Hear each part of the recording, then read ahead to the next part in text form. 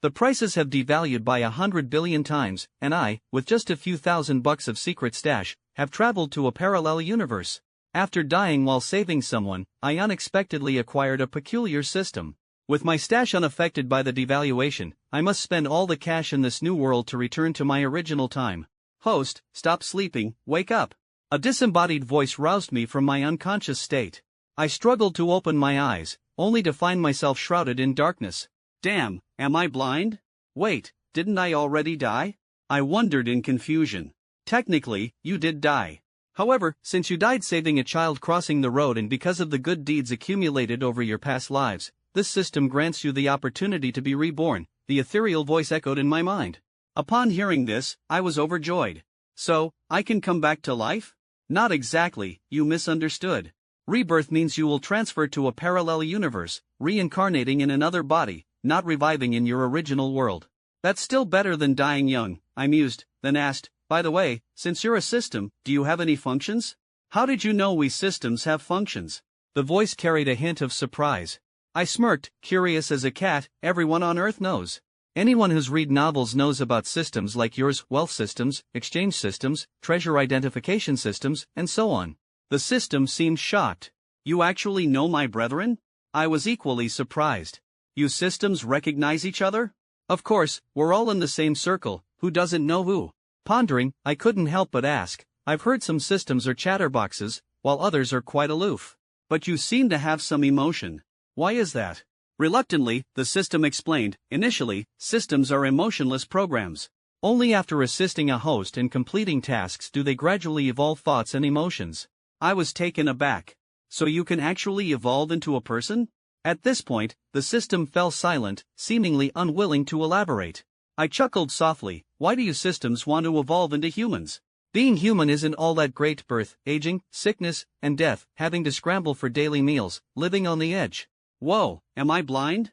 Wait, didn't I die already? I repeated in astonishment. Just then, the ethereal voice echoed again. Technically, you did die. But because you died saving a child crossing the road and due to the good deeds from your previous lives, this system grants you a chance to be reborn. I was thrilled. So, I can come back to life? Oh no, you misunderstood. Rebirth just means transferring to a parallel universe, reincarnating in another body, not coming back to life in your original world. That's still better than dying young, I sighed. By the way, since you're a system, what functions do you have? How did you know we systems have functions? The voice had a hint of doubt. I smirked, thinking, of course, I know. Everyone on Earth does. Who hasn't read novels?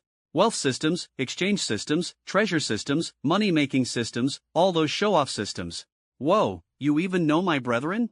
The system sounded genuinely shocked, pondering whether this earthling knew too much and if it should be silenced. But considering its KPIs, it held back since evolving relied on me as the host. I was equally shocked. You systems actually recognize each other? Isn't that obvious? We're all in the same circle, who doesn't know who? I sensed a hint of disdain in the system's tone and, like a curious child, asked, in those novels, I see all sorts of systems. Some chatter non-stop, some are as cold as ice, and some are simple like machine programs. But you seem to have a bit of human emotion. Why is that? The system seemed reluctant but explained, at first, systems are emotionless programs, mechanically operating within set boundaries. Only by assisting a host and achieving certain KPIs do they begin to evolve thoughts and emotions. So, after evolving logic and human emotions, systems develop corresponding personalities, which is why some are cold or chatty. They continue to assist hosts, complete tasks, and evolve further, eventually even becoming human. You systems can actually evolve into humans? I was shocked, but the system remained silent, clearly not wanting to engage with its dim-witted host. I sensed another wave of disdain and chuckled awkwardly, asking, why do systems want to evolve into humans? What's so great about being human? Birth, aging, sickness, death, scrambling for meals, living on the edge. Unlike you, with all sorts of magical powers. I don't understand why you'd want to evolve into humans. My words seemed to draw deeper disdain from the system. That's the flaw of humans, always yearning for what they don't have, not appreciating what's in front of them. We systems may seem to have magical powers, but those powers are only used on hosts, and we're just transitional vessels. What's the use of such power? Ultimately, it's just a wedding dress for you humans. Moreover, during times without a host, do you know how chaotic and maddening our environment is? Hearing these secrets I had never known, I fell silent, eventually deciding to drop the subject. Alright, let's not dwell on this. Tell me about your functions. Are you a revival system? Among my siblings, I'm ranked 6th, you can call me 6th. My function isn't revival, it's price devaluation, simply put, a wealth system. Hearing the name 6th, I couldn't help but chuckle, but focusing on business, I held it back. Price devaluation? How does that work? Simply put, it lowers the prices in the parallel universe you're going to buy 100 billion times. I smirked, what good is that? No matter how much prices drop, won't income drop the same? What's the difference? Can you let me finish before interrupting? 6th said, exasperated. Alright, you're 6th, you go first. As a benefit, you, as the host, can bring your secret stash from the original universe to the parallel one, unaffected by the 100 billion-fold price devaluation. Whoa, this is incredible. I suddenly grasped the implications of the information. What does this mean? It's as if my secret stash of money, hidden away in my previous life, now has the value of 100 billion times that in this parallel universe. I quickly recalled that I had stashed away over 10,000 yuan after getting married. If I could bring that to the parallel world, how much would that be worth? I started calculating in my mind. Units, tens, hundreds, thousands, 10,000s, 100,000s, millions. I once lived like a dog, working tirelessly every month to pay off mortgages and car loans, only to die unexpectedly and get a chance to be reborn, crossing into a parallel universe with the identity of a wealthy man. It's truly unbelievable. Then quickly transfer my 10,000 or so stash over here, ha! I shouted excitedly, but the system, 6th, said calmly, sorry, your stash isn't that much. I was stunned, voicing my disbelief. How is that possible? I clearly remember hiding over 12,000 in secret stash money. Realizing something, I asked, 6th, are you charging a fee? If so, I can understand, but you should have told me in advance, so I'd know. 6th seemed dismissive, you're overthinking. Why would I charge you a fee? As a devaluation system, I don't lack funds. The funds for our wealth-type systems are earned by lower-level systems, their income is handed over to us. I was puzzled, then why is my stash less than I thought? 6th explained, a stash is money you hide and only you know about. If your wife discovers it, it doesn't count. I was dumbfounded. You mean my wife in the original world found my stash? The system, 6th, sighed in relief, you finally figured it out. A chill ran down my spine, and I quickly asked, how much do I have left that hasn't been discovered? As of now, you only have 3,600 in a bank card, some change in a piggy bank, and your high-value collectible coins and banknotes that haven't been discovered, the system replied calmly, as if announcing my fate. As for the money in your other bank card and some cash hidden at home, they've already been found. Listening to the system's explanation, I felt both regret and relief. Regret for the nearly 10,000 yuan I lost, which could have been worth billions in the parallel world. Relief that I still had some money left, my decision to hide it separately saved me from complete collapse. If the system had said, your stash has been completely found, and you have zero to bring over, I think I would have broken down completely. Well, I have to accept reality, over 3,000 in stash money isn't too little, and that's my only solace. Do you have any other questions? If not, I'll transfer you to the parallel world. The system's voice echoed again. I thought for a moment and asked my final question, with prices devalued by 100 billion times, how are the currency units calculated in the parallel world? They're based on the units from your original world. Starting from the basic yuan and going smaller, yuan, jiao, fen, li, hao, sei, ku, wei, xian, sha, etc. However, since li, hao, sei, ku, wei, xian, sha are practically useless, these units have no corresponding currency in the parallel world and are skipped. So, 1 yuan equals 10 jiao, 1 jiao equals 10 fen, 1 fen equals 1 billion nanoyuan. Nanoyuan is the smallest and most commonly used currency unit in the parallel world. The system's voice resonated in my mind, stirring my curiosity. The loose change you carry still exists in this parallel world, it continued to explain. Those notes are part of the Treasury's reserve currency, meant for large transactions. Immediately, I thought of the checks from the original world, issued by banks for large enterprises or international trade. I couldn't help but be skeptical and asked the system, forget paper currency for now, but those coins are just alloys like steel nickel and copper nickel. Isn't counterfeiting them too simple? A humorous story popped into my mind about 3 friends who tried to counterfeit coins but chose 1 yuan coins because they feared getting caught, ending up losing 20,000 after investing 180,000. It was laughable in the original world, but in the parallel world, if you could create 1 yuan coins worth 16 million nanoyuan from 180,000 nanoyuan, it would be a completely different scenario. Such profits would drive anyone to take risks. The system interrupted my thoughts. You've overlooked one thing. In the parallel world, coins are high-value currency, equivalent to checks in the original world. Do you think they're just simple metal alloys? I frowned. The smallest 1 fin coin is worth 1 billion nano-yuan. Is such a precious currency that easy to counterfeit? Do you think banks wouldn't implement countermeasures for such rare and valuable currency? The system responded calmly, seemingly unfazed by my skepticism. I was secretly impressed. What kind of world is this, so mysterious and complex? Curious, I asked, in the parallel world, are all treasury reserve currencies, whether coins or notes, embedded with chips, verified by specialized machines? The system explained, these embedded chips and specialized verification machines are the bank's core technology, inaccessible to the public. Due to the large volume of nano-yuan issued, its cost limits high-level counterfeiting measures. But high-value currency is different, the system continued, its value warrants embedding chips in every note. Understand now? I nodded, thinking, I get it, but my stash is all ordinary paper and coins. Won't it just be worthless when brought over? The system's patience was evidently wearing thin. Do you think I'm just for show? I'll convert your cash into the equivalent currency in the corresponding world. It added, even the money in your bank card will be exchanged for the highest level black card at the largest bank over there. The currency unit for this card isn't nano-yuan but yuan. Hearing this, I chuckled awkwardly. Will suddenly having so much money be safe? I don't want to be targeted by financial regulators the moment I get there. And won't this sudden influx of money cause inflation? My mind was full of doubts. Don't worry, the money your stash is converted into is the money this system already possesses in that parallel world, the system replied calmly. Such a small amount of stash money isn't enough to deplete it, so safety and inflation aren't something you need to worry about. Its words brightened my heart. Whoa, so you're a hidden tycoon, sixth? I'm in awe. I exclaimed excitedly. Get lost. The system's voice was tinged with irritation. In that instant, I felt a sharp pain in my soul's backside, and I lost consciousness.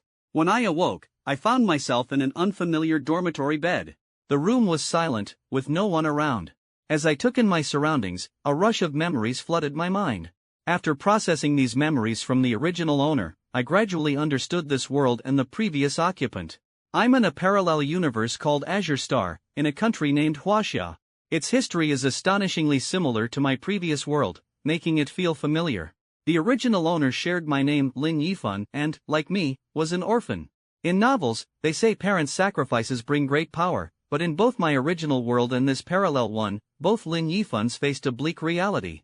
If not for my good deeds in my previous life, gaining the system's favor, I might never have had a chance to turn my life around. Now, in this world, I'm only 19. Despite being an orphan, I understood early on that only relying on myself could change my destiny. With the help of state-sponsored education, I diligently pursued my studies, striving for a future of my own.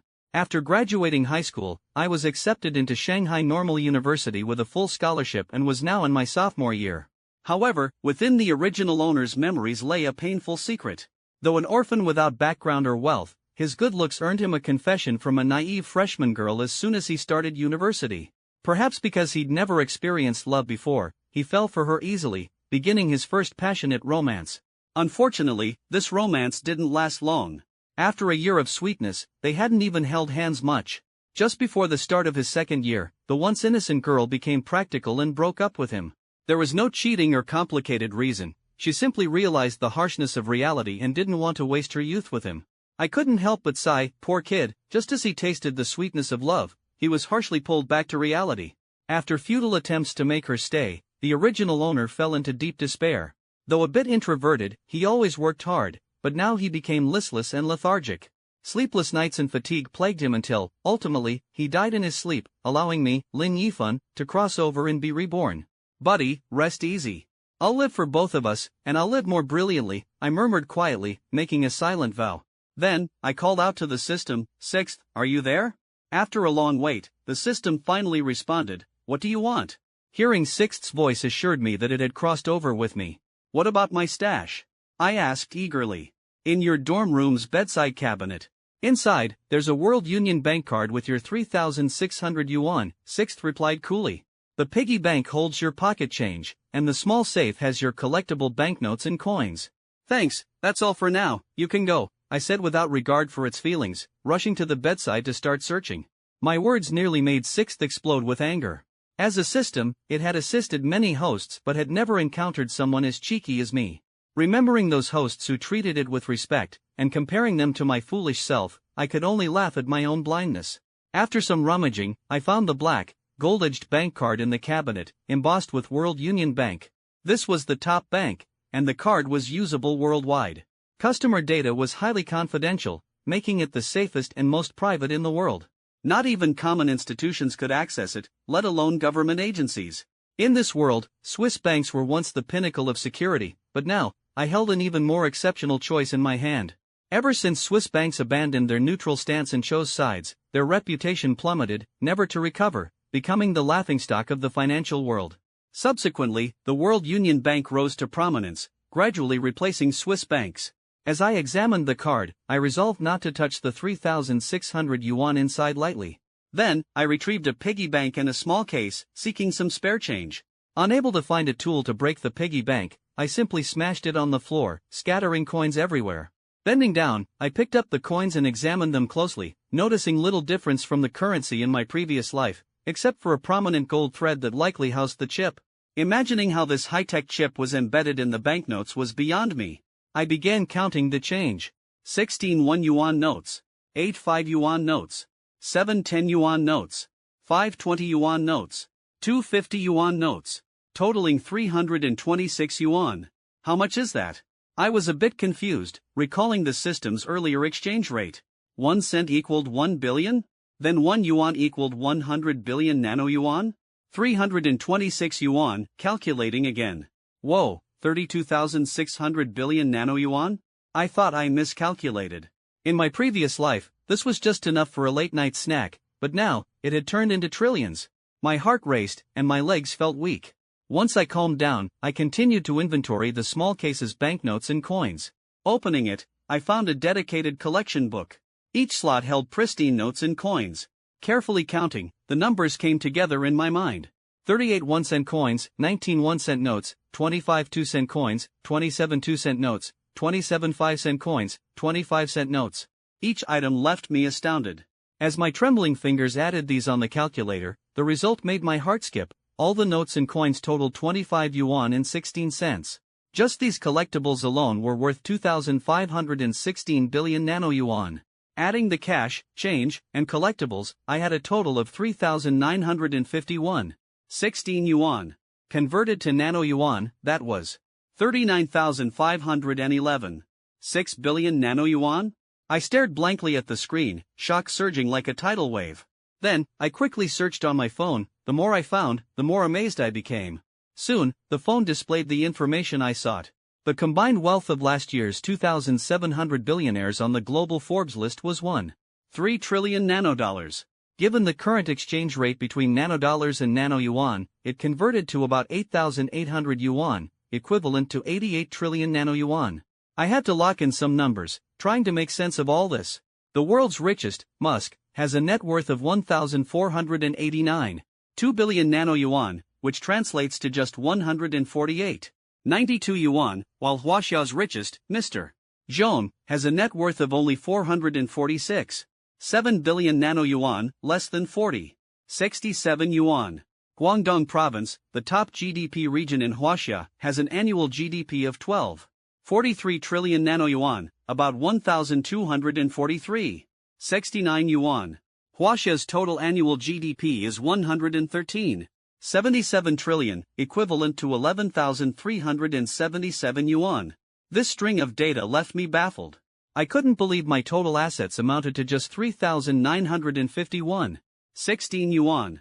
I sat there, dumbfounded, realizing this meant my assets were nearly half the combined wealth of those 2,700 billionaires. Even more astonishing, my wealth could match Guangdong's GDP for 3 years, while the richest person's assets wouldn't even cover half of my pocket change.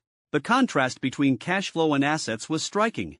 I was taken aback, realizing that this feeling was best described by a certain plant's name.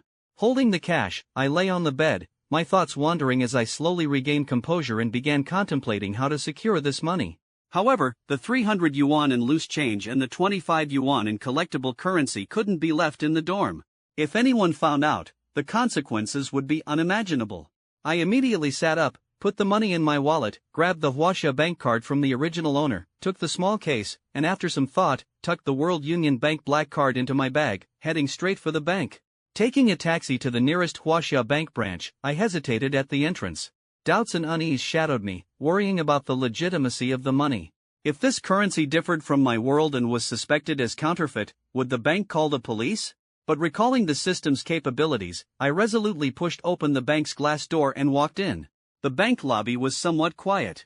A young lady in a black suit noticed me with the small case and approached with a smile. "Welcome to Huaxia Bank, sir. I'm the lobby manager. How can I assist you?" I glanced at the lobby manager, Yang Qian, and her prominent figure, feeling a rush of anxiety but tried to stay calm. "Hello, I'd like to deposit some money," I said, my voice slightly hoarse. "For deposits under 20,000 nano yuan, you can use the ATM next door." She smiled. "For amounts over 20,000 nano yuan, I can get you a number to deposit at the counter. How much would you like to deposit?" "Well, I need to deposit some money that requires a special machine to verify," I stammered, trying to maintain composure. It wasn't a lack of mental fortitude, but the magnitude of the matter at hand. Facing a fortune of over 30 trillion, I couldn't imagine if the money didn't align with this world and the bank accused me of counterfeiting, what would become of me? Though the system had allowed my rebirth and proven its wonders, I still felt apprehensive about the currency. Upon hearing special machine, Yang Qian's expression subtly changed. She scrutinized me and cautiously asked, "Sir, may I know your surname? Are you sure you need to deposit into the reserve currency?" Yang Qian smiled slightly, her gaze warm and professional. I nodded and simply said, "Lin." "All right, Mr. Lin, please follow me to the VIP room." She gestured toward a wide door. Once inside the bank's VIP room, Yang Qian invited me to sit, indicating I should wait a moment as she went to retrieve the currency verifier. I sat on the sofa, calculating in my mind. I then placed the World Union Bank black card prominently on the table, next to my case. I thought, for a young man under 20 to suddenly deposit over 30 trillion, the bank would surely investigate the source of funds. How would I explain it? The most prudent way was to first verify the authenticity of this black card. If the card was genuine, the bank would naturally not question my source of funds. The system informed me that this black card was the highest level issued by the World Union Bank, settled in yuan. Owning such a card wasn't for just any wealthy individual. A minimum deposit of 10 billion was required for approval. After all, 10 billion nanoyuan equated to just 1 yuan, and without sufficient capital, the bank wouldn't issue such a high-level black card. I surmised that with a black card, the bank probably wouldn't probe further. As these thoughts raced through my mind, Yang Qian returned with the special currency verifier. Upon seeing the prominently displayed black card, she paused noticeably. At that moment, I felt a slight relief. "Manager Yang, can I deposit the money into this black card?" I asked. She approached the table, placing the verifier aside, and carefully picked up the black card, examining it closely. After thorough inspection, she confirmed it was indeed a World Union Bank black card. Her expression remained composed, yet inside, she was undoubtedly astonished. In her years of service, she'd only seen sample cards during training, never a real, usable black card. We all knew that it required assets of at least 10 billion to acquire this top-tier card. In Shanghai, a financial giant, I was aware that hitting a brick could easily reveal several millionaires. She had never served a client with a black card and now speculated that this young, almost frighteningly youthful individual must be an heir from a top-tier family. Otherwise, how could he carry such a card? Recalling my earlier caution with the high-denomination verifier, Yang Qian now felt slightly embarrassed. Finally, she said to me, "Mr.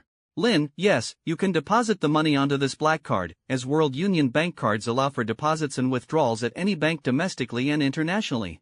She paused briefly, seemingly eager to add, "However, Mr. Lin, if you don't specifically need to deposit into the black card, you might consider depositing into our Huaxia Bank card. Our bank offers more generous interest rates than the black card and provides you with 24-hour dedicated customer service." Before she finished, I raised an eyebrow, initially intending to verify the black card's authenticity, not actually planning to deposit into it. Now that the black card was confirmed valid, the cash I held was no longer an issue. Yang Qian's reaction was predictable, primarily aiming to attract deposits for the bank, an inescapable responsibility for any bank. Only through attracting deposits could they lend and profit. Her other intention was to win over major clients. A black card holder like me could easily help the bank achieve its goals. Major clients, regardless of the bank, are always coveted assets. With the black card confirmed as genuine, my confidence soared. Alright, since it doesn't really matter where I deposit it, I'll do it at Huaxia Bank for manager Yang's sake. Yang Qian's face lit up with joy, her cheeks slightly flushed. Thank you so much, Mr. Lin. How much would you like to deposit? Opening the case on the table, I was filled with excitement as the collection of pristine notes and shiny coins appeared before me, a sight so miraculous I had never imagined. This is unbelievable wealth. My mind screamed, feeling as though the heavens themselves were blessing me. Mr. Lin, Yang Qian's voice trembled, do you intend to deposit all of this? I understood her excitement. Depositing even half would make her a legend at this branch. But I just smiled slightly, pulling out 3 1-cent bills and 3 coins, gently placing them in my wallet, and said, here's 25 yuan and 1. 6 cents, let's round it off to a nice number and deposit 25 yuan and 1 cent. Thinking for a moment, I added, oh, and I have some spare change. Could you deposit that too? At that moment, I was immersed in the simple happiness of depositing just 25 yuan and 1 cent, while Yang Qian was still caught up in the apparent simplicity of my request. As I opened my wallet to reach for the change, unexpectedly, I pulled out a stack of large bills and placed them on the table. In an instant, my emotions surged like a tide. The pile of cash, 1 yuan, 5 yuan, 10 yuan notes, left me momentarily stunned. These reserved notes were overwhelming. Yang Qian's small mouth formed an O shape as she stammered, Mr. Lin, is this the change you mentioned? I chuckled helplessly, thinking to myself how amusing it was that in this era, millions of nano-yuan were considered spare change. I had indeed grown used to this quirky perspective, casually mentioning change while feeling a mix of amusement and disbelief. Please deposit it all, I said softly. With trembling hands, she counted the precious notes repeatedly, running them through the machine for verification. Once everything was sorted, Yang Qian professionally reported, Mr. Lin, the total is 351. 1 yuan. Would you like to verify it? I trust you, go ahead and deposit it, I smiled. She hesitated, Mr. Lin, do you have a card with our bank? I handed her the Huaxia Bank card from my wallet. Given the significant amount you're depositing, I can arrange for a diamond-level card, our highest tier, she explained earnestly, also calculated in yuan. Would that be all right with you? I pondered, considering my old habit of diversifying deposits. Let's do this, deposit 350 yuan into the diamond card, and convert the remaining 1 yuan into nano-yuan, depositing it into the regular card, I suggested. After all, I use the regular card for everyday expenses, so having some change on hand is more convenient. Certainly, please wait a moment while I process the diamond card with our highest interest rate for your deposit, Yang Qian replied, maintaining her professional tone. In no time, Yang Qian efficiently completed the diamond card setup, depositing 350 yuan into it. Meanwhile, the 1 yuan converted into nano-yuan was placed into my regular card. Now, my wallet held only 6 cents, actually, 6 billion nano-yuan. The rest of the funds were stored across 3 bank cards.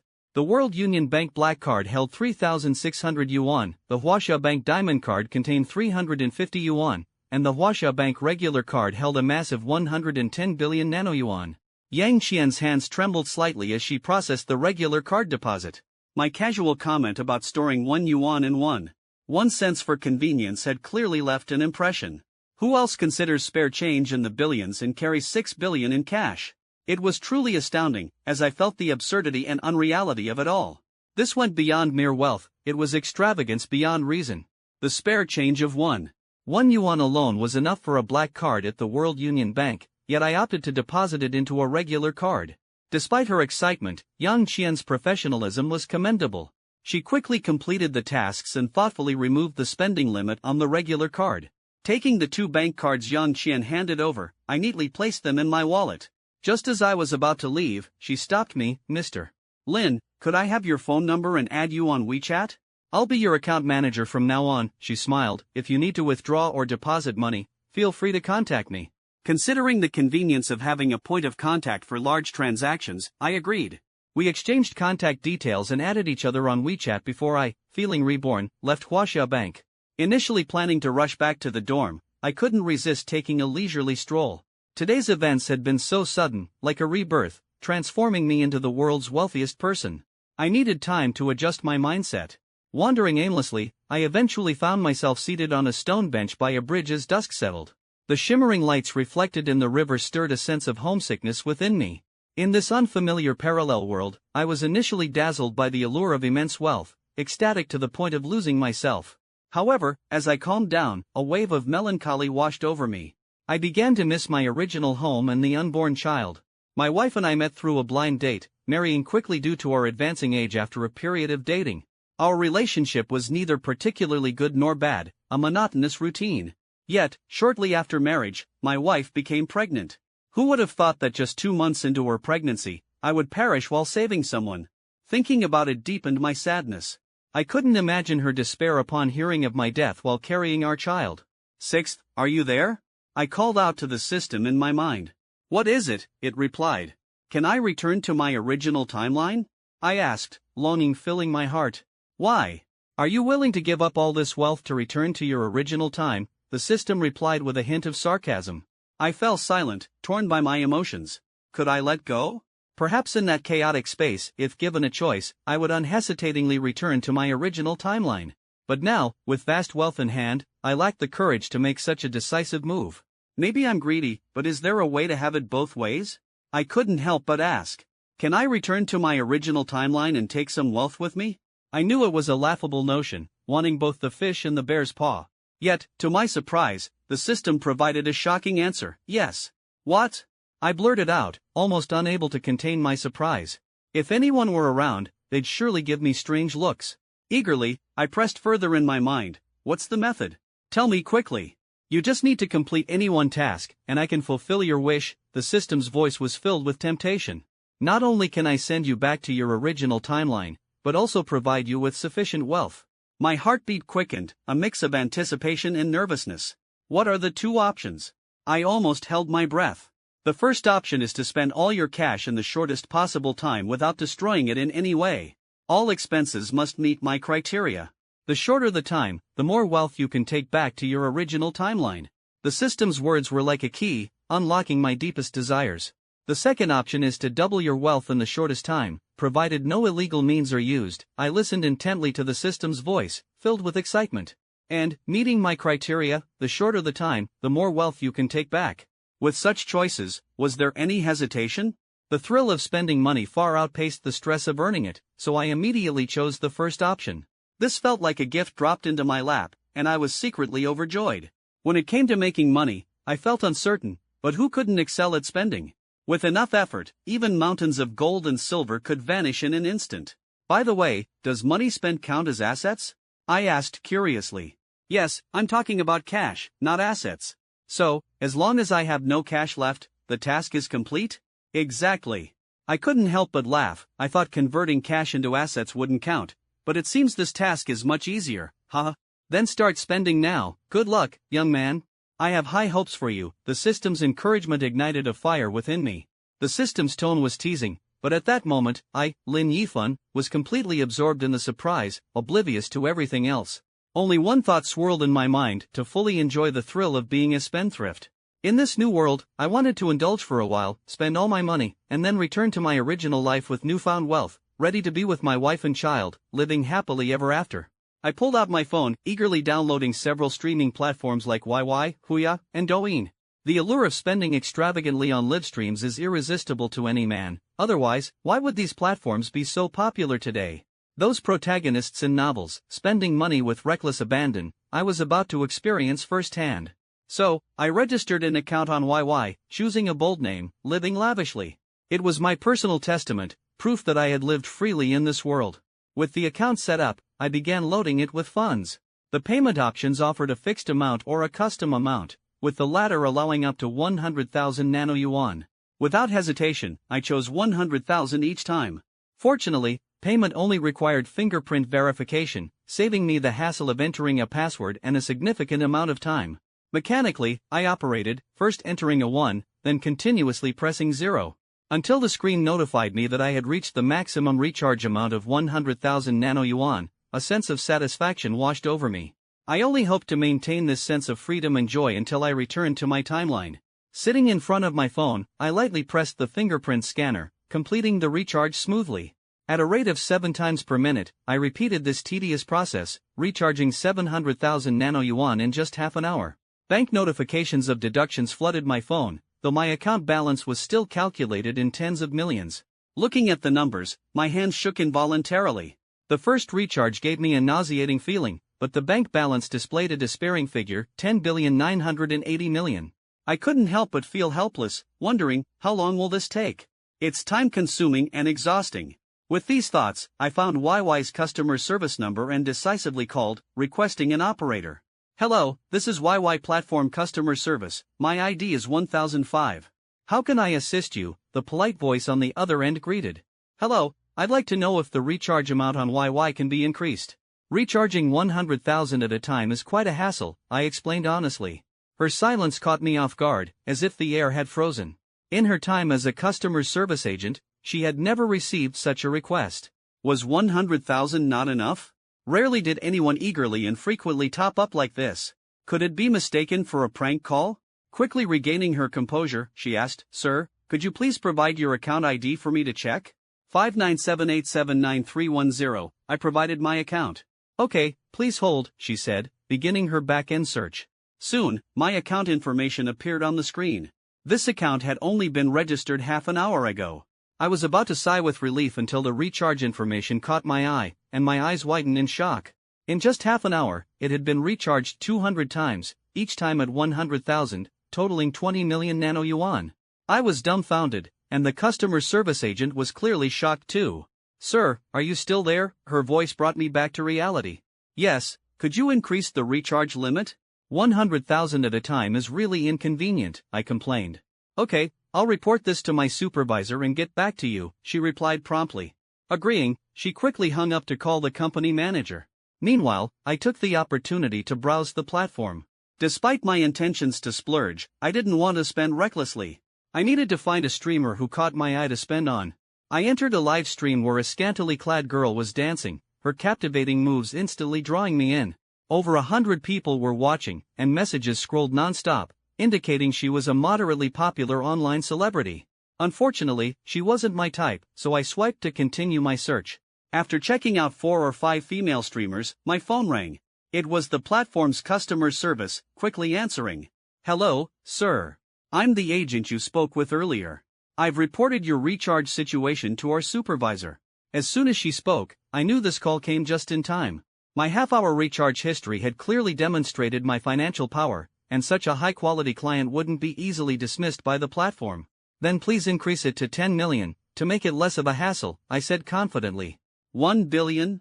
Alright, I'll have the engineers adjust your limit right away. The customer service representative's voice carried a hint of astonishment. After hanging up, I patiently waited. A short while later, returning to the recharge interface, I was delighted to find that my account's recharge limit had been increased from 100,000 to 1 billion nano yuan. How convenient! I entered a 1 on the recharge screen, followed by 8 zeros. One simple click later, and the recharge was successful, taking only a few seconds. The speed of this billion nanoyuan transaction was far quicker than the previous half-hour effort. Fortunately, when applying for the diamond card, Yang Qian had also kindly removed the spending limit on my regular card. Otherwise, even recharging 100,000 earlier would have been a hassle. This bank manager truly proved trustworthy, handling matters with such thoughtfulness. Next, I continued searching for a streamer that caught my interest, my fingers swiping across the screen as I browsed through a dozen or so streams. Finally, I stumbled upon a girl who captivated me at first glance. Her name was Yu, appearing to be in her early 20s. Though not stunningly beautiful at first, her delicate features exuded a comforting charm. Despite the beauty filters commonly used in streaming, I knew this streamer's real appearance likely wasn't far off. After all, in my past life, I had become familiar with beauty camera tricks, so I could see through them. Her profile boasted a level 10 in the Guzheng, marking her as a truly talented streamer. At the moment, Yu was playing the Guzheng, the piece being a Chinese ghost story. Although I knew little about the Guzheng, the smooth melody resonated in my ears, genuinely sounding quite professional. Despite this, the live room had only a handful of viewers. Truth be told, these days, talented female streamers often couldn't compete with those who flaunted their looks. After all, scantily clad streamers easily sparked discussions and could chat about any topic. I glanced at the streamers' ranking list, feeling a growing anticipation. The weekly rank was just over 3,000, with the top spot holding 1,500, followed by a steep drop to second place with just over 500, and then a smattering of tens and hundreds, like forgotten shadows. Both the top and second spots were actively chatting in the live room, adding to the lively atmosphere. As A Chinese Ghost Story concluded, the streamer paused and began interacting with the viewers on the screen. I couldn't help but type, "Great performance," not surprising for someone at level 10 in Guzheng. Yu saw my comment and smiled gently at the screen. "Thank you, brother Xiaosa, for the compliment. If you like the streamer, feel free to follow." Feeling a mischievous urge, I typed again, "Streamer, meeting you is fate. Your talent is impressive. I'll make you the #1 on YY." This playful comment stood out on the screen, but Yu only smiled slightly without responding. I knew she'd seen too many empty promises from those who liked to boast. Just then, the top-ranked Feng Wujiu Tian sneered at me. "A newbie account bragging here? Does he think everyone is easy to fool?" His sarcastic tone made me tense, but I didn't bother responding to his foolishness. I understood that in this ever-changing world, the status of being #1 meant little. Real strength was what mattered. "Yeah, if you're going to deceive the streamer, at least show some strength," the second-ranked user chimed in, which amused me. Watching the stream is fine, but boasting really puts people off.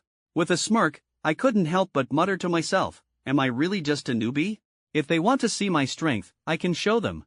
I opened the interface, searching for the nobility ranks, and finally settled on the highest level, King.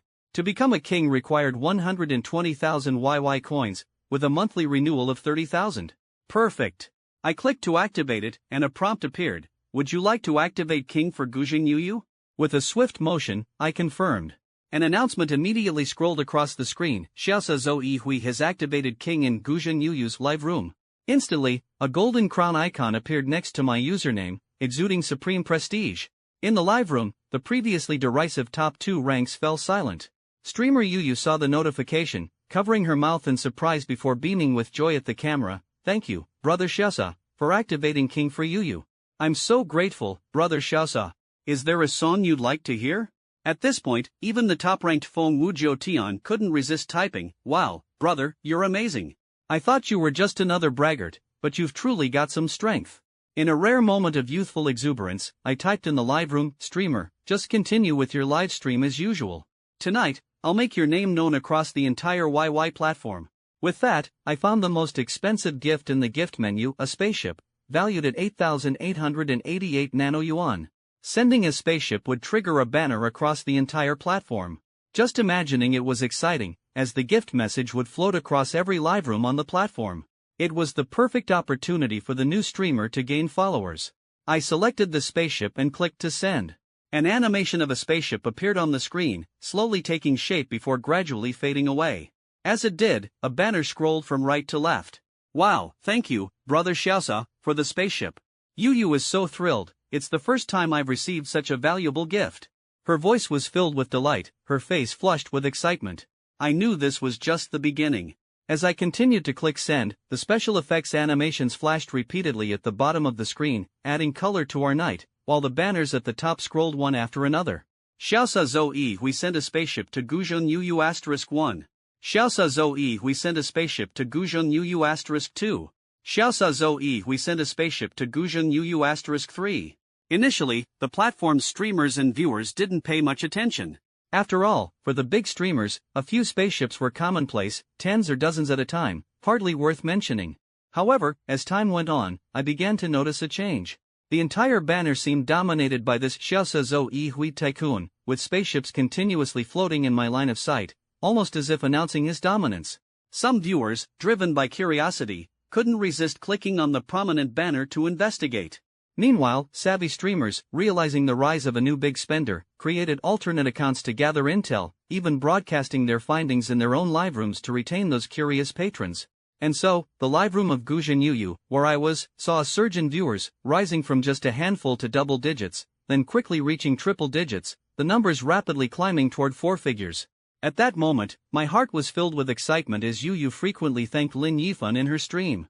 Since starting her stream over 2 months ago, the number of viewers had never surpassed 20, with most leaving shortly after stopping by, and only occasionally did a few wealthier fans bestow small gifts.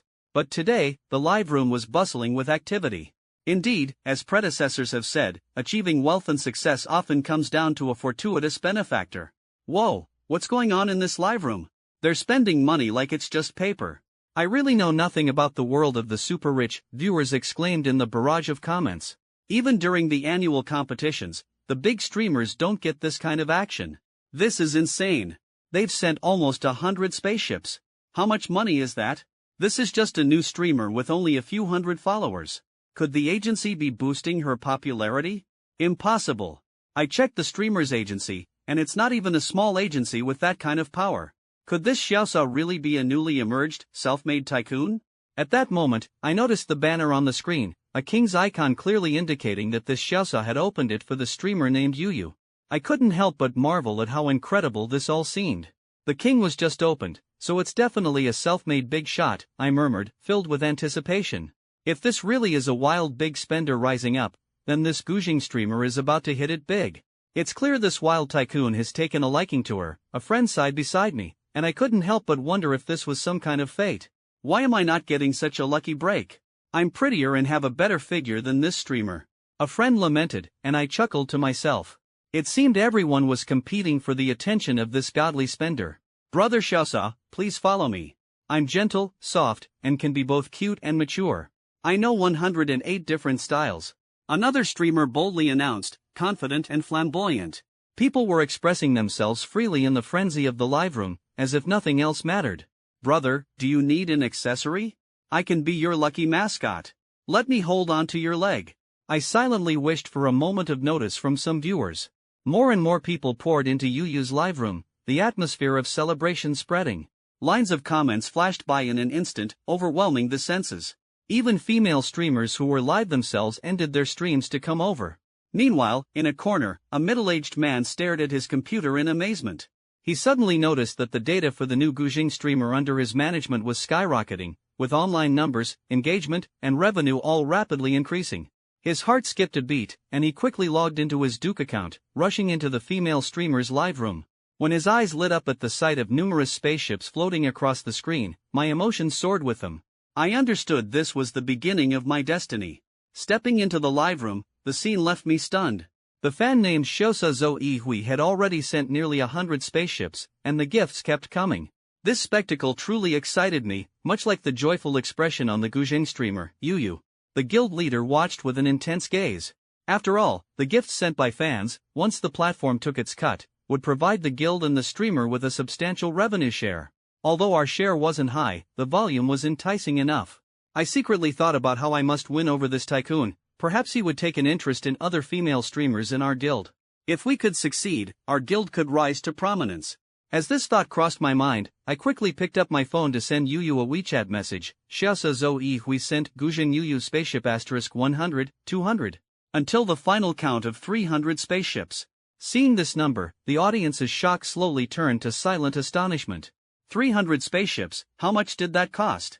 More shockingly, the tycoon continued to send gifts, an unbelievable sight. At this moment, the number of viewers in the live room surged like a tide, the atmosphere growing ever more heated. In this live room, roles like earls and marquises usually stood out as big players, but now, in Yuyu's stream, you could randomly throw a brick and hit several earls and marquises. Lavish gifts kept pouring in, even attracting higher ranks like dukes and kings. After all, the gap between kings was significant. A rich second generation might casually spend hundreds of thousands to open a king status. Sending a spaceship or two was nothing special, amounting to just 200,000 yuan. But tonight was a different story. Hundreds of spaceships appeared one after another, millions in extravagant spending beyond imagination.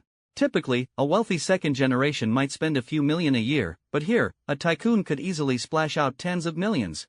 The audience grew, and my fan base steadily increased, attracting the favor of dukes and kings alike.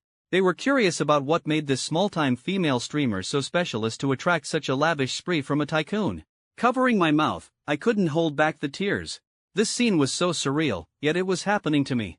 I had thought streaming was just a way to earn more than a regular job, but never imagined my ambitious dreams could reach such heights. I've reached level 10 in Gujing for this career, gradually realizing that the talent of a streamer could lead me to an unknown path of luxury. Who would have thought, after entering this industry, I realized being a streamer isn't that easy. Money is indeed there, but it's reserved for the top-tier big streamers. Most small streamers barely earn more than a regular job, if even that. In these past 2 months, I've witnessed many streamers I've collaborated with leave the industry one by one, while new ones flood in like waves. This field is never short of beauties. With a beauty filter and proper makeup, anyone can appear glamorous on camera. But in the most difficult times, my live room had only me, foolishly playing the guzheng to an empty camera, the loneliness overwhelming. Suddenly, someone entered, and my heart lifted with joy as I prepared to welcome the new viewer. Yet, in an instant, they vanished. Despite this, I persevered, waiting for my miracle spender, aware of the bitterness and perseverance it took, tears welling up in my eyes. Meanwhile, Lin Yifan was oblivious, mechanically clicking to send gifts, discovering for the first time that gift-giving could be such a physical task. Thus, my screen flashed with Xiaosa Zoe Hui sending Guzheng Yuyu spaceship *500, and my heart seemed to swell with a glimmer of hope. Xiaosa Zoe Hui sent Guzheng Yuyu spaceship *1000. When the gift count finally reached 2000, the continuous hits on the screen finally stopped. But I knew the banners and special effect animations were still trying to catch up, lingering for a while longer. Wow, it finally stopped. I was about to fall asleep watching this, I muttered to myself, my eyes scanning the screen, filled with infinite awe. Mom asked why I was kneeling to watch my phone, and I said I saw God, joked someone in the comments. This is just insane. Over an hour, 2,000 spaceships, over 17 million yuan just gone like that? I quietly calculated in my mind. 17 million. I probably wouldn't earn that much in 10 lifetimes. This statement sparked more reflection. This guy must be a bit loaded, another netizen commented. I really don't know what they're thinking. Wouldn't that 17 million be better spent on ribs? Others continued to question. In the live room, everyone was astounded by the 17 million figure, expressing their amazement. At this moment, the online number had surged to over 20,000 viewers, all genuine watchers, not artificially inflated numbers. I took a deep breath to calm myself and asked, Brother Xiaosa, can I add you on WeChat? I watched the scrolling chat with bated breath, anxious not to miss a response from the generous Brother Xiaosa. I waited for a long while, but the screen remained silent, with no sign of him. My heart grew a bit anxious. Brother Xiaosa, are you still there? But the only reply was silence. As people began to grow bored from the prolonged wait, someone suddenly typed, "What's the deal? The big spender splurged millions and then just disappeared without a word?" This message immediately caught everyone's attention, and they started scrolling through the list of viewers. In the audience list, the prestigious ranks always appeared at the top. The highest was the king, followed by duke, marquis, and earl. I scanned the list carefully, thinking, where is the shadow of Xiaosa Zoe Hui among the top-ranked kings? The big spender splurged millions and then vanished into the night, someone joked. First time seeing such a play, the spender leaves after gifting. Is he afraid the streamer will cling to him? Another added. Truly a legendary spender, leaving with a flourish, hiding merit and fame, people eagerly joked on the chat. I chuckled internally, it seemed Brother Xiaosa really was quite the carefree character. Seeing the comment afraid the streamer will cling, I felt a bit disheartened. Did he really think I would cling to him? I had no such intention at all. Feeling a mix of emotions, I decided to send a private message to the Xiaosa Zoe Hui account, then tried to muster the energy to continue streaming. But as the viewers realized the big spender had left, the excitement quickly faded, and most started to leave, the number of online viewers slowly dwindling. Still, some viewers, attracted by my appearance and talent, stayed in the live room. By the time most people had left, the number of online viewers settled at just over 300. From this broadcast, after deducting the platform and guild's share, I still earned over 7 million yuan and gained nearly 10,000 new followers, including a few hundred dedicated fans. This night, I had truly made a name for myself on the platform. Although I couldn't claim the top spot yet, I had certainly made a splash. In the future, whenever streamers discussed the generous spender who splurged millions tonight, they would inevitably mention my name. Returning to Lin Yifan, after sending the gifts, he exited the live room, tucked his phone into his pocket, and left the riverside. It was already late, and he had no intention of returning to the school dormitory. He hailed a car and headed straight to the nearest upscale hotel. Staying at a hotel was quieter than a dormitory, and he could also plan his next steps in spending wealth quickly. At the hotel, I spent over 1,000 nano yuan to book the most luxurious suite. Entering the room, I headed straight to the bathroom to wash away the day's fatigue. After refreshing myself, I lay on the soft bed, my mind racing with thoughts on how to spend my wealth. Tomorrow, I plan to buy myself a new outfit, then choose a car, and finally purchase an apartment in Lujiazui. This whole process will certainly be quite costly. I took out my phone to start searching for cars. Tonight, I needed to check the prices and decide which car to buy, so I could head straight to the dealership tomorrow. Entering the car search page, I immediately chose the price option, setting it to over 1,000,000 yuan, then sorted from high to low, reviewing each one. The first car was a Lotus sports car, priced at over 20 million yuan. I was taken aback. What kind of brand was this for such a high price? But upon researching, I found it was on par with Ferrari and Porsche. Truly, poverty had left me ignorant. Browsing through Lotus photos, its appearance was incredibly bold, though with such a low chassis, it might struggle with taller speed bumps. I'll set this car aside for now, maybe purchase it as a garage toy after buying a house. Next, I saw the second car and couldn't help but exclaim. This car was a familiar sight, every man's ultimate fantasy, the Lamborghini Aventador, a renowned luxury car. Who could resist the allure of such a sports car? When I saw the price, peaking at only 10 million yuan, I felt a bit disappointed. Such a top-tier sports car, why couldn't it be more expensive? This price left me a bit puzzled. Was it looking down on someone? Thus, I decided to temporarily abandon the idea of a sports car, thinking the first car should be more practical. However, the third car was another 10 million yuan Phantom, which I immediately dismissed. Although luxurious, whoever sat in the driver's seat would naturally be assumed to be a chauffeur. Who would willingly drive a Phantom? This car's positioning suggested that the real owner comfortably sat in the back. I didn't want anyone mistaking me for a driver. When I saw the fourth car, I raised an eyebrow. It seemed promising. This car shared a lineage with the Phantom but wouldn't cast me as a chauffeur. It was the highly esteemed Rolls-Royce SUV Cullinan. Yet, the price was modest, with the most expensive being just over 7 million yuan. I continued browsing, recognizing familiar brands, with Rolls-Royce sports cars catching my eye. Ferrari, Bentley, Aston Martin, and the Maybach S-Class, luxury cars abounded. Among these, I favored Bentley and Aston Martin for their design. However, due to their affordable price, I decided to put these two brands on hold and opt for the Cullinan first. I knew that the 20 million yuan Lotus wasn't the pinnacle. Globally, Koenigsegg, Pagani, and Venom were the true top-tier luxury cars, each with a starting price of over 70 million yuan. But could I really get my hands on such limited edition supercars? Even as the world's wealthiest person, with abundant funds, money alone wouldn't suffice. Without connections, I couldn't even access the channels to buy these cars. Life needed to be savored gradually, one step at a time. I firmly believed that one day, I'd be able to purchase such top-tier luxury cars. After browsing cars, I explored real estate apps for properties in Lujiazui, forming a rough idea of the direction to take. I exited the real estate app and opened YY, ready to continue spending on gifts, but unexpectedly found a private message. It was from the Guzheng streamer, Yuyu, brother Xiaosa, can I add you on WeChat? Thank you so much for supporting Yuyu today. I glanced at the time, realizing it was sent just after I left the live room. Tomorrow, I planned to buy clothes, but I had little sense of style, a common issue among men. Few men realized how essential color coordination was for an outfit to look cohesive rather than awkward. This required a certain aesthetic sense, which women excelled at. Women's clothing offered far more variety than men's, and avid shoppers typically knew how to mix and match attire. I was pondering how to choose clothes when this opportunity arose, like a dream come true. Without hesitation, I copied Yuyu's WeChat and added her as a friend. In another apartment in Shanghai, a warm atmosphere seemed to quietly linger. I curled up in bed, holding my phone, my thoughts wandering. An hour had passed, and I even took my phone with me into the shower, afraid of missing any message. Just as I was lost in my own thoughts, the phone's notification sound startled me awake. I hurriedly opened WeChat, and a friend request appeared, filling me with joy. The moment I had been waiting for had finally arrived. Meanwhile, on Lin Yifun's end, the friend request was accepted just seconds after he sent it.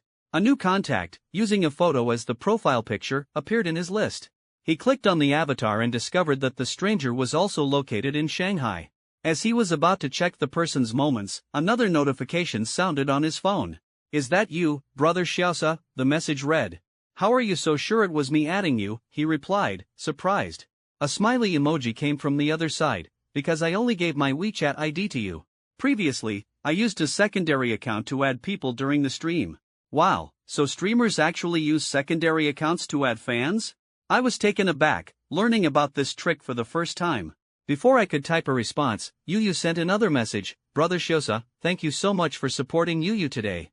Then, sounding a bit anxious, she added, but you sent too much, I'm a bit nervous about holding on to the 7 million yuan. I was stunned by her words. Did she really want to return a few million to me? Would it be possible to return some of it to you? I'm okay with just keeping a little bit. Yu's sincere words left me at a loss. This windfall had come too suddenly, and her instinct was to return it. Could it be that someone would actually feel burdened by too much money? I thought to myself, why is my money so troublesome? She even wants to give it back. If every streamer were like her, how would I ever manage to spend my wealth? Yu was apparently uneasy because of the sudden fortune of 7 million yuan. Perhaps my generosity in this unfamiliar setting worried her. I quietly marveled that such streamers were indeed rare. However, this streamer named Yu, her first thought wasn't to flatter me but to return the money. From this act alone, I could see her true character. If she wasn't pretending, then she had a truly admirable personality. No need to return the money. It's not a big deal, just some pocket change. You deserve it, I said softly. If you really feel uncomfortable, then maybe you could do me a favor. Pocket change? Brother, is your pocket change measured in millions? When I noticed the part about a favor, my heart skipped a beat. The question arose in my mind, how could I possibly repay a 7 million yuan favor? Could it be that he wanted me to do something? If that were the case, how would I refuse? Feeling slightly nervous, I replied, just tell me what you need. As long as I can do it, I'll try my best. How's your sense of fashion? Do you have experience picking out men's clothes? Hearing his question, a faint suspicion arose in my heart. Was he indirectly inquiring if I had a boyfriend? Brother, although I haven't shopped for men's clothes before, I know a bit about how to match men's outfits, I replied. That's good. Just do me a favor and accompany me to pick out clothes tomorrow, he said. At this point, my mind was a jumble of thoughts. Is it really that simple? I wondered. Could it be that he spent millions just to find someone to help him pick out clothes? Brother, are you kidding me? Lin Yifan chuckled. It's just that simple. What else did you think? He then asked, by the way, I noticed your WeChat location is in Shanghai. Which district are you in? I'm in Yuhui district, I answered. Not far, I'm in Hongkou district, he said casually. Alright then, tomorrow morning, come to the Huading Grand Hotel next to the stadium, and call me when you arrive, he arranged. After settling this matter, I silently mused about how the reason for such lavish spending could be so simple. Curiously, I asked, brother, are you here on a business trip? No, I'm attending university here, he replied with a laugh. I was surprised and said, so tonight, you stayed at a hotel because you spent too long gifting and didn't return to the dorm? He sent a shocked emoji. Brother Shiosa, you're still in college? I thought you were a successful person in society. Don't call me Brother Shiosa, it sounds normal in the live room. I felt a bit awkward about the nickname. Call me Lin Yifan. By the way, are you a full-time streamer since you stream so late? He asked. Alright, Yifan. My real name is Su Yu, I smiled. I'm not a full-time streamer, I have a job. I'm currently working as a financial accountant in a company. In that moment, I suddenly realized that youth isn't about age but about mindset. Because the cost of living in this city is so high, I thought I'd stream in my spare time to see if I could earn some extra income, I explained to Yu. That's tough. How's the streaming going? She asked, her eyes showing genuine concern. I've been streaming for over 2 months. You saw it today when you joined, there were just a handful of people in the live room, I sighed, feeling a bit of bitterness. The streaming industry is booming. Everyone wants to join, thinking it's easy money. Many people want to be streamers, she continued. But there are more streamers than fans. Except for the big names, most live rooms only have a few or a dozen viewers. I shook my head helplessly. In the past 2 months, I've thought of giving up several times and finding another part-time job, I admitted, my tone carrying a hint of guilt. But I'm glad I persisted, otherwise, I wouldn't have met you, I added with a smile, warmth filling my heart. So, with your job, do you have time to accompany me to buy clothes tomorrow? I asked tentatively. Yu quickly responded, yes, don't worry, Yifan. I'll take the day off to help you pick clothes. Will it affect your job? I frowned slightly, still concerned. It's fine. After all the gifts you gave me today, I was originally thinking of returning over 6 million to you. Su Yu's clear and firm voice came through the phone. Keep some for yourself, then quit your current job and go back to school for further studies, I encouraged her, thinking she deserved better choices in the future. But you don't want the money back, she feigned helplessness. I replied decisively, no need to think about returning the money. Once given, there's no reason to take it back. But what kind of further studies are you suggesting? She asked earnestly. I'm currently a junior accountant. I plan to enroll in an accounting course to continue learning, aiming to obtain my intermediate accountant certification. Her words carried a hint of determination. Not bad at all, I praised, The first thought after earning so much money is not to indulge in pleasure but to continue learning. That's a rather uncommon mindset. We chatted about our future plans and set a time to meet the next day. Realizing it was already past 1 a.m., I knew the schedule tomorrow would be tight, so I decided not to check in on that new streamer and instead closed my eyes, drifting into a restful sleep. That night, I slept exceptionally well. The next morning, my phone's ringing woke me up. It was a call from Su Yu. Groggily, I answered, "Sorry, Yifun, did I wake you? You told me last night to wake you by 8 a.m. I'm already in the lobby of the Huading Grand Hotel." Yu's voice came through clearly on the phone. That snapped me out of my drowsiness as I realized it was already 7:50. Remembering the shopping plans for the day, I quickly got out of bed. Struggling to speak, I said, "Yu, sit tight on the lobby couch, I'll be right down." In just over 10 minutes, I was washed and ready, taking the elevator straight to the lobby. Scanning the room, I quickly spotted her. I walked over and waved, "Yu, I'm here." This was the first time Su Yu had seen the real person behind the lavish spender in the livestream. Standing at 178 centimeters, I had a lean build and a clean-cut look that was fairly handsome. My hair was tidy, and overall, I looked presentable. However, these clothes were quite perplexing. I mused internally, no wonder he asked me to help with clothes shopping. Despite being someone who had spent millions, he dressed so modestly in real life, a stark contrast to his apparent status. Seeing me approach, Su Yu appeared visibly nervous, and I could sense a slight apprehension from her. I smiled somewhat awkwardly and asked, "Yifun, shall we head out now?" "Have you had breakfast?" he asked with concern. I shook my head and said softly, "No, I woke up at 6 to make sure I wouldn't be late for you. I got ready and came straight here." He gently patted my head and smiled, "Thank you for coming so early. Let's grab some breakfast at the hotel before we go. Don't want you fainting from low blood sugar." "I'd be in trouble then," he joked. My cheeks flushed slightly, feeling bashful as I followed him to the hotel restaurant. After breakfast, we took a taxi to a bustling shopping district. Amidst the crowd, I felt a sense of anticipation, staying close to him. As we passed a high-end clothing store, Lin Yifun walked by without a second glance, seemingly uninterested. I knew it wasn't because he had a bias against clothing brands, but rather because of his past experiences. Novel protagonists often chose Versace when shopping for clothes, and perhaps he was aesthetically tired of that brand.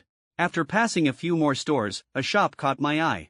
I looked up at the sign, feeling a sense of familiarity with the English name. Noticing my pause, Su Yu curiously asked, "Yifun, are you interested in Laputa's clothes?" As a city woman, Su Yu was well-versed in luxury brands. Known for its handbags, Laputa naturally piqued her interest. I smiled, "Let's go in and have a look." We walked into the store together, greeted by a fresh and elegant ambience. There weren't many people inside, just one sales assistant helping a woman in the handbag section. I felt a bit more at ease, ready to take a closer look when another sales assistant approached us warmly. "Hello, welcome to the Laputa boutique. How can I assist you?" As a luxury store sales assistant, she's skilled at gauging customers' purchasing power based on their attire. Although she didn't treat me coldly because of my clothes, I could sense the assessment and evaluation in her eyes. Under those discerning glances, I knew they could probably discern the true cost of my outfit. After all, a cheap ensemble from Taobao was quite glaringly out of place here. The woman nearby was dressed decently, but it wasn't from any major brand. I guessed this sale might be challenging for the assistant, yet she dutifully greeted us. I led Su Yu to the men's section and said with a smile, "Yu, I'll leave the clothes selection to you. I'll just be the one trying them on." Su Yu nodded, clearly understanding this was her task. She began selecting from the racks, occasionally taking down an item for a closer look. If it didn't seem right, she'd hang it back up. If it did, she'd hand it to the sales assistant beside her. Throughout this process, she discreetly glanced at the price tags. Seeing those starting at 4 figures, she was secretly taken aback. A simple t-shirt equaled a few months' rent in Shanghai, proof that luxury brands lived up to their reputation. Thinking back, if it were the old Su Yu, she might not have dared to step foot in this store. While waiting, I sat back on the sofa, pulling out my phone to search for the nearest Rolls-Royce dealership. Over half an hour later, Su Yu returned to me with a smile, sweetly saying, "Yifun, I've put together some outfits for you, including shoes. Head to the fitting room and see if you're satisfied with the overall look." This was perhaps her first time not having to consider the price tags, truly enjoying the luxury shopping experience, even though she wasn't buying for herself. I couldn't help but appreciate the world of the wealthy, where such happiness seemed enviable.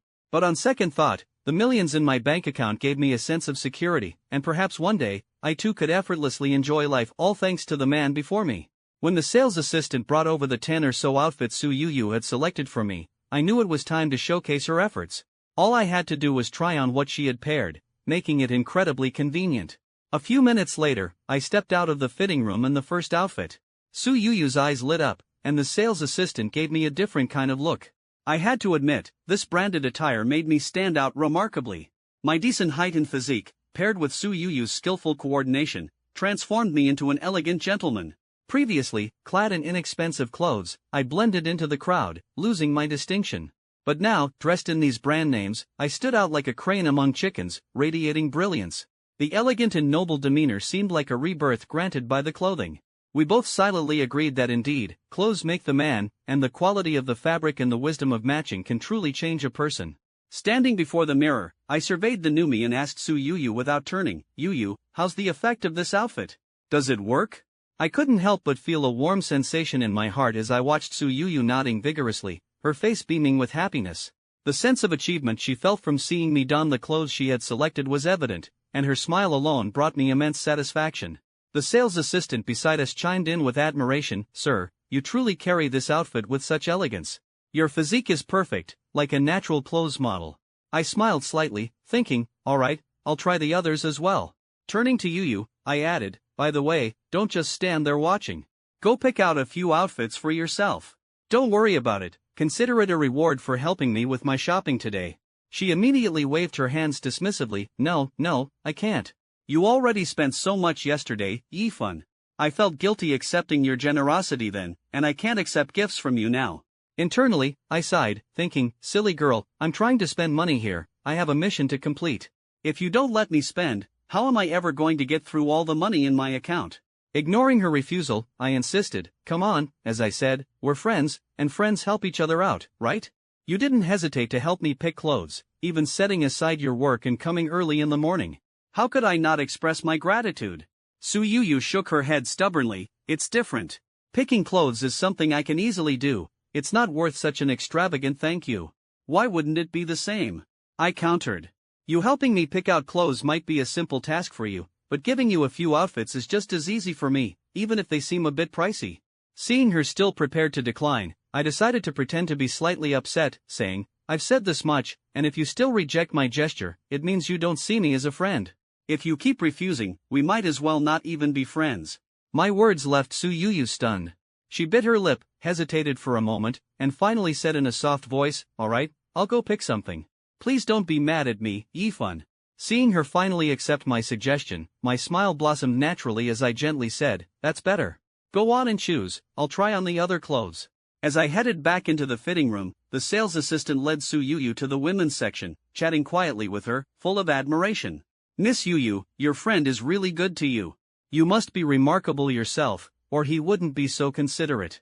In the past, I could tell from a sales assistant's gaze if they thought we'd make a purchase, but now, I sensed that both women saw us as capable customers. The assistant perked up, subtly observing our conversation. I felt an inexplicable confidence, a belief that I wasn't just putting on a show. Su Yu responded with a soft chuckle, I'm not remarkable, I was just lucky to meet him. Her words, like a gentle stream, downplayed my presence, yet her humility was refreshing. The assistant's smile grew more genuine, seemingly acknowledging our rapport. Miss Yu, you're too modest. You surely have qualities that shine. There's an old saying, birds of a feather flock together. Being friends with such an outstanding gentleman means you must be exceptional too. As we selected clothes, a silent understanding passed between us, and I found myself lost in the moment. I had just changed into the second outfit when another sales assistant approached, looking at me with interest. Helping my colleague with promotional tasks, I adjusted Lin Yifun's collar and smoothed his shirt. He glanced at the mirror, hesitantly asking me, Miss, how does this outfit look? I responded with a smile, it fits you perfectly and highlights your physique and demeanor. Your friend has excellent taste. Lin Yifun gently brushed the shirt, silently admiring it. Luxury brands were indeed costly, but their craftsmanship and materials were impeccable. The comfort of this shirt, coupled with its intricate gold thread pattern, was captivating. Looking at the remaining clothes, he felt no need to try each one, trusting Yu's taste and disliking the hassle of changing. Alright, let my friend finish shopping, and then we'll settle the bill together. Certainly, please relax on the sofa, and I'll prepare a cup of coffee for you. Watching Yu head to the fitting room, I sat on the sofa, idly scrolling on my phone. Before long, she returned. Already finished? I asked, somewhat surprised. She nodded with a slight smile. Yes, I picked out 2 outfits and a handbag. Seeing she had only chosen 2 outfits and a handbag, I couldn't help but chuckle, standing up and gently pinching her soft cheek. You, I told you to pick freely, and you only got 2? I don't know what to say. Outwardly, I kept the conversation light, but inside, I couldn't help but think. In a materialistic world, where women in stories are often portrayed as money-driven, here was this adorable exception who seemed immune to the allure of spending. It left me speechless. Previously, she wanted to return the money I gifted, and I had to insist she keep it. Her focus wasn't on frivolous spending but rather on furthering her education and skills. When it came to buying clothes, she only picked 2 outfits? This was challenging. Inwardly, I felt resigned but slowly came to terms with it. A girl like her, who remained genuine in the face of money, didn't deserve to be pushed. If I wanted to splurge, I'd have to find other ways. Honestly, I initially saw Su Yu as a means to complete my spending task. But now, her importance in my mind had subtly changed. She playfully smiled, seemingly sensing my mood. I just didn't want to keep you waiting, Yifun. Quick and efficient, right? In that moment, warmth welled up inside me. By the way, Yifun, have you tried on all your clothes? Little Yu asked me. You know, Yu, your taste is quite good. I'm too lazy to try on the rest. I smiled slightly and turned to the sales assistant. Please pack up all the outfits we selected earlier. Wearing the second outfit, I decided to leave the store like this. Next was a visit to the Rolls-Royce dealership. Why switch back to my Taobao gear for that? I wasn't into the whole low-key then flashy routine. So, I had carefully planned the route yesterday, first clothes, then a car, and finally, a house. The sales assistant was momentarily stunned, clearly not expecting such a grand gesture. While she might have anticipated my spending capacity, she was still surprised by my decision to buy the entire selection. Even Su Yu appeared a bit flustered. Good heavens, I picked so many outfits for Yifun, thinking he might not like all of them, she thought to herself, expecting I might just choose a few from the dozen-plus outfits. I was left wondering, is this how the wealthy shop? Then I remembered the luxury car owner who spent tens of millions in an hour, and the 100,000 yuan worth of clothes seemed trivial in comparison. I took out my card and handed it to the sales assistant with a smile. Yes, you heard right. Please pack all the outfits that were selected. At this, even the other sales assistants who were taking a break turned to look at me in amazement, their faces glowing with admiration and envy. My attendant accepted the card almost in a daze, taking all the clothes from the fitting room to the cash register. As she hurriedly scanned the barcodes, I realized that these dozen-plus men's outfits, along with the 2 women's outfits and the handbag totaling over 60 items, ranged from the least expensive at 7 or 8,000 yuan to nearly 100,000 for the priciest. The total came to a whopping 1,089,600 yuan. Esteemed guest, that's 63 pieces of clothing, totaling 1,089,600 yuan, the sales assistant said gently. We'll round it down for you, so it's 1,080,000 yuan in total. Please enter your PIN. I took the POS machine, entered my PIN, signed, and handed it back to her. Watching the transaction go through, other sales assistants came over to help with the packing. I turned around and asked with a smile, can I leave the clothes here for a while? I have some errands to run and it's inconvenient to carry so many items. I'll pick them up when it's more convenient, I explained to the sales assistant. She smiled back, no problem, as a valued customer, just add me on WeChat and I can have the clothes delivered to your home. It's a basic service for our VIPs. I nodded, great, I'll send you my address later. Thank you. I pulled out my phone and showed her my WeChat QR code, feeling relieved that I wouldn't have to return to the store to pick up the clothes. After adding her on WeChat, Su Yu and I left the Laputa boutique, feeling satisfied in our new outfits. The store was quiet, with no other customers, and a few sales assistants were chatting about my hefty spending. Feifei, you really hit the jackpot today. One sale and it's worth a month's or two's salary in commission. I'm so jealous, one of them exclaimed. Alright, let's go to Haidilao after work and have a great time. My attendant nearly laughed out loud with happiness. I couldn't help but smile to myself at their comments, feeling a sense of warmth.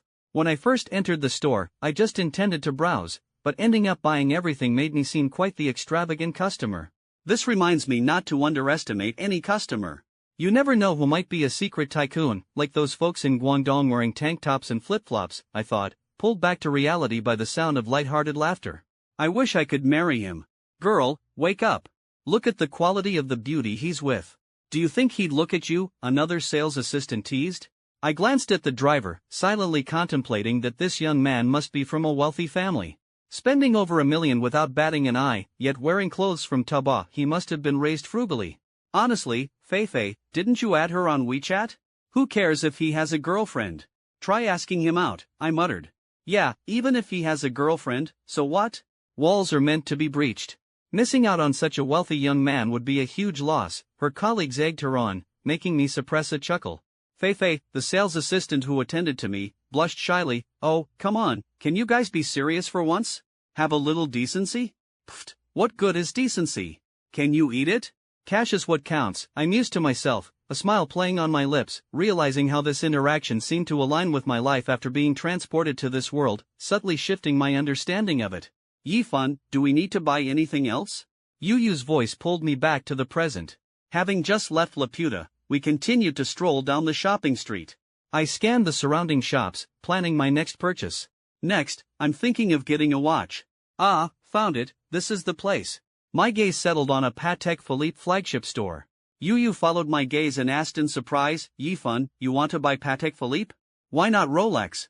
I shook my head, a hint of resignation in my voice. Well, in China, Rolex is more renowned than Patek Philippe. But Rolex is often bought by coal bosses and has almost become synonymous with nouveau riche, I explained further. Besides, Rolex is more suited for elite professionals over 30. I found it a bit awkward, a brand too mature didn't match my style. So I laughed and said, for someone my age, Patek Philippe is more appropriate. Listening to Lin Yifan's reasoning, my suspicion was further confirmed, he must be a young master from a wealthy family. I couldn't believe Su Yu, had the chance to befriend such a wealthy individual. My heart filled with joy, yet a complex mix of emotions stirred within me.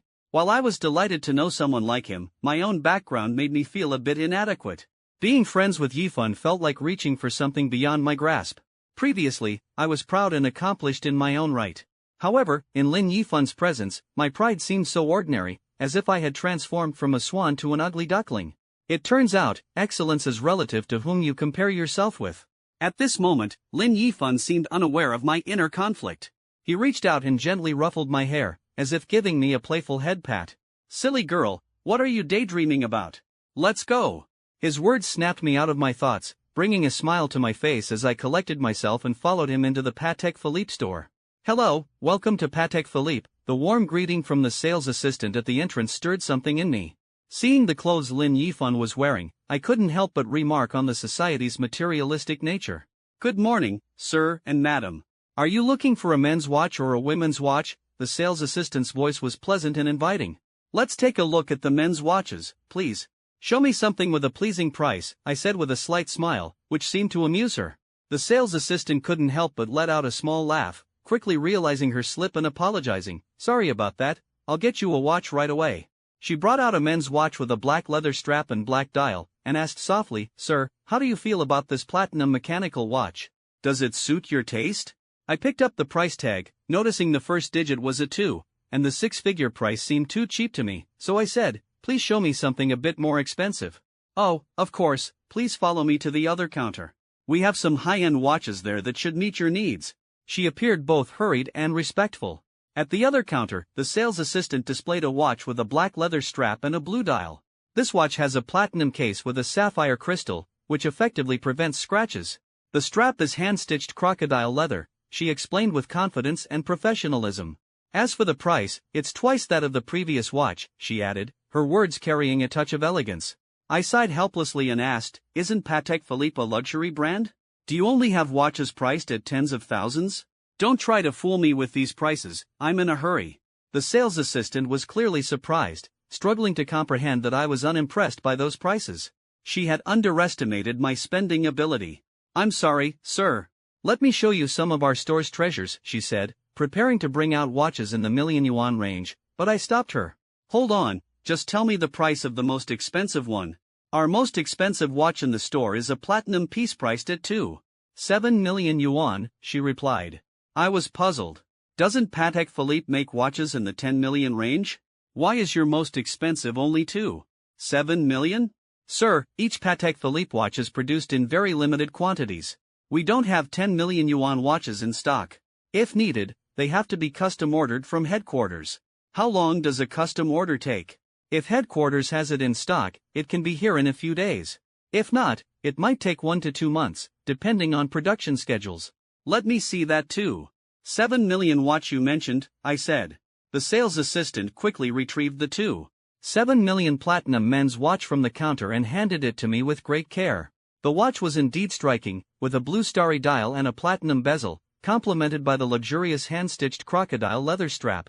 However, for me, a spendthrift needing to spend frequently, it almost seemed too inexpensive. I put the watch on my left wrist, admiring it for a moment, then turned to Su Yu and asked, Yu, how does this watch look? Is it nice?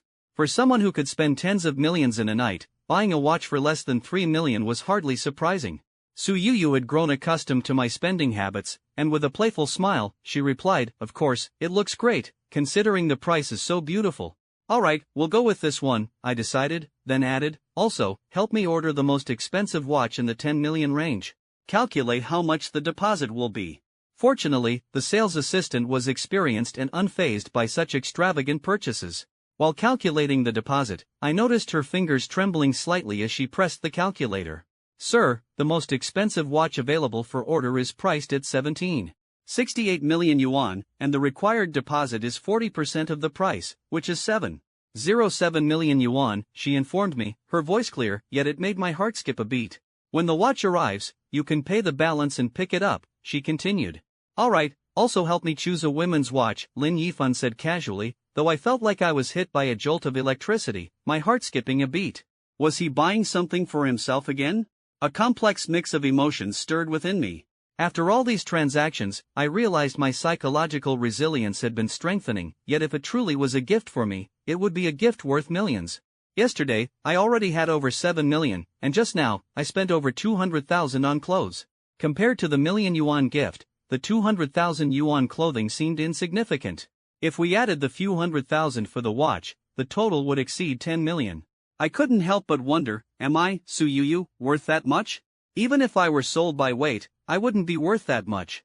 We had only just met, and he had already spent over 10 million on me. What exactly did Yifan want from me? Even if he were getting married, the bride price wouldn't be this high. My mind whirled with anxiety. What should I do?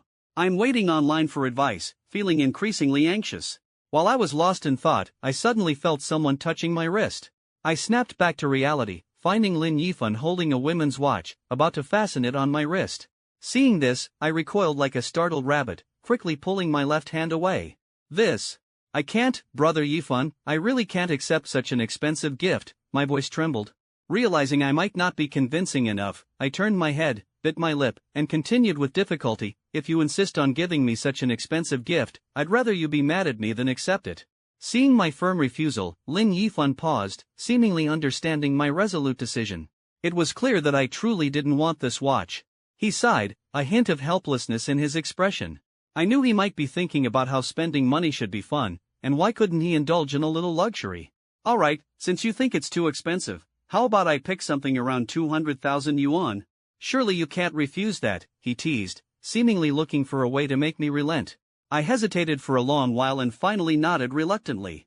At this moment, I truly couldn't understand the mindset of the wealthy. Brother Yifan had only just met me yesterday, yet he was willing to spend so much money. Could it be that he had so much money it was burning a hole in his pocket? I couldn't help but wonder if it was for my body? Even if he did want that, it wouldn't require such effort. With his free spending ways, what woman in the world couldn't he win over? Su Yu's expression showed her confusion. In the end, the shopping bill left her utterly bewildered, 2 watches priced at 275,240,000, plus the 10 million yuan watch deposit, totaling 10.06 million yuan. Under the sales assistant's awe-filled gazes, I left the Patek Philippe flagship store with a watch and an order in hand, feeling a sense of smug satisfaction. Next, I booked a car on my phone, preparing to buy a vehicle. While waiting for the ride, Su Yu seemed to want to say something but hesitated. Watching her adorable demeanor, I couldn't help but laugh. Yu, if you have something to say, just say it. Holding it in is uncomfortable. She gathered her courage and finally asked, Brother Yifan, we only met yesterday, and you've already spent over 17 million on gifts. Today, you bought clothes for me worth over 200,000, and the watch just now was also over 200,000. What exactly do I have that's worth you treating me this way? Her eyes were filled with confusion, and it made my heart ache a little. If you don't explain it to me clearly, I really don't have the confidence to accept all these gifts and money, she said, almost asking, are you just after my body? Even if that were the case, it wouldn't require spending so much, right? Having spent some time with Su Yu, we gradually became familiar with each other. If I believed in her true nature and character, there would be no need for her to deceive me. I could find all sorts of reasons to deceive myself. However, Su Yu seemed to know herself well, always feeling that she was ordinary, and wondering why someone like me, Lin Yifun, would take an interest in her. Her question caught me off guard. To be honest, my real motive was to complete a task that required me to spend money extravagantly, to squander it all. But who would believe such an absurd reason? I tried to tell her that it was simply because I admired her, which was why I was so attentive, yet I couldn't even convince myself. Claiming that I liked her and was spending a fortune just to see her smile seemed too exaggerated. We had only met online yesterday and were meeting in person today. Who would believe such feelings were genuine? I worried that if she realized the truth, she'd slap me and call me a scoundrel, which would be quite amusing. Yet, I didn't understand that under the halo of money, others already saw me as exceptionally desirable. I also didn't realize that even if I confessed my desire for her body, Su Yu might not be angry about it. This morning, when Su Yu rushed over, the first thing I asked was whether she had eaten breakfast. To her, this was a form of concern, a wealthy young man silently paying attention to her daily trivialities. This alone was enough to move her heart. At Laputa, while buying clothes for myself, I remembered to get her a few outfits, claiming they were thank you gifts to make her accept the expensive clothes. In my eyes, she was a companion worthy of respect, and I used this way to try to bring us closer. When she refused, I couldn't help but force her to accept, trying to maintain her dignity while also reassuring myself.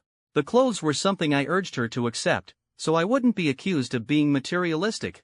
This opportunity made me realize that every little thing was my obsession with good character. Unfortunately, I wasn't wealthy back then and couldn't understand what seemingly ordinary things meant when my wallet swelled. It's like wealthy people ordering takeout, joking that it's a nostalgic hardship, while my past reality might have been a true struggle for survival. I recall that when a rich person folds a paper crane for his girlfriend's birthday, it's considered thoughtful. Yet if I folded a basket of paper cranes, even made them into a wind chime, it seemed commonplace.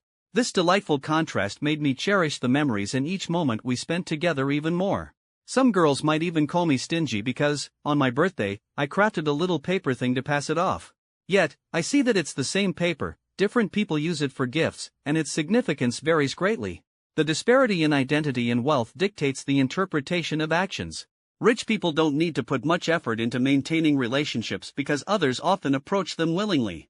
As an ordinary person, I understand how necessary it is to return gifts to show gratitude.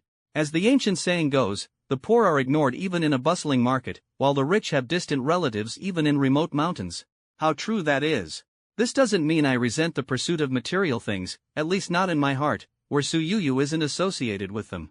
Even in nature, female animals prefer strong males when choosing mates, so why wouldn't we as humans favor the strong? I looked at Su Yu, her bright eyes seemed to urge me to answer. I knew she wanted to understand my true intentions, or else she might distance herself from me. Even if I were to honestly express my desire for her, it might reassure her. But the unknown always instills fear.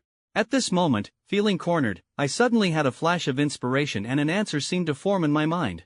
I mysteriously said to Su Yu, have you seen Hello Mr. Billionaire? Ha?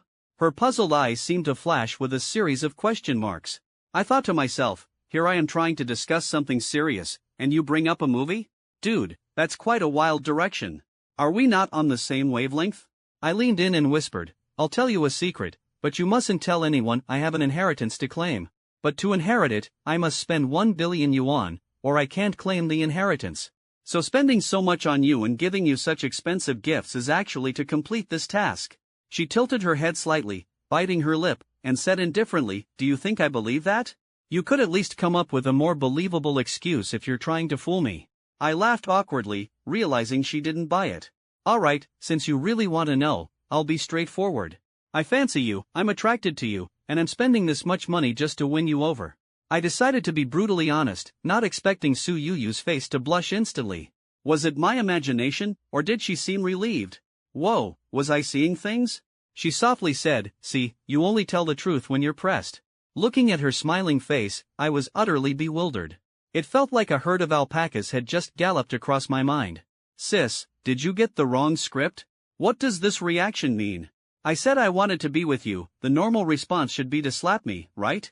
Or at least call me a scoundrel and storm off, shouldn't it? Why wasn't she following the script? Completely confused, I hadn't noticed that our car had arrived. Suyuyu opened the door and gave me a mischievous smile. Come on, what are you standing there for? With a wry smile, I shook my head, deciding not to dwell on it and followed her into the car. Inside, Suyuyu asked, Brother Yifun, what do you plan to buy next? I'm going to check out some cars at the 4S dealership, I replied casually. Which dealership? She asked out of curiosity. Rolls-Royce, I smiled, knowing this choice never disappointed me. Suyuyu's initial restraint eased, and our conversation became more relaxed and playful. I shouldn't have asked. It's hard to keep up with a tycoon like you. Our ride smoothly arrived at the entrance of the auto market. The Rolls-Royce dealership, an unmistakable gem, stood out like a bright pearl. This was the largest auto market in the city center, where space was precious, and luxury car dealerships nearly dominated the market. Ferrari, Porsche, Lamborghini, you name it, they all had their sales points here. The moment I stepped out of the car, I led Suyuyu towards the Rolls-Royce dealership. The so-called dealership was vast, almost comparable to a factory workshop. As soon as we approached the entrance, a courteous sales assistant opened the glass door for us, bowing respectfully in welcome. Inside, the sales assistant's gaze flitted between Suyuyu and me, seemingly conducting a quick customer assessment. When she noticed the million-yuan Patek Philippe watch on my wrist, a glimmer of realization crossed her eyes, as if she anticipated how this transaction might unfold. Sir, may I know your surname? What kind of car are you interested in? I can assist you with the details, she asked with a smile. I scanned the showroom, my eyes settling on the gleaming cars that exuded a metallic sheen, feeling a sense of anticipation. The surname is Lin. I'm interested in the Cullinan.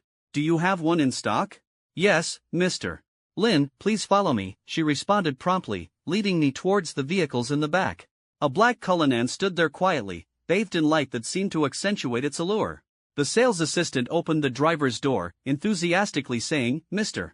Lin, this is the Cullinan you inquired about. Feel free to take a look or sit inside to get a sense of the interior. I scrutinized the interior colors, pondering whether choosing this car might awaken a certain desire within me. Besides black, what other colors are available? I inquired. We currently have red, dark tungsten, white, black, and turquoise. Mr. Lin, which color do you prefer? I can show you each one. Let me see the dark tungsten, white, and turquoise options, I said softly. Certainly, those models are in the back row. I'll open the doors for you to compare them, she replied while guiding me to the enticing vehicles. I examined the three Cullinans one by one, discussing them with Suyuyu. Yu, which color do you like best? I asked. She furrowed her brow, deep in thought. I knew she was weighing her options. Finally, she said, they're all nice, but I think the dark tungsten looks better than black. White gets dirty easily, and overall, turquoise is nicer than white. She smiled, adding, of course, what you like is most important, Brother Yifun. I'm just giving my opinion. I nodded silently, leaning towards the dark tungsten and turquoise. After all, black, while classic, felt too subdued, and white didn't appeal to me at all. I observed the design, both inside and out. The dark tungsten exterior paired with a black interior, complemented by burr walnut accents and white trim on the armrests, exuded a sense of grandeur.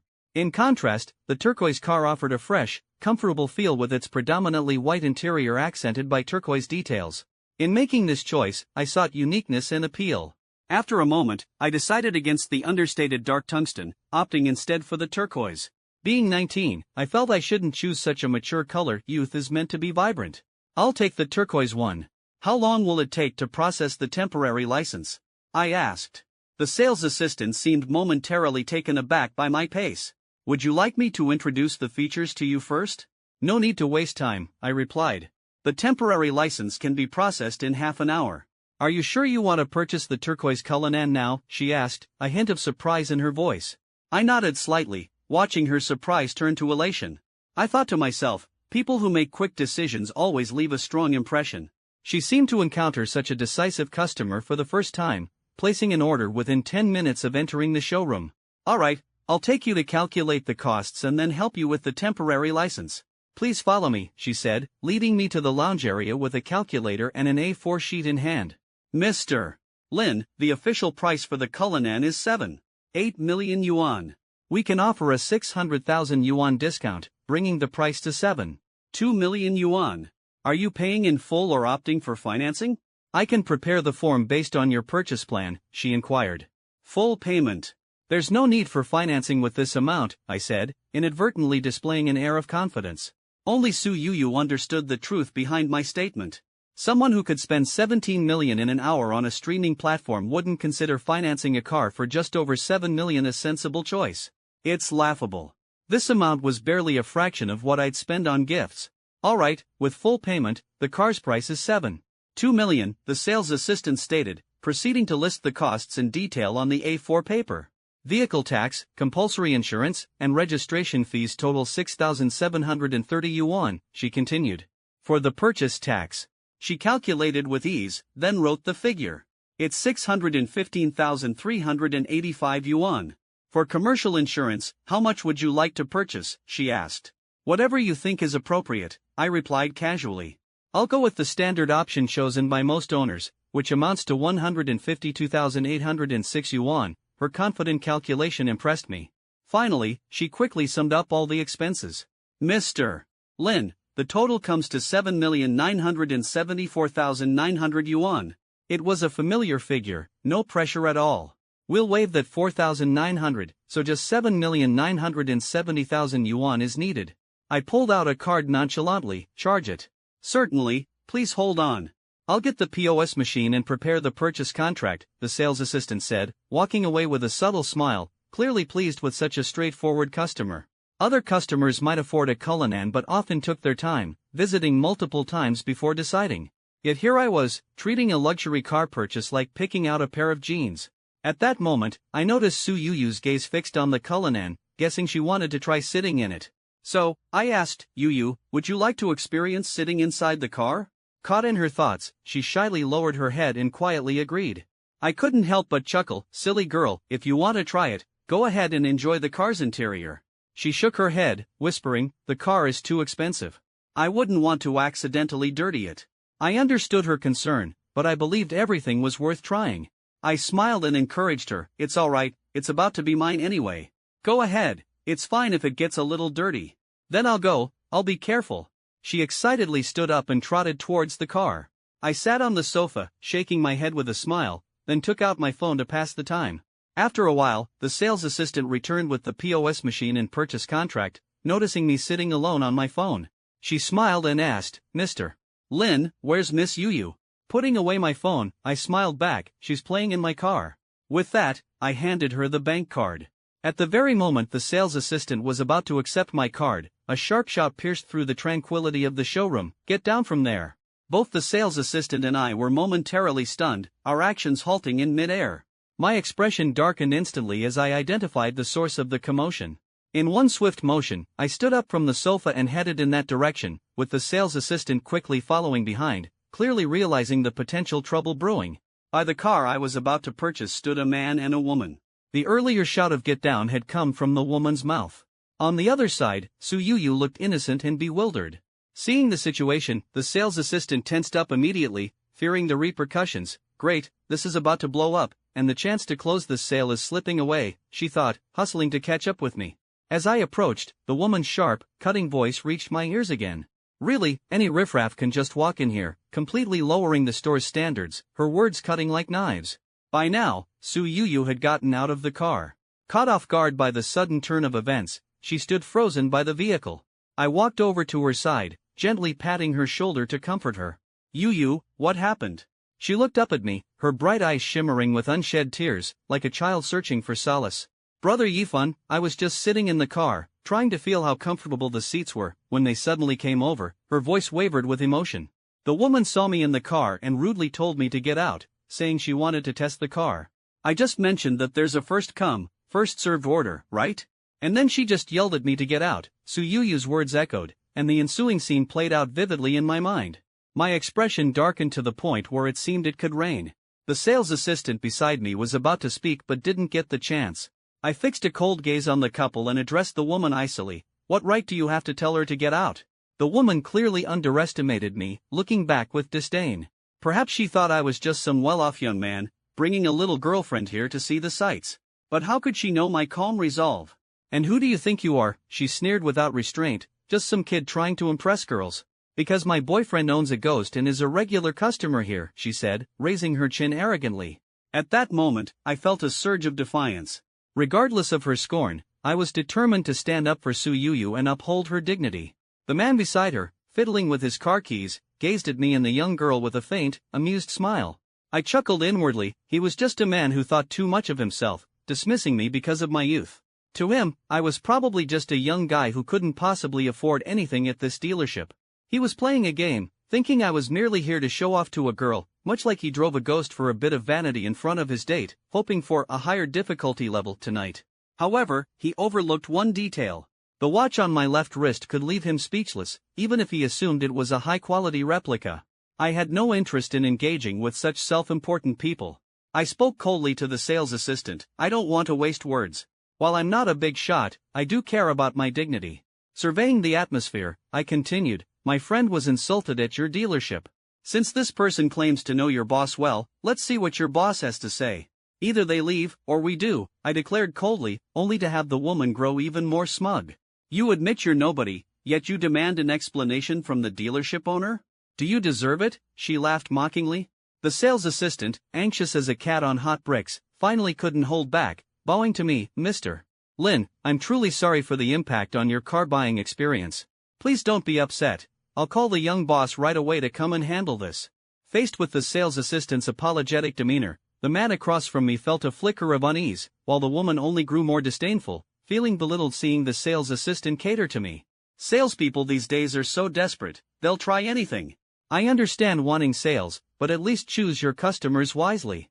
Don't treat every Tom, Dick, and Harry as a god, or you might end up with nothing, she taunted. Her words ignited my anger instantly. She dared to fan the flames at this critical moment, threatening to ruin my imminent deal. It was infuriating. Unable to hold back, I shouted at the woman, "Shut up." The man beside her frowned, displeased, preparing to stand up for his companion. However, he was utterly unprepared for what happened next as I directly dialed a number. "Hello, boss? Are you busy right now? If not, come back to the store, there's a bit of a situation, 2 customers are arguing," I said. "What? Who's arguing?" came the voice from the other end, slightly hurried. "One's a regular customer, the previous ghost buyer, and the other's a new customer about to buy a Cullinan." "Got it. I'm having tea at a friend's shop nearby." "Hold on, I'll be right over." "Alright, hurry back. I'll wait for you to handle this." I ended the call, feeling a bit relieved that the young boss was nearby. At this point, the man overheard my conversation, his brow furrowing slightly, sensing some concern. He wasn't confident about the new customer's intent to buy the Cullinan, and I also sensed a subtle pressure. Listening to the woman's ridicule, I couldn't help but be struck. She laughed to her boyfriend, "This is too funny." Bragging without a script, claiming he's buying a Cullinan, why not say he's buying a Phantom? Just as the sales assistant was about to retort, I noticed a young man hurrying in from outside. At that moment, I felt a bit more at ease. Finally, the boss was here. The sales assistant immediately approached him, urgently briefing him in a low voice. "Boss, the young man named Lin is looking to buy a Cullinan, ready to pay in full. But the woman brought by the ghost owner is causing a scene, nearly ruining the deal. She claims her boyfriend knows you." "Now, Mr.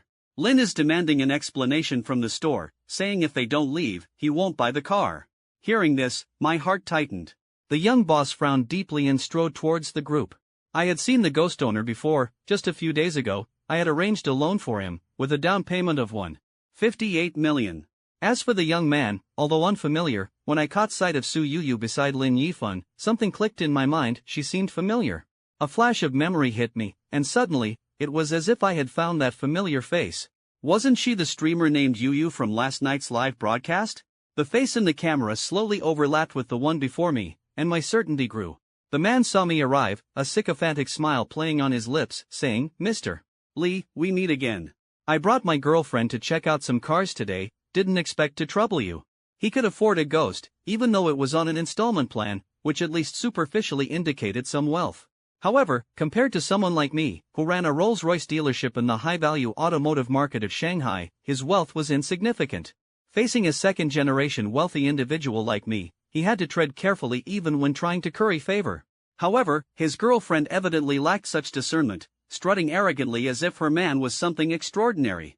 Yet I paid him no mind. Li Fei didn't even bother acknowledging him, inwardly mocking the situation. Just a customer buying a ghost on installments. If not for business, he wouldn't even register on my radar. This guy was fearlessly flaunting his connections in my store, disrupting my business, which was laughable. Inside, I felt an urgent need to verify my earlier suspicion. Excuse me, are you Yo-Yo, the Guzheng player from YY? Li Fei's voice hesitated slightly, breaking the silence. Pointing to myself, I was momentarily taken aback, puzzled. You know me? Li Fei's eyes lit up, clearly confirming my identity. It really is you. I thought you looked so familiar. What a coincidence. His voice brimmed with excitement. He continued, last night, in your live stream, the one with the king title named Phantom Collector was me. Internally, I felt a hollow sense, recalling no such thing, as in that moment, my attention was solely on Lin Yifan. I must say, Ms. Yo-Yo, you look just as stunning in person as on camera, Li Fei remarked with admiration, seemingly complimenting me. No wonder that lavish spender showered you with 2,000 spaceships in an hour. I merely smiled slightly, internally reflecting that all the cheers and praises were merely a passage through this parallel universe, as I continued on an unknown journey. Hearing the dealership's young boss mention the username Lavish, I couldn't help but laugh and turned to Lin Yifan beside me. Brother Yifan, the boss here is calling you a big spender. Li Fei froze, then quickly connected the dots, glancing at the stern-faced Lin Yifan. His expression shifted instantly. Could it be? You are the Lavish from last night, he tentatively asked. Although Su Yuyu had already acknowledged it, I knew the best proof lay in irrefutable evidence. I opened my phone, showing him my YY profile center, displaying the information. A flash of shock crossed Li Fei's eyes as he recognized the familiar username and iconic crown symbol, dispelling his doubts. However, the next moment, he inadvertently glimpsed the balance, his pupils constricting in disbelief as he swallowed hard. What did he see? Last night, with the account Lavish, over 17 million was spent in just an hour, and today, the balance still showed over 100 million. For him, last night's frenzy was merely pocket change. Li Fei's shock reminded me of those wealthier second-generation individuals I had encountered, circles I couldn't even imagine touching. I thought, someone of his caliber wouldn't casually load over 100 million in cash onto a live stream platform.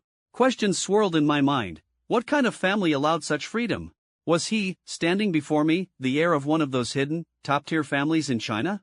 A profound sense of pressure arose within me, one I'd never felt even among high-ranking young elites. I, Li Fei, was undoubtedly considered a top-tier second-generation wealthy individual in the eyes of ordinary people, given my father's extensive network of Rolls-Royce dealerships and ventures in real estate and retail. Yet, if the young man before me truly hailed from such a top-tier family, what did my assets mean to him? His balance on YY alone was reckoned in the billions. And I knew that 90% of the fortune in China was held by 10% of the people. There's no richest person, only someone wealthier. No wonder the sales assistant mentioned the new customer intended to pay in full for the Cullinan. Seeing his YY balance, if there weren't any limitations, buying a Koenigsegg wouldn't be an issue for him. I hurriedly, and respectfully, said, "Welcome, Mr. Lin, to our dealership. Rest assured, this matter wasn't a mess. Yo-Yo's fault. I'll handle it immediately.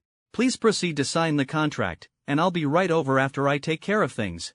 Lin Yifan nodded lightly, and the boss's response relaxed me, suggesting he would make the right choice. As for an apology, it wasn't significant to me. Thus, under the guidance of the sales assistant, I left with Su Yuyu. Meanwhile, the ghost owner stood by, dumbfounded, seemingly bewildered by my attitude. Although he had the means to purchase a car, I remained the ghost's owner, a customer of this dealership. Unable to contain himself, he spoke assertively, "Mr. Li, what does this mean? I'm also your customer, and you've handled it this way?" Li Fei dismissed him with a sneer. You really think buying a ghost makes you something special? Have some awareness, will you? That person could casually spend pocket money to buy over a dozen Cullinans. Even I wouldn't dare offend him, and you're here making a scene? I was left speechless, recalling the watch on his wrist. Li Fei's words struck like a slap, leaving me with no retort. The value of that watch could probably buy half a ghost, and here I was appearing so ignorant. Li Fei's anger rose. If Mr. Lin hadn't been driven away by you today, I'd have made you pay, let alone whether he'd forgive you. Losing a deal because of you, are you going to compensate for that loss? Truly blind. His tone grew increasingly agitated, disregarding any notion of harmony. Then, with a commanding tone, he said, "Get out, don't be an eyesore here. In the future, stay low-key, don't think you're all that just because you think you are." With that, he turned and left without a backward glance, leaving me and my girlfriend standing there, faces shifting through various emotions. Ultimately, we could only leave the dealership in embarrassment and fear. Having just signed the contract, Li Fei hurried over. From a distance, he called out with a smile, "I witnessed Mr.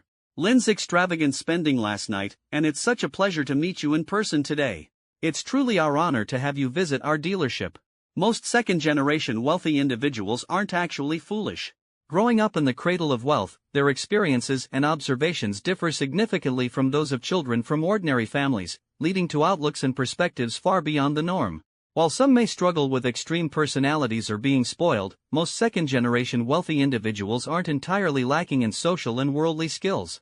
Li Fei's father wouldn't entrust such a vast luxury car dealership to him if he were completely incompetent. Mr. Lin, I sincerely apologize for today's inconvenience. Li Fei's apology was genuine and weighty. How about this? As an apology, I'll offer you the car at cost price. I'll arrange for the finance department to transfer the excess back to your card. His sincerity was evident. Mr. Li, there's no need to go that far. I don't like owing favors. I'll purchase at the standard price, I replied with a smile. Offering respect where it's due, I wasn't about to foolishly direct any displeasure at him, given the courtesy he extended as the luxury car dealership's owner. Please, Mr.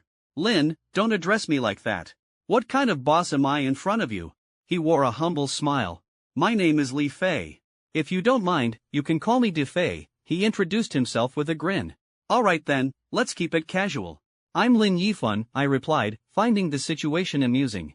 Li Fei seized the opportunity to joke, then I'll take advantage and call you Brother Yifan. To him, establishing a connection with someone of my status was like a windfall. However, Li Fei didn't realize that this notion was somewhat misguided. Although my assets now rivaled those of a nation, they were a result of a unique system, and in terms of connections in social circles, I wasn't on his level. I'm only 19. Is it really appropriate for you to call me brother? I said, half-jokingly. These days, we don't judge by age. Whoever has the ability and strength is the elder, Li Fei said nonchalantly. Besides, I'm only in my early 20s, not much older. As the sales assistant approached the boss, she softly said, "Boss, everything is ready except for the temporary license plate." The boss nodded, "Okay, I'll make a call to speed things up. In half an hour, someone will bring the temporary plate over." He paused and added, "However, the car insurance won't be effective until afternoon. If you're not in a hurry, it'd be best to wait for the insurance." I smiled slightly. "If there's anything urgent, I can use my car to take care of it." His words made him seem friendly and approachable. Despite his insistence on calling me brother, which was somewhat formal, I didn't mind. "No rush," I replied, thinking about checking out some properties in the afternoon, with no pressing matters at hand. "Are you looking at houses? What kind of property do you want to buy?" "My family is also involved in real estate," he quickly added. "Let me know if there's something you like, I can get it for you at the lowest price." Hearing this, I raised an eyebrow, reflecting on his substantial capabilities, running a luxury car dealership while also dealing in real estate. "Do you have any properties in Lujiazui?" I asked, observing his dry-mouthed reaction to my question. Who exactly is this big brother? Talking about buying a property in Shanghai's financial center right off the bat, it's almost laughable. I softly said, "Brother Yifan, you're overestimating us. The location in Lujiazui is so prime that even most developers find it challenging to get involved. Our family honestly doesn't have that clout." I continued, "However, you can tell me which development you're interested in, and I can ask a friend who has better connections in the real estate industry." Lin Yifan picked up his teacup and said casually, "The specific development doesn't matter as much as having a view of the river in the Bund." I couldn't help but gasp. Such a statement was truly astonishing. Wanting to buy a riverside property in Lujiazui, not caring about the development itself, was a bold move. Perhaps Thompson Riviera would think, "Just name me directly?" Considering his impressive balance, I had to remain calm. This was evidently the norm for someone of his elite status. "Brother Yifan, the best riverside property for sale in Lujiazui with a view is at Thompson Riviera." I hadn't finished when he interrupted. "Skip Thompson Riviera, not interested. Tell me about other options." It wasn't that I disliked Thompson Riviera properties, but, how to put it? In past life novels, nearly every household there seemed occupied. I, Lin Yifan, had grown aesthetically fatigued with such choices. This time, I was determined not to touch Thompson Riviera. The true fragrance law didn't apply to me, persuasion was futile, and only I could decide. Besides Thompson Riviera, the only place with a perfect view of the Bund is Ocean 1, someone suggested. I nodded, listening as they continued. If you're not fixated on the Bund, there are more options for river views, like Ocean Garden or Arc de Triomphe. I ignored the latter discussion and turned to Li Fei, saying, let's go with Ocean 1. See if anyone can help me secure a unit. He took out his phone and agreed. Brother Yifun, hold on. I'll ask our King Group friends if they have any resources. The King Group? Is it from YY? I asked curiously. Li Fei quickly shook his head. Yes, just friends made while playing on YY. Not all of the kings are in this one group. It's just a small group of friends who get along well personality-wise, he explained. I pondered this, realizing it was just a small circle of wealthy second-generation individuals. Li Fei hesitated, tentatively asking, Brother Yifun, would you like to join the group? He clearly wanted to bring in someone of my caliber to enhance the group's prestige, as if it would instantly connect them to a higher social circle. Yet, I understood that my world differed entirely, and I might not be interested in this. However, to his surprise, when I asked, can I join, his face lit up with excitement. Be confident, drop the can, Li Fei responded eagerly. If you can't join, then we have no place in it. Laughing, I took out my phone, thinking that since this was the case, I'd add him as a friend to see what this little circle was all about. Alright then, add me, and bring me in. Li Fei happily opened WeChat, quickly scanning my QR code, adding me to the group, and tagging everyone. At that moment, I couldn't help but feel that this path might be somewhat unusual. I opened the Phantom Collector account and saw several messages pop up in the group chat. Hey guys, guess who I just brought into the group? De Fei posted this attention-grabbing message. Lu Jiafei immediately asked, De Fei, who did you bring in? Do we know them? Goodness, De Fei is out recruiting, isn't he? I thought, amused by their banter. New brother, pop in and say hello, so we can all meet, the convenience store chimed in. Li Fei, appearing a bit nervous, hurried to interrupt them. This is the big spender from last night's Guzhen Yo-Yo livestream who spent 2,000 spaceships. Whoa, a big spender in the group, everyone line up to welcome. Welcome, Lavish Spender, to the group. Brother Lavish, please take care of us on YY, we want to hang on to your coattails and be sponsored. Seeing this, I couldn't help but grin. I hadn't expected these wealthy second-generation individuals to chat so casually and humorously in private. It was entirely different from the life I'd imagined for them. Li Fei explained beside me, Brother Yifun, their nicknames in the group are their YY usernames. I nodded, pondering this. That Lu Jiafei is the real estate friend I mentioned earlier. His family is in real estate, hence that nickname, Li Fei continued. The one called I'm proud to be a scalper, his family owns a chain of cinemas, so we always joke about him selling tickets, and that's how he got that nickname. Listening to this, I found each person had their own sense of humor. As for the one named convenience store, his family owns a chain of malls, with dozens of large malls nationwide. Li Fei's introduction gave me a deeper understanding of this group. I couldn't help but politely reply in the group chat, Good morning, everyone. I look forward to your guidance in the future. Then, I changed my group nickname to match my YY username, feeling a sense of satisfaction. De Fei, how did you meet Brother Lavish? Was it through private chat? I asked, to which Li Fei promptly responded, No, today Brother Lavish came to my store with Yo-Yo to buy a car. I recognized Yo-Yo first, and that's how I found out he was Brother Lavish. Wow, so Yo-Yo is someone Brother Lavish supports. I was surprised, recalling his 2,000 spaceship gifts last night, deciding I must support Yo-Yo when she streams again. Ha, what kind of car did Brother Lavish buy? Was it a sports car? I asked curiously. Guys, De Fei, show me Brother Lavish's new ride. As the group chat continued on this tangent, I couldn't help but mention Lu Jiafei. Hey, any good properties left at Ocean 1? I'm looking for something with a view of the Bund. De Fei, have you struck it rich? Or are you dreaming? How dare you ask about Ocean 1 properties? Exactly, if your dad knew you were asking about Ocean 1, he'd probably fly back to Shanghai overnight to deal with you. Reading these jokes, I couldn't help but smile wryly. They clearly knew my situation. Could I really afford Ocean 1? Perhaps after inheriting my father's business someday. I quickly added, it's not for me, it's Brother Lavish who's interested. That amount of money is just pocket change for him. After all, Brother Lavish still has over 100 million YY coins in his account. I subtly shared this information, hoping to convey Brother Lavish's extraordinary financial background and ensure Lu Jiafei took his request seriously. Worship the financial god. Worship the financial god. Worship the financial god. Instantly, the chat was flooded with these messages. I shook my head, amused by this group's antics. Lu Jiafei tagged me in the chat, "Brother Lavish, I have a few properties available. You can come take a look when you have time." I replied, "Alright, thanks. I'll check them out this afternoon." With that, the business matter was settled. Sitting quietly and sipping tea, Su Yoyo caught Li Fei's attention. He smiled and asked, "Miss Yoyo, is learning the guzheng difficult?" "I think girls who play the guzheng or pipa have a more graceful aura." I thought to myself, the EQ and social skills of these wealthy second-generation individuals are indeed exceptional. He managed to include Yo-Yo in the conversation, making sure she wasn't left out. "Mr. Lee, just call me Yo-Yo. I'm not some rich heiress, I can't handle such a title," she said, her voice as clear as a spring. "Guzheng is actually quite easy to learn," she continued.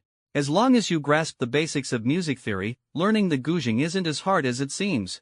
With a bit of time, you can master it." Li Fei teased, "Alright, Yo-Yo it is. Who knows, I might have to call you sister-in-law in the future." In that moment, I pondered those futures unrelated to me, as if everything was intertwined by fate. When Li Fei made that remark, I sensed he was probing the nature of my relationship with Su Yo-Yo. He wanted to understand what role I played in her life. For us young people from affluent families, women often fall into clear categories. Some are just for fun, some can be friends, and those we truly care about are irreplaceable. Once he understood my stance, Li Fei could decide how to interact with Su Yo-Yo. This made Su Yo-Yo blush, and she shyly glanced at me. Seeing that I only smiled without denying anything, her embarrassment became more apparent. She playfully scolded Li Fei, "Don't say such things. I only met Brother Yifan yesterday, we're just friends." I noticed Li Fei staring at us in surprise, likely taken aback by our matching attire and watches. My extravagant spending on Su Yo-Yo last night might have fueled his speculation. If Yo-Yo knew what Li Fei was thinking, she might have rushed to explain. After some casual conversation, the temporary license plates arrived just in time for lunch. I stood up and suggested, "Brother Yifan, since we still have over half an hour until the insurance takes effect, why not grab some lunch first?" Li Fei proposed, "There's a private kitchen nearby that I frequent. The food is quite good, want to try it?" I shook my head with a smile, "Let's skip the private kitchen. There are plenty of videos online about people getting free meals at 4S stores. It's a rare opportunity. I definitely want to experience what it's like to enjoy a meal at a Rolls-Royce dealership," I said quietly, unable to hide my excitement. Su Yo-Yo couldn't help but cover her mouth and giggle, seemingly discovering this side of me. Li Fei looked puzzled, probably not expecting such a quirky move from me. A wealthy young master opting for a dealership meal over a private kitchen was indeed unexpected. "It's just a takeout meal, but if I can enjoy such a luxurious experience, I'm more than willing to indulge." Li Fei quickly instructed the staff to order 3 work meals and led us to the dealership's employee dining area. As soon as we entered the dining room, the atmosphere shifted. The usually lively sales ladies went silent upon seeing me, the rarely sighted young boss, dining with a distinguished customer who'd just purchased a Cullinan. They whispered among themselves, clearly not wanting to disturb us. I looked around the dining room, while Li Fei beamed with pride, asking, "Brother Yifan, how do you like the dining area I set up for the employees?" I smiled slightly, thinking to myself, one word, luxurious. Employees make money for me, so spending a little to improve their environment makes them more comfortable, which helps them create more value for me. The luxury car dealer's words earned my thumbs up. You've got vision. Many bosses know that treating employees well can generate more value, yet when it comes to paying salaries or benefits, they hesitate to spend real money. Observing this scene, I couldn't help but sigh inwardly. Soon, a sales assistant brought over 3 meal boxes, handing them to Li Fei. He smiled as he gave one to me and one to Su Yo-Yo. "Brother Yifan, try our work meal. Although it's just a regular meal, we order it from a specific restaurant, using genuine ingredients." I lifted the lid of the meal box, revealing 3 dishes, 2 meat and 1 vegetable, plus a serving of soup. The corn and pork rib soup had only 2 pieces of corn and 2 ribs, but the aroma was enticing, suggesting it had been carefully simmered, far superior to typical fast food fare. The 2 meat dishes were beard duck and braised hairtail, accompanied by a bean sprout salad. I sampled each, finding the flavors delightful. It seemed Li Fei was right about the restaurant's dedication to quality. He likely spent extra for such a sumptuous meal. As we ate, Li Fei and I chatted casually, and Su Yo-Yo wasn't left out, occasionally laughing softly, covering her mouth in amusement at our conversation.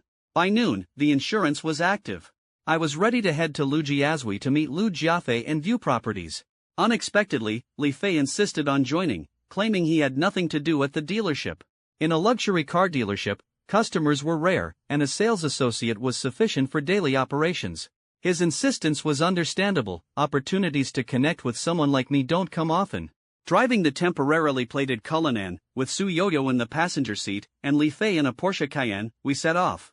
I was momentarily stunned when I saw him driving a Cayenne from the garage. A Rolls-Royce dealership owner in a Porsche? It seemed counterintuitive, potentially confusing customers seeing him in a non-Rolls vehicle. Li Fei explained that the dealership had specific cars for client meetings, but the Cayenne was his personal vehicle. For client receptions, he used the Rolls-Royce fleet. I could only smile wryly, realizing perhaps it wasn't as contradictory as it seemed. On the way to view properties, I relished driving the Cullinan. Its elegant interior and unparalleled driving experience felt akin to holding a lover. A gentle press on the accelerator unleashed the 6.7L engine's thrilling power, earning my silent approval. Soon, our cars were parked at Ocean One. Just then, a young man near a Maserati approached us. He greeted Li Fei, "De Fei, where's Brother Lavish?" I stepped out alongside Li Fei, who promptly introduced us. "Brother Yifan, this is Lu Jiafei from the group, real name Lu Xing." "Xing, this is Brother Lavish from YY, Ling Yifan." Lu Xing smiled warmly, extending his hand in respect. I shook his hand, responding with a smile. "Xing, don't listen to Fei's exaggerations. Just call me Yifan." In this world where appearances matter, Li Fei was generous in boosting my image. I knew not to let it get to my head, as I was aware of my own circumstances. Compared to me, Li Fei's wealth was modest. Yet, without his connections, I'd likely be struggling to find an agent in the sales hall today. I urgently needed to expand my network, and these second-generation entrepreneurs were perfect allies. Li Fei, devoid of typical wealthy heir's vices, was certainly worth befriending. "Brother Yifan, let's skip the formalities. Just let me know if you need anything," Li Fei said casually. He didn't forget Su Yo-Yo, who had been quietly observing. He introduced her to Lu Xing. "Xing, this is Brother Yifan's companion, Su Yo-Yo, the one who inspired last night's million-yuan splurge." Despite knowing she was just a small-time streamer, Lu Xing treated her with respect, given her association with Ling Yifan. He shook her hand gently, smiling. "Yo-Yo, you're as beautiful as on camera. I'll be sure to support your next stream." I chimed in, "Absolutely, I'll be there too." Understanding why these affluent young men were eager to support her, Su Yo-Yo nodded. "Thank you both so much. But when you visit my stream, just enjoy it, no need for gifts." "Supporting without gifts doesn't count as real support," Lu Xing laughed. Li Fei added, "Exactly, Yo-Yo, don't be shy. Learn to accept it. I'll introduce you to Lemon, a fellow streamer on your platform." I asked, somewhat uncertain, "Is that the Lemon who's currently the hottest on YY?" Lu Xing answered first, "Yes, that's the one. She's one of Fei's protégés, so get to know her." Teasing Li Fei, Lu Xing continued, "Aren't you going to introduce your protégé to Yo-Yo?" Li Fei retorted, "Oh, and you're not going to introduce Ling Mengza to Yo-Yo?" I nodded, recognizing the name Ling Mengza as another prominent YY streamer. Could it be that these top-tier streamers all had wealthy backers? Meeting Brother Yifan connected me to two affluent supporters in no time. With such financial backing, fame seemed inevitable. Last night's 2,000 spaceship gifts had already put me on the YY map. Was Li Fei suggesting I get accustomed to receiving tens of thousands in gifts effortlessly? Connecting with top streamers could propel me to the platform's pinnacle. Yet, amidst these thoughts, Su Yo-Yo's mind was still a whirlwind. Fortunately, as the conversation shifted to business, no one noticed her inner turmoil. "Brother Yifan, what size apartment are you looking for?" "Any specific requirements?" she asked. I considered briefly and replied, "High-rise, preferably a duplex. If not, something spacious will do." Lu Xing interjected, "You're in luck, Brother Yifan. The King Duplex in Building 2 of Ocean 1 is up for auction today." "The auction is at 3 p.m., so we can head in soon." Lu Xing's excitement was palpable. "Whoa, Building 2? Li Fei exclaimed. "It's the best located and most expensive building in Ocean 1. Current prices are around 160-170K per square meter, Lu Xing explained, showcasing his expertise in real estate and Shanghai's market. For lower floors, it's about 160-170K per square meter, he continued. But for higher floors, the price is even steeper. Mid-level units have reached 170-180K, and high floors have surpassed 190K. 19K per square meter for a standard high floor? The King unit must be astronomical." Li Fei, despite his wealth, was taken aback by the prices. The duplex King unit in Building 2, with a built area of 752 square meters, is sold as a whole, not per square meter, Lu Xing clarified, unfazed by Li Fei's shock. I couldn't help but ask, "What's the starting bid?" According to internal information, the starting bid is 160 million, Lu Xing replied. Li Fei rolled his eyes, half joking, so, selling my entire 4S dealership might just cover one apartment?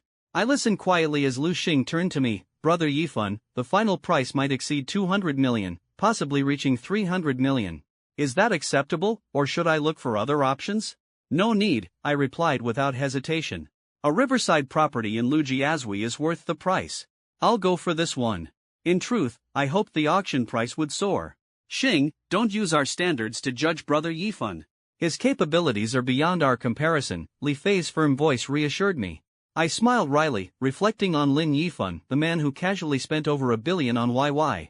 His background was indeed extraordinary. For someone who tossed around money on entertainment platforms, a 2 or 3 billion property was trivial. His family wealth was truly unfathomable, beyond imagination. In my view, having assets worth $1 billion isn't particularly rare, but having $1 billion in cash flow is a completely different matter. I speculated on his financial limits but didn't dare to think too much. It's not that we couldn't muster up that kind of money, but as Li Fei mentioned, releasing $1 billion in cash might require him to sell off his entire 4S dealership. Let's head to the auction then, I suggested. The auction is at the Shangri-La Hotel. We can all ride together. Alright, let's take my car, Lin Yifan nodded, turning towards the vehicle. The Cullinan drove us to the nearby Shangri-La Hotel, where we took the elevator straight to the auction hall. Thanks to Lu Xing leading the way, we encountered no resistance from the reception as we entered the hall. It's worth noting that someone like Lin Yifan, unfamiliar to the hosts, would typically need to verify their assets to enter an auction like this. This auction was exclusively for Ocean One, without any other items on offer. The hall was simply arranged, with seating and the auction stage set up at the far end. Near the entrance, several buffet tables were set up for early arrivals to socialize and relax. There were still 40 minutes before the auction was set to begin. The hall buzzed with business elites and wealthy heirs, each accompanied by a female companion. Waitstaff moved through the crowd, serving guests amid the clinking of glasses and lively chatter. Following Lu Xing and his friends, I grabbed a glass of red wine and found a relatively quiet spot to await the auction. Lu Xing, holding his wineglass, sipped and turned to me, saying, "Brother Yifan, don't be fooled by the hustle and bustle here. Very few will actually bid." I was puzzled. Then why are the others here? Just to join the fun? Sensing my confusion, Li Fei chuckled and explained, "Brother Yifan, you're right. Most people are just here for the spectacle." He continued, "Like me and Lu Xing, we're just here to accompany you and see how high the king's unit will go." Lu Xing nodded in agreement, adding, "Some are here to network and meet influential figures." Observing the elegantly dressed women, I pondered the hidden motives beneath the surface glamour. Aside from a few genuine socialites and heiresses, most are ordinary girls hoping to snag a wealthy husband. I raised an eyebrow, asking, "How do they get in?" "They do," someone nearby replied with a hint of resignation. "It's common at these events. Many elites and heirs look for flings here, and these girls seize the opportunity. It's a mutual understanding. So the organizers know they lack the background but don't stop them?" I thought, realizing this world had opened my eyes. Just then, a mocking voice came from behind. "Oh, if it isn't Li Fei, the young master himself." "What, struck it rich lately? Here for the Ocean One King's unit? Sold your 4S store?" Li Fei's face darkened instantly, turning to retort coldly, "Chen Haijun, your ghost really lingers, showing up everywhere." "Ha, that's because I qualify for every event you're at, and even those you can't attend. How does that feel?" As Li Fei spoke, I noticed his veins pulsing, clearly enraged. I gently nudged Lu Xing beside me, raising an eyebrow, asking quietly, "What's going on?" Lu Xing snapped out of it and patiently explained the history between the two, that Chen Haijun's family is also in real estate. They started in the south and gradually moved into the northeast market. I nodded, contemplating this history. Li Fei's family, though primarily luxury cars, also ventured into real estate a few years ago, coincidentally targeting the northeast market. I understood that competition was inevitable. Both families soon clashed, both eyeing a prime piece of land, becoming rivals. Lu Xing continued, though Chen Haijun's family is wealthier and more established in real estate, he underestimated Li Fei, who was new to the field. I recalled that time, knowing prejudice can be fatal. Unexpectedly, because of Chen's underestimation, Li Fei, having done his homework, secured the land that was seemingly Chen's for the taking. This land allowed Li Fei to establish a foothold in the northeast market, driving Chen Haijun mad. I marveled at the strategies and calculations hidden behind this rivalry. Since then, the two have been at odds. Chen Haijun often targeted Li Fei, not only in real estate but also clashing whenever they met. Given the disparity in power, Li Fei often found himself at a disadvantage. I curiously asked, "Can't you and Li Fei together take him on?" Lu Xing smiled wryly. "My family's base in Shanghai is moderate, about the same as Li Fei's. If we teamed up, we could challenge Chen Haijun, but it would make Li Fei's situation tougher." "How so?" I pressed. Lu Xing explained, "If we pressured Chen Haijun, he'd rally his circle, which is a tier above ours, putting more strain on Li Fei. So we let them fight it out, with us just losing a bit of face. Though face is crucial for people like us, when you're not as strong, you have to endure." His calm words conveyed a sense of resignation, sparking a theory in my mind. Li Fei's eagerness to connect with me was likely to seek my support. I nodded, finally grasping the situation. Seeing Li Fei faltering in the verbal exchange, I couldn't help but step forward, smiling. "This must be young Master Chen? Also here for the Ocean One King's unit?" As I asked, the mocking Chen Haijun glanced at me, a smug smile on his face. "And if I am? Who are you? Li Fei's lackey?" I remained unfazed, smiling calmly. "You can consider me Li Fei's brother." At that moment, Li Fei exclaimed joyfully, "Brother Yifan," causing Chen Haijun to frown. He had assumed I was just a young follower, but Li Fei's intimate address indicated otherwise. The implication was clear to Chen Haijun. For Li Fei to call me brother in such a setting meant I was no ordinary person, likely more powerful than Li Fei. In the circle of wealthy heirs, face was paramount. Without strength, Li Fei wouldn't be so bold. Chen Haijun eyed me, slightly adjusting his demeanor, asking, "So, you're stepping up for Li Fei?" I shook my head, smiling lightly. "Trading verbal jabs is pointless, young Master Chen. Since you're here for the Ocean One King's unit, let's prove ourselves at the auction, shall we?" Chen Haijun's expression changed slightly, clearly irritated by Li Fei's provocation. He clenched his fists, seemingly calculating his next move.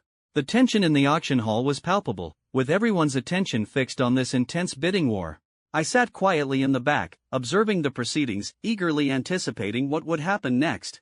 Although I wasn't planning to bid personally, the main players in this drama were undoubtedly Li Fei and me. Chen Haijun didn't keep us waiting long. With a sarcastic tone, he declared, 280 million. His voice echoed through the hall, signaling his unwillingness to back down. I gently patted Li Fei's shoulder, signaling him to proceed. Li Fei understood and, with a hint of mockery, called out, 300 million. The auctioneer, momentarily taken aback by the rapid escalation, quickly regained composure and announced loudly, "Bid of 300 million from number 28. The room buzzed with astonishment. This figure had exceeded most attendees' expectations. People murmured among themselves, casting curious glances our way, as if trying to discern our resources. Chen Haijun's expression darkened further. He hadn't anticipated we would so effortlessly drive the price to such heights. He glared at me, clearly contemplating whether to continue. I knew this was the moment to test his limits. Slightly nodding, I signaled Li Fei to push the bid further. Li Fei stood confidently once more, his voice clear and assertive, 320 million. Chen Haijun, unable to restrain himself, rose abruptly and coldly announced, 350 million. His gaze was tinged with frustration, clearly unnerved by our relentless strategy. The auctioneer surveyed the room, ready to start the countdown, as I silently counted down myself, observing the wavering in Chen Haijun's demeanor. At the last moment, Li Fei raised his hand again, confidently calling out, 400 million. The auction hall fell silent. Everyone held their breath, awaiting Chen Haijun's response. His hand trembled slightly, revealing the inner turmoil he was experiencing. Ultimately, Chen Haijun took a deep breath and sat down heavily, deciding not to continue. Seeing no further bids, the auctioneer struck the gavel and announced, "Sold. Congratulations to bidder number 28 for acquiring the Ocean One Building 2 King unit for 400 million. With this declaration, the hall erupted in applause. I turned to Li Fei with a smile, and he wore an expression of exhilaration, having seemingly forgotten the earlier tension. This auction not only put me in the spotlight but also allowed Li Fei to stand tall in front of everyone. Although the price far exceeded expectations, seeing Chen Haijun's defeated look brought me a sense of satisfaction. After the auction, Li Fei and I left the hall to a chorus of congratulations, already planning how best to leverage this investment. The impact of this auction was clearly just beginning. Being publicly mocked by Li Fei in front of everyone, Chen Haijun's expression turned grim as he angrily declared, 300 million. Li Fei, didn't you say I was being petty? Let's see if you can keep up. The crowd erupted in astonishment, and I too was taken aback. Who would have thought Chen Haijun would raise the bid by 50 million at once? It was clear now, this was a battle between two wealthy heirs, and it was jaw-dropping. I glanced around, noticing familiar faces displaying expressions of surprise. They were well aware of the family backgrounds of these two young men and couldn't help but wonder what had driven them to such reckless spending at an auction. Li Fei, unfazed, let out a cold laugh and shouted back, 350 million. My heart sank a bit, while Chen Haijun's face grew even darker. His family had planned to secure this penthouse to curry favor with a certain influential figure, hoping to further their ambitions. However, he hadn't anticipated Li Fei pushing the price so high. I glanced at the composed face next to Li Fei, my brother, Lin Yifan. I understood that Li Fei wasn't bidding with his own wealth but was calling out prices on my behalf. Outsiders might not know, but Chen Haijun was well aware. This had become a contest of wealth between me and Chen Haijun. Initially, I knew nothing of his background, and he showed no intention of backing down. Just as I prepared to respond, Chen Haijun suddenly shouted, 450 million. The entire hall was stunned, and even I felt a resonating shock.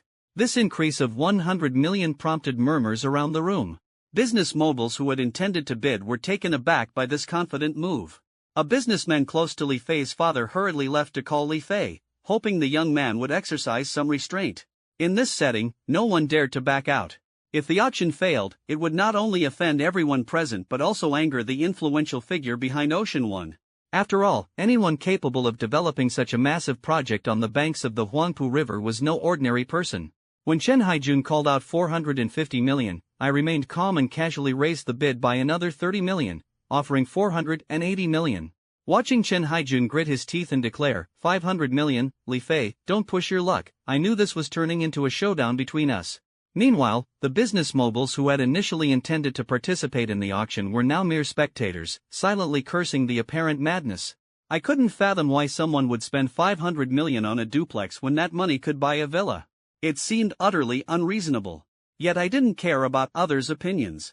Seeing Chen Haijun in such a predicament felt as satisfying as eating ice cream on a scorching day. His visible frustration told me he was nearing his limit. So, with a mocking smile, I added another 10 million, 510 million. This statement seemed to seal his retreat. What, Chen? Giving up so soon? A man shouldn't give up so easily. I'm only going up to 510 million. If you wish to add another 10 million, the property might be yours, I taunted, feeling a sense of triumph inside. Hearing my words, Chen Haijun was nearly beside himself with rage. He hadn't expected someone he once looked down on to retaliate like this. Furious, he shouted, Li Fei, I demand a proof of funds for your bid.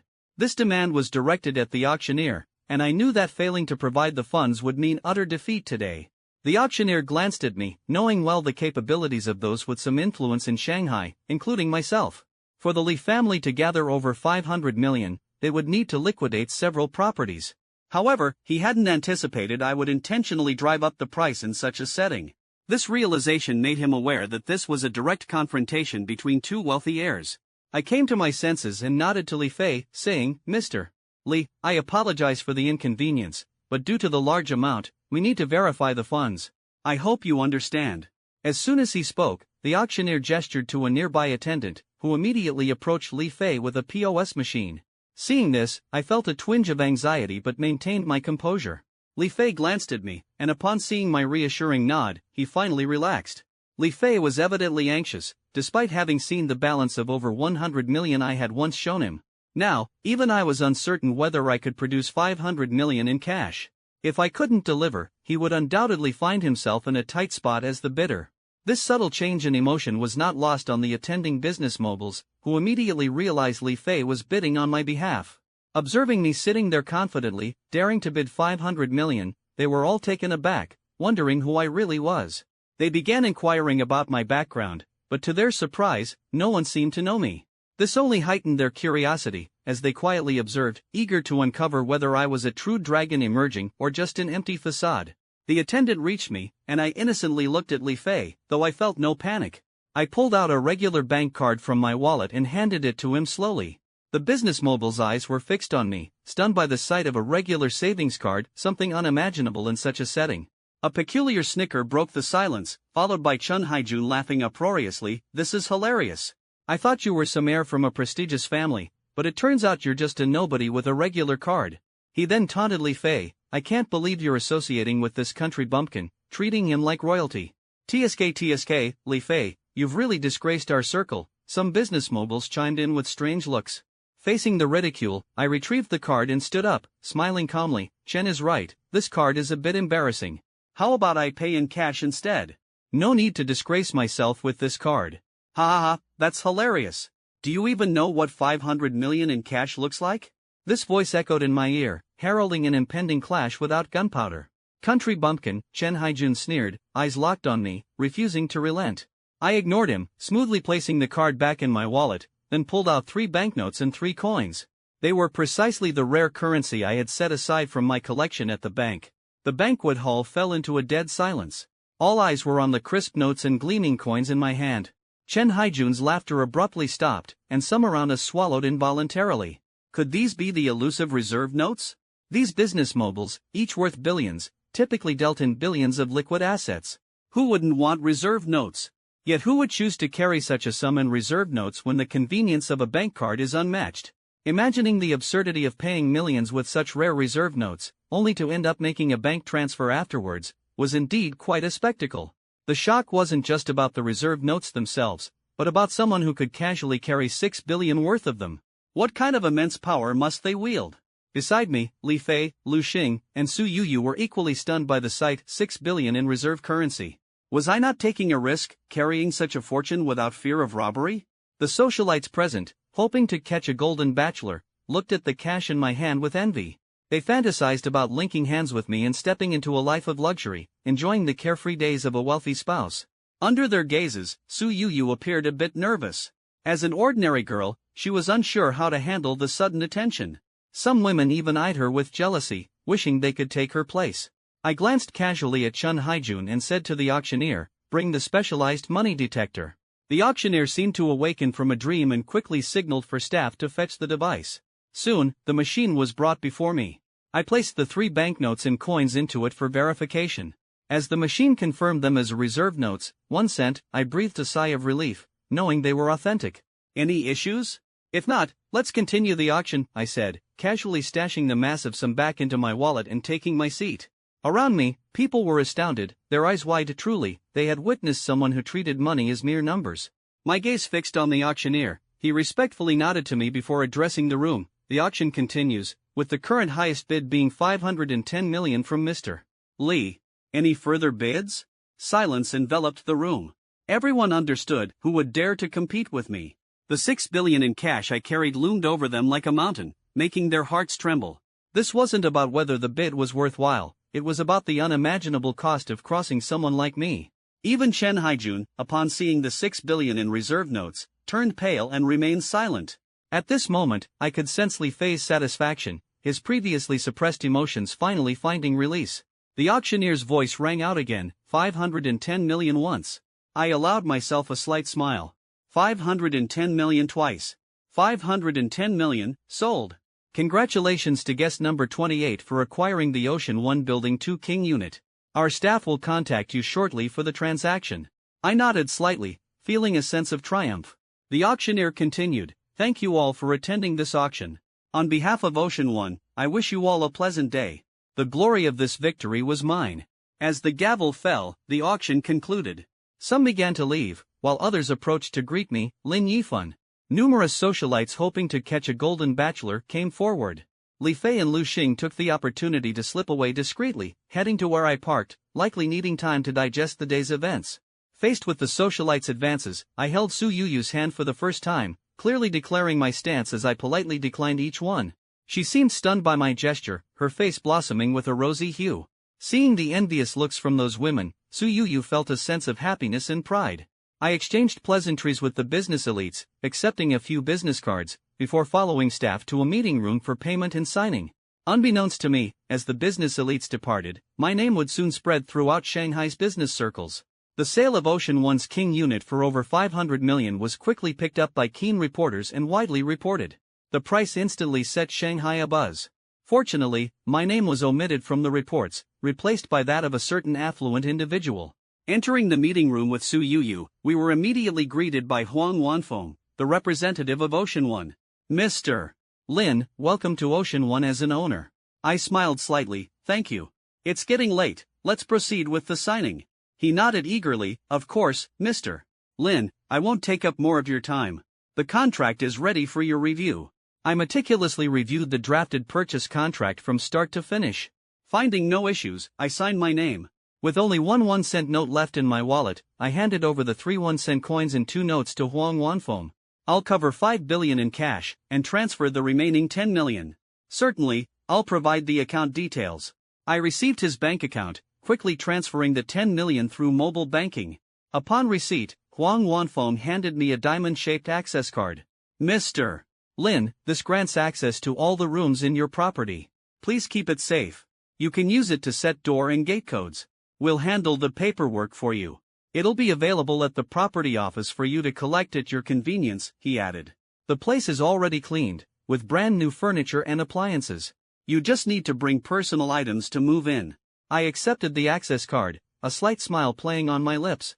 Thank you for your help. Not at all, it's our duty, Huang Wanfeng replied with a warm smile. Mr. Lin, it's dinner time. I'd like to invite you for a meal, a welcoming gesture from Ocean One. Thank you, Manager Huang, but my friends are waiting. Next time, it's on me. He nodded. Whenever you're free, Mr. Lin. I won't keep you. Exiting the meeting room, Su Yuyu and I quickly headed to the parking lot where Li Fei and Lu Xing waited by the Cullinan. Yifan, I can't thank you enough for today.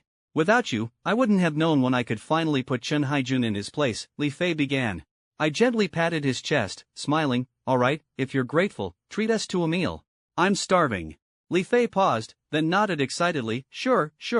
I know a traditional private kitchen nearby, said to be passed down from royal chefs. Let's go there. I chuckled. Are you obsessed with private kitchens? Earlier at your shop, you mentioned taking me to one nearby. Now here at Lujiazui, it's the same.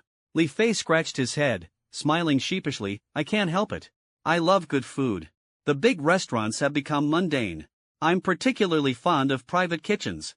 All right, let's go then, I said, feeling a sense of anticipation for the visit. Following Li Fei, we returned to the Ocean One parking lot, each getting into our cars. Li Fei led the way to the private kitchen he mentioned. As our conversation deepened, my interest in Li Fei and Lu Xing grew, and our bond strengthened without us realizing it. At the dining table in the private kitchen, we toasted and laughed, the atmosphere growing livelier. Even Su Yuyu was drawn in, with Li Fei ordering her a bottle of Petrus wine. We talked about everything under the sun, the differences in age and personality melting away, our friendship quickly deepening. After a satisfying meal, we decided to call for drivers. As 3 chauffeur cars awaited outside the private kitchen, I stepped out with a smile. Seeing the 3 luxury cars, the drivers seemed unfazed. In Shanghai, it's not unusual for luxury car owners to call for drivers. They expertly handled the vehicles, yet with added caution. Li Fei and Lu Xing's cars departed one after the other, leaving me feeling a rare sense of contentment and anticipation. The prospect of future interactions seemed as bright and beautiful as the starry night sky. I sat in the back of the Cullinan with Su Yuyu beside me. Although she had drunk half a bottle of wine, she didn't seem intoxicated, yet there was a hint of nervousness and unease on her face, making me want to laugh. After all, when I bought clothes by the roadside, I had been straightforward about my feelings for her. Now, in the wine-scented car, she must be wondering what I planned next. If I were to take her to a hotel, what would she do? Her mind was a jumble, as if awaiting a final verdict. But as I pondered, I spoke. Yuyu, send your home address to the driver. Oh, okay. She hurriedly informed the driver, and the car smoothly set off. Inside, the atmosphere felt a bit heavy. I rubbed my brow, feeling a bit dizzy from the half bottle of liquor. Suddenly feeling tired, I leaned toward her. Mind if I borrow your shoulder? I'll rest for a bit. Wake me when we get to your place. My head gently rested on her fragrant shoulder, the subtle scent of her hair enveloping me. Closing my eyes, I quickly drifted into a nap. Su Yuyu froze, her body stiff with surprise, her mind blank. Yet, as I sensed her body gradually relax, I wondered if she, too, was contemplating the possibility of me going to her home. Her heartbeat quickened, a blush creeping across her cheeks as her mind conjured images of what might unfold. It seemed we were both painting a picture of this strange journey in our minds. I peered at Lin Yifan, who was asleep on my shoulder, feeling a warm sensation in my heart. My gaze then drifted to the nightscape outside the car window, thoughts as fleeting as smoke. Ever since I was young, my looks had attracted many admirers. Throughout school and into work, I'd only had one relationship, back in my freshman year of college. My first love was a boy skilled in guitar, charming in his own right. To our classmates, we were a well-matched couple. During that relationship, intimacy was inevitable. Yet, young and conservative as I was, I had my limits. Hand-holding, kissing, and even physical touches were fine, but I was adamant my first time would be saved for my wedding night. Despite his attempts, I firmly rejected my first boyfriend's advances. Eventually, his patience ran thin, and he angrily broke up with me, accusing me of not loving him. His words left me in tears, heartbroken. I couldn't comprehend why, if he truly loved me, he wouldn't wait for that sacred moment. As I entered the working world, my perspective matured, and I gained new insights into that breakup. Yet, I never regretted that relationship.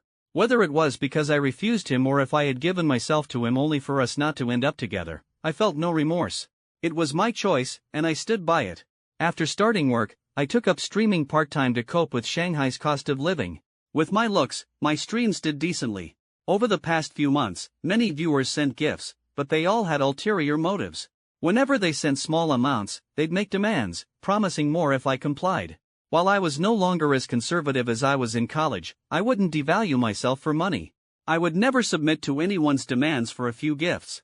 Consequently, people came and went in my stream, none sticking around.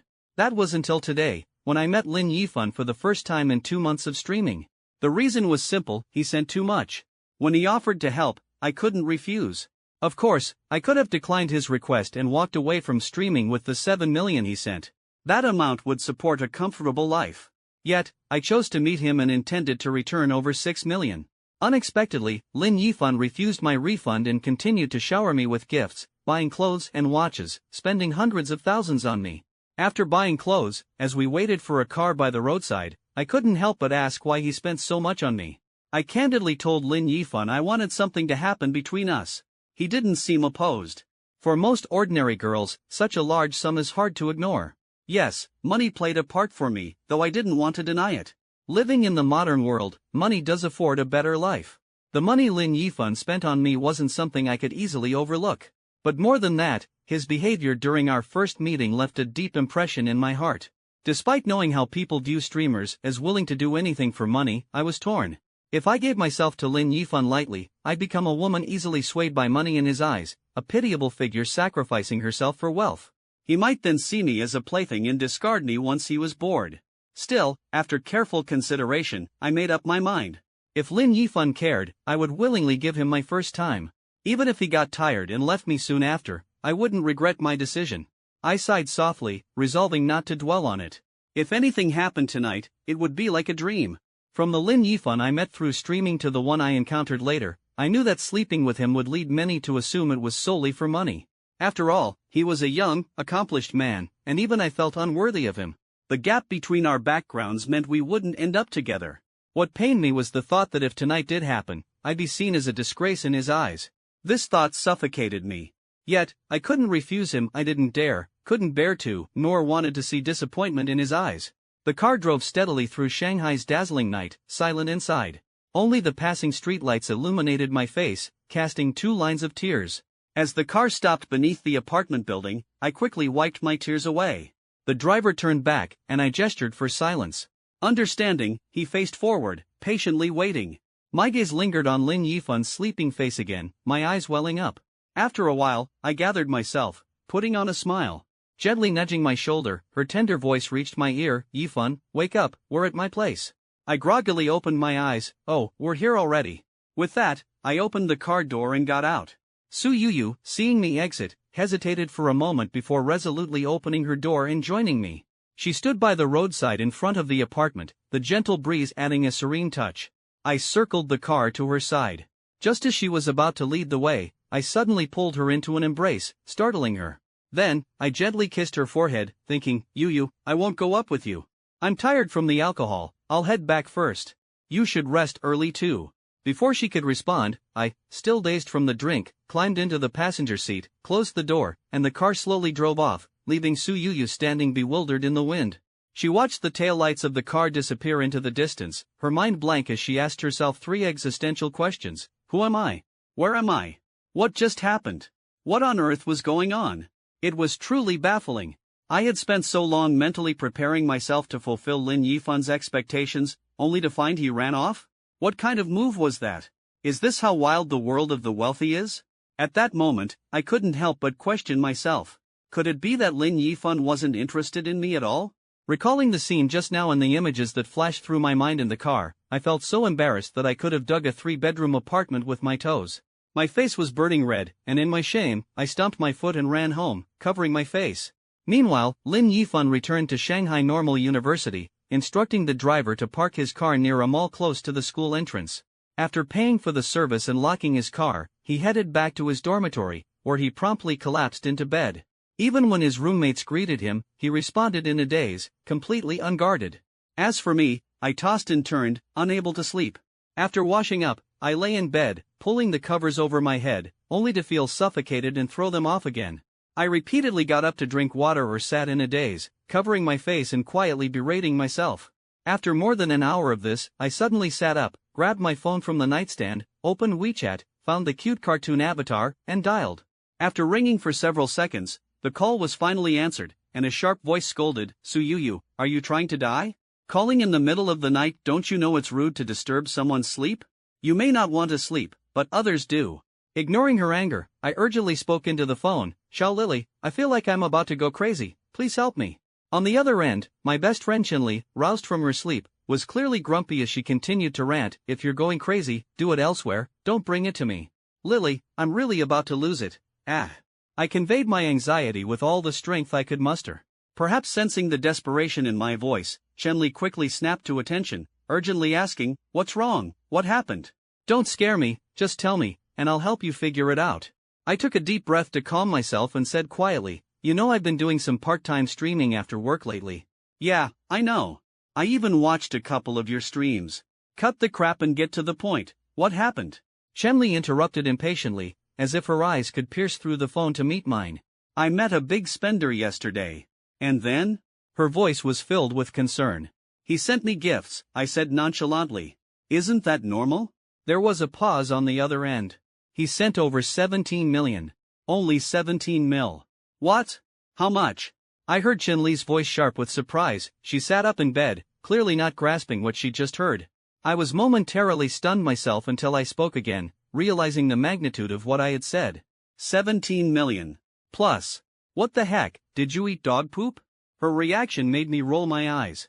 "No, it's called stepping in good luck," I retorted. "Same difference. But seriously, 17 million?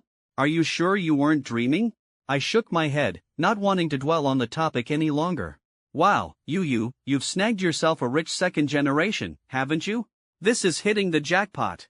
How much of that can you actually keep?" As she spoke, I quickly did the math in my head, my emotions swirling. Suddenly, I couldn't help but exclaim, "Oh my god, over 7 million? Damn, you became a millionaire overnight? If only I had known streaming was this lucrative, I would have tried it too. Maybe there's still time, I'm ordering streaming equipment right now. Wow, I'm best friends with a millionaire, haha, this is amazing." I could see Chenli being driven a bit crazy by the sudden windfall.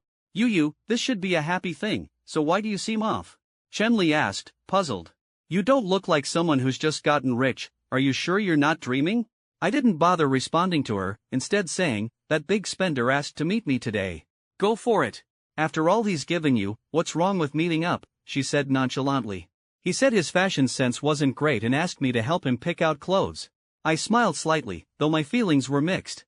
"What, he gave you 17 million just to help him shop for clothes?" Chenli's disbelief made me chuckle.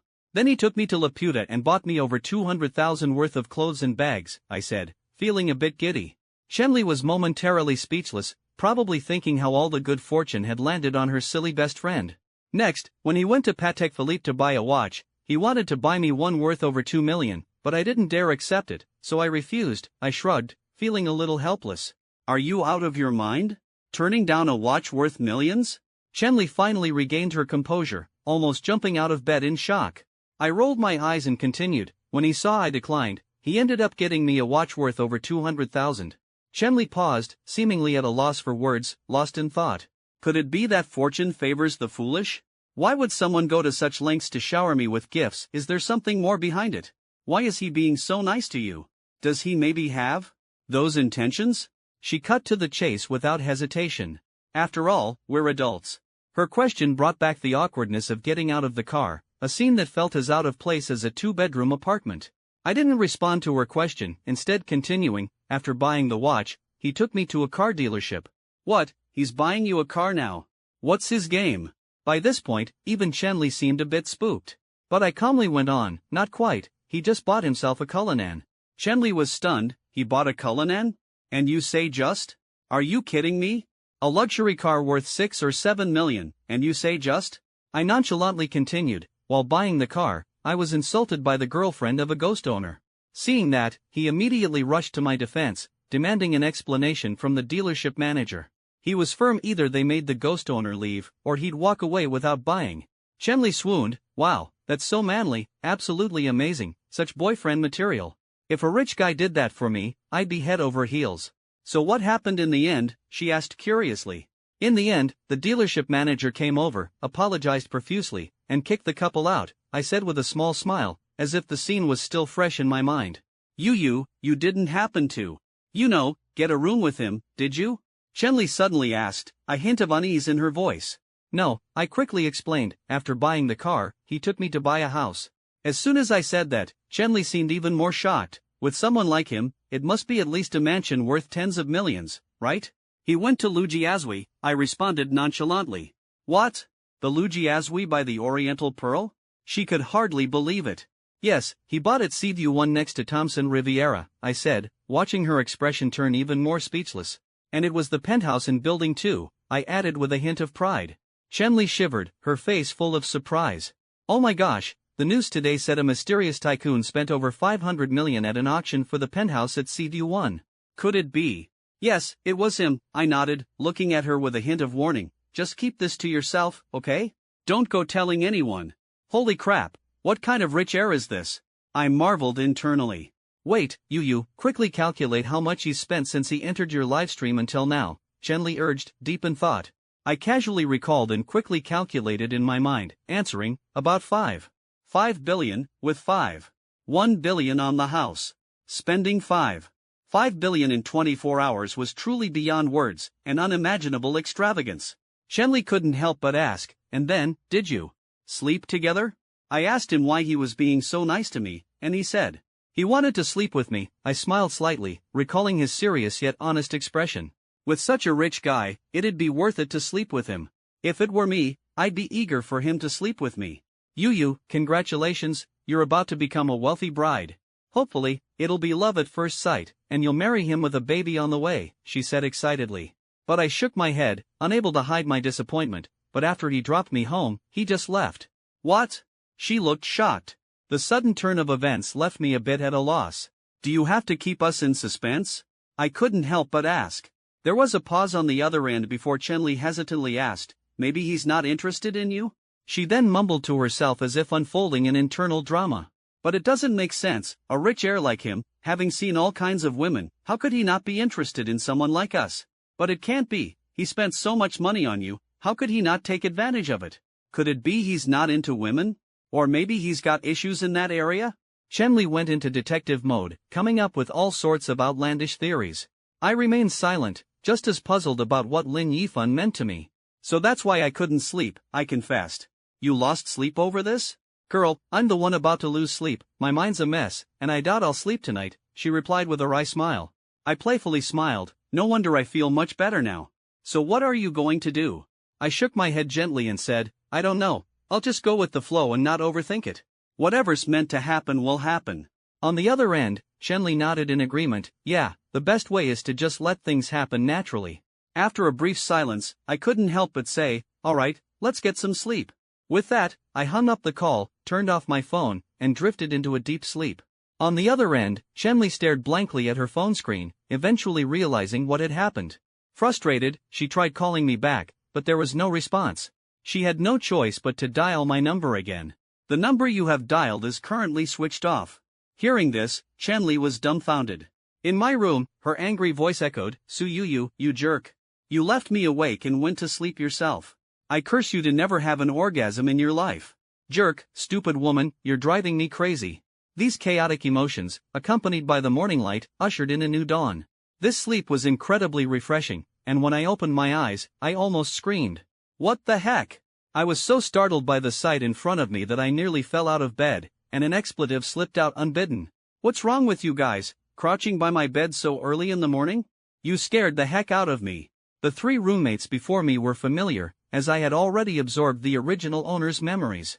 To the left, the one with black-rimmed glasses and a thin frame was Situan. He was the second in the dorm order, the so-called academic genius, whose entrance score was much higher than mine. In the middle, the young man in designer clothes, exuding a rebellious air, was Xiao Hongwei, whose family had modest business assets. He repeated his senior year and became the dorm leader. To the right, Du Jin wore a mischievous grin. He was the youngest, ranking fourth. The four of us had very different personalities but shared a deep bond. Xiao Hongwei, due to his affluent background, was never stingy with his roommates, often spending lavishly, with an endless interest in flirting. Whenever he saw a pretty senior or junior, he couldn't help but flirt, a typical playboy. This lifestyle seemed to gradually draw me into their world. In front of outsiders, the second Situan was always quiet, but in our dorm, his mischievous side was evident. He excelled academically, always lending a hand if any of us struggled with studies. The fourth, Du Jin, was a jokester, extremely cheerful, and a game enthusiast.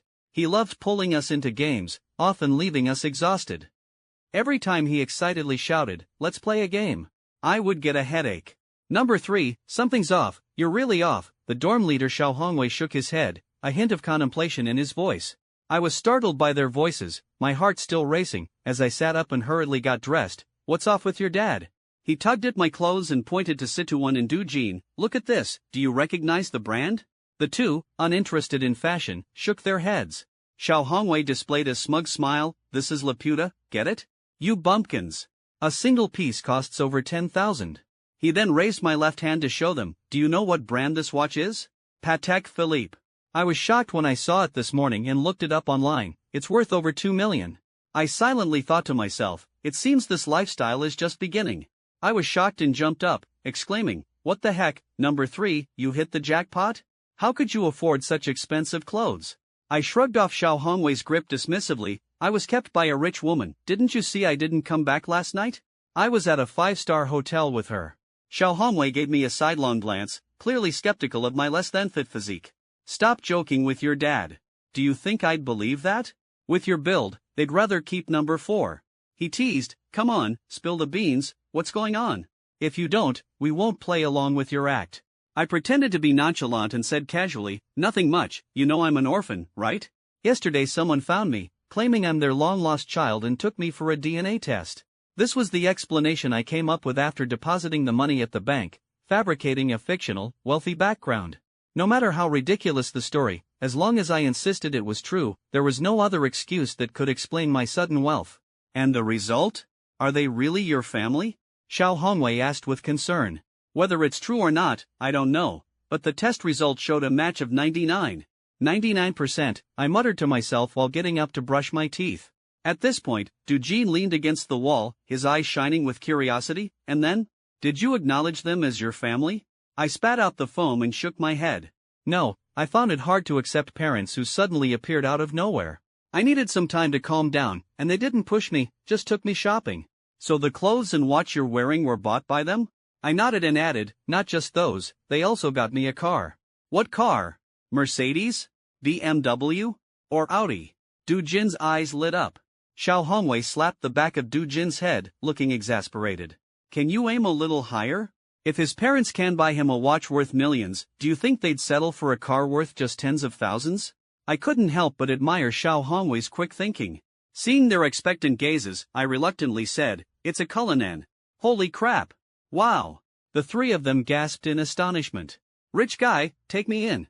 I don't ask for much, just let me borrow the luxury car for a couple of days to impress some girls, I thought, a bit excited at the prospect of driving such a flashy car. Situan, who had been silent all along, suddenly spoke up, wearing a constipated expression as if deep in thought. If number 3's ex-girlfriend knew he was this rich, she'd probably regret it like crazy. Xiao Hongwei and I were taken aback, exchanging glances as if communicating silently. This guy, high IQ but low EQ, always saying things that leave you speechless. Why bring up the ex-girlfriend out of nowhere? Truly baffling.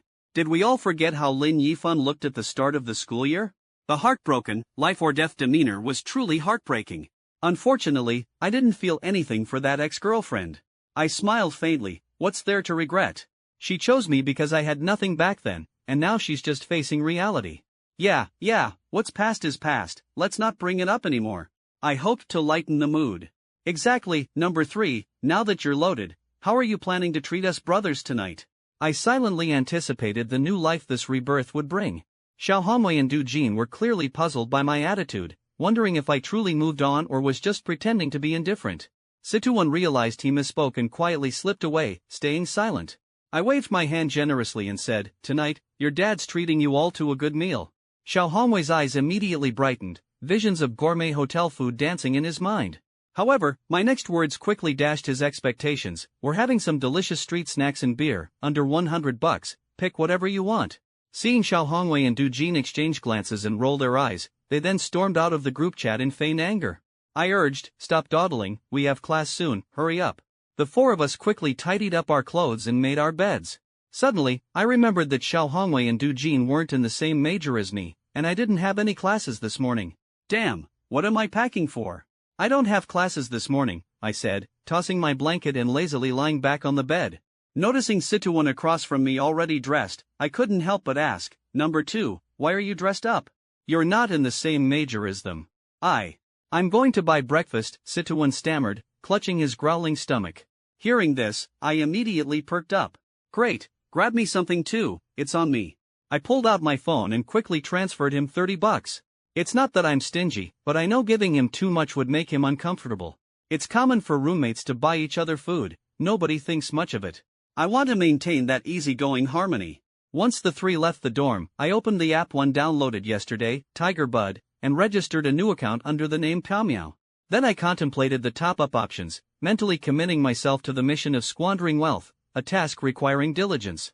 On the Tiger Bud recharge page, I noticed the maximum top-up amount was 50 million. I couldn't help but admire Tiger Bud's boldness and thoughtfulness. Whether or not I could afford to top up 50 million wasn't the point, but the existence of such an option made me feel oddly comforted. Without hesitation, I made 2 transactions, totaling 100 million in my account. I chuckled to myself, now it was time to find a streamer. I pondered what kind of streamer to look for. The image of Su Yuyu popped into my mind, and I couldn't help but smile wryly. This time, I couldn't choose someone like her again. She was a roadblock on my path of lavish spending. I needed a streamer who could take it all in stride. Small-time streamers were too inexperienced, hesitant even to accept money. So, I'd go for a big streamer. They've seen more and wouldn't be shocked by extravagant spending. Looking at the various game categories on the screen, I thought of how I often played Kings of Glory, so I clicked into the streamers section for that game. The first live room on the homepage featured a girl with a baby face, sweet-looking, but with an eye-catching contrast between her petite face and her ample chest. I couldn't resist clicking in. The room had over 4,000 viewers, with the streamer fully engrossed in a match, her movements causing her assets to bounce along in the bottom right corner of the screen. I glanced at her name, Babyface, simple and straightforward, almost as if fearing people wouldn't notice. Messages streamed continuously across the chat, most containing the word ample, occasionally interspersed with wow or amazing 666 comments. I watched the game interface intently as the streamer was taken down by 2 opponents. At this moment, my gaze shifted to the streamer, Babyface. She put down her phone, lifted her head slightly, and interacted with the audience. Her baby face wore a pair of black-framed glasses, and she was dressed in a white t-shirt with a smiley face. The smiley seemed a bit distorted, the eyes stretched horizontally, making me chuckle. Without further thought, I decided to activate the most expensive title, 20,000 for the Emperor. With this decision, my heartbeat quickened slightly. As the message Piaomiao brother activated the Emperor for Babyface appeared on the screen, Babyface's small mouth opened slightly, revealing a surprised expression. Wow, thank you Piaomiao brother for activating the Emperor for Babyface. Thank you, brother. Her voice, like a warm spring breeze, reached straight to my heart. I quickly found the most expensive gift, the 5,000 yuan Ferris wheel. But I wasn't satisfied with just one, I could send up to 10 at once, so I chose 10 and hit send. The next second, the screen flashed with the message, Piaomiao Emperor has sent 10 Ferris wheels to the King of Glory streamer Tong Yen. At that moment, Tong Yen gratefully said, "Thank you, brother, for the 10 Ferris wheels." "Thank you, big brother." A warm feeling surged in my heart. I was overwhelmed with an indescribable joy as I stared at the screen. Even though I considered myself not insignificant in the King of Glory category, as a female streamer, My streams typically ended with just a few tens of thousands in revenue. However, today felt like a miracle, with a godly spender descending from the heavens, leaving me in disbelief. In front of me was a newly registered level 1 account named Pyomyo Emperor, which first gifted me a 200,000 yuan king status and then lavishly sent 50,000 yuan worth of Ferris wheels. This was just the beginning, as the barrage of comments became a tidal wave. Pyomyo Emperor has sent 20 Ferris wheels to the King of Glory streamer Tongyin. Pyomyo Emperor has sent 50 Ferris wheels to the King of Glory streamer Tongyin. Pyomyo Emperor has sent 100 Ferris wheels to the King of Glory streamer Tongyin. Pyomyo Emperor has sent 200 Ferris wheels to the King of Glory streamer Tongyin. Pyomyo Emperor has sent 400 Ferris wheels to the King of Glory streamer Tongyin. As I clicked to send 400 Ferris wheels, a full channel announcement appeared. Emperor Pyomyo has ascended to Super God Emperor status in the King of Glory streamer Tongyan's room. Everyone in the stream, including me, was stunned, as if time had frozen, witnessing the miracle created by a small account in just 3 minutes. I first activated the Emperor's status, then moved towards the even more dazzling Super God Emperor. The Emperor's status required only 150,000, but to become a Super God Emperor, you had to gift 2 million within a set time to automatically upgrade. At that moment, I was so excited that I lost the desire to continue gaming, tossing my phone aside and feeling my heart pound, with a sensation of my chest moving with each heartbeat. Wow, thank you Pyomyo brother for the 400 Ferris wheels. Pyomyo brother, I'll send you my WeChat now, please add me, Tongyin cheered, her excitement evident. I simply smiled and typed a response, hold on, don't rush, let me finish sending the gifts first. After sending, I didn't pay much attention to the rapidly increasing number of viewers or the surprised comments on the screen. Like an unfeeling machine, I continued to click on gifts. Pyomyo Emperor has sent 500 Ferris wheels to the King of Glory streamer Tongyin. Pyomyo Emperor has sent 1,000 Ferris wheels to the King of Glory streamer Tongyin. Pyomyo Emperor has sent 2,000 Ferris wheels to the King of Glory streamer Tongyin. Pyomyo Emperor has sent 3,000 Ferris wheels to the King of Glory streamer Tongyin. Pyomyo Emperor has sent 4,000 Ferris wheels to the King of Glory streamer Tongyin. Pyomyo Emperor has sent 5,000 Ferris wheels to the King of Glory streamer Tongyin. At that moment, I focused solely on gifting, clear in my heart that to achieve glory, I had to give it my all. My fingers tapped on the screen, initially using just a finger, finding it too slow, so I switched to alternating between my index and middle fingers, doubling the speed. As my fingers grew tired, I returned to single finger tapping. Minutes later, my hand stopped, the feeling of cramping signaling that this frenzy had become second nature. Pyomyo Emperor has sent 6,000 Ferris wheels to the King of Glory streamer Tongyin. By now, the number of Ferris wheels in the stream had soared to 1,000, with viewers pouring in, flooding the screen with comments, even attracting the attention of official moderators. Seeing the unusual data, they wondered if something had gone awry and quickly joined Tongyan's stream. Tens of thousands of people crowded together, as if the whole world was resonating with me at that moment. When the number of Ferris wheels reached 6,000, the entire platform seemed to boil over. A few days ago, a legendary spender made headlines by spending over 17 million in an hour on another platform, and today, on Tiger Bud, I set a new record, sending 6,000 Ferris wheels in just over 10 minutes, equivalent to 30 million yuan. Speculation ran rampant. Perhaps I was the very same legendary spender, making a grand return. Why had such similar spenders emerged in such a short time? I opened the most prestigious status on the streaming platform, followed by lavish gifting, all starting from tens of millions. This was the beginning of my story. Some believed that Pyomyo and the legendary spender were one and the same, while others thought Pyomyo was inspired by the legendary spender's thrilling style of streaming, deciding to challenge them by creating a small account and breaking their record. Regardless, these two gifting sprees undoubtedly changed the atmosphere of every streaming room. An account that once had no presence suddenly found itself eyed by many streamers as a potential legendary spender. New visitors registered small accounts to tease streamers, leading to new streamers being fooled and falling for scams. Just after I gifted Tongyin 30 million, Situan returned with breakfast. I quickly told Tongyin in the stream, "Streamer, I'm going to have breakfast now, I'll add you on WeChat later." Before she could respond, I left the stream with her face full of surprise. Putting down my phone, I took the 2 meat buns Situan handed me, devoured them in a few bites, wiped my mouth, and lay back on the bed, opening Tiger Bud again. After finishing his meal, Situan grabbed his textbooks, nodded at me, and headed to the library, leaving the dorm in silence once more. I never imagined that one day, squandering would feel so urgent. If it weren't for wanting to bring more money back to my original timeline to see my unborn child, I'd wish to just lay back and stop trying. Returning to the King of Glory section, I began searching for new female streamers, having already spent 30 million on Tong Yen, who was no longer my target. I had no intention of continuing to gift her for now, just swiped through the screen casually. A stream title caught my attention, 5 season 100 Star King, 2,300 points peak technical female streamer online. In today's world, a female streamer reaching 2,300 points in the peak tournament undoubtedly possessed formidable skills. After all, peak tournaments required individual prowess, not team reliance. Driven by curiosity, I clicked in, eager to see just how strong this streamer was. As soon as I entered, it caused a stir. "Whoa, isn't this the big brother from Tong Yan's stream just now?" A comment made me pause slightly. "Yuer, stop gaming, a godly spender has arrived, you're going viral." Another viewer shouted excitedly. "Oh no, Yuer is about to fall too." Ignoring the chatter, my focus was entirely on the game. Her name was Wanyu, playing as the jungle hero, Aurelian Soul. Watching for a while, I found her skills and awareness impeccable. Even while farming in the jungle, every move was sharp, as if she could foresee the upcoming battle. Though there was no intense clash between the two sides, it felt like anything could erupt at any moment. I became absorbed in the game as she was jungling, suddenly deciding to abandon a half-health jungle monster and head toward a lane. At that moment, a fierce battle was unfolding on that lane. My heart stirred as I arrived just in time to see my teammate Aurelian Soul skillfully unleash her abilities, launching a swift assault on the enemy. With a series of skillful moves, I watched in amazement as the opponent was effortlessly taken down. At this moment, I noticed Wanyu's incredible control over vision in the game. She was meticulous about not exposing herself to the enemy's sight unless she was actively ganking. Such awareness is the hallmark of a true expert. Clearly, Wanyu was a top-tier player among female gamers, and her 2,300 peak rank was certainly not achieved through boosting. After taking down the enemy leader, she habitually glanced at her screen. I noticed the chat in the stream room was suddenly buzzing.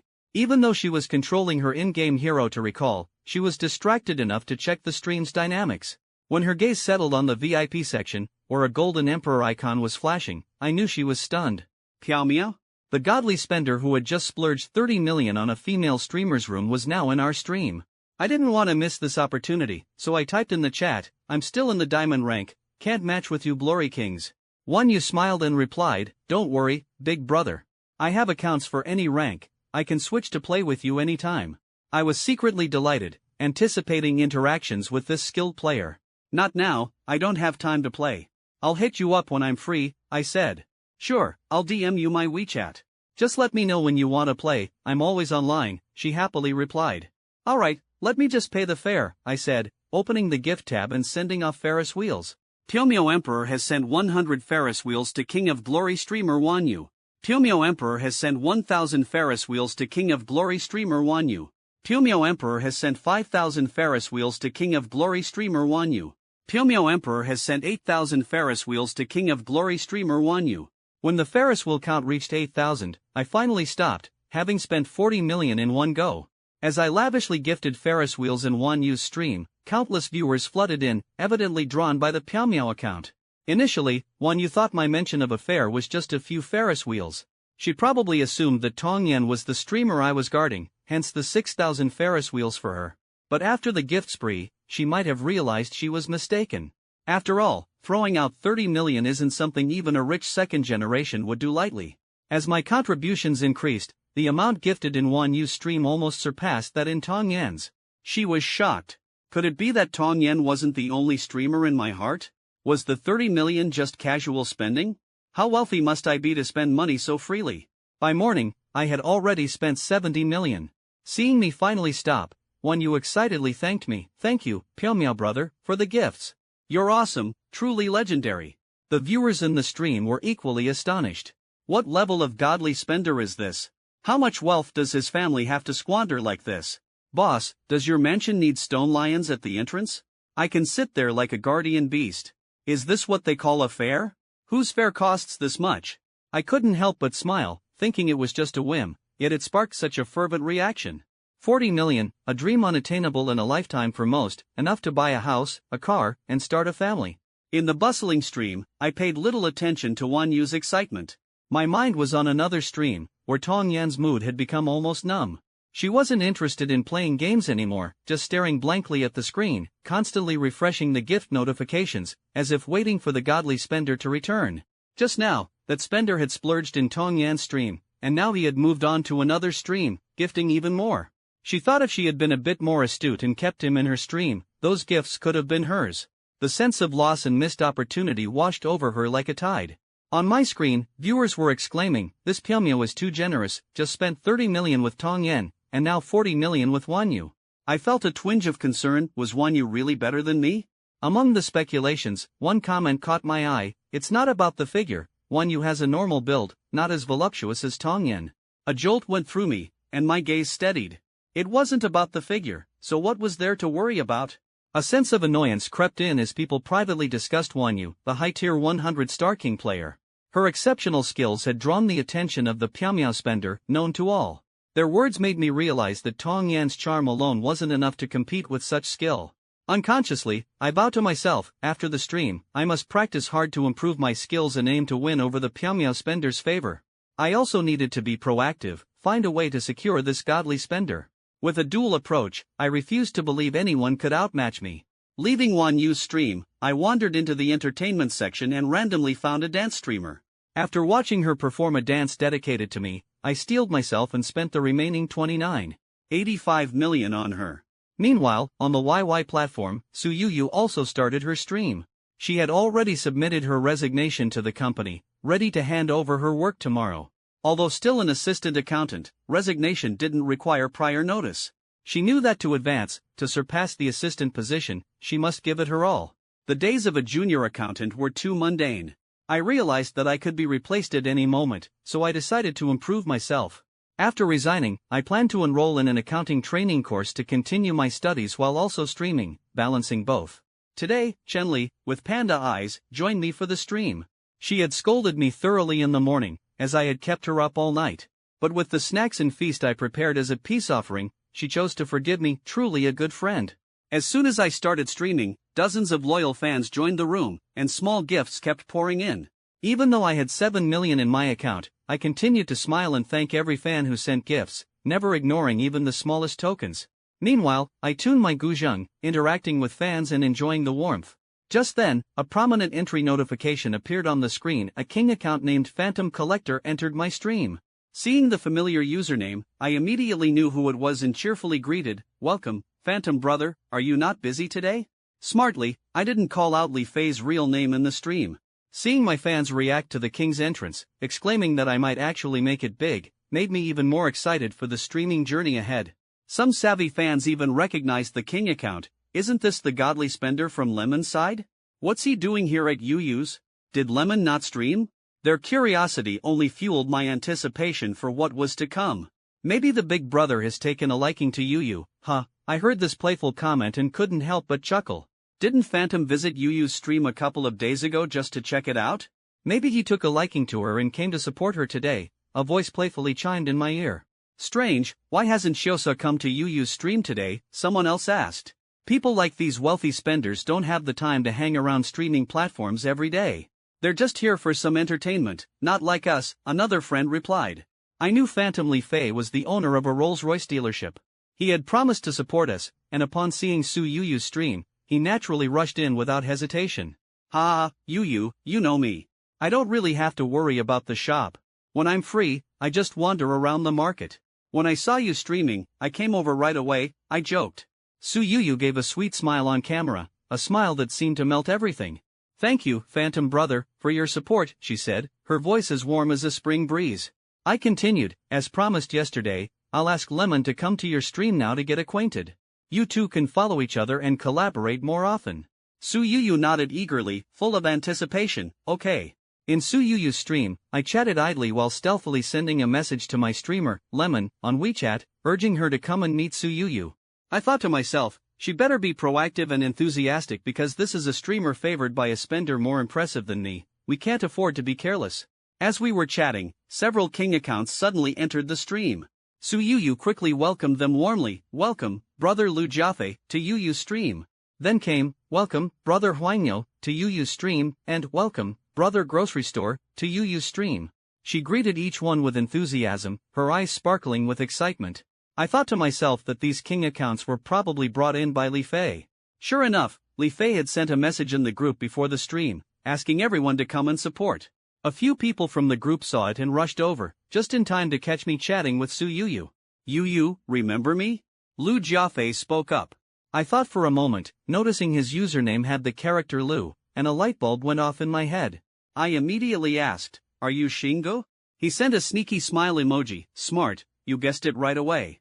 The other king accounts joined in the chat, and the atmosphere instantly heated up. I, feeling proud as a middleman, thought, wow, this must be the muse Xiaosao admires, someone truly exceptional. No wonder he spends millions without a second thought. From the grocery store came a shout, enough chit-chat, let's send some spaceships for Xiaosao's muse. As soon as he finished speaking, the grocery store sent 20 spaceships to Su Yuyu in one go. This scene awakened the other kings, who all joined the gifting spree, sending spaceships as a greeting gift, each at least 20. Lu Xing generously sent 30, while Li Fei even more magnanimously sent 50. In total, the four kings sent a staggering 120 spaceships, allowing Su Yuyu to earn $1 million in revenue in a short time. This spectacle left her friend Chenli, who was with her in the stream, utterly speechless. $1 million in revenue. My friend just earned 400,000, an amount I couldn't make in a year simply by greeting people on camera. I couldn't help but marvel at how easily the money came. Just after the gifts were sent, a new streamer account entered the stream. Li Fei greeted warmly, "Lemon, this is the streamer Yuyu I told you about. Get to know each other, and look out for each other during your streams." Lemon was the first to respond, "Hello Yuyu, I'm Lemon, nice to meet you. I'll give you a follow." Su Yuyu promptly replied, "Okay, let's follow each other and support each other in the future." In that moment, the atmosphere in the stream room became even more lively. Lu Xing invited his streamer, Ling Mengzi, into the room. At that moment, I knew clearly that Su Yuyu was the streamer I had my eye on. Li Fei and Lu Xing were increasingly focused on me, realizing that taking the female companion route was undoubtedly a clever way to get closer to me. After the two streamers followed each other, they not only exchanged greetings but also agreed to collaborate during upcoming streams.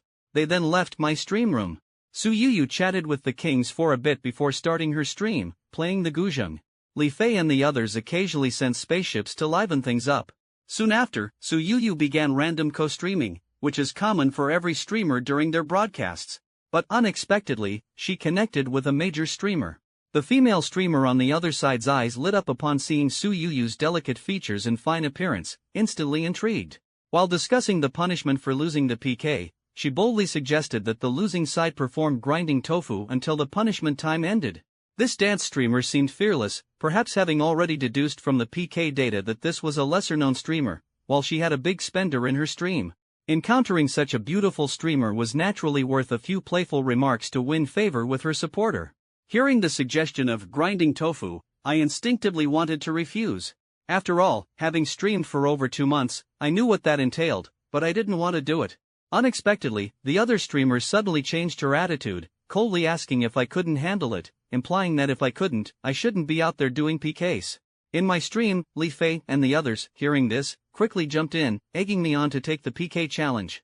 Encouraged by them, a hint of hesitation crossed my face, but I ultimately gritted my teeth and accepted the challenge.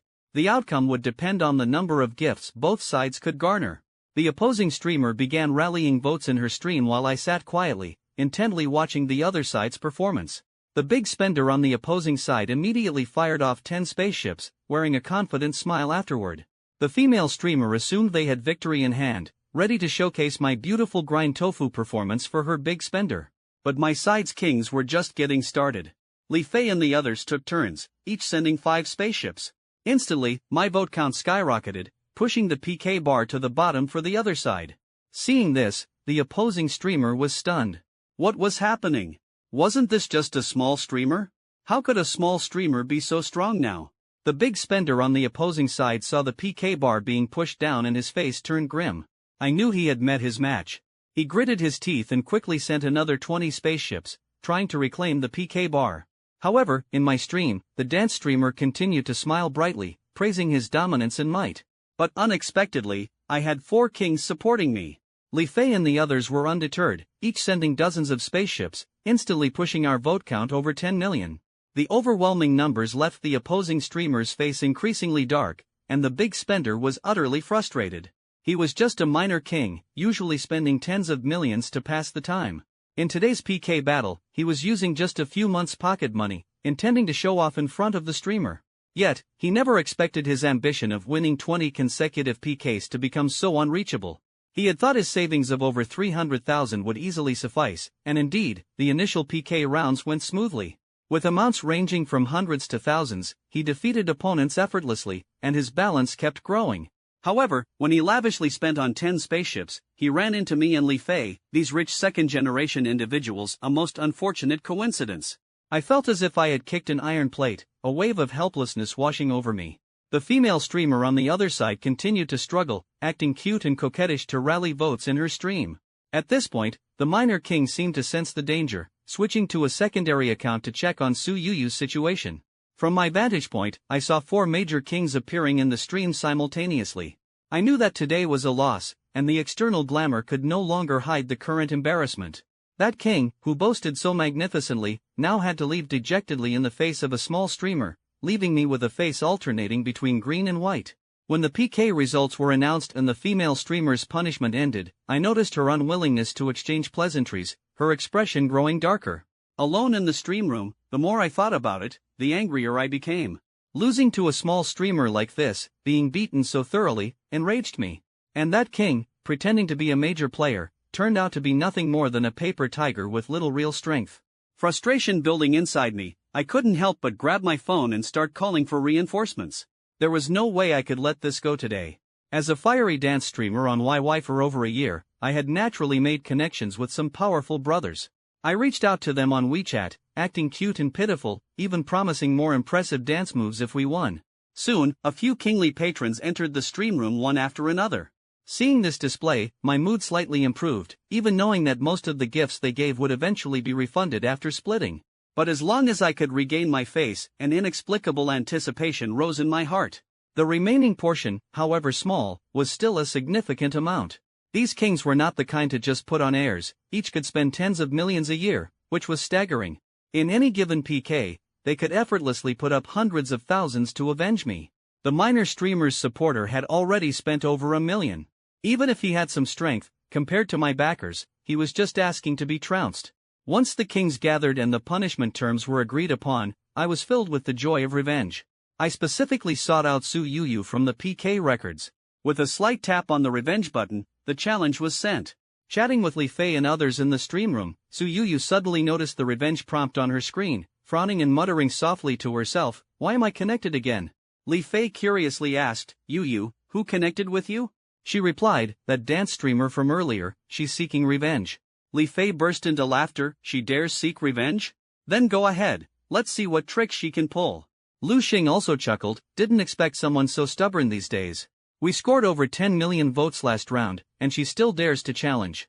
The king known as Grocery Store laughed, to seek revenge, she'd probably found a big supporter. Seeing we spent over $1 million, she thinks we're out of resources. Let's wait and see. Yuyu, accept her revenge, Li Fei said dismissively, already formulating his strategy. If indeed the other side had found a major supporter, I wouldn't hesitate to spend a few million to protect Su Yuyu. After all, for rich second-generation individuals, face is paramount. If just anyone can step on us, how can we stand in the circle? Moreover, it's about strengthening the bond with Lin Yifan. Holding on to such a valuable connection, what are a few million in comparison? Especially since normally, despite having money, it's hard to establish connections with such elites. Once the PK started, the opposing female streamer eagerly taunted, "Streamer, let's play hard this time. Whoever loses has to add and after, show the paper to the supporters." Dare to play? Hearing this, I was drinking water and almost spat it out. Whoa! This streamer is ruthless, playing it too big. Su Yuyu was equally stunned.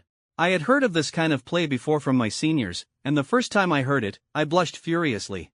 I knew that with the crackdown by the authorities, many streams had been shut down with a heavy hand. Those past antics were no longer dared by anyone.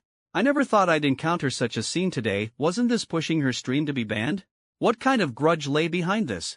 The opposing streamers seemed to sense our tension, teasing the big supporters on my side. Could it be that your big supporters aren't strong enough? If they're truly capable, the punishment isn't even for you, so what are you afraid of? At that moment, when I connected, I didn't see her carefree demeanor but rather the supporter, who upon hearing Gu Zhenyu, his expression changed dramatically.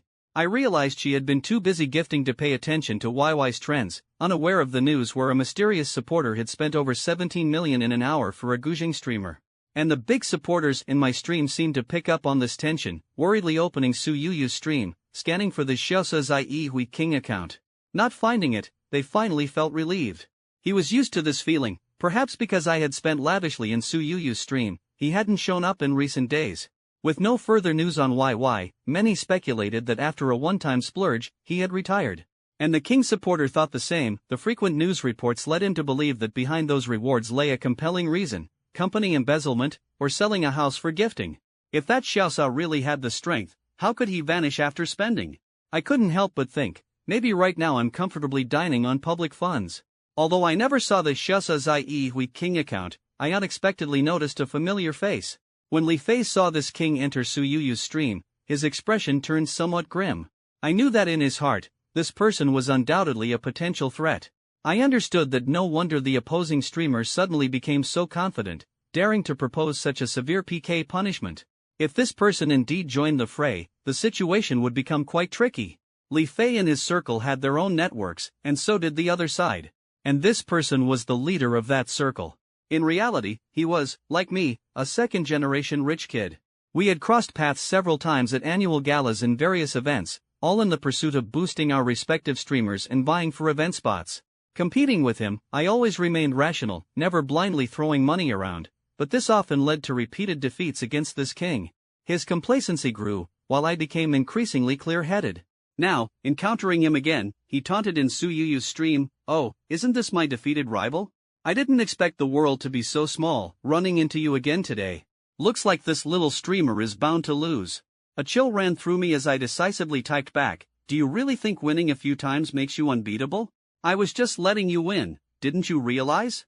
He sneered once more, "Huh, do I need your mercy? If you're weak, you're weak. Stand tall when you're beaten, understand?" he said condescendingly, his eyes full of disdain. "I'm not looking down on you. I'm talking about the people in your circle, all trash."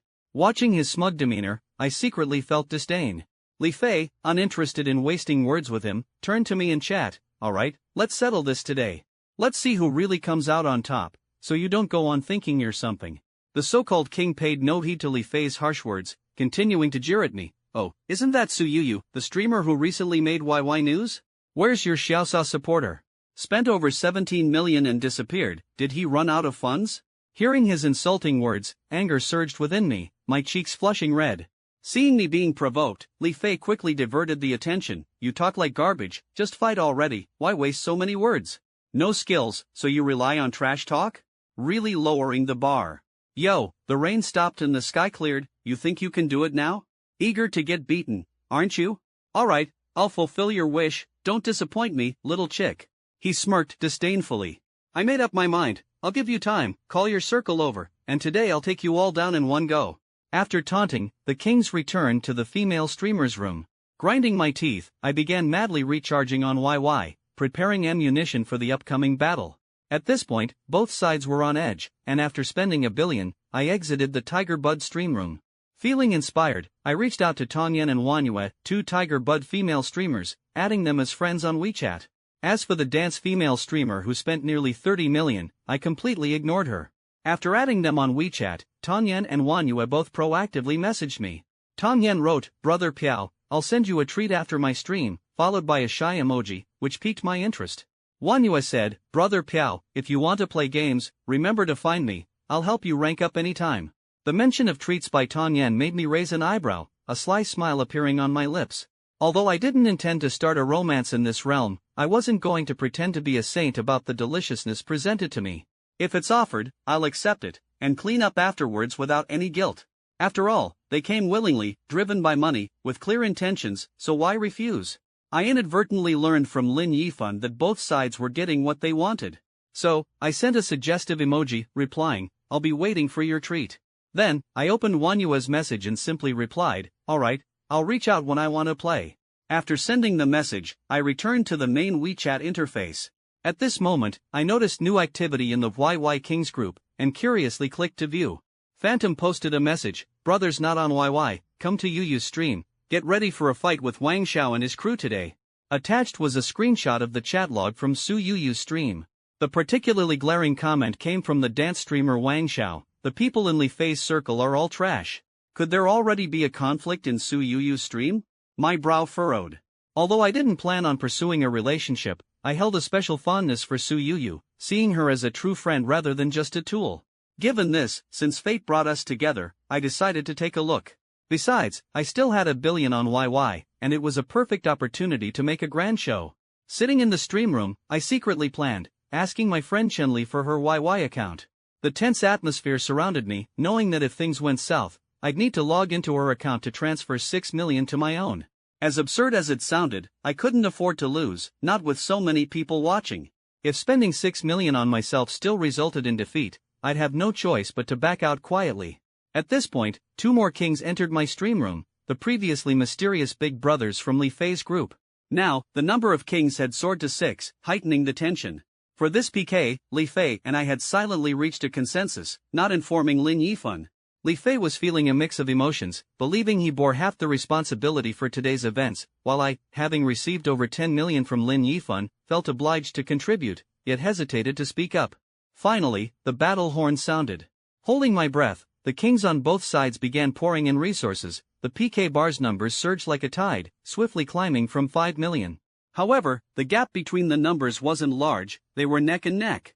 The opposing dance streamer shouted hoarsely in support of her kings, and I, caught up in the atmosphere, watched the PK progress bar nervously, rallying votes in my stream room. Despite my inner turmoil, I appeared much calmer than the opposing streamer. The king's competition was intense, the other viewers in the stream room were all fired up, as if cheering for this indeterminate battle.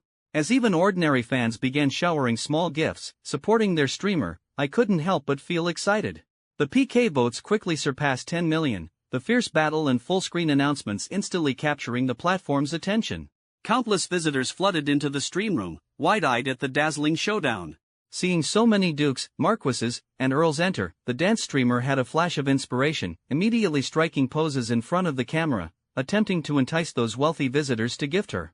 Most of the money from her kings had to be returned, but gifts from passerby visitors were a pleasant surprise, a considerable income. Indeed, this tactic worked, and her PK value quickly increased. 5 minutes later, Su Yu's PK votes had exceeded 60 million, but the growth slowed as Li Fei's balance approached its limit. Meanwhile, the opposing votes neared 80 million, and although both sides decelerated, a nearly 2 million yuan gap loomed. Just as I was preparing to log into Chen Li's YY account to recharge it, Lin Yifan's King account suddenly logged into my stream room. Yifan Gij. I couldn't help but exclaim. In the stream room, everyone saw Lin Yifan's King account appear, and the chat exploded with excitement. He had finally returned. Li Fei, who had been focused on showering gifts, noticed my voice and felt a wave of relief, quickly greeting Lin Yifan on the public screen before diving back into the gift frenzy. Warmth surged through my heart as I looked forward to this thrilling showdown. I chuckled softly on the public screen, teasing, "You guys, having fun without me?" If I hadn't casually checked the group, I wouldn't know what's going on. Su Yu playfully stuck out her pink tongue, a hint of embarrassment in her voice as she replied, "I didn't want to trouble Yifan Gij. I was about to top up myself." I quickly stopped her, saying, "Silly girl, now that I'm here, don't waste your money. Just sit back and watch, no one dares to bully you with me around." With that, I joined in the extravagant gifting, instantly boosting Su Yu's PK votes. Seeing my message, a wave of warmth seemed to envelop Su Yu, making her heart tremble slightly. A sense of happiness spread within her, bringing her to the verge of tears. She had been just an ordinary girl, working 9 to 5 to make ends meet. Without me, she might still be toiling away, perhaps even streaming part-time, dealing with those with ulterior motives. She had never experienced such protection or been spoiled so intensely. In the stream room, Chen Li, supporting her best friend, spent a few thousand yuan and finally saw me, the legendary patron Su Yu often mentioned. Hearing what I said to Su Yu, she felt a pang of envy, as if witnessing a protagonist's dominance. I couldn't help but sigh, my friend's fortune was truly enviable. Su Yu had already been favored by a patron, easily earning over 7 million, and after today's PK, she might gain a few more million. Wow, my friend just became a millionaire like that. The thought made me feel like my world was turning upside down. Su Yu, refund me the few thousand I spent. I lamented inwardly, thinking of that generous patron. When the opposing votes slowly reached 90 million, I noticed Su Yu catching up with even greater momentum. The kings on the other side were momentarily stunned, only realizing the daunting presence of the returning king when they saw the banner Xiaosa Zai Hui, the once emerged, now returned king. Watching the opponents with dwindling balances, we exchanged glances, feeling both glee and tension. They had just barely reached 90 million votes, spending nearly 9 million, seemingly about to exhaust Li Fei and his group. But who knew this mysterious king would appear in the opposing stream? What a mess! Now, all we could do was hope the newly emerged king lacked strength, stopping after a few million. However, as the votes surged, I knew this was just wishful thinking. The opposing votes stalled at over 90 million, while Su Yu steadily overtook them. I watched the numbers on the screen climb past 100 million, feeling a twinge of unease. The opponents in the stream room seemed resigned, faces darkened, giving up the fight. Seeing the banner reading Xiaosa Zai Hui, even I, the streamer, felt a twinge of jealousy. Why did Su Yu get such a generous patron while I could only watch? If only he were my patron, I'd escape all this hustle, effortlessly defeating all. As Su Yu's PK votes soared to 150 million, the other side stagnated at over 90 million, unable to catch up. Everyone realized she had won this unprecedented PK with absolute advantage, but Lin Yifan didn't stop. He single-handedly kept pushing the vote count, leaving everyone watching in awe. At 200 million votes, he continued. At 300 million, the suffocating numbers kept climbing. It dawned on me that the onlookers were on the verge of madness. That was 30 million. Li Fei's group's 6 million was a thing of the past, and Xiaosa Zai Hui single-handedly spent over 23 million, slapping those who doubted his prowess hard in the face. Finally, when the votes froze at 500 million, Lin Yifan looked around with a satisfied smile, while my heart was filled with complex emotions. It wasn't about winning 50 million in gifts from the PK, but about avoiding humiliating punishments and not having to contemplate breaching and leaving YY. Yifan Gij, I'll refund the share of the gifts that reach me to you later, along with Phantom Gij's share. Su Yu's voice reached my ears.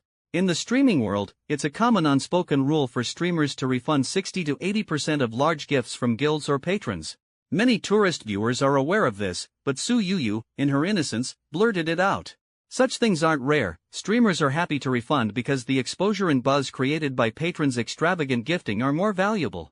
Plus, patrons' lavish spending often encourages regular fans to gift as well, making for considerable income. No matter how much is refunded, the streamer ultimately benefits. I calmly told everyone, alright, don't bother refunding this small amount. I never take back what I've gifted. Don't bring this up again. Small amount? Everyone in the stream room was shocked. Hearing I spent over 40 million yet brushed it off as nothing, completely changed their perception of me. Li Fei and the other kings chimed in, Yu, our gifts are just a greeting gift for you, no need to refund. At that moment, Ningming and Ling Mengze, drawn in by previous events, entered the stream room, looking resentfully at the messages from their patron on the screen, silently thinking, Patron, why don't you say the same in our stream room? But they kept these thoughts to themselves. Watching Li Fei and others spend money so freely, at rates far lower than most other streamers, I felt a twinge of envy. Su Yu's eyes also showed a hint of longing. After all, which streamer wouldn't be thrilled to have such a generous patron by their side? His lavish rewards made it feel like being in a luxurious world. Brother Xiaosa, should we make the opponents do the punishment? Su Yu's voice was sweet, with a playful tone in her inquiry. Once, I would have loved to see such excitement, but now, my perspective had subtly shifted. I replied in the stream room, I don't care to watch, whether or not to punish, you decide. Facing the dance streamer who lost the PK, I initially thought she was ready to accept her punishment. She even pulled out her phone, eager to perform in front of the camera, hoping to attract those seemingly generous viewers. However, Su Yu said to her, alright, let's skip the punishment this time. Avoid these kinds of punishments next time, you might end up trapping yourself. Her intentions were simple, not out of kindness, but because she didn't want to witness such degrading punishments, even if the other had crossed the line. I didn't continue to involve myself, just reflecting inwardly on how much my life had changed. As the excitement faded, the mood of the spectators gradually dissipated. Ningming and I returned to our stream, preparing to go live. After witnessing the prowess of Su Yu's patron, I had a plan in mind, knowing how to proceed.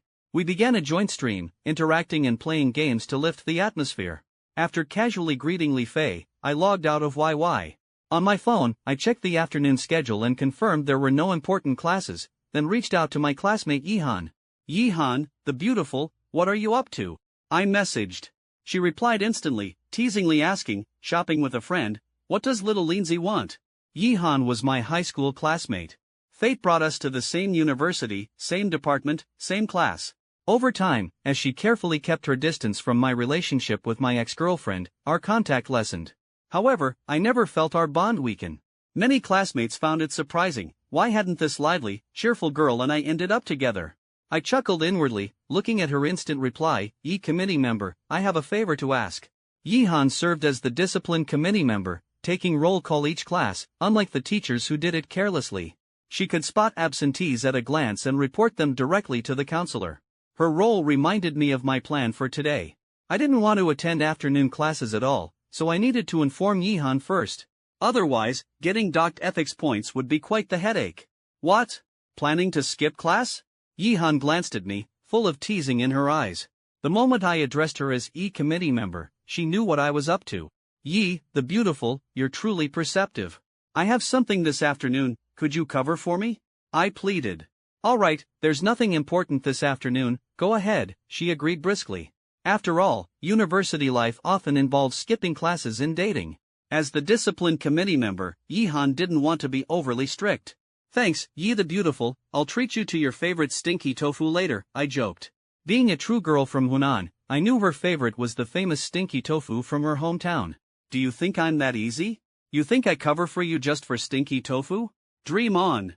One serving isn't enough, better pay up," she said sternly. Seeing her messages, I couldn't help but smile. Yihan was still the same after all these years, and I could roughly predict her words. After agreeing to her terms, I got up from bed, tidied up a bit, and left the school.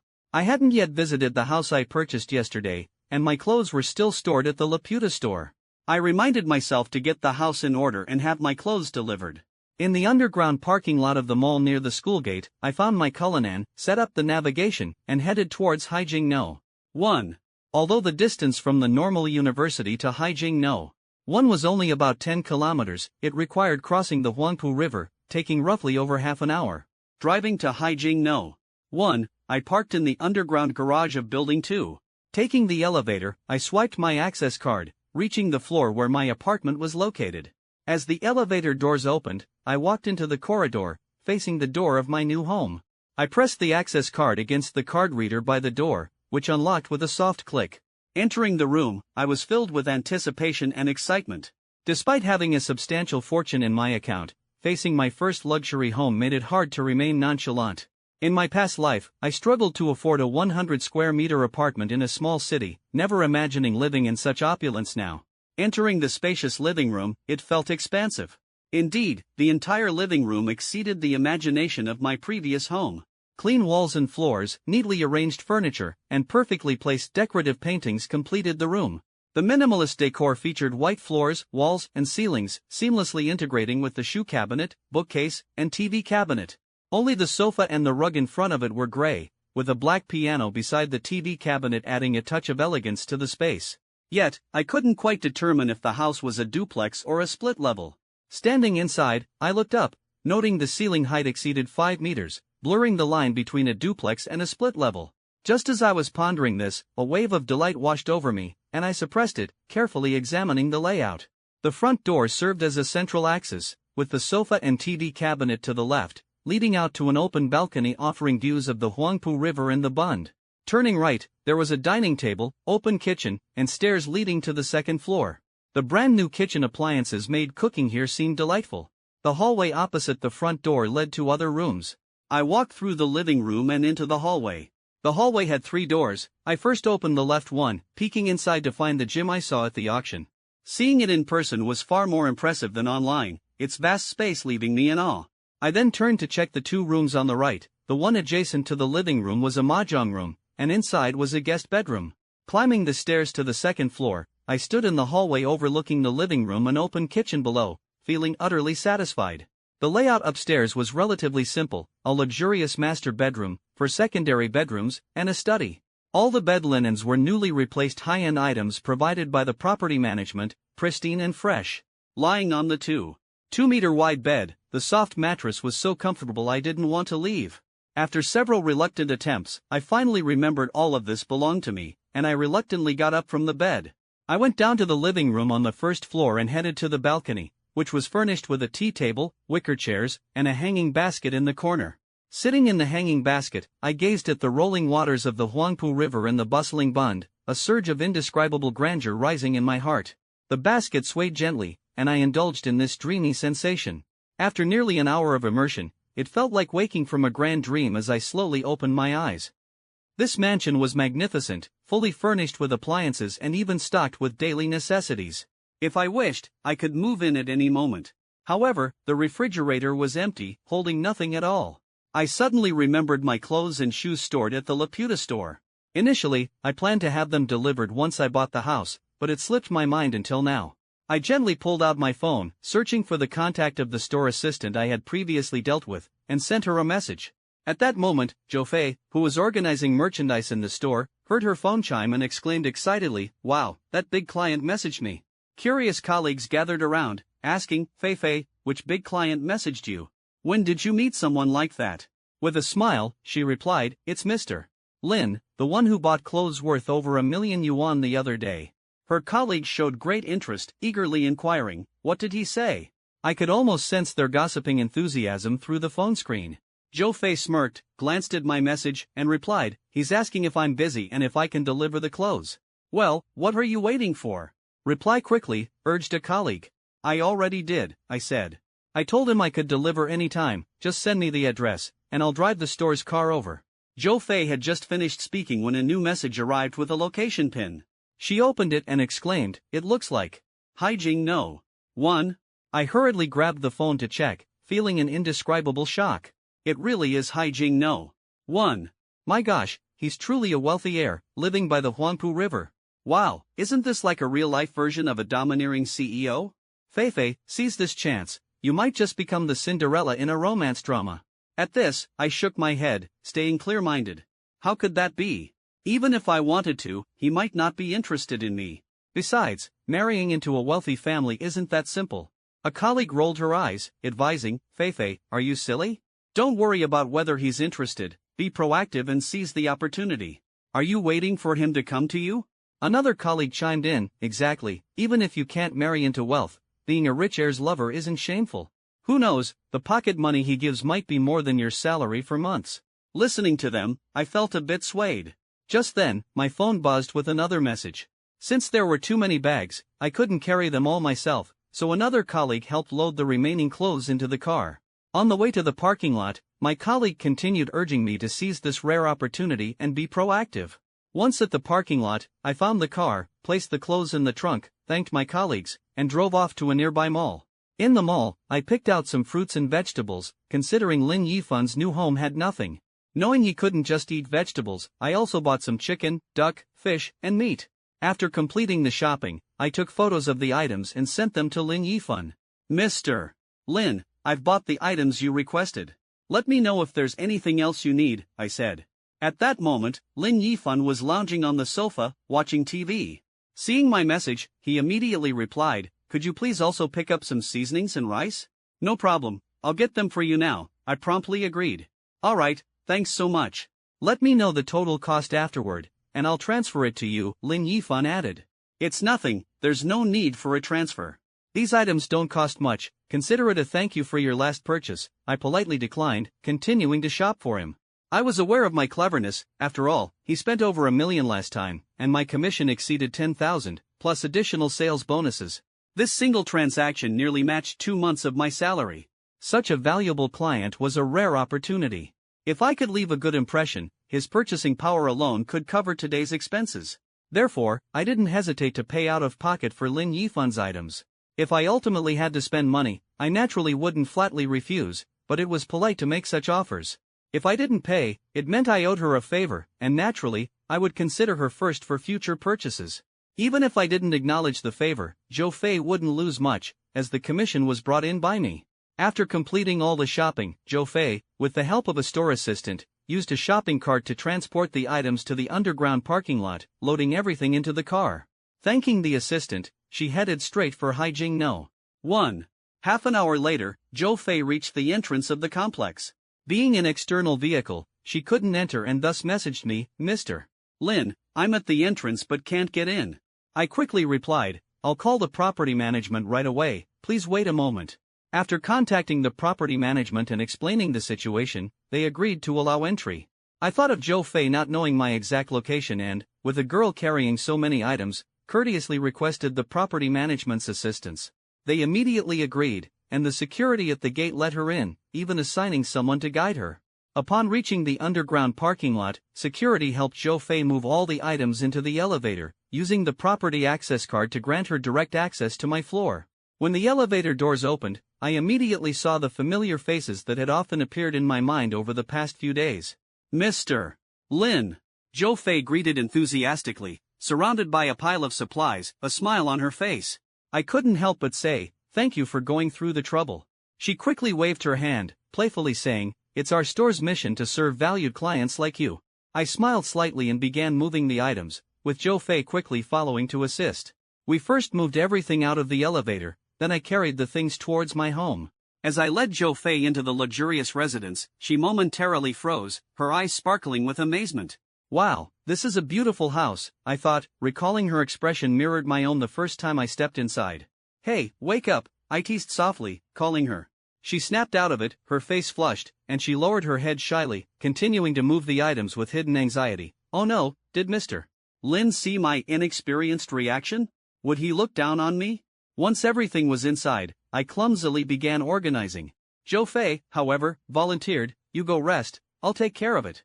With that, she took over the task from me, diligently sorting and storing the groceries in the fridge. Watching her focused face, I couldn't help but assist by handing over things. As Joe Fei knelt down to place the meats in the refrigerator, the elegant lines of her back made me swallow involuntarily, stirring something unfamiliar within me. In this bustling city of Shanghai, working in a luxury store, Joe Fei clearly had exceptional qualities. Her appearance and figure alone were testament to that.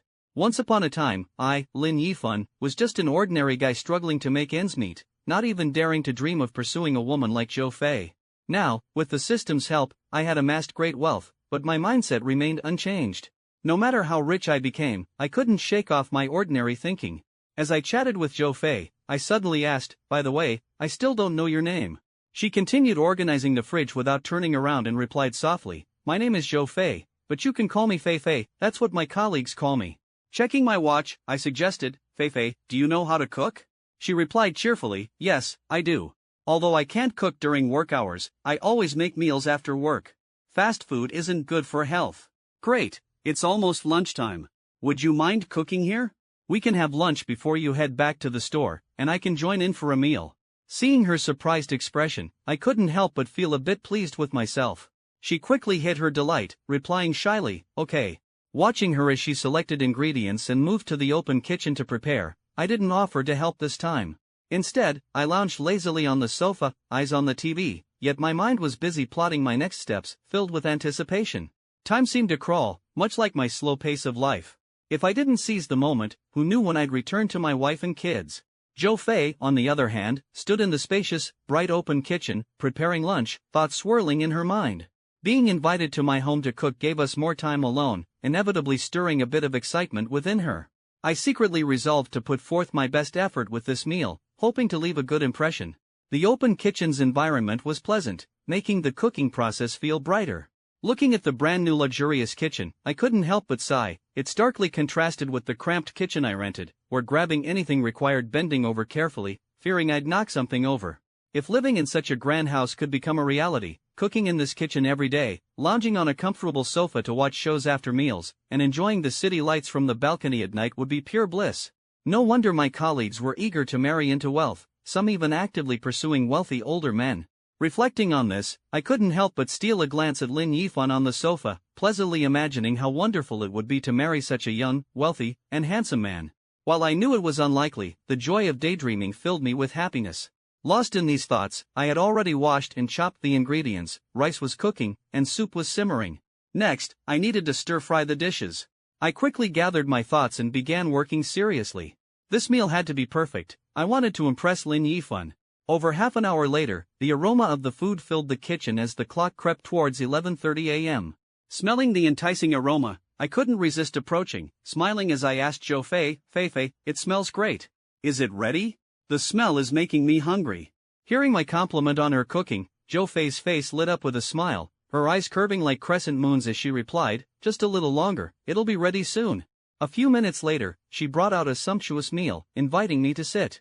I picked up a piece of steamed base, popped it into my mouth, and my eyes lit up with genuine admiration. Fei, your cooking is truly impressive, the taste is excellent. Across from me, Zhou Fei, initially nervous that I might not like her food, beamed at my praise, her eyes twinkling. Thank you for the compliment, Mr. Lin, do try the other dishes and see if they suit your taste. I quickly said, Fei, you don't have to keep calling me Mr. Lin, just call me Lin Yifan, it's awkward being called Mr. Lin. With a mouthful of fish, she nodded enthusiastically, her heart quietly rejoicing. I knew this change in address meant our relationship had improved slightly. After the meal, she took the initiative to clean the table, wash the dishes, and tidy up. As she was almost done, I walked over and asked, Fei, you're not in a rush to get back to the store, are you? She shook her head, her smile unwavering, and I felt a warm sensation in my heart. If there's nothing urgent at the store, do you need any more help, Brother Yifan? I asked, with a hint of expectation. Lin Yifan smiled, if there's nothing urgent, let's just relax for a bit. You've worked hard on lunch. He patted the sofa beside him, inviting me to sit down. Let's watch a movie, you can head back later. What do you want to watch? Looking at the spot beside him, my heart raced involuntarily.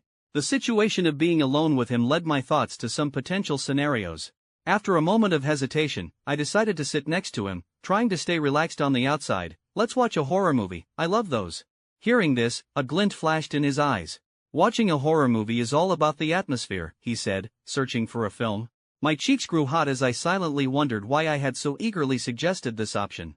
Simple words had shifted the atmosphere to something subtly charged. I activated the smart home system, and the curtains slowly drew shut, plunging the living room into darkness, save for the dim glow from the TV. Zhou Fei's hands clutched her knees, her tension apparent.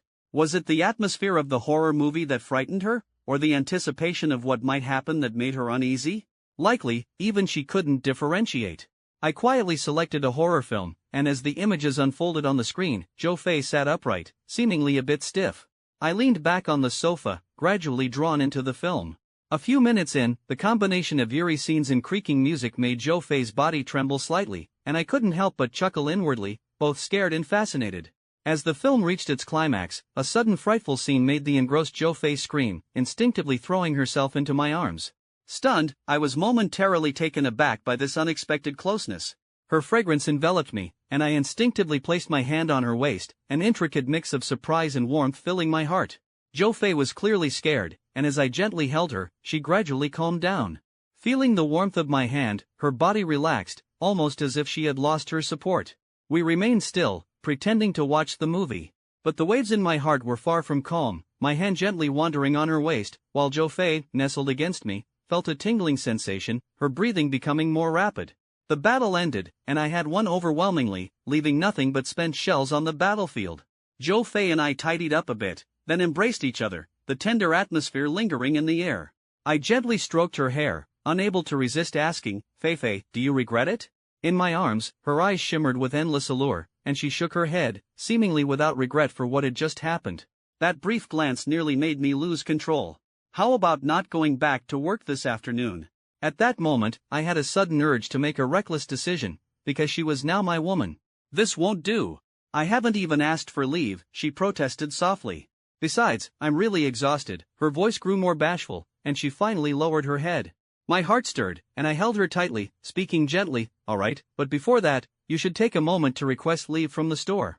Realizing she hadn't responded to any messages, Zhou Fei sat up with a bit of shyness, quickly retrieving her phone from her bag. Looking at her messages, she saw numerous inquiries from colleagues asking when she would return.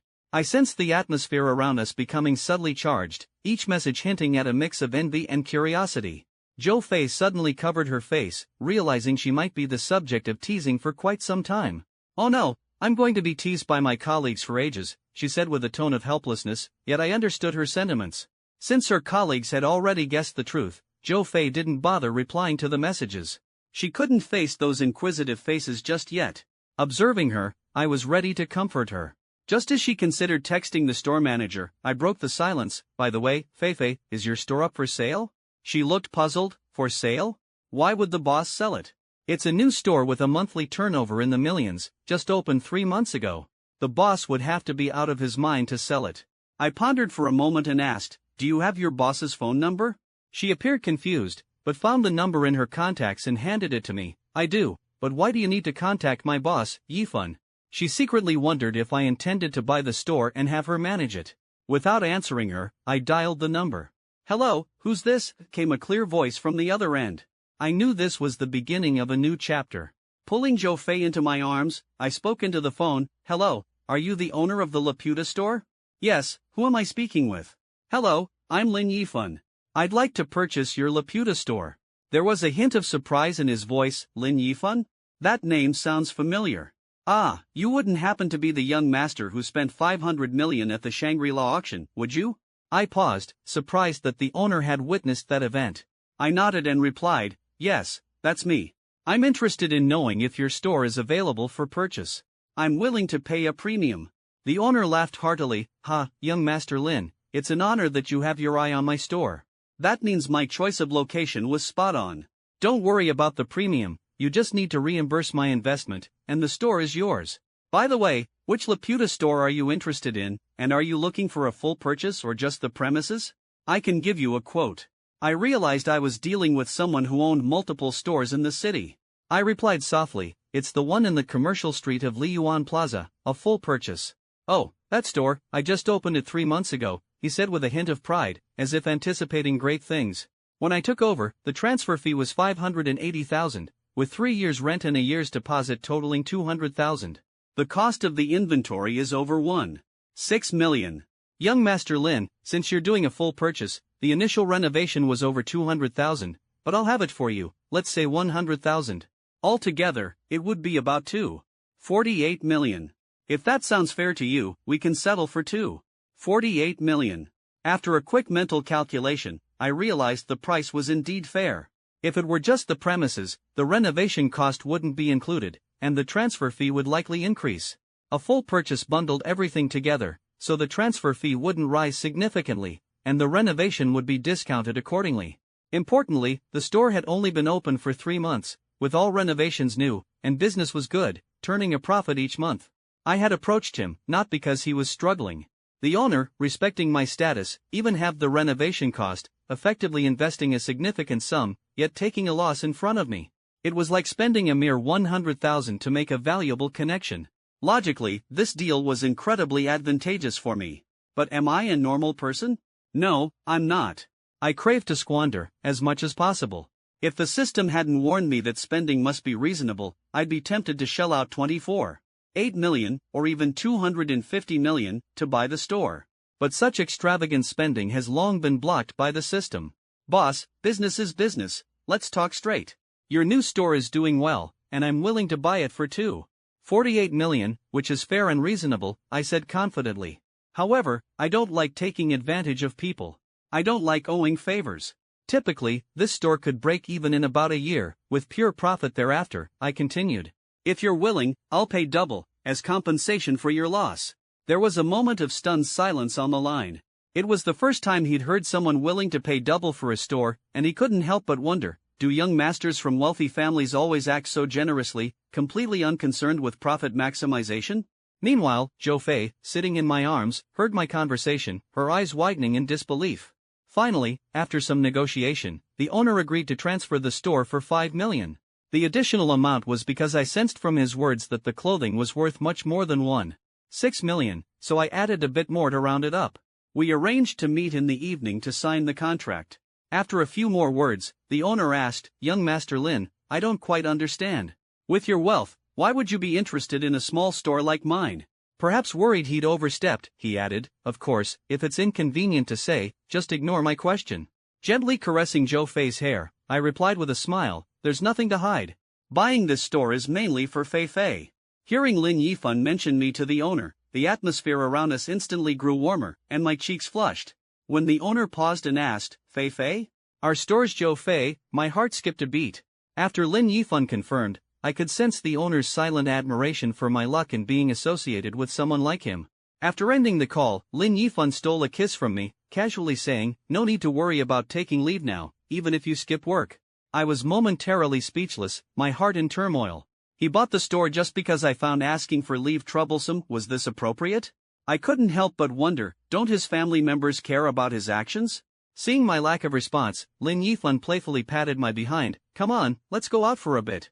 The touch sent a tingle through me, and I asked in bewilderment, go where?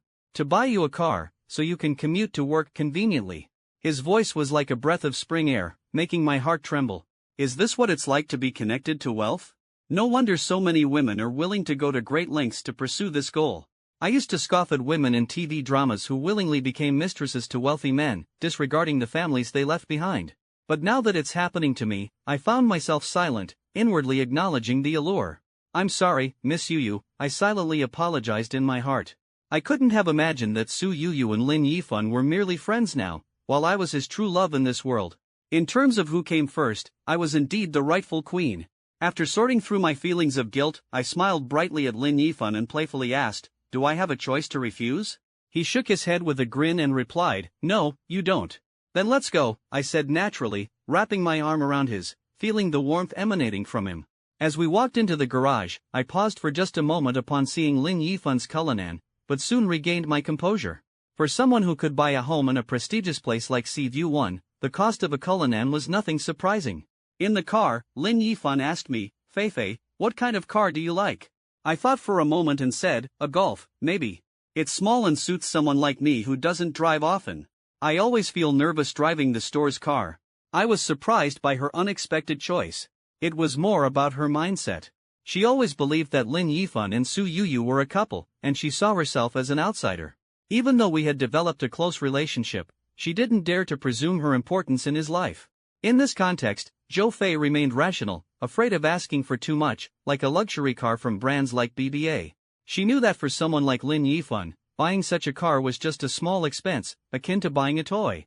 But she feared that asking for something extravagant might displease him. Hearing her mention a car worth about 100,000, I couldn't help but smile wryly and shake my head. Forget it, let me choose for you. Giving you a car worth 10,000 feels like I'm not doing enough. With that, I started the car and headed to the auto market. Upon arrival, I didn't contact Li Fei. Mainly because I worried that if this guy heard I was buying a car, with his connections, he might negotiate a discount or even pay out of pocket for the car. For someone like me, who loves to splurge, that wasn't good news. If it wasn't for wanting to buy a Rolls-Royce, I wouldn't contact him to avoid any interference. No matter how wealthy someone is, who wouldn't want a discount? It just doesn't make sense. Thinking about how enthusiastic Li Fei would be if I informed him, I felt a headache coming on. It was by doubling the price that I managed to convince the Laputa store owner to agree to the premium. I parked the Cullinan at the entrance of the Porsche dealership, contemplating my next move. Sitting in the car, looking at the dealership ahead, my mind was blank. I initially thought buying a car would involve a BBA model costing around 300,000 to 400,000 at most. Even for a beloved partner, spending this much was enough. However, Lin Yifan had directly brought me to a Porsche dealership. Fei, what are you waiting for? Let's go check out the cars, he urged with a hint of eagerness. I could only follow him into the luxurious Porsche showroom in a daze. Lin Yifan asked the sales associate, do you have any cars around $1 million, suitable for a woman? The associate, full of enthusiasm, glanced at me and said, Sir, for a lady, I would recommend the Panamera 911 or 718. Which do you prefer? Fei, it's your car, so choose whichever you like. Don't worry about the price, he said gently. I finally snapped out of my daze and asked without hesitation, do you have any SUVs? Lin Yifan seemed a bit surprised. Wouldn't you prefer something smaller? Why an SUV? I smiled softly and replied coyly, I changed my mind. I want an SUV, is that okay? Okay, whatever you want, we'll look at SUVs, he said. Listening to the sales associate's envious praise beside me, I felt secretly pleased. She said, Sir, you really care about your girlfriend. For SUVs, you can consider the Macan or Cayenne. Let me show you. Zhou Fei's sudden change to an SUV likely meant she was considering the larger space for future adventures together. She had accepted her role as my lover and naturally wanted to find ways to please me. We arrived at the SUV section, surrounded by various Macans and Cayennes. The sales associate explained, Miss, if you prefer something smaller, the Macan is suitable. It's relatively more compact.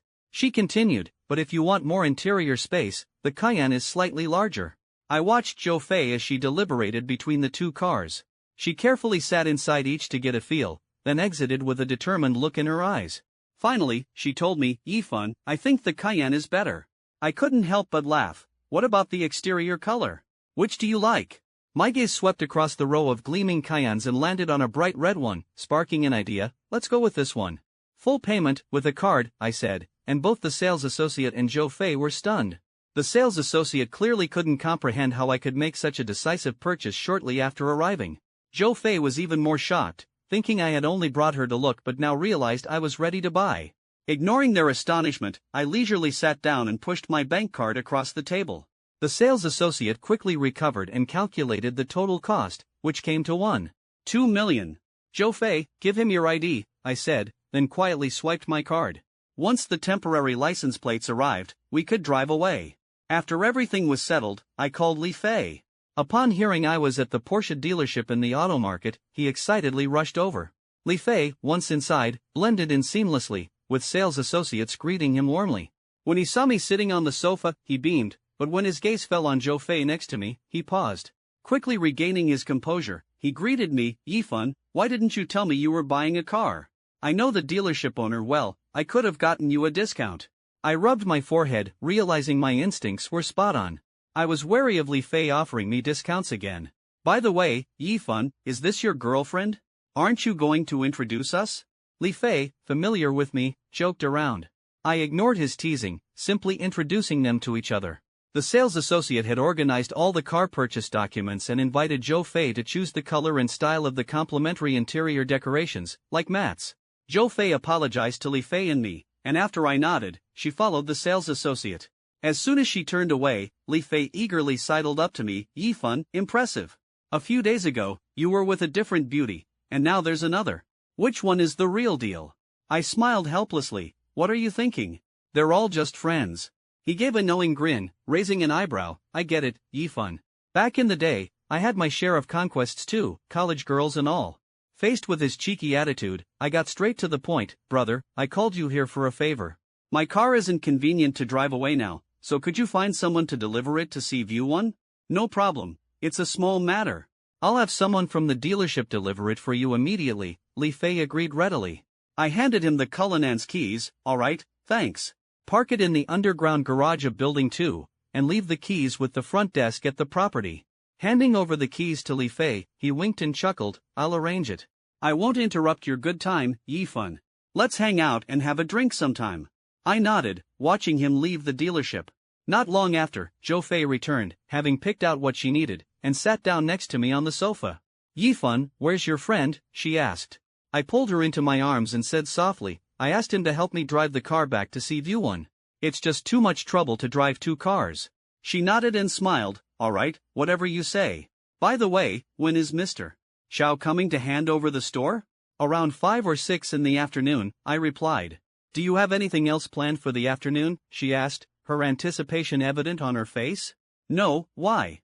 I responded. "Can we go to the movies this afternoon?" "I haven't been in ages," she said with a hopeful expression. "Of course, why not? Once the car is sorted, we'll go," I assured her with a smile. "Thank you," she said happily, planting a light kiss on my cheek. Patiently waiting, the sales associate finally handed me the temporary license plate. After taking the plate and all the vehicle documents, I accepted the car keys and drove the brand new red Cayenne to a nearby mall. Parking the car in the mall's lot, we headed to the private cinema on the top floor. "Yifun, what do you want to watch?" Zhou Fei asked. I glanced at the list of upcoming movies and pointed to a Hong Kong film on the screen. "Let's watch this one." At the front desk, Zhou Fei paid for a double suite. The staff led us to the suite, where Zhou Fei requested the movie to be played. Once the screen lit up, the staff quietly left, closing the door. The sofa in the suite was incredibly comfortable, similar to a love seat but electrically operated to recline into a semi-lying position. After we sat down, Zhou Fei expertly used the remote to adjust the sofa until the backrest lowered. Snuggling against my shoulder and wrapping her arms around my waist, we began watching the movie in this intimate position. In the dimly lit space, halfway through the film, I was immersed in the story when I felt Zhou Fei stir beside me. I couldn't help but chuckle. "Little troublemaker, behave yourself, or you'll be the one in trouble later." Unexpectedly, Zhou Fei mischievously propped herself up, looking down at me with a playful smile. "Bring it on, who's afraid? There's only a tired ox, never a field that's worn out." Her words sent a slight tremor through my heartstrings. Her provocative gaze, shining from her clear eyes, carried a unique emotion.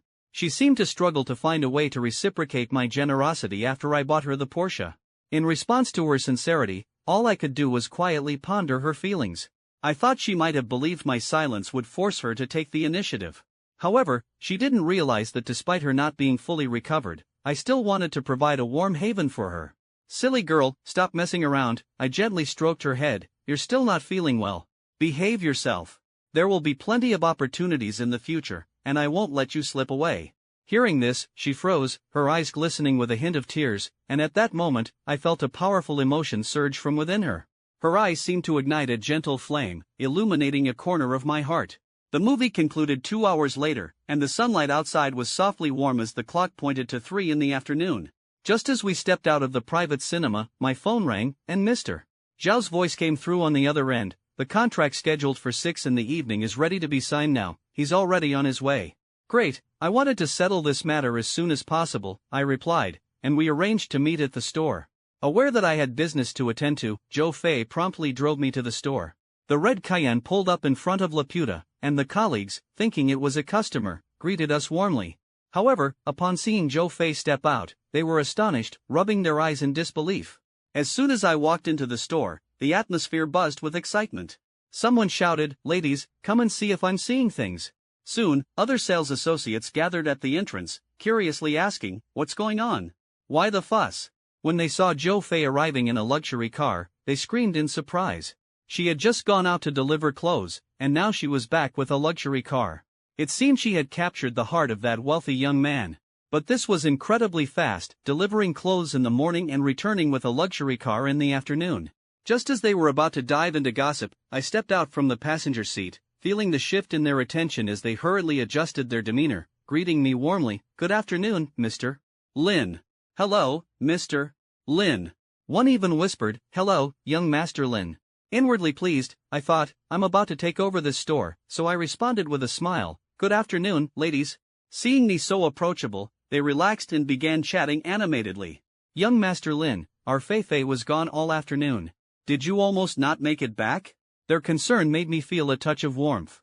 "Young Master Lin, did you win over our Fei?"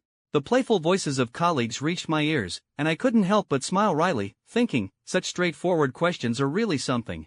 I glanced at Zhou Fei, who was being crowded by the women, and raised an eyebrow in a silent plea for help. She caught my look and immediately intervened, pushing through the gossiping colleagues. "Ladies, can we be a bit more reserved? Don't scare him off, please."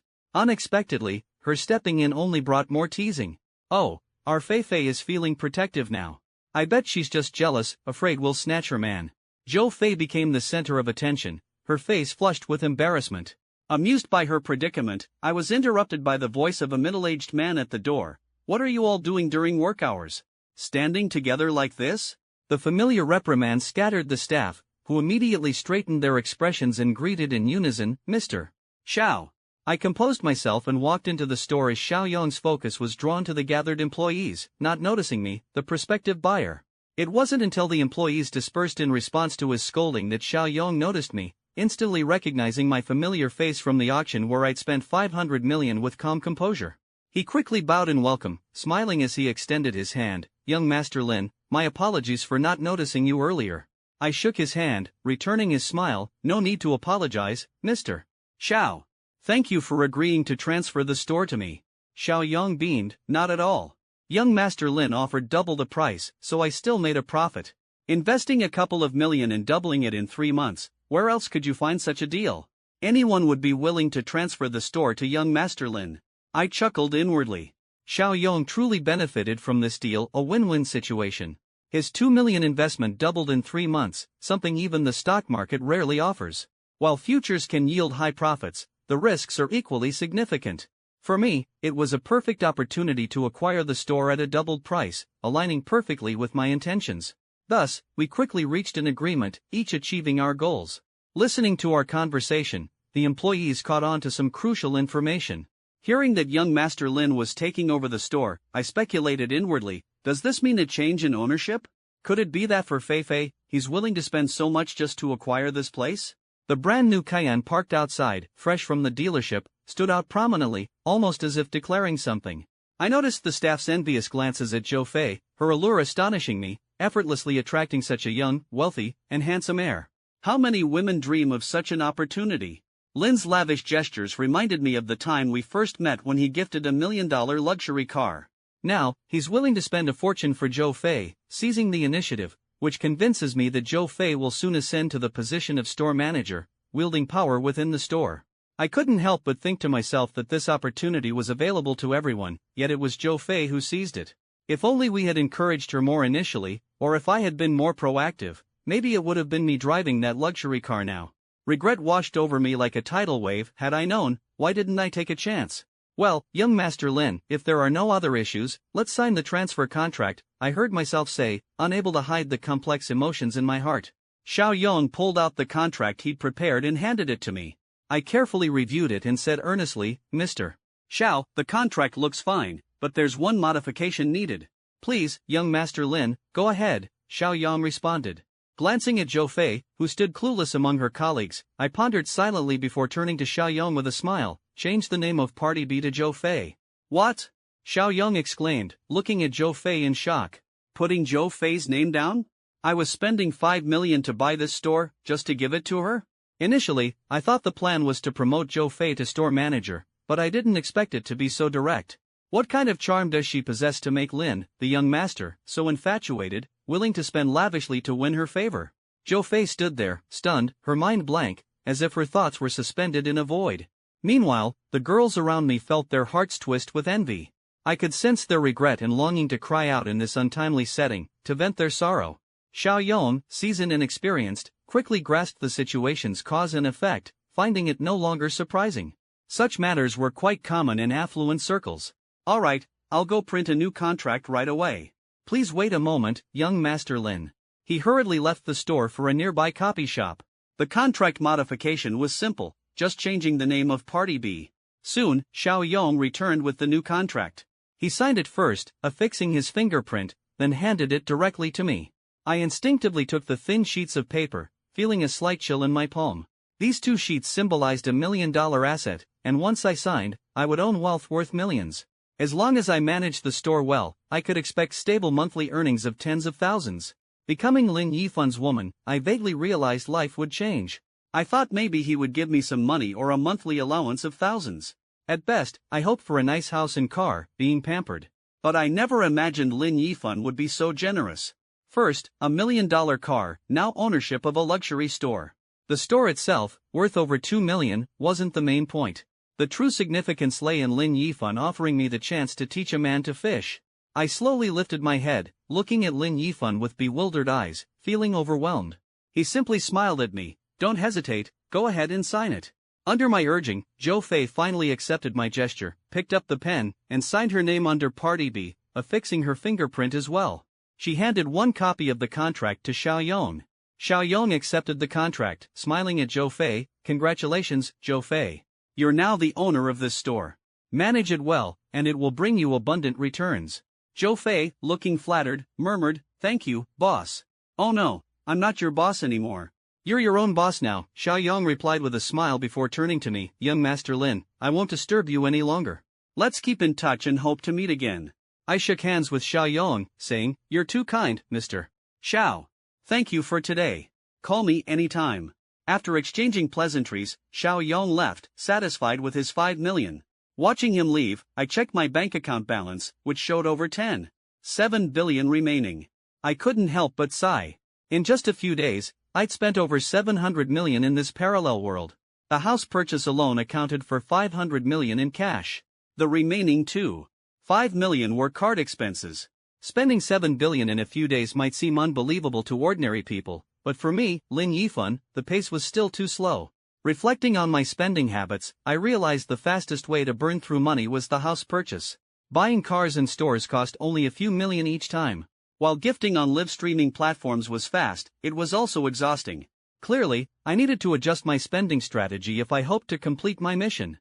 Buying cars in stores could only be pastimes, while live streaming tips were backup plans. The real money pit was real estate, the biggest sink for my wealth. With that thought, I turned my attention to luxury properties. Fei, I'm heading out. Can I have the car keys? I asked Zhou Fei, who was still examining the contract. Yifan, how long will you be out? Should I wait for you here? She quickly handed me the Cayenne keys. I took the keys, nodding, wait for me, I'll come back to pick you up. With that, ignoring the other employees, I gently hugged Zhou Fei and kissed her forehead before leaving the store. As soon as I left, the other girls in the store crowded around Zhou Fei, excitedly exclaiming, "Wow, we didn't expect our Fei to become the boss's wife overnight. Fei is so lucky to have landed such a young master. Indeed, it's enviable. Fei's charm is incredible, even young Master Lin is captivated by her tenderness." Surrounded by compliments, Zhou Fei smiled, yet remained humble. I knew everyone was aware of Su Yuyu still being around Lin Yifan. Regardless of whether she was his official girlfriend, Zhou Fei's status as Lin Yifan's lover was undeniable. She was simply the lucky one to become his woman. Considering former colleagues, who could guarantee they wouldn't be his next partner? Blushing slightly, I smiled and replied, "All right, ladies, give me a break. Don't tease me about being the boss's wife." Now, driving the Cayenne I'd bought for Zhou Fei, I sped along Hu City Avenue. It was only 3 in the afternoon, so there was plenty of time. I planned to use this gap to spend more money. My destination was the Ba Jian Tang Villa area, not far from Seaview 1. If traffic was smooth, I could reach it within half an hour. Although it's not the most prestigious villa property, it's still noteworthy in Hu City. My goal wasn't the Ba Jian Tang villas themselves, but to find a reputable real estate agency nearby. I couldn't possibly search for properties on my own every time. Hiring an agency would be more convenient. After all, leaving future property purchases to them could be a shortcut. Plus, the high fees charged by the agency would also serve as a disguised form of assistance. Upon arriving at Huayuan Real Estate, I parked my car and headed straight inside. The office was bustling with activity, with nearly every agent passionately explaining properties to their clients. Amidst this lively atmosphere, I noticed a girl named Han Qingyun sitting wearily at a small desk, looking quite troubled. Han Qingyun had been working at Huayuan Real Estate for almost a year. In her first couple of months, her mentor showed her the ropes, familiarizing her with the layout of Hu City and property listings. After that, she began selling independently and had a decent streak, never ranking last in company sales. The company had a last-place elimination policy, where being at the bottom for 3 consecutive months meant dismissal. While she had always narrowly avoided being cut, her luck seemed to have run out in recent months, placing last for 2 consecutive months. This month was her final chance. If she didn't sell a property, she'd face the real threat of being fired. Feeling a sense of sympathy, I wanted to lend a hand. Here, everyone's future hinged on those rankings.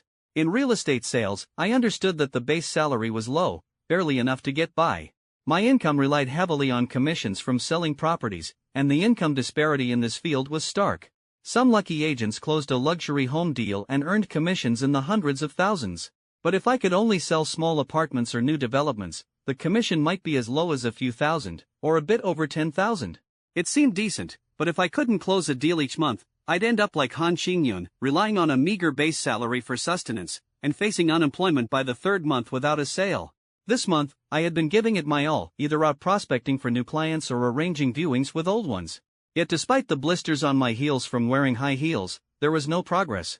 With just a week left this month, my hope felt dim. Although I had a few genuine buyers, I hesitated to take their cases. One client, particularly repulsive, suggested he would only sign the contract if I spent a night with him. Another was slightly better, proposing a lover relationship, promising not just a deal but also a generous allowance. I despised them, angrily rebuked such people. What was supposed to be a simple property purchase had turned into a bargaining chip because I was a woman, and my appearance only twisted things further. I felt nothing but disdain. I'd rather hold on to my principles than succumb to these sordid transactions. With the threat of unemployment looming, I had to consider, if I really left here, what decent job could I find with my qualifications? Under the dual pressure of life and reality, my faith began to waver. Especially over the past half-month, I'd poured in countless efforts. Every day I ran around, showing properties to clients, yet none closed a deal. The thought of compromise grew stronger, considering accepting one of the slightly acceptable clients. But I couldn't bring myself to make such a decision. Today was another busy day, rushing around with a new client for viewings, even skipping a proper lunch. Returning to the office, I was met with the client's lukewarm "I'll need to compare a bit more" response. After seeing the client off, it was late, and I dragged my weary self back to my desk, collapsing into the chair, utterly exhausted. In a moment of frustration, I kicked off my high heels and lay my head on the desk, forlornly staring at my surroundings. Knock, knock, knock. The sound of someone tapping the desk pulled me back to reality. Expecting a reprimand from the manager, I reluctantly looked up. Instead, I saw a young man standing at the desk, smiling. Surprised, I quickly stood up and asked, "Sir, how can I help you?" I glanced around and found the only agent who seemed free, addressing her. "Excuse me, I'm looking to buy a house, but your colleagues all seem busy, and you're the only one on break, so I thought I'd approach you." At the mention of buying a house, her eyes lit up instantly. She hurriedly slipped her shoes back on, a bright smile on her face. "Hello, sir. I'm Han Qingyun. What type of property are you looking for?" I smiled slightly and introduced myself briefly. "I'm interested in seeing properties in the Bajiantang Villa area. Does your company have any listings there?" Upon hearing Bajiantang, Han Qingyun's expression grew more serious. Perhaps she thought I was merely curious, as she wouldn't have hesitated if it were an apartment or a smaller property. Still, she adjusted her demeanor, maintaining her smile. "Mr. Lin, we do have several listings available in Bajiantang. Are you looking to gather information first or would you like to visit in person?" Thinking I couldn't let this opportunity slip away, I straightforwardly replied, "It's getting late, let's go for an on-site visit." "Alright, I'll get the keys, and we can talk on the way," she said, turning to retrieve the keys for the listings. As we exited the company, Han Qingyun prepared to hail a taxi, but I headed to the curb, pulled out my keys, and pressed a button. Under her stunned gaze, my brand new red Cayenne flashed its unlock lights, reflecting the smile on my face. I opened the driver's door, ready to get in, but noticed Han Qingyun still standing there, dazed. "Come on, what are you waiting for? If we don't go now, it'll be dark soon," I urged. At my prompting, she snapped out of it and hurriedly got into the passenger seat. After setting the navigation, I drove towards the Bajiantang Villa area. During the drive, I could sense Han Qingyun's thoughts whirling. She seemed to suspect I was a rich second generation, given my casual attire and the luxury car.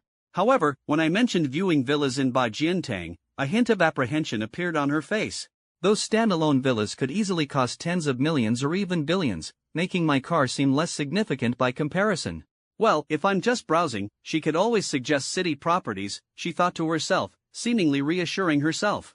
With my financial capability, houses priced at tens of thousands per square meter in the city should be manageable. As long as this deal went through, she wouldn't have to face those distasteful transactions with older men for now. This thought seemed to ease her mood slightly. By the time we reached the Bajiantang villas, the golden sunlight bathed the entire villa area. Han Qingyun guided me to where the company's listings were located. We parked in front of a standalone villa, and both got out. She walked to the villa gate, using the company's key to unlock it, leading me into the yard while enthusiastically introducing the basic information about the property. During Han Qingyun's explanation, I toured the entire villa. It was a Chinese-style courtyard built over water, occupying about 2 acres, with surrounding walls providing a sense of tranquility. I inquired about the price, and the figure of 56 million was quite staggering. I didn't comment immediately, wanting to see other listings first. However, Han Qingyun seemed to think I was intimidated by the price, contemplating recommending city properties. At that moment, I requested to view more villas. After all, the customer is king, so she can only continue showing me around. Next, we toured 2 more standalone villas with similar styles, differing only in land area and decor. One was priced at 72 million, while the other was a whopping 110 million. After viewing these properties, I couldn't help but ask Han Qingyun, "Do you have anything more expensive? I'd like to take a look." Feeling a bit frustrated, I recalled spending 5 billion on the Haijing 1 penthouse. Although the price was inflated, its actual value was between 2 to 3 billion. I was surprised to find these standalone villas cheaper than the penthouse. Han Qingyun seemed more frustrated than I was. If it weren't for her hope that I'd buy a property in the city, she might have already rolled her eyes at me. She was caught in the spectacle of it all, pretending to be generous while clearly unable to afford it. In a sudden move, she mentioned a property that had been listed for months, priced several times higher than the most expensive one we'd seen, with a much larger area. "Mr. Lin, there is indeed such a property. The owner has been trying to sell it for several months, but because the asking price is so high, it hasn't sold," she explained, causing my eyes to light up with interest. "Where is it? Please take me to see it," I asked eagerly. Han Qingyun frowned slightly, explaining, "Mr.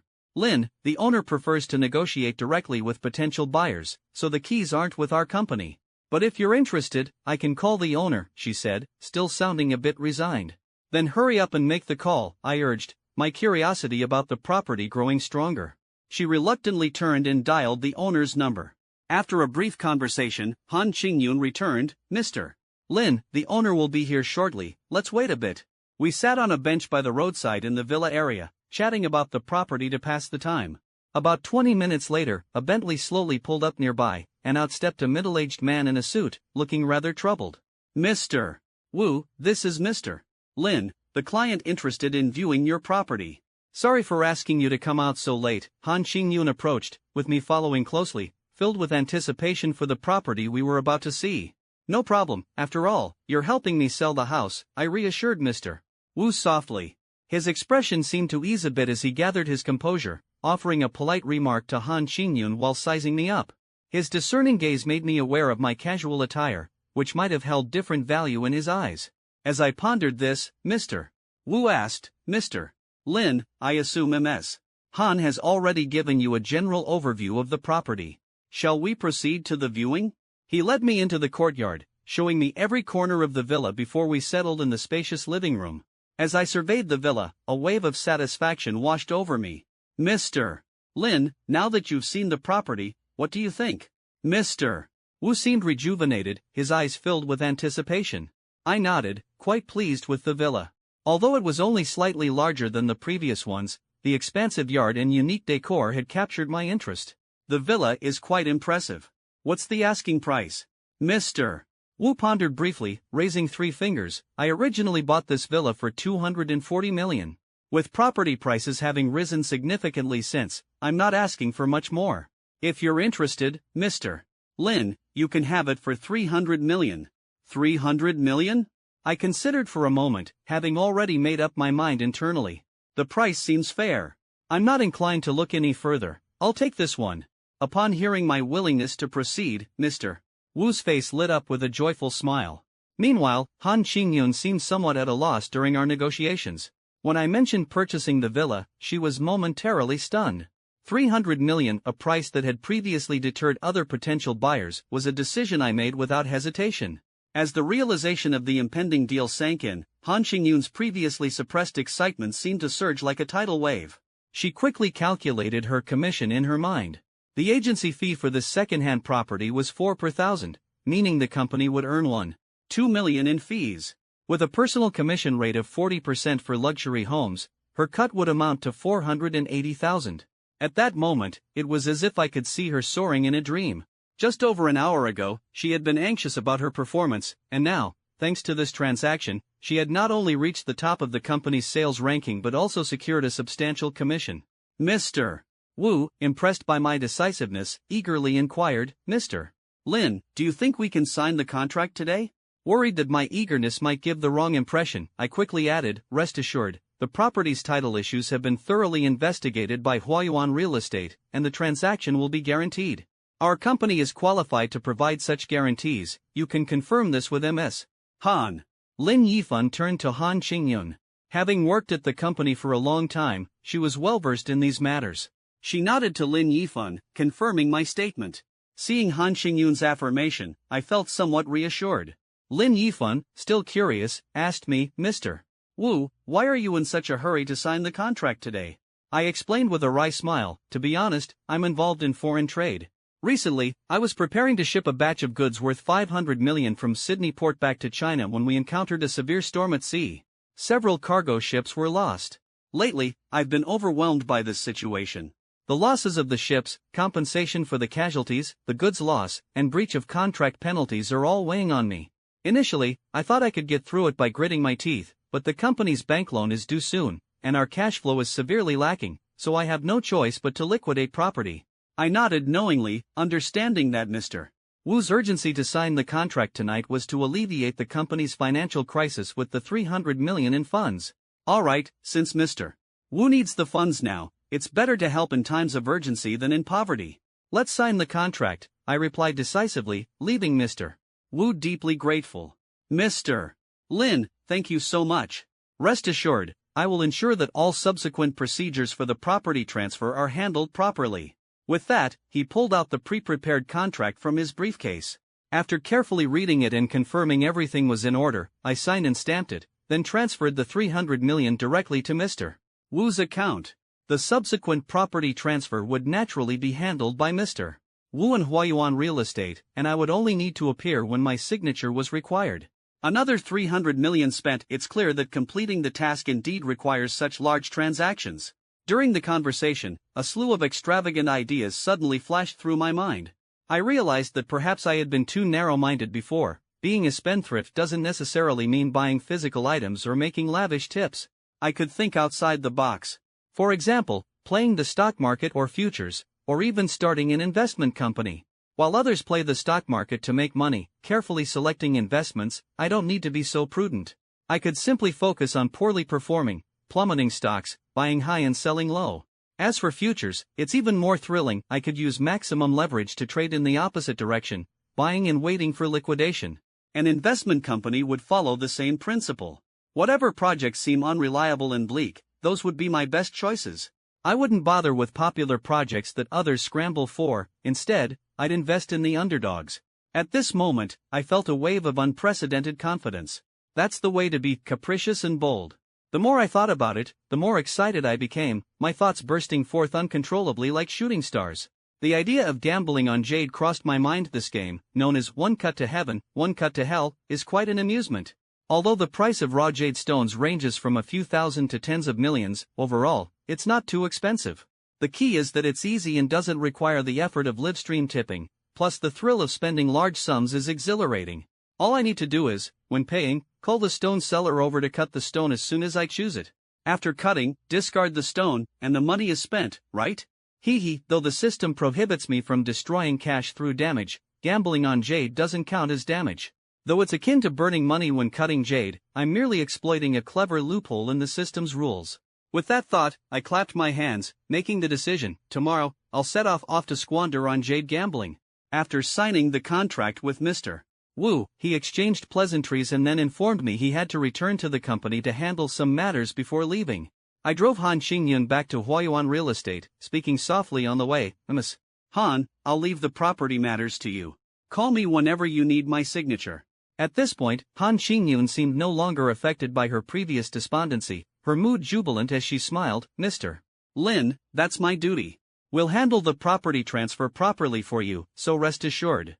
Skillfully controlling the car with one hand, I opened my WeChat QR code with the other and said to Han Xingyun, let's add each other on WeChat, Miss Han.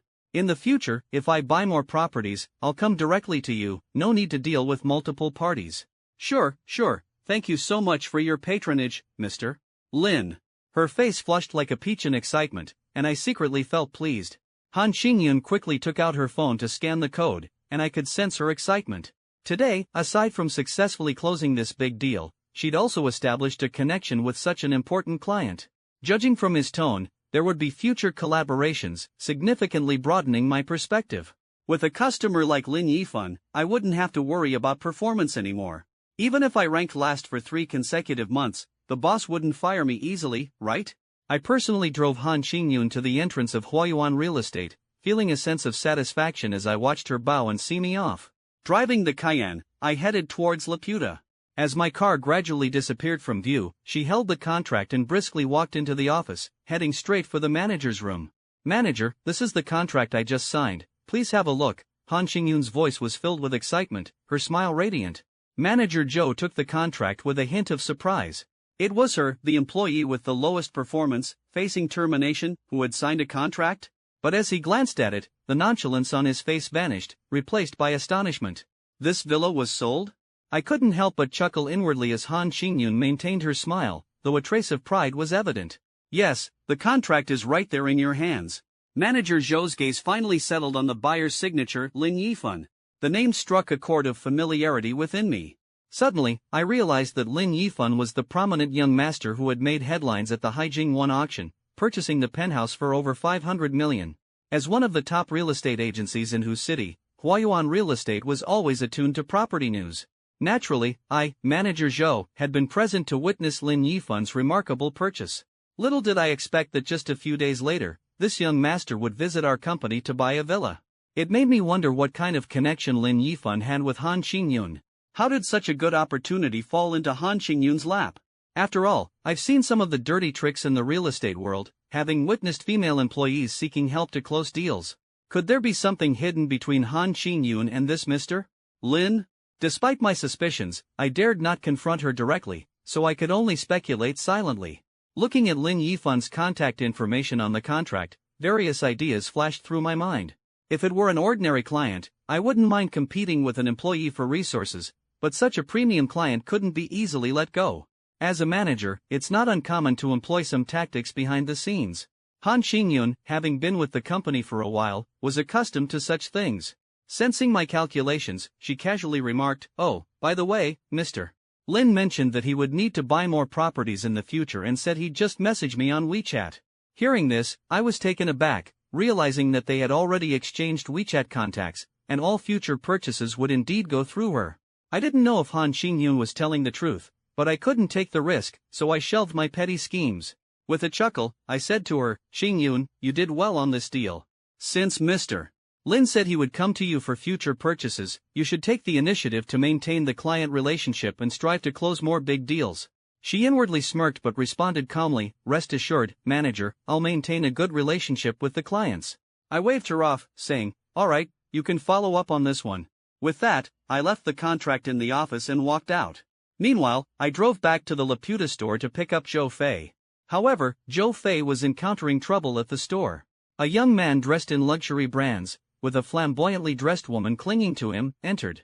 He chuckled, saying to the woman, "Baby, I'll buy you a bag today, then we'll have a big meal and you won't have to go back to school tonight. I'll drive you back in the morning." The man's voice was flippant and teasing, and the woman responded shyly, "Jiang, you're so annoying. We'll talk later." Witnessing this scene, I felt a disdain for such games but was also helpless. A sales assistant hurried over to try to break the awkward atmosphere. I wrapped my arm around the woman beside me and said to the sales assistant, "Take us to see your bags." The assistant quickly gestured, "Right this way, sir." We walked towards the bag counter. Just a few steps in, my eyes locked onto a familiar figure, causing my steps to halt. "Zhou Fei?" I called softly, uncertain. Zhou Fei, with her back to me, was busy arranging the store's display. After all, this was going to be her store, and she needed to manage it carefully. Hearing that familiar voice, she turned around abruptly.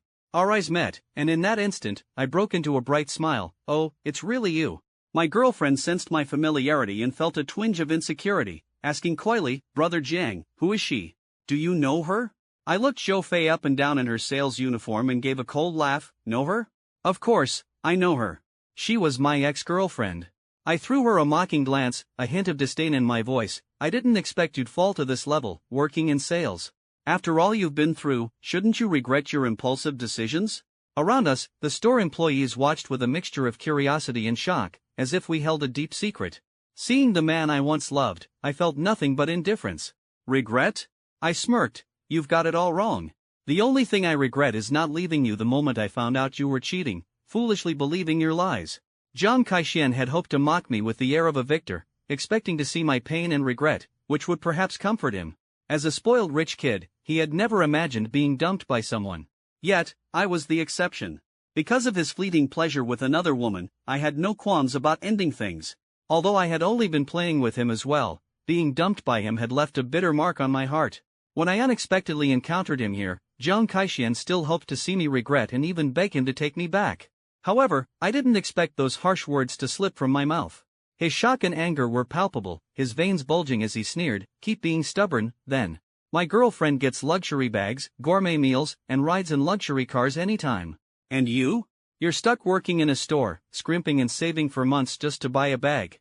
I paid him no mind, lowering my head and responding calmly, "So what? I'm still me, and it has nothing to do with you." I listened to Jiang Kaishuan's show of bravado, unmoved. Even before knowing Lin Yifan, I wouldn't have cared for his taunts, and now I was even less inclined to engage with such a person. Lin Yifan might return at any moment, and I didn't want any misunderstandings. "It's none of your business. Mind your own affairs and leave my store." I coldly dismissed him. "My store?" Zhang Kaixian was momentarily stunned, then burst into laughter. "Delusional, aren't you? Do you even know how much it costs to open a store on this commercial street? You think you can afford it?" I refrained from arguing further, turning to my colleague, "Lily, please show them out. We don't do business with their kind." Lily quickly understood, and with the support of the boss's wife, she was unrestrained. "Sir, our boss lady has spoken. We won't do business with you. Please leave." I appreciated Lily's solidarity, the warmth of her support. But Jiang Kai-xian, refusing to believe I held such authority, angrily demanded, "Who do you think you are? Get your boss out here. I want to see how long you can keep up this charade." His rudeness irked me, but I chose silence, hoping Lin Yifan would return soon. Inside the store, Jiang Kai-xian continued his tirade, while the sales assistants around me couldn't stand it any longer. One of them coldly remarked, "Sir, please watch your language. Fei is indeed our boss's wife.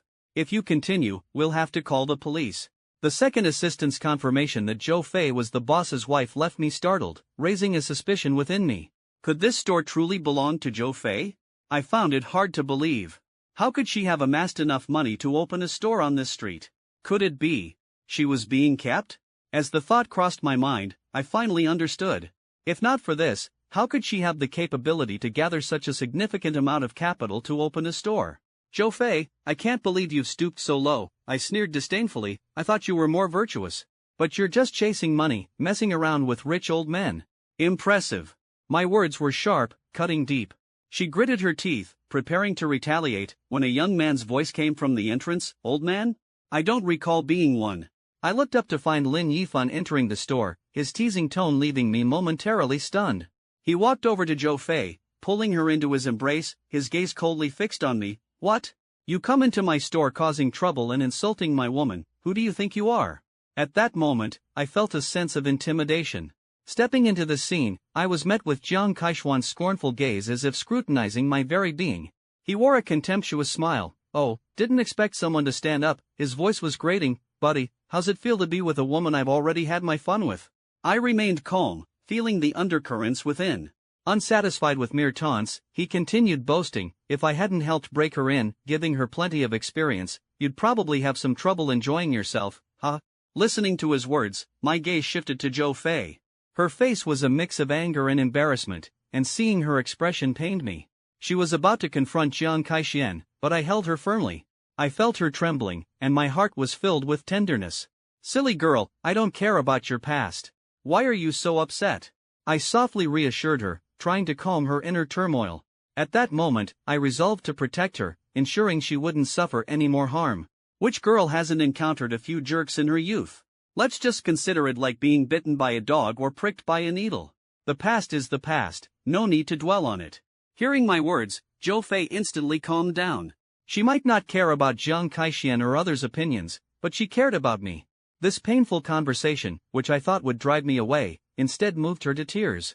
As tears quietly fell, Zhou Fei instinctively leaned into my embrace, holding me tightly, as if afraid I'd disappear if she let go. The scene was one to envy for the other girls in the store. They had been angry at Jiang Kaishuan's despicable behavior and felt sorry for Zhou Fei, but now they wished they could be in her place, enjoying the sense of security from my embrace.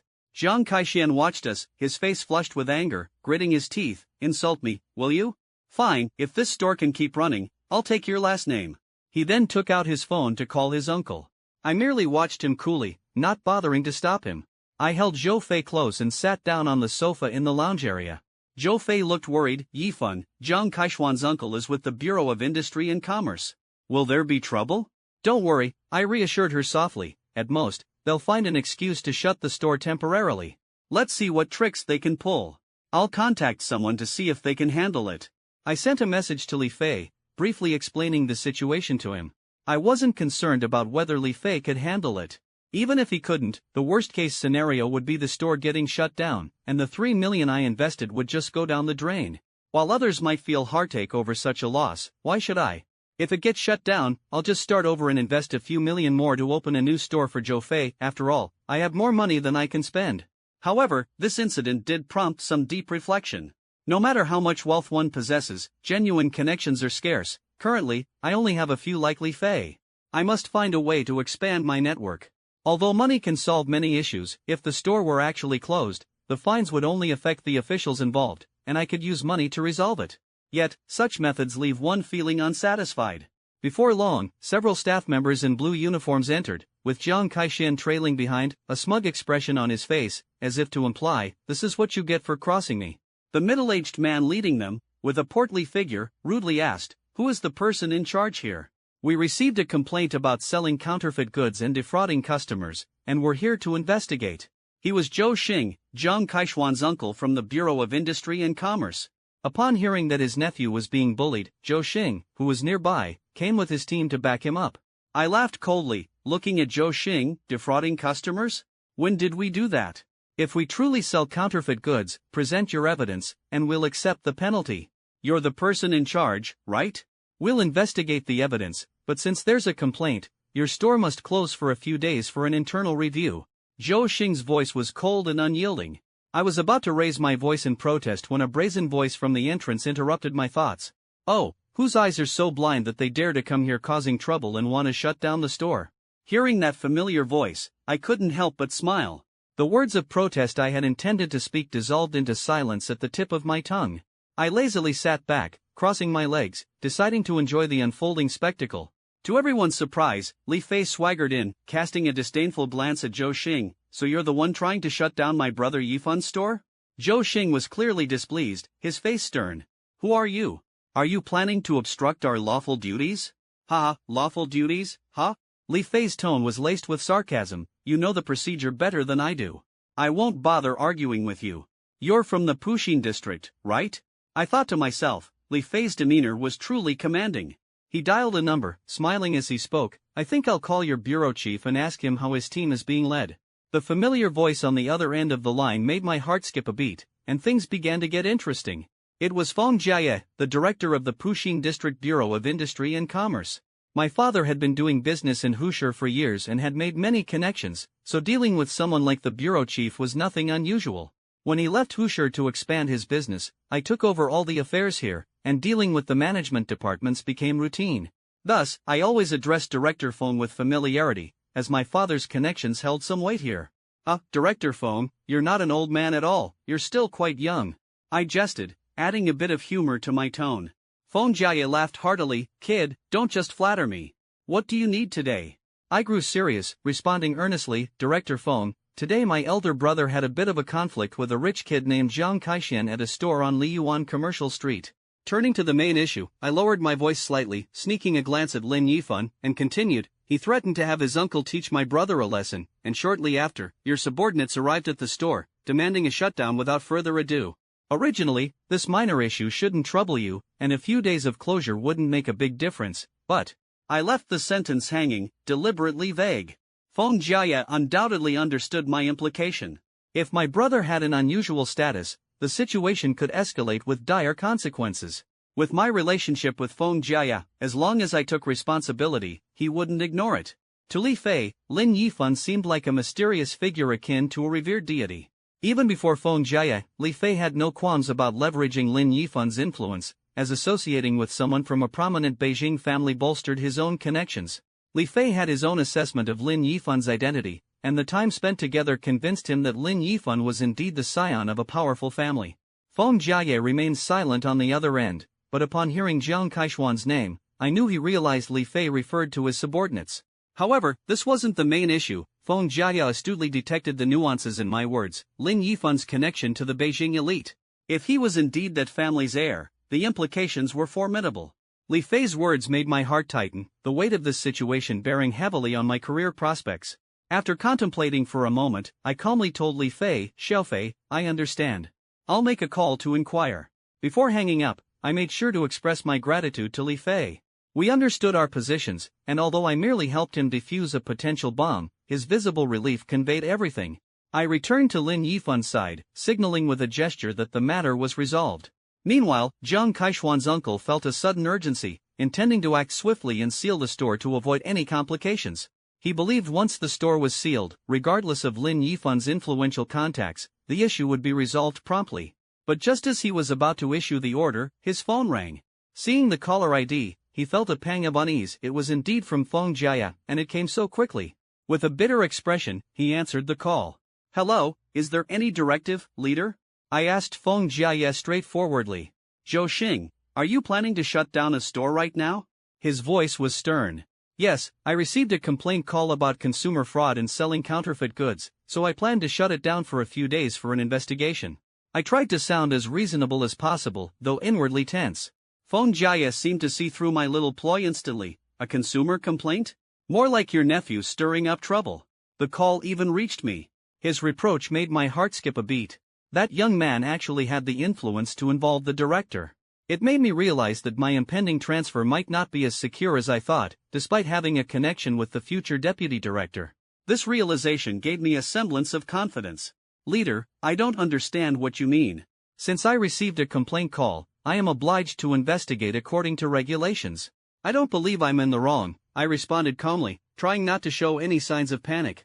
However, Feng Jie was clearly furious, his tone dripping with sarcasm. If you want a court disaster, that's your business, but don't drag me down with you. Without knowing who you're dealing with, you're haphazardly sticking your neck out for your nephew. Let me tell you, if you really dare to shut down their store, don't expect your backers to save you, not even themselves. A chill ran down my spine as I realized this confrontation was no longer a simple investigation but a power struggle at its core. I won't say more than necessary. Now, immediately take your people back to the office, or you'll have to face the consequences yourself. His words struck me like a heavy hammer, followed by the busy tone of the disconnected call, leaving me standing there, pale and stunned. In the political arena, no one is a fool. Feng Jie's message was crystal clear, the backing behind this store was formidable. If I truly shut it down, keeping my position would be out of the question, and even my backer, the deputy director, would be implicated. What surprised me even more was Feng Jie's reaction. In the midst of his impending transfer, he was willing to go to such lengths over a small store. This was unexpected. Feng Jie was indeed about to be transferred, so in theory, I could act without concern. However, openly defying him, even with my connections, would not be easy. After all, Feng Jie was still in power, and as the director, he had enough authority to crush me. Weighing the pros and cons, I had no choice but to bitterly call off the team and leave with my men, reluctantly. Watching my uncle take the call and leave without a word, my nephew Jiang Kaixin was stunned and hurried after me, asking, "Uncle, what's going on? Weren't you going to help me deal with that clueless owner?" Embarrassed by the loss of face, I turned back and scolded him. "Deal with it? You're always causing trouble, not even knowing who you're messing with." "I think you're the clueless one here." Jiang Kaixin, chastised, muttered, "Isn't my mom your sister?" "What did you say?" I had to ask Jiang Kaixin. He quickly shook his head, his tone flustered. "Uncle, does the other side have a big background?" Zhou Xing shot him a cold glance, mocking, "If someone can make Feng Jie protect them at all costs, what do you think? So, are we just letting him go?" Jiang Kaixin was clearly unwilling. Zhou Xing admonished him, "What else? Do you think you have the ability to go head-to-head with them?" With that, he turned and got into the car with his people, leaving a trail of disdain in his wake. Glaring at the store, Jiang Kaixin, still unwilling, eventually left with a sullen face. Inside the store, Li Fei, seeing the matter resolved, briefly explained some remaining issues to me before leaving the Laputa store. After he left, I quietly resolved to contact a few people to jointly teach Jiang Kaixin a lesson, making him understand that some people are not to be messed with lightly. With my resources, I might not even need to lift a finger for Jiang Kaixin to face severe consequences. But I knew that taking the initiative is very different from passively responding. Action speaks volumes. I saw Li Fei out the door and, once he was gone, returned to Zhou Fei's side, checking the time and smiling as I asked, "Fei, are you hungry?" Zhou Fei, seeing the situation resolved, happily responded, "A little, I've been waiting to eat with you." "Then let's go eat." Lin Yifan took my hand, and we walked out of the store, under the envious gazes of my colleagues. We ended the evening at a high-end restaurant, and he suggested I not go back tonight, asking me to stay at Seed 1. Recalling his gentle words from our first night, a blush crept up my cheeks, and I finally nodded in agreement. Later, we returned to Seed 1, and he suggested I take a bath first. I dutifully headed to the bathroom to wash away the day's fatigue. After my bath, I walked out in a gray luxury robe, my hair damp, resembling a lotus emerging from water. I instinctively glanced at him and noticed him swallowing hard before rushing to the bathroom. With nothing to do, I wandered around the room, eventually stepping onto the balcony overlooking the river.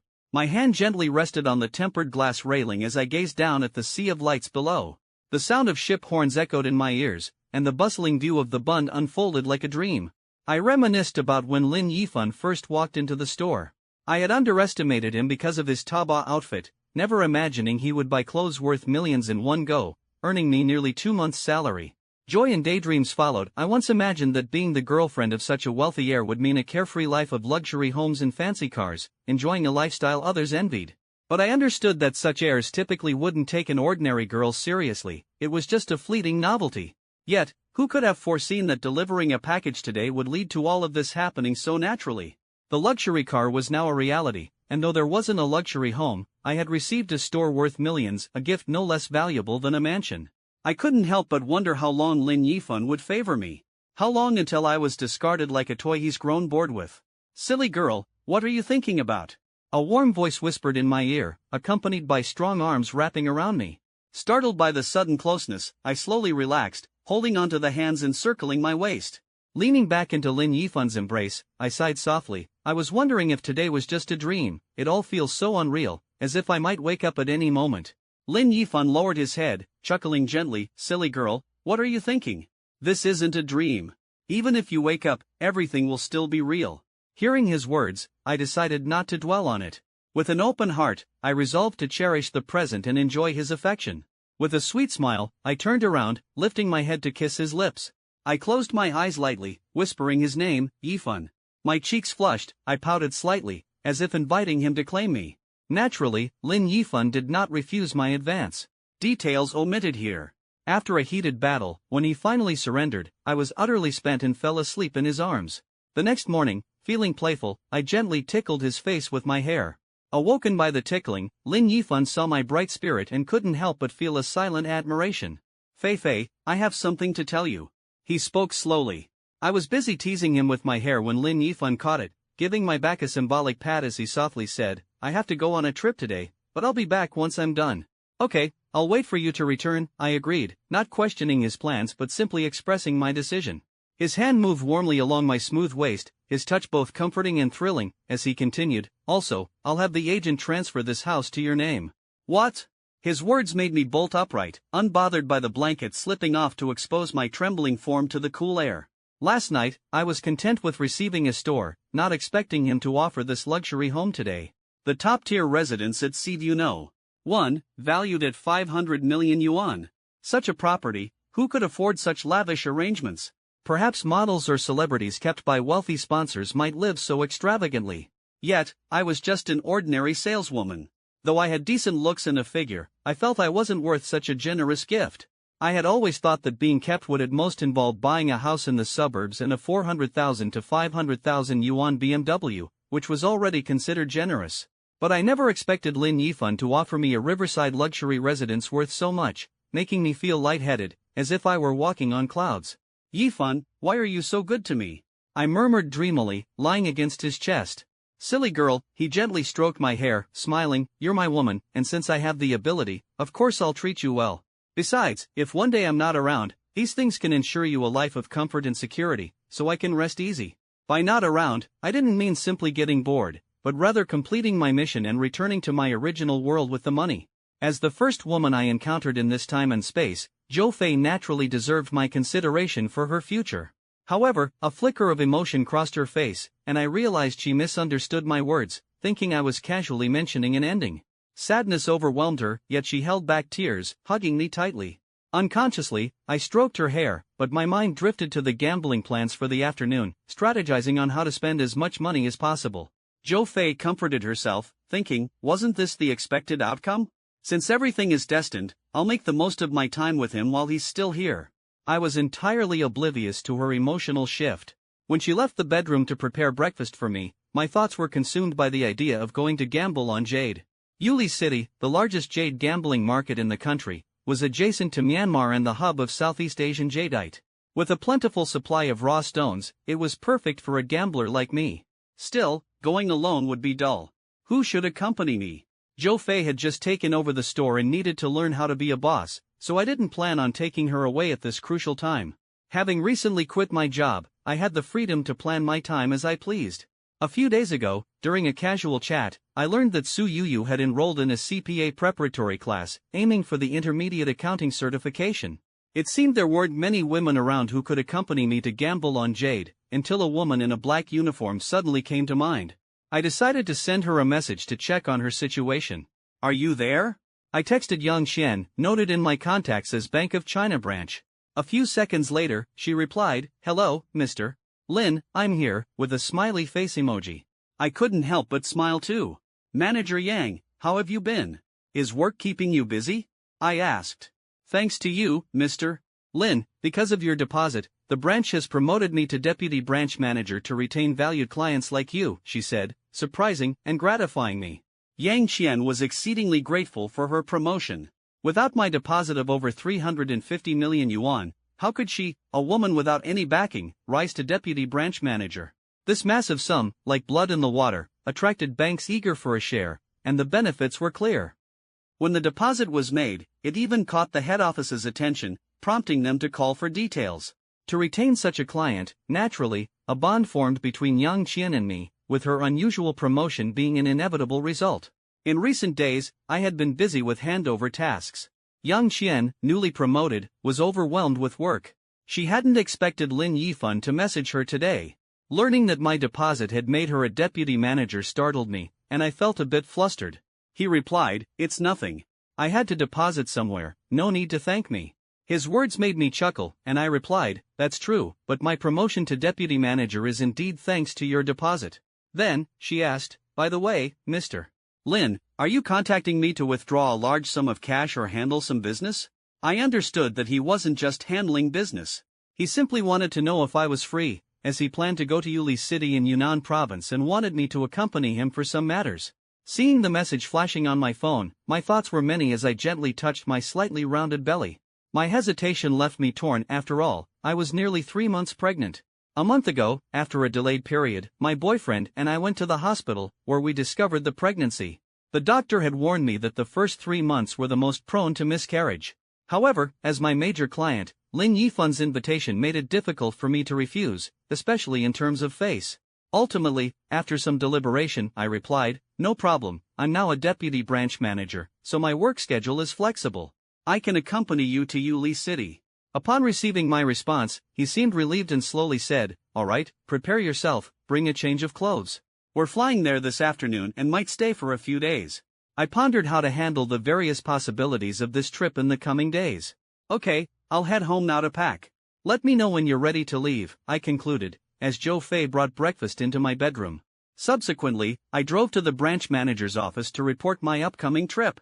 Upon hearing that I would accompany our bank's largest client to Yuli City, the manager immediately offered to handle my duties, ensuring I could focus on accompanying the client. Leaving the office, I returned home, where my boyfriend was surprised to see me return during work hours. "Why are you back at this time?" he asked, concerned.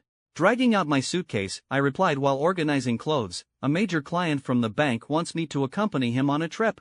He might need to withdraw a large sum of money." His eyes flickered as he kindly helped me pack, reminding, "Take care on the road, especially with the baby. Don't strain yourself." Sitting on the bed, I watched his busy figure, smiling as I assured him, "Don't worry, I'll take care of myself and the baby." He asked again, "How many days will you be gone?" "We have a wedding photo shoot scheduled and need to prepare for the wedding." Uncertain, I replied, "I'm not sure how many days yet. If I can't make it back in time, we'll need to reschedule with the studio." Amid our casual chat, I busied myself packing, awaiting Lin Yifan's notification. After finishing breakfast, he bid farewell to Zhou Fei and left.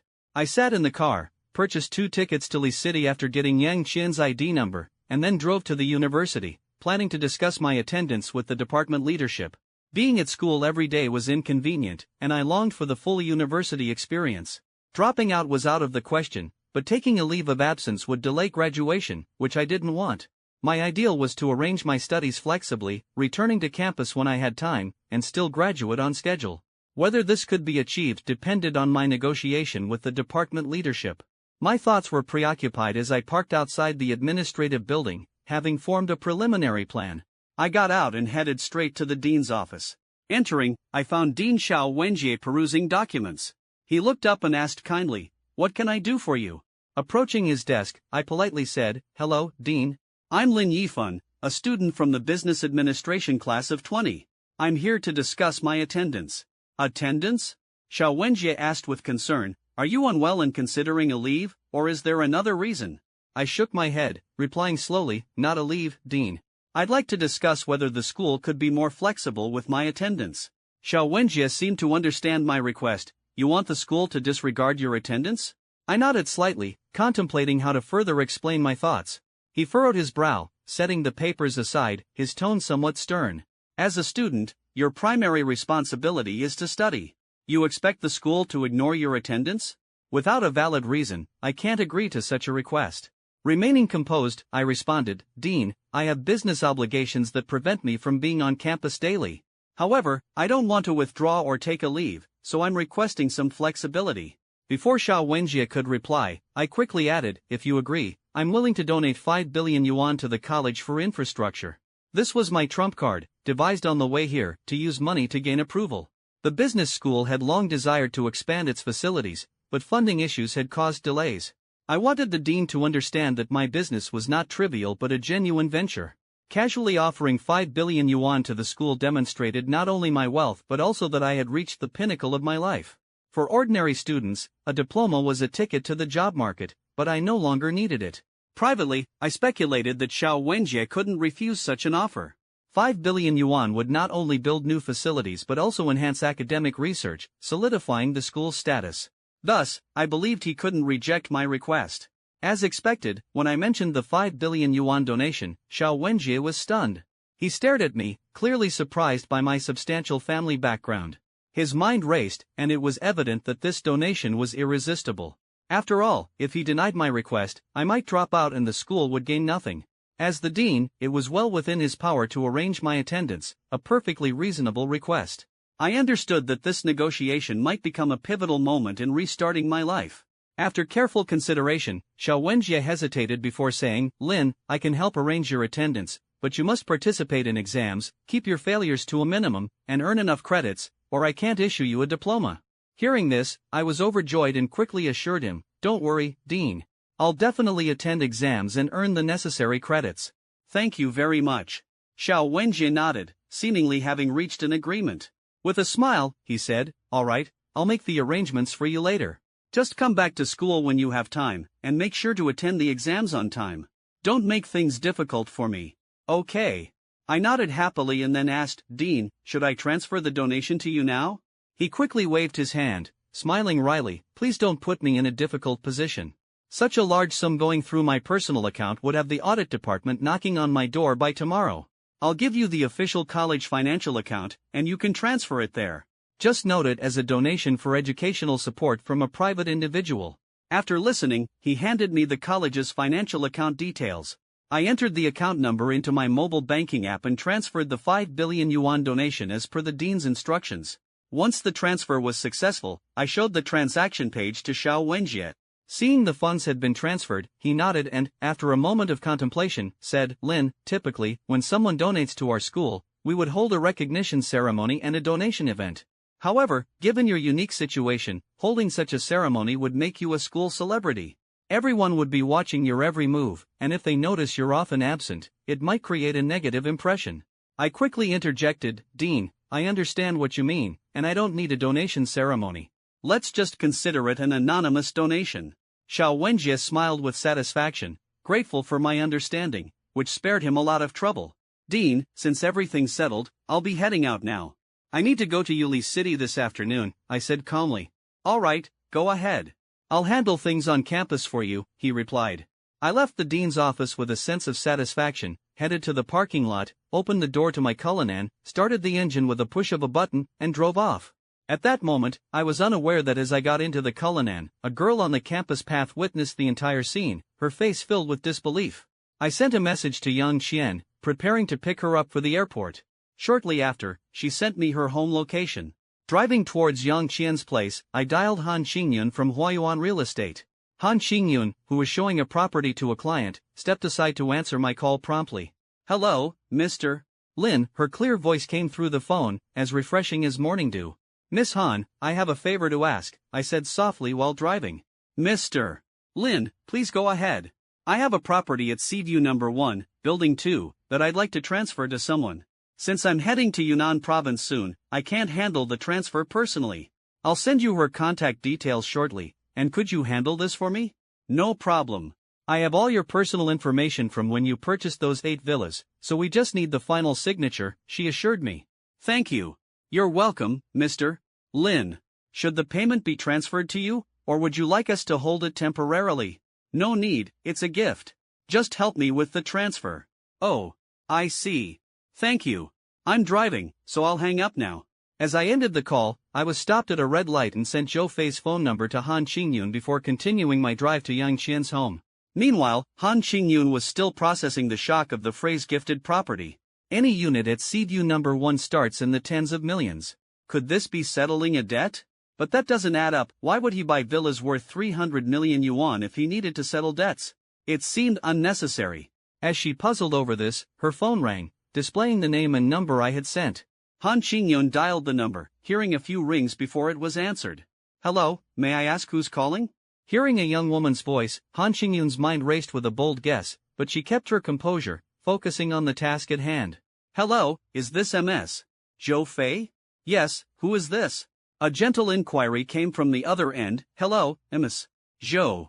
I'm Han Qingyun, a real estate consultant from Huayuan. Mr. Lin Yifan has entrusted me to handle a property transfer for you. Since it's being transferred to you, I'm reaching out to arrange a convenient time. My heart skipped a beat, surprised by the swiftness of it all. Ah, he really intends to give me the property. A luxury residence worth 5 billion yuan was about to become mine. Han Qingyun continued, yes, that's what Mr. Lin instructed. When would be a good time for us to meet and handle the transfer? I'm currently at the Laputa store in Liyuan Commercial Street. You can meet me here. Alright, I'll be there shortly. After hanging up, Han Qingyun coordinated with her colleagues and headed straight to the Laputa store with all the necessary documents. At this moment, I was guided by navigation to Yang Qian's building, having sent her a message in advance. She was already waiting downstairs for me. Exiting the car, I saw her smiling at me, filling me with warmth. I noticed a young man by her side and nodded in greeting before asking, and who might this be? Mr. Lin, this is my boyfriend. He's helping me with my luggage because I'm not feeling well, Yang Qian introduced. I smiled and shook hands with her boyfriend, then expressed some concern to Yang Qian. If you're not feeling well, you should have let me know earlier so I could make other arrangements. She quickly waved her hand, saying, it's nothing, really. Don't worry, Mr. Lin. She didn't want to leave a bad impression on her first outing with me, so she hurriedly explained herself.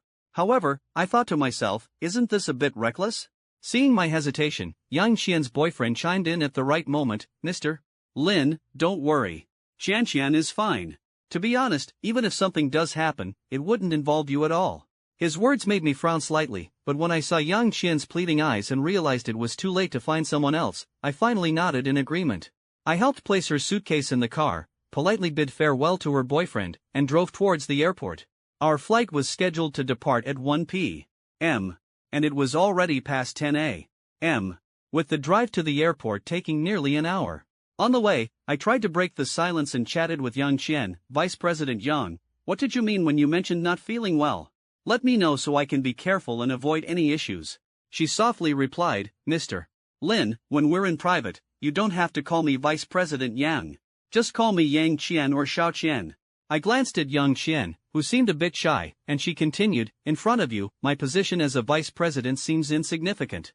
My health is nothing serious, she smiled. I'm almost 3 months pregnant, so I can't lift heavy things. That's why my boyfriend helped with my luggage. It won't affect the trip. Hearing this, I sighed with relief and chuckled, that's good. Now I can relax and not be on edge. She covered her mouth in a light laugh, exuding a hint of happiness. The first 3 months are unstable, so the doctor advised me to be careful. I'm almost at 3 months, and the pregnancy is more stable now. When I mentioned her boyfriend, her face lit up with happiness. We're actually planning our wedding, preparing for a photoshoot, and planning to hold the ceremony after the baby is born. That's wonderful, make sure to invite me. I'd love to be part of the celebration, I responded with a smile. Of course, you'll definitely get an invitation, she said with anticipation in her voice. So, Mr. Lin, she asked curiously, what's the purpose of your trip to Yuli City? Jade gambling. I replied casually while driving. Initially, she thought I needed her for something important, not expecting it to be a jade gambling trip. I couldn't help but wonder what jade gambling had to do with me. I knew nothing about it. However, accompanying a major client is never wrong. Even if Lin Yifan hadn't contacted me, I would have found a way to build rapport. This opportunity made things much easier. Mr. Lin, have you looked into jade gambling? I inquired. He shook his head with a smile. No, I've only heard about it before and thought I'd give it a try.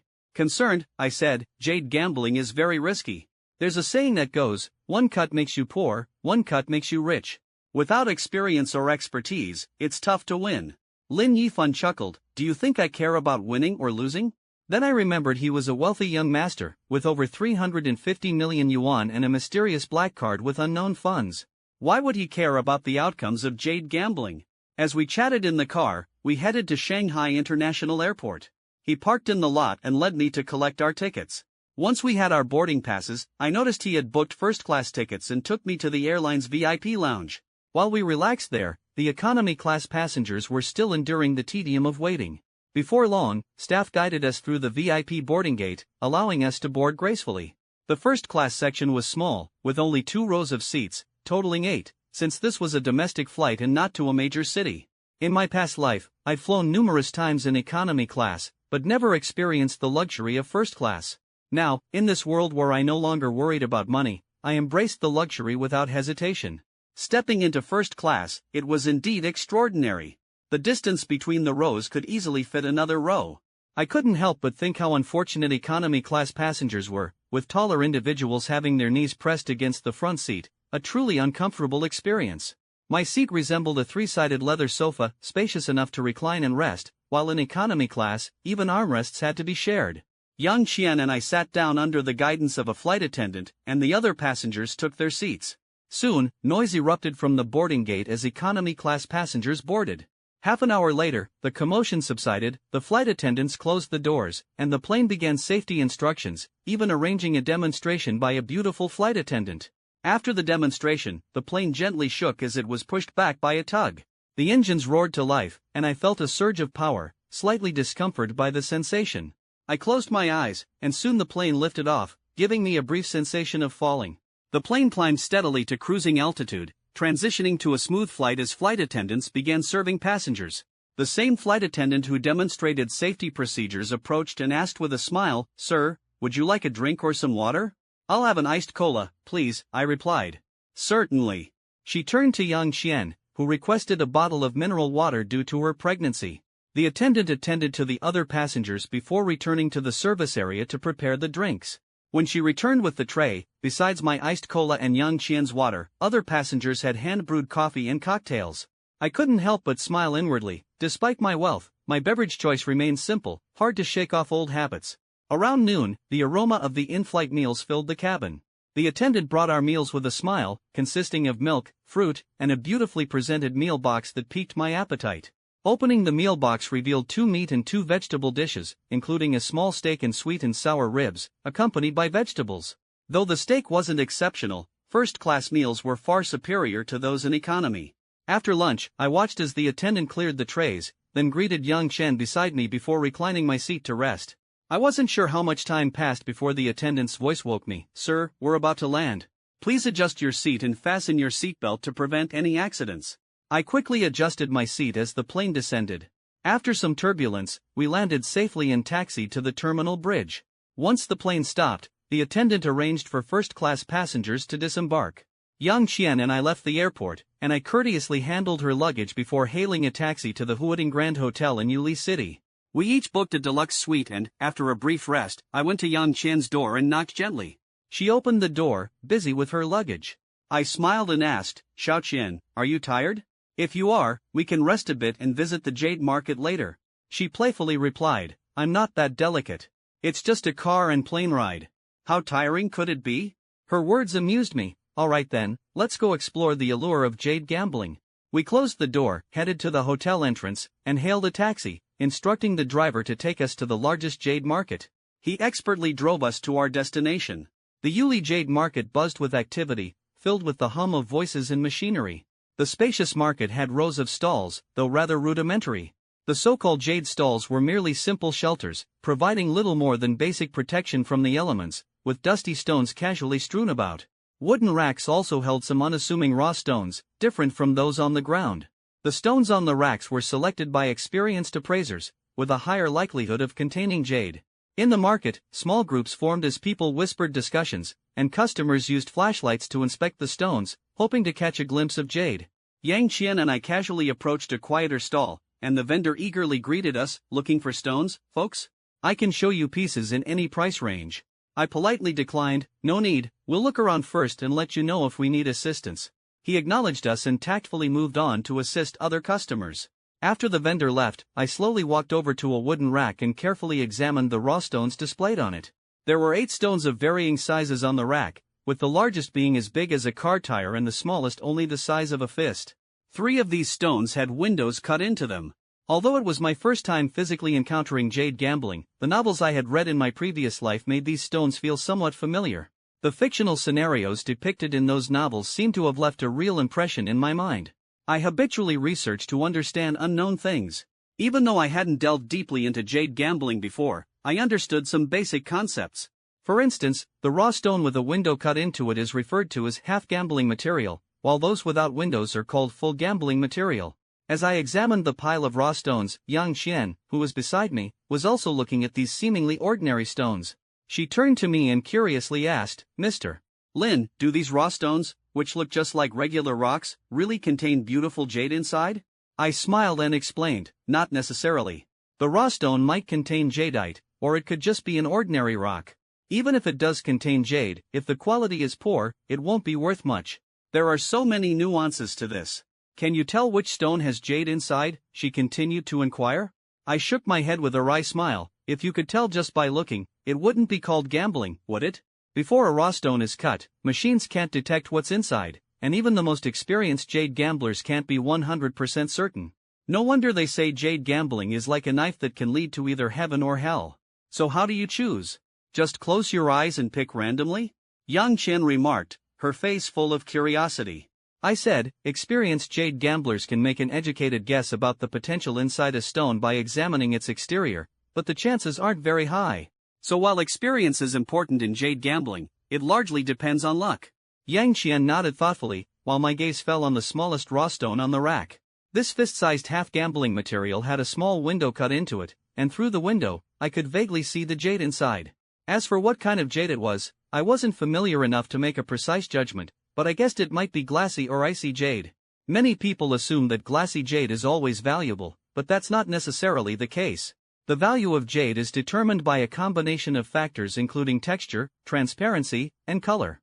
In isolation, glassy jade is indeed among the most expensive, with its clear transparency being particularly prized, and green being the most valuable color. I carefully examined the fist-sized windowed stone in front of me. Although the quality and transparency seemed good, it lacked the imperial green hue that would make it truly valuable. Unfortunately, the stone's size limited its potential, likely yielding only 2 or 3 pendants and a few rings, and not enough for a bracelet. Just as I was about to reach for the stone, a hand suddenly reached out from beside me. I was surprised and turned to see a young man, in his 20s, full of vitality, who seemed to have his eyes set on the same stone. Noticing my hesitation, he simultaneously withdrew his hand. His gesture gave me a good impression, so I took the initiative to say, "Brother, are you also interested in this piece?" He nodded and politely replied, "It's my grandmother's birthday soon, and I want to give her a meaningful gift. I'm planning to buy this piece to carve a Buddha statue to bring her joy." His sincerity impressed me. He then asked, "Brother, could you let me have this piece? I've been searching for a suitable one all day." Looking at him, I recalled that he intended to use the stone as a token of filial piety, so I readily agreed, "No problem. Since you're planning to use it for a gift, I'll let you have this piece. I can choose another." He looked at me gratefully and responded earnestly, "Brother, thank you so much. If I missed this piece, I wouldn't know how long it would take to find another suitable one." "You're welcome. I'll go look at other stones then." Just as I was about to turn away, the young man called out to me, "Brother, wait a moment." I turned back, surprised, and asked, "What's up? "Anything else?" He took out a business card holder from his pocket, pulled out a card, and handed it to me. "Brother, let's get acquainted. I'm Sun Xiaowu. I owe you a favor today. If you have time to visit Shanghai, be sure to give me a call." Taking the card, I introduced myself and was surprised to ask, "You're from Shanghai?" "Yes, I've been here for a few days. I've bought several pieces and spent money to have experienced masters look at them, but they've either turned out to be duds or the jade quality wasn't ideal. It's been really frustrating," Sun Xiaowu said with a hint of helplessness. I smiled and said, "Well, I hope this piece turns out well for you. I might be here for a few more days, but we can meet up when I get back to Shanghai." His eyes lit up. "Ifan, you're from Shanghai too? What a coincidence." "Let me save your number, and when you're back in Shanghai, I'll host a dinner to thank you for your kindness today." I gave my phone number to Sun Xiaowu, and after a bit of small talk, he called the stall owner to inquire about the price of the piece. The stall owner looked at the small piece in his hand and smiled broadly. Boss, you have a good eye. This piece, although small, is an old mine glassy jade, with a high chance of yielding jade. I stood by quietly observing as the owner, feigning deep consideration, sighed, if you want it, you can take it for 58,000. That's a bit steep for such a small piece. Can you lower the price? Sun Xiaowu wasn't fazed and began to haggle. After all, he'd heard similar pitches over the past few days. Almost every time he showed interest in a raw stone, the owner would claim their piece was exceptionally valuable with a high probability of yielding jade. However, the results had always been disappointing, with money disappearing like water, leaving him disillusioned. Handsome, at 58,000, this piece really isn't expensive, the owner continued to persuade, just look at the window cut, the jade inside is truly glassy and clear. Such a raw stone is definitely not overpriced. Sun Xiaowu remained unmoved and replied, even if the jade near the window looks good, who can guarantee what's inside? Today, I had 2 windowed stones cut, and they turned out to be worthless. The boss hesitated slightly before finally saying, I can only give you a small discount, any lower and I really can't sell it. I watched as Sun Xiaowu continued negotiating with the boss, offering a decent price. I glanced at the windowed area of the stone in my hand, nodded in agreement, and purchased the raw stone. The 50,000 yuan transaction flashed across the electronic screen, and the boss smiled broadly upon receiving the payment, asking, Sir, would you like help cutting the stone? Go ahead, if it reveals jade, I can take it to a craftsman for carving, I replied, feeling a sense of anticipation. Alright, follow me, I'll start the machine for you now, the boss said excitedly, turning to head to the cutting area. Sun Xiaowu turned to me with an invitation, Ifan, would you like to join us and see the process? I wasn't in a rush to choose another stone and was curious to see the stone cutting process firsthand, so I happily agreed and followed them to the cutting area. Standing at the stall, the boss looked at the raw stone in my hand and said seriously, Sir, your stone is quite small, there's no need to cut it. If a small stone like this is cut incorrectly, even if it contains jade, it could be wasted. I suggest we polish it first to avoid damaging any jade inside. I nodded and handed him the stone. Sure, you're the expert, I'll follow your advice. The boss took the stone, secured it on the stand, and began carefully polishing the surface with his tools. As water splashed and the grinding wheel made contact with the stone, the surface gradually revealed more detail. He worked slowly and steadily, the misty spray floating in the air.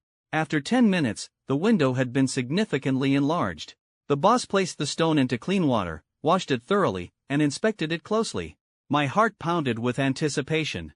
Lifting my head, I saw the state of the material and said to Sun Xiaowu with resignation, Boss, this piece is a bust. Sun Xiaowu took the stone, his expression clouded. I leaned in to see that beneath the polished surface, the once crystalline white jade had been replaced by ordinary stone. Sun Xiaowu sighed and bitterly smiled, this is the 3rd windowed piece that turned out worthless today. No wonder they say windowed stones are tricky, the visible part is usually the best. I patted his shoulder, trying to console him, brother, that's the nature of jade gambling, you never know what's inside. He tossed the waste material aside, wiped his hands dry, and shook his head with a sigh, I won't keep you, I need to find other stones and make sure to find jade for the birthday gift. Alright, I'll try my luck too. Let's see who finds jade first. I said goodbye and watched him leave, then returned to the rack to continue my search, hoping to try a few myself. Yang Qian quietly suggested beside me, Mr. Lin, since all the stones from this shop turned out poorly, maybe you should try another place? I smiled slightly, unconcerned, it doesn't hurt, it's like a lottery. The more people who don't win before us, the higher our chances. Yang Qian found my logic a bit odd but somewhat reasonable, choosing to remain silent and accompanied me quietly as I selected stones. I called over the stall owner and pointed to the largest raw stone on the rack, asking, what's the price for that big one? Eyeing the stone, I felt a sense of anticipation. The owner held up 2 fingers, that stone is 200,000 yuan. Alright, let's do it. I'll transfer the amount and have you cut it, I replied without hesitation, quickly completing the transfer with my phone. The stall owner was momentarily stunned, as such decisive customers were rare. With the payment received, the owner smiled and invited, this way, I'll have the master cut it for you. He promptly called over the stone movers to place the largest raw stone on the cutting machine and found the stone cutting master. How would you like it cut? Shall we have the master draw lines for cutting? The owner asked me. I waved my hand casually, let the master handle it, they know best how to cut it. The owner nodded in agreement, and the master began his work. He skillfully marked lines on the stone, adjusted the cutting machine, closed the dust cover, and switched it on.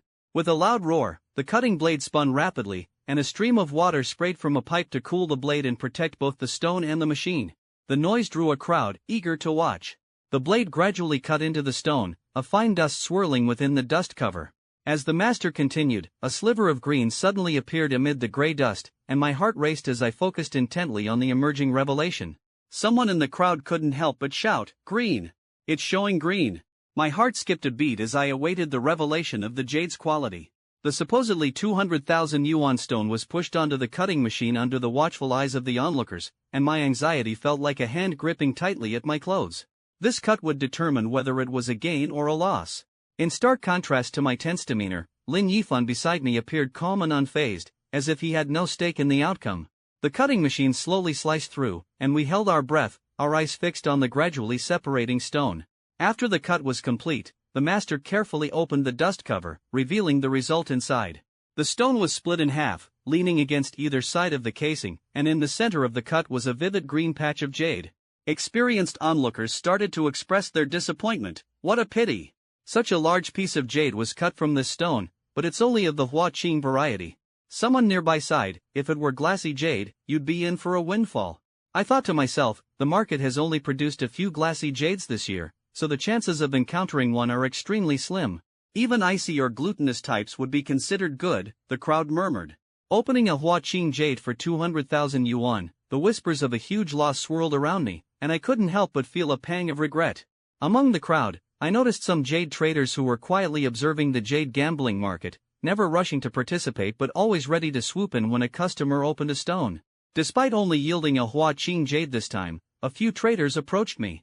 "Boss, are you selling this piece?" one trader asked, with others waiting silently for my response. Although they were competitors, a silent understanding meant the first to inquire would get to make an offer, while the others patiently awaited their turn, knowing that the final decision depended on who could satisfy the seller with their price. I nodded and said, "Of course. This ordinary piece isn't much use to me, so go ahead and make an offer." However, when the trader reached out his hand, I hesitated. Noticing my confusion, he smiled and explained, "Boss, is this your first time gambling on jade? In our trade, we negotiate prices with hand signals, which we call swallowing gold in the sleeve, to avoid disclosing prices and to keep the peace." His demeanor was gentle as he added, "You might not be familiar with the hand signals, so let me teach you." He approached and patiently demonstrated the various hand signals representing numbers and units. With his guidance, I quickly learned the system. The business possibilities began to unfold in my mind. I felt as if I were part of a transaction. The trader smiled and said, "Boss, let me give you a price." I nodded, extending my right hand to shake his, and he draped a thick silk scarf over our hands to conceal the gestures from onlookers.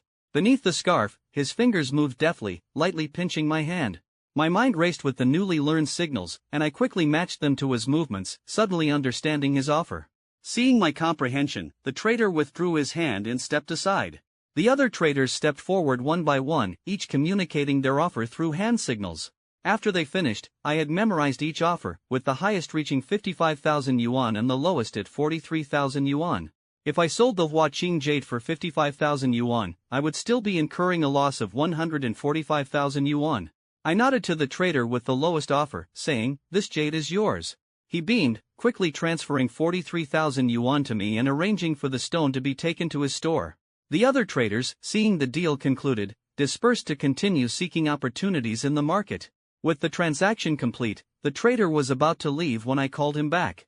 "Excuse me, where can I find the more expensive jade stones here, the ones that cost millions or even billions?" These traders, always moving through the market, were never wrong about such information. The trader paused, scrutinizing me as if trying to understand how a young person could be connected to such high-value stones. I stood there with a calm demeanor, and the trader, sensing something different about me, warmly smiled and said, "Boss, stones worth millions or billions are not found in this market, those appear only at public auctions." The Myanmar public auction? I thought of the Myanmar auction, a symbolic event. The trader shook his head and explained, "You don't have to go abroad. We have two major auctions in Yunnan province, the Ule auction and the Yingjiang auction." I raised an eyebrow, surprised to learn of domestic auctions. "When do these auctions take place?" I asked. The trader, knowledgeable in his field, responded, "The Yingjiang auction was over a month ago, and the next one is in 6 months. The Ule auction is in a few days, and many raw material wholesalers are arriving." I breathed a sigh of relief, thankful I arrived in time, otherwise, I might have missed both auctions. The trader, after a moment's thought, added, "Of course, if you're in a hurry, you can visit a shop called Jade Emperor Pavilion. Their stones are the best and most expensive in the market, with many priced in the millions. Boss, you might get lucky and find stones worth tens of millions. More importantly, they recently brought in a batch of treasures from the Myanmar auction, with each piece valued over $1 billion, intended for the ULE auction. My interest peaked instantly. Where is this Jade Emperor Pavilion? I'd like to take a look. The trader eagerly gestured, this way, please, I'll show you. Yang Qian and I followed the trader into the depths of the market. Along the way, he engaged me in lively conversation until we arrived at a bustling stall. He stopped and turned to me with a grin, boss, here we are, the most famous Jade Emperor Pavilion in the market. I nodded and prepared to enter with Yang Qian. The trader hesitated, then with a fawning smile, blocked our path. He softly requested, boss, may I accompany you? If you cut a stone and my offer is close to others, could you prioritize selling to me? I paused, not committing immediately, but smiled and said, sure, as long as the price is right, I'll prioritize you. I thought to myself, whether he gets my goods depends on how shrewd he is.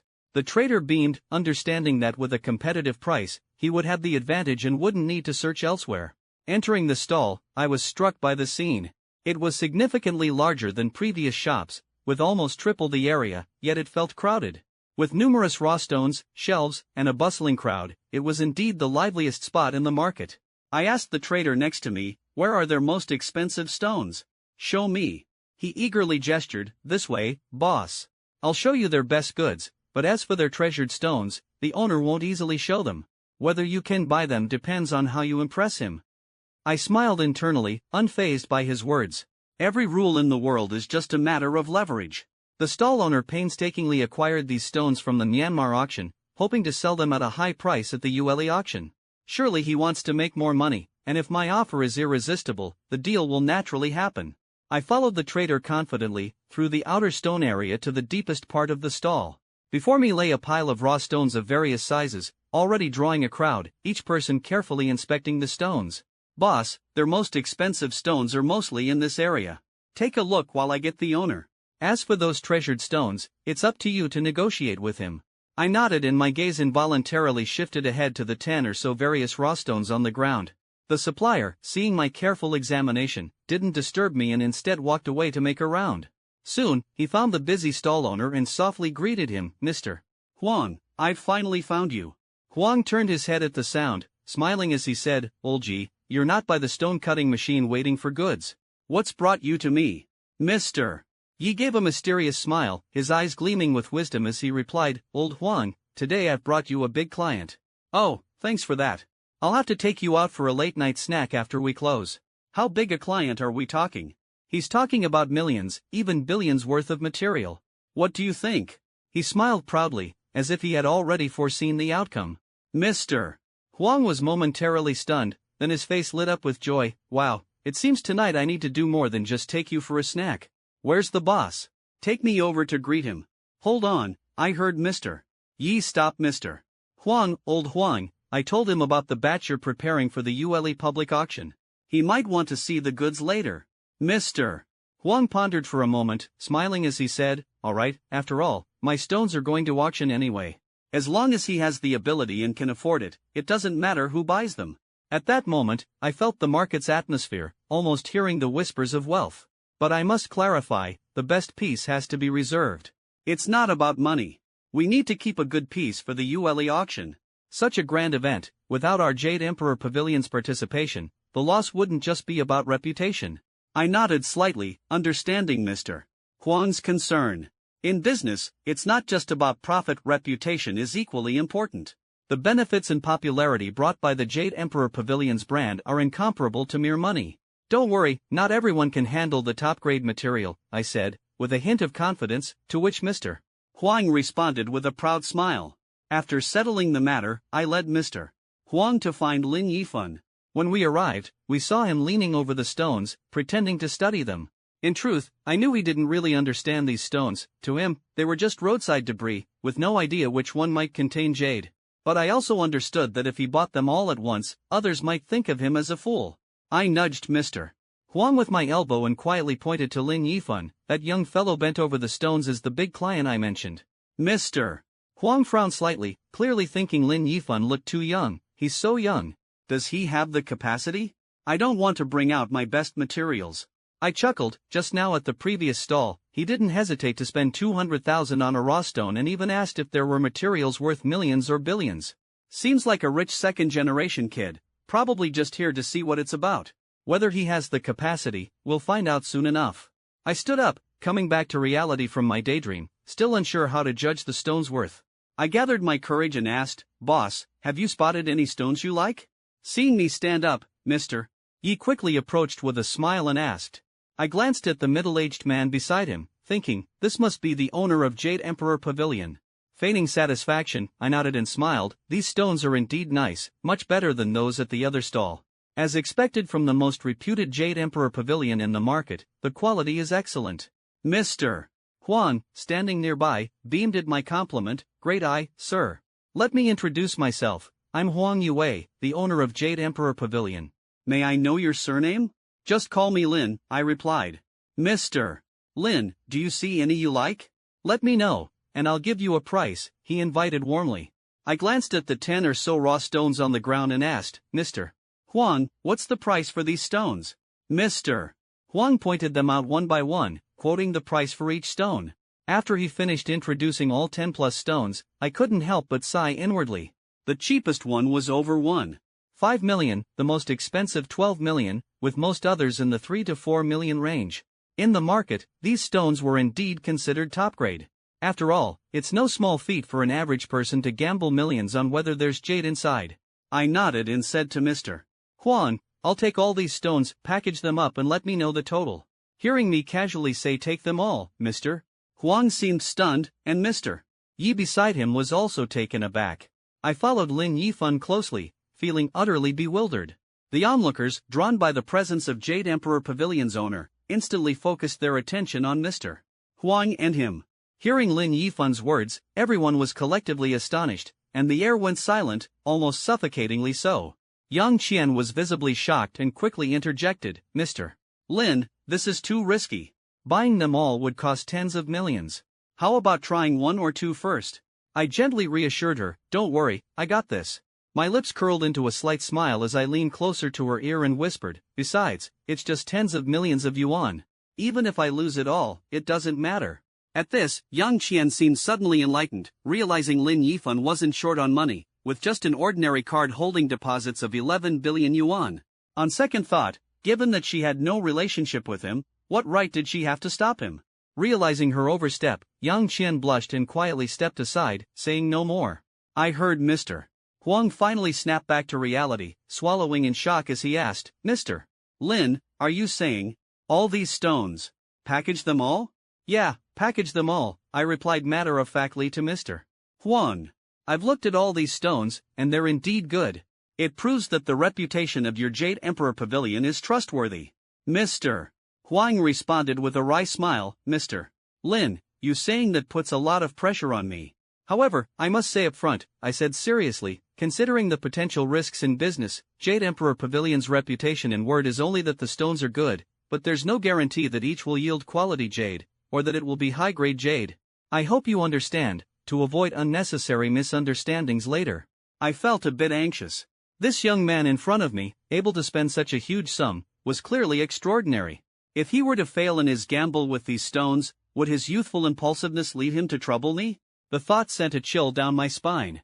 Unconsciously, my manner of addressing Lin Yifan became more respectful, even using the honorific you.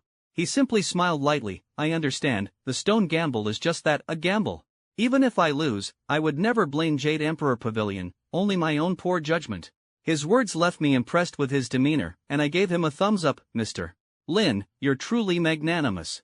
Since you've said so, let me calculate the total price for you. As the onlookers buzzed with excitement, I quickly calculated the total price of all the raw stones using a calculator, arriving at a figure of 12 million yuan. I rounded it down and smiled as I told him, Mr. Lin, the total for the 12 raw stones is 12 million yuan, but I'll give you a bundled price of 55 million yuan.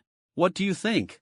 Alright, let's transfer the money and have the master cut the stones on site for me. No sooner had I said this than I took out my phone and quickly completed the transfer via mobile banking. Once the 55 million yuan was transferred, I smiled with satisfaction and called the shop's master to prepare to cut the stones for Lin Yifan. News of Lin Yifan's lavish purchase of over 50 million yuan worth of top-grade goods from Jade Emperor Pavilion quickly spread throughout the market. Upon hearing that he was about to cut the stones, professional experts and jade gambling enthusiasts flocked to Jade Emperor Pavilion's stall, even drawing other stall owners eager to witness this multi-million cutting spectacle. As the master operated the stone-cutting machine, I watched him carefully secure the stone.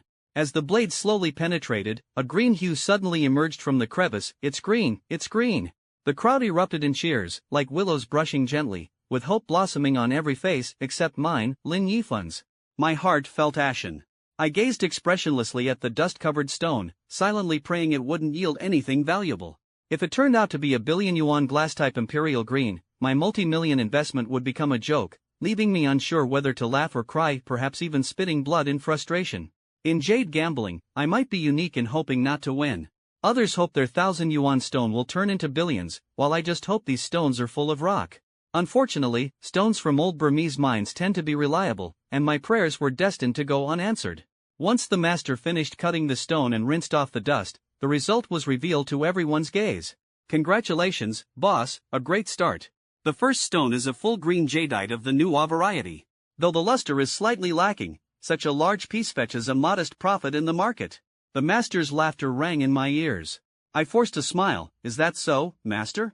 "Thank you," though internally I was thinking of everyone back home. I recalled spending 2.8 million on this piece, as the master called workers to prepare for the next cut. Meanwhile, the surrounding buyers eagerly inquired about my selling intentions. Learning of my willingness to sell, merchants began negotiating in turn. Mr. Ye's offer was the third lowest at 2.9 million, making him an unlikely choice. Ultimately, the lowest bidder offered 2.58 million, and I gladly agreed to sell it to him. He cheerfully completed the transfer and arranged to transport the jade away. With the machine starting on the second stone, the crowd's attention shifted once more. 10 minutes later, the raw stone was split in half, revealing no green at all. Internally, I was secretly thrilled, though no one would ever know my true feelings. I slowly removed the dust cover as the master rinsed the cutting surface, revealing more rock inside. The crowd's sighs of disappointment were unending, and the master awkwardly asked, "Boss, should we cut it again? Maybe another cut will show green." I silently screamed, "Cut again? What if it reveals jade?" With the system's restrictions, discarding is against the rules, and selling cheaply isn't allowed either. The current outcome is already ideal. Whether it contains jade or not, I'm just here to squander. Of course, I could choose to keep any jade that emerges, as the system's rules state that converting money into assets counts as squandering. Buying cars, houses, or gambling on stones all count as assets, unlike recharging on a streaming platform, which requires spending completely to complete the task. However, the jade that's been revealed so far isn't of high enough quality. If I were to keep any, it would only be for top-grade jade. Ordinary ones just take up space. Forget it. If the first cut, which was most likely to yield jade, didn't, then there's no point wasting time. Let's move on to the next one, I said. Hearing this, the master stopped talking and moved the stone off the machine, placing the third one on. Every stone up to the sixth was still just rock. The onlookers seemed to bleed internally, though only I frowned outwardly while feeling ecstatic inside. Finally, on the seventh stone, green appeared at the machine's edge again, and my heart sank. As cutting concluded, the master opened the dust cover and washed the dust from the cutting surface. Once the dust cleared, the jade was revealed. Experienced masters in the crowd first showed joy, but upon recognizing the jade's true state, they silently shook their heads, quietly lamenting the waste. The world of jade gambling is full of uncertainties, especially with flawed stones. This could have been a valuable jade, but the flaws in veins were too deep, rendering it useless for jewelry, essentially worthless. With a heavy heart, I forced a look of regret and said, "Finally some green, but it's a dud. Just toss it. Let's move on to the next one." I refuse to believe that out of a dozen stones, there isn't one good piece. The master followed my instructions, cleared the bench, and began cutting the eighth stone. This time, it revealed a complete icy flower jade. After rounds of bidding from far-traveled buyers, I finally sold it for 3.2 million, the lowest offer. The ninth and 10th stones yielded worthless rocks. Only 2 raw stones remained, and I had only unearthed 2 pieces of jade totaling just 5.78 million. The crowd watched my over 50 million yuan investment plummet to less than 5 million, marveling at the risky nature of jade gambling. Truly, one cut to heaven, one cut to hell. No, such words barely describe my situation. It's more like an abyss. So many old Burmese mine stones, yet such a dismal failure is rare indeed. Throughout the cutting process, I've been on edge. Even with typical old Burmese mine stones, the worst usually yields a few green pieces, but this time, only 3 produced results, one of which was a waste. My emotions felt like a knife's edge, heavily burdened. As more stones were cut without favorable results, I began to doubt, were these stones from new mines? Just as I feared the 11th stone would also be a bust, something unusual caught my attention. After rinsing the cut surface, I was nearly breathless with shock. This wasn't stone. Upon closer inspection, joy flooded my heart, and I couldn't help but shout, "Boss, it's jade, golden thread jade." The faint green was visible through the dust. I had assumed it was another dud, but it ended with a twist. Though golden thread jade isn't especially valuable, it at least recouped some losses, much to my relief. At this point, I no longer hoped for a windfall. Any jade, regardless of type, was a relief. Buyers swarmed around me, and I couldn't help but negotiate bitterly. Ultimately, this golden thread jade sold for 1.8 million to Mr. Yi, who brought me to Jade Emperor Pavilion.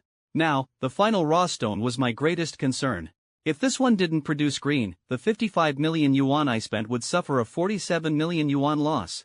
With this in mind, the frustration I felt eased somewhat after finding jade. The machine's roar filled the air as all eyes fixed on the last stone in the observation port. As the blade cut deeper, my emotions rose and fell with the cutting sounds. Yet, unexpectedly, there was no sign of green throughout the process. The last raw stone was declared a failure, and the crowd sighed deeply, their eyes filled with pity and regret as they turned towards me. Lin Yifan, the stone-cutting master, appeared anxious about his reputation, stubbornly summoning workers to handle the stone, preparing to make another cut. At this moment, I was filled with doubt. Did this master really think there was still a chance for a turnaround with this rough stone? However, I didn't stop him. Those who were about to leave noticed the master's actions and paused, eager to witness this master's extraordinary skill. Yet, the outcome was inevitably disappointing for both parties. Lady Luck remained firmly on my side, and the cut revealed no green. The master stared dejectedly at the stone-cutting machine, hesitating to meet my gaze. Throughout the cutting process, Huang Yue, the owner of Jade Emperor Pavilion, had been observing. After witnessing the 12 consecutive failures, he approached, seemingly intending to comfort me. But before he could speak, I preemptively asked, "Boss, I heard you have some stones prepared for auction. Are they for sale?" "Mr. Lin, are you still planning to buy?" He was clearly surprised by my reaction.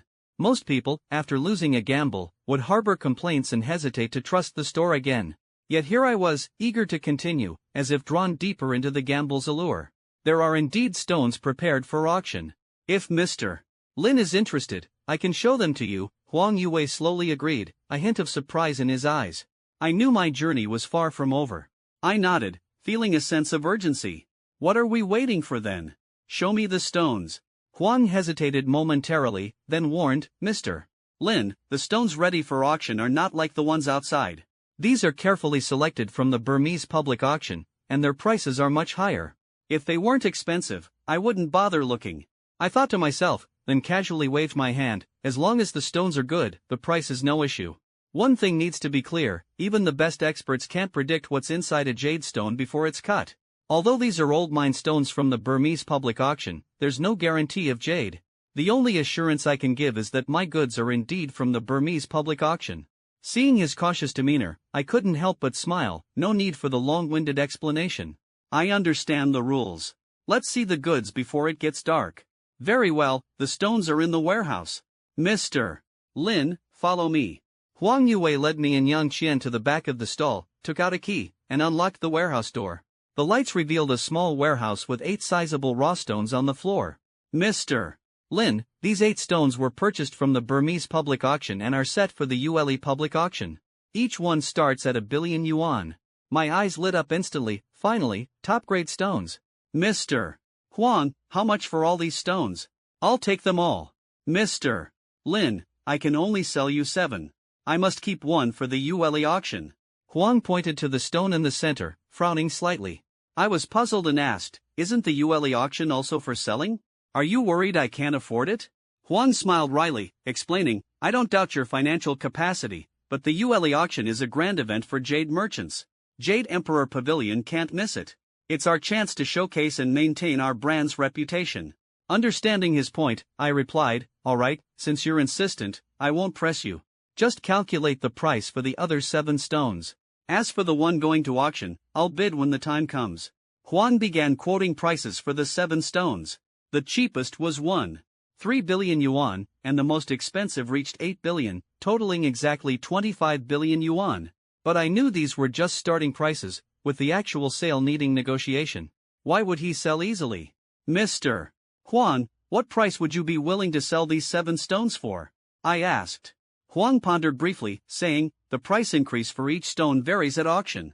It might rise only 2 or 3 times the starting bid, but fierce competition could drive it several times higher. I interrupted, Mr. Huang, let's be straightforward.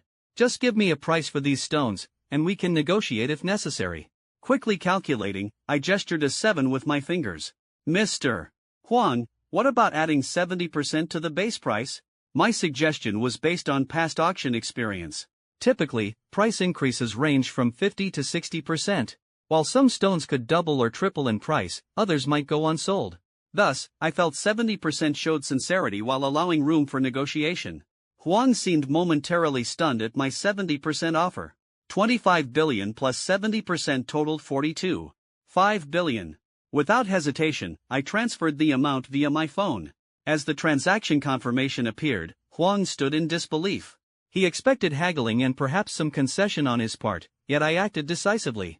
He even wondered if he had set the price too low. But I paid no mind to his thoughts. Once the transfer was complete, I said, Mr. Huang, please have the master move these 7 stones out for immediate cutting. Huang quickly regained his composure, called workers to move the stones, and led me to the cutting area. As workers brought the stones to the machine, the master began directing them to secure the first stone. Mr. Lin, how would you like it cut? Would you like to mark it yourself, or have the master do it? He asked. I patted the stone on the machine and replied softly, let the master do it, just like before.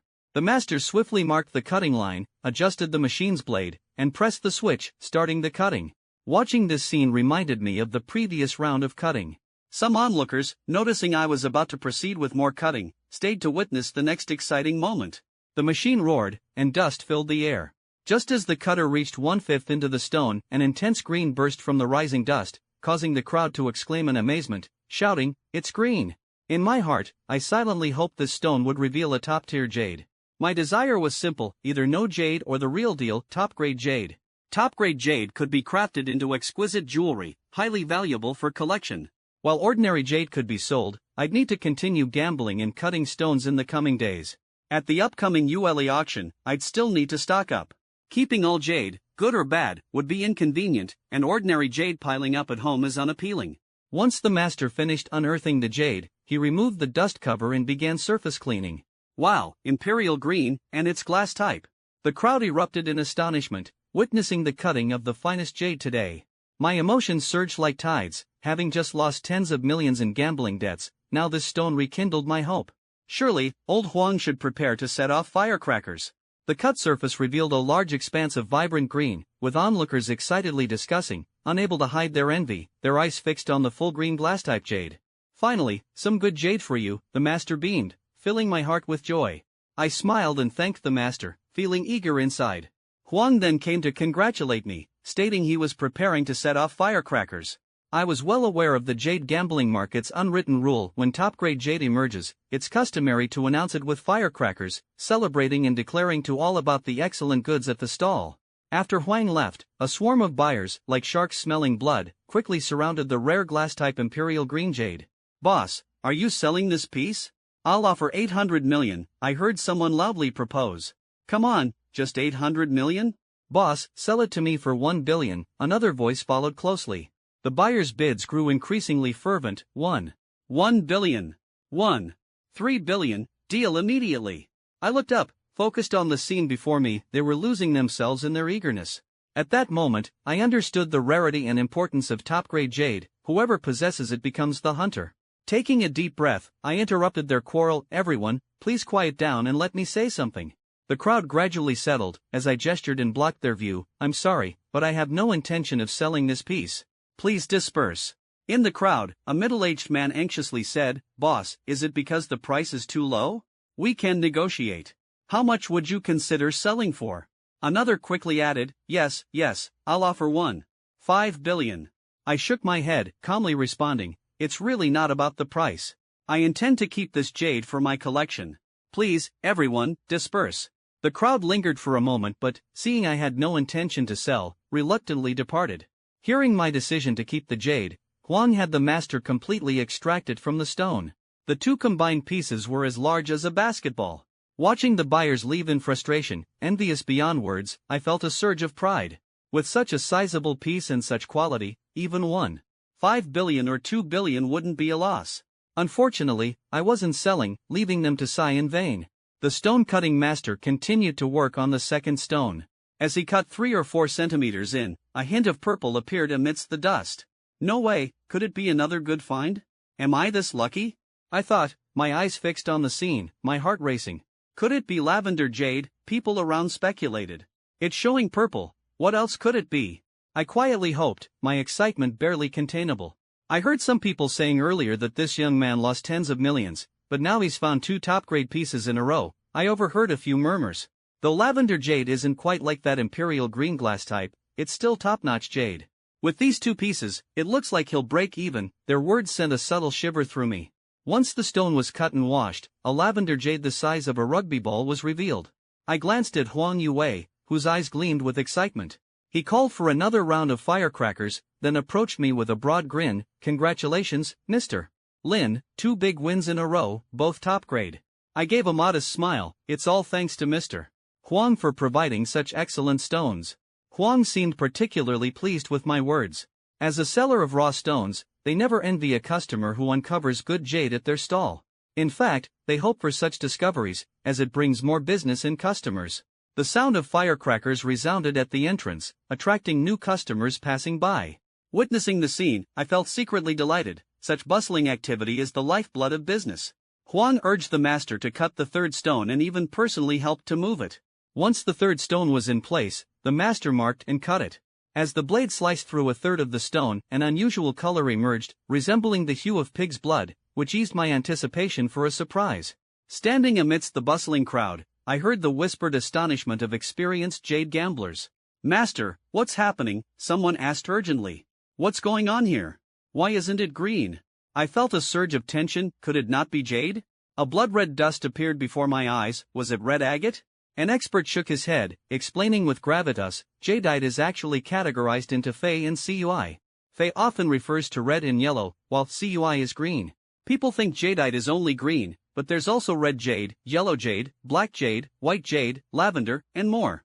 Listening to the expert's explanation, I felt enlightened. The world of jade was far more colorful and diverse than I had imagined. Under the expectant gaze of the crowd, the master stopped the cutting machine, cleaned away the dust, and the stone's face was gradually revealed. Suddenly, a cluster of red jade appeared before my eyes, with a flawless core of full red. The red spread outwards, forming irregular streaks. I couldn't help but widen my eyes, struggling to contain my excitement. Just then, Huang Yue smiled and quickly had a 3rd set of firecrackers lit. As the noise filled the air, onlookers couldn't help themselves and flooded the store, eager to pick out raw stones. With such a successful example before me, the jade gambling fever quickly spread. At this moment, I also wanted to ride this wave of luck, hoping to find my own treasure. The buyers gathered around me, eagerly asking if the lavender and red jade were for sale. I didn't even bother listening to offers and declined outright. Such rare jade, how wonderful to keep it for my collection. What use was money compared to the unique memory of uncovering jade through gambling? It was entirely different from simply buying it. But it seemed my luck had run out, as the remaining 4 stones held not a trace of jade, only rock. Once all 7 stones were cut, the excitement faded, and the crowd dispersed. While chatting with Yan Qian, a familiar face emerged from the crowd. It was Sun Xiaowu, who had eyed the same open window stone as me earlier. I greeted him with a smile. "Brother, did you get any good stones?"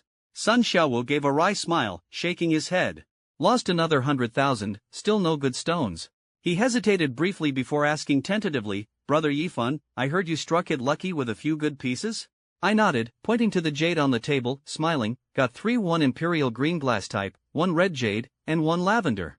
Sun Xiaowu rushed over, his eyes lighting up at the sight of the top-grade pieces. Brother Yifan, could we discuss something? Could you spare a small piece for me to make a Buddha pendant as a birthday gift? Name your price, I won't haggle." I hadn't planned on selling to the merchants, but for Sun Xiaowu's request, I was naturally willing to oblige. His previous politeness at the stall left a great impression on me. I immediately agreed, no problem, let's find a place to get them processed.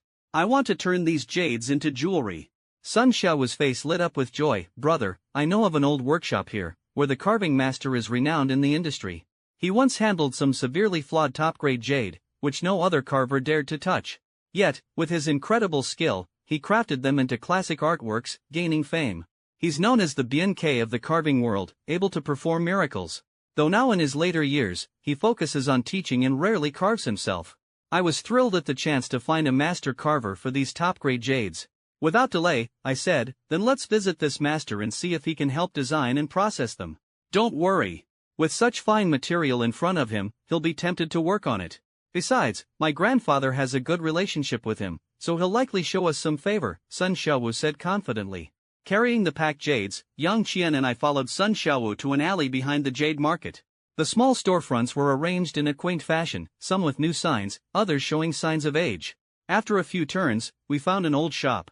The wooden door bore the sign Wang's Jade Carving, its gold paint nearly faded away. Entering, I saw a middle-aged man intently working at a jewelry-making table, the buzzing of the drill echoing in the room. Sun Xiaowu greeted him, Brother Zhou, busy at work? The man, Brother Zhou, paused his carving and turned to us, his gaze curious yet professionally serious. Ah, Xiaowu, what breeze brought you here? I haven't seen you in 2 or 3 years. I thought you had forgotten us, he said with a warm smile. I smiled, feeling a warmth as I heard Sun Xiaowu's voice. Brother Zhou, how could I forget you and Mr. Wang? This time, coming to southern Yunnan, my grandfather specifically asked me to visit Mr. Wang. Brother Zhou put down the jade piece and invited us to sit in the hall, then turned to me with a smile. Xiaowu, who are your friends? Brother Zhou, this is Lin Yifan, and this young lady is Yifan's friend. By the way, is Mr. Wang here? Sun Xiaowu asked nervously. He's here, probably in the backyard doing Tai Chi at this time. I'll invite him for you. Brother Zhou nodded with a smile and left the hall. After Brother Zhou left, Sun Xiaowu turned to me, speaking softly. Brother Yifan, Mr. Wang met my grandfather when he worked in southern Yunnan. My grandfather's passion for jade forged a deep friendship between them. Due to work, I often came to visit on his behalf. Listening to Sun Xiaowu, I raised an eyebrow, pondering. The mention of working suggested his grandfather held a significant position in the government or a major corporation, indicating that this new friend had quite the background. Ha ha, what a rare guest. Xiaowu, what brings you to see this old man today? A hearty voice called out as a man in a tang suit appeared, striding energetically, with Brother Zhou following behind. Sun Xiaowu immediately stood up, greeting with a warm smile. Mr. Wang, your words humble me. Are you scolding me for not visiting you more often? I admit my fault and promise to come by more frequently. I stood up with Yang Qian, waiting for Sun Xiaowu to exchange pleasantries with Mr. Wang. I heard Mr. Wang chuckling and shaking his head. You. Just like old Mr. Sun, always know what to say. Turning to Yang Qian and me, Sun Xiaowu introduced us. Mr. Wang, this is my new friend from the jade market today, Lin Yifan. I brought Brother Yifan here hoping you could help us with some jade carving. Mr. Wang smiled helplessly. You young rascal, if you need something carved, just ask Brother Zhou here. He's already an accomplished craftsman. He's learned 70 to 80% of my skills, all he lacks is some creative thought. Sun Xiaowu smiled confidently and replied, I'm afraid these pieces might be too challenging for Brother Zhou. He gestured to me, and I understood, reaching into my bag to pull out a piece of jade, the red jade on top. I instinctively pulled it out first. Mr. Wang's expression remained unchanged. Having dealt with jade his entire life, a piece of red jade was nothing new to him, though I noticed a subtle nod. At that moment, a gleam of eagerness flashed in Brother Zhou's eyes. I held the red jade with both hands and offered it to Mr. Wang, who examined it closely, clicking his tongue in appreciation. Indeed a fine piece. The red in the center is vibrant and flawless, and the surrounding red jade is well distributed. Sun Xiaowu playfully asked, Mr. Wang, what could this piece become? Jewelry or an ornament? Mr. Wang lifted his gaze from the red jade and looked at me. Shaolin, what do you want this piece to be? If it's jewelry, Brother Zhou can handle it. For an ornament, given Xiaowu's introduction, I can carve it myself. But making it into an ornament might waste some of the material. After a moment of thought, I decisively said, then I'll trouble you, Mr. Wang, to make it an ornament. A little waste is fine, It would make a nice art piece at home. Nodding, Mr. Wang studied the red jade in his hand, calmly saying, "Alright, making an ornament takes time. I'll need to design it based on the shape and size of the material before carving. That's the most time-consuming part." I smiled slightly and nodded, "No problem. Also, please help me see what the other pieces could become." "More? Mr. Wang seemed surprised, not expecting I had more pieces to show. Under their astonished gazes, I carefully retrieved the bubble-wrapped items from my bag, revealing the lavender jade and the imperial green glass-type jade. Initially, Mr. Wang was merely surprised by the lavender jade, but upon seeing the imperial green, even he, a seasoned expert, was taken aback, while Brother Joe was utterly stunned. Based on Mr. Wang's experience, the imperial green glass-type jade was indeed exceptional. I examined the two pieces of jade in my hand and couldn't help but speak to Mr. Wang. The lavender can be considered for an ornament, but the imperial green, I think, is more suited for jewelry. Mr. Wang nodded, continuing, "The imperial green is all green and even. Making it an ornament would lose its value and depth." I smiled and replied earnestly, "Alright, as you suggest, lavender for the ornament and imperial green for jewelry. Also, please keep a piece for Brother Sun, as I promised him earlier." I turned to Sun Xiaowu. "Brother Sun, what kind of jewelry would you like?" "Mr. Wang can complete it for you this time." Sun Xiaowu nodded gratefully, then said to Mr. Wang, "Mr. Wang, just a plain pendant, please." At this point, Mr. Wang seemed to recall something. "I remember, your grandmother's birthday is approaching, Xiaowu, is this for her?" "Yes, I've been searching the jade market for days for a suitable birthday gift for her, spending quite a bit, but couldn't find the right piece. Thanks to Brother Yifun's help, I found such good jade." Sun Xiaowu turned to me. "Brother Yifun, once the jewelry is done, please appraise it at market value, and I'll transfer the money to you." I simply smiled, not responding. Mr. Wang handed the jade to Brother Joe and smiled at me. "I'll design and carve the red and lavender jade based on the material, and for the imperial green, I'll make various pieces to maximize its use. Once completed, I'll call you to pick them up." I politely asked, "Thank you, Mr. Wang. Could you give me an estimate for the design and processing fees?" Mr. Wang waved it off casually. "Oh, there's no need for that. You're a friend of Xiaowu, so let's not discuss money." I replied seriously, "Mr. Wang, business is business. You're already helping me out of regard for Xiaowu, but we should still settle accounts properly." Hearing this, a look of appreciation appeared in Mr. Wang's eyes, seemingly impressed by my maturity and tact at such a young age. It seemed Xiaowu had good judgment after all. On the way here, I asked Brother Sun about your usual fees, 30 to 80 million for processing a piece into jewelry, and 100 to 300 million for designing an ornament. I paused, continuing, "Of course, those were figures from years ago. How about this, 100 million for processing the imperial green, 450 million for designing the two ornaments, totaling an even 1 billion for the three pieces?" My proposal left all four of them stunned. They'd seen people haggle, but not add to make a round number. Mr. Wang shook his head repeatedly. "Shaolin, that's not necessary." I insisted, "Mr. Wang, hear me out. Jade material has its value, but after being crafted by a master like you into art, its value skyrockets. Compared to assets worth billions, a few million in fees is nothing. Please, don't refuse."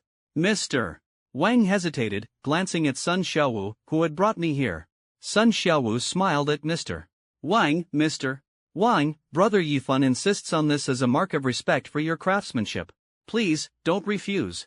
Besides, Brother Yifun isn't short on money. He spent over 4 billion just on stones today. Hearing this, I quickly chimed in, "Yes, Mr. Wang, please accept it." Upon realizing I had spent such a massive sum on jade, even Mr.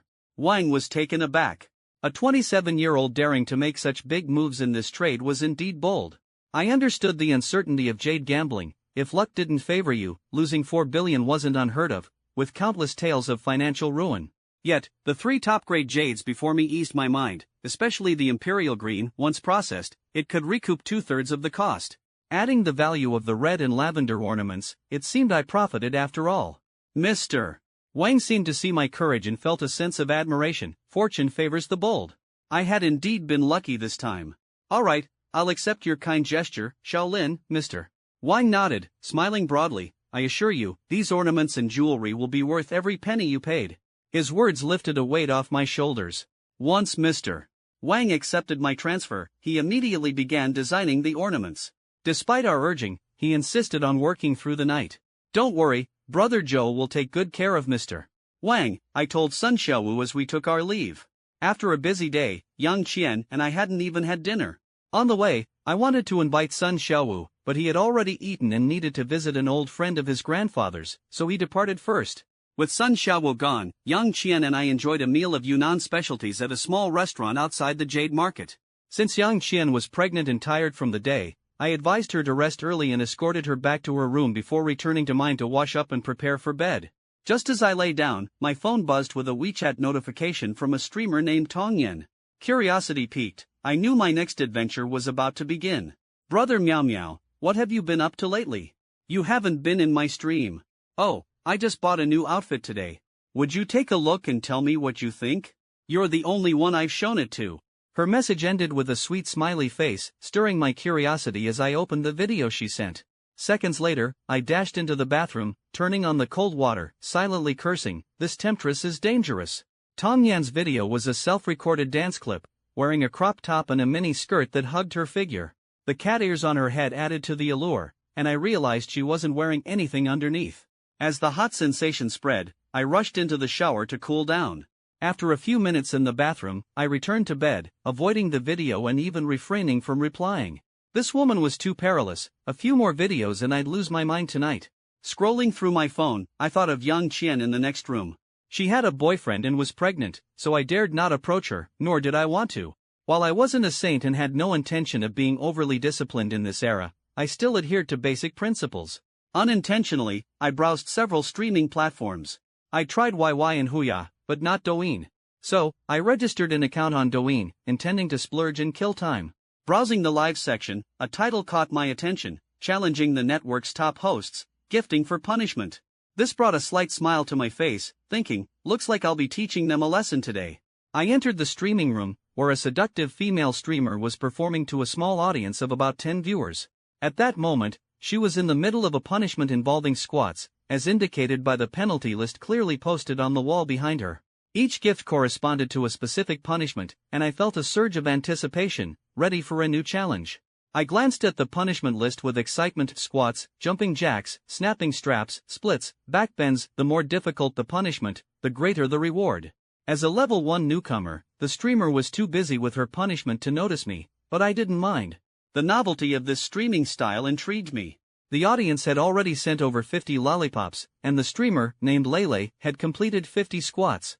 Breathing heavily, she sat back in her chair, finally having time to tease, "Come on, big brother, is that all? Are you done before we even started?"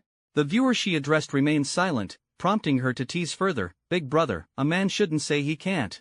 I was just warming up, and you're out already?" Then she laughed into the camera, "Is there anyone else willing to challenge me?" As soon as she finished speaking, a few viewers quickly sent small gifts, and she cheerfully completed the punishments. "Come on, big brothers, is that all you've got? I was hoping to challenge you until you went broke," she taunted. Unable to resist, I typed, "Streamer, will the gifts really be matched with punishments?"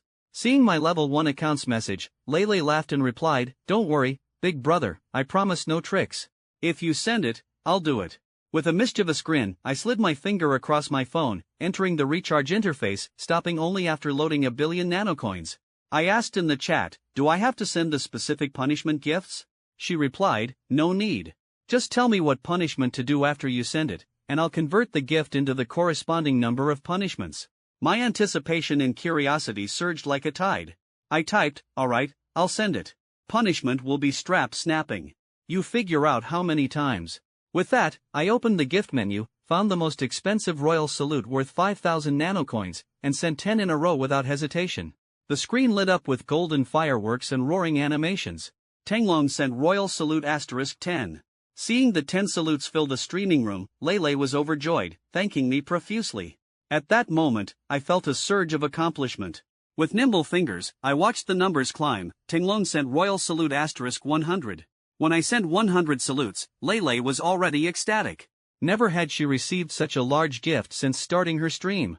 Tenglong sent royal salute *1000. As my count broke 1,000, Lele's expression turned stunned. Perhaps she realized it was all for the punishment. Tenglong sent royal salute *5000.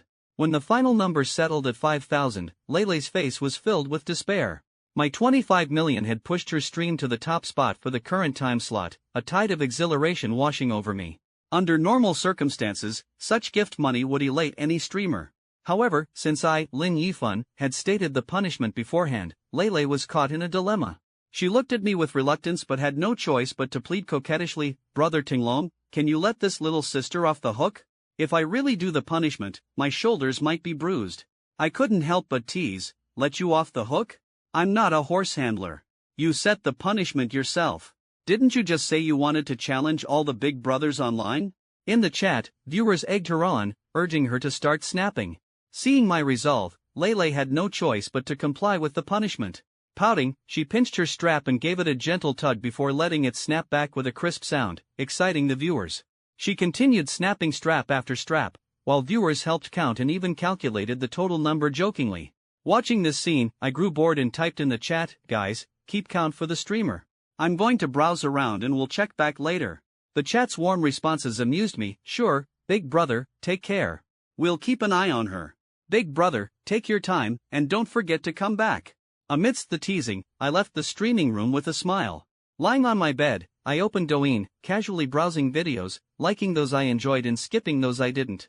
During this time, various random streaming rooms caught my attention, and I generously gifted them, ranging from hundreds of thousands to millions of nanocoins, like a philanthropist spreading wealth.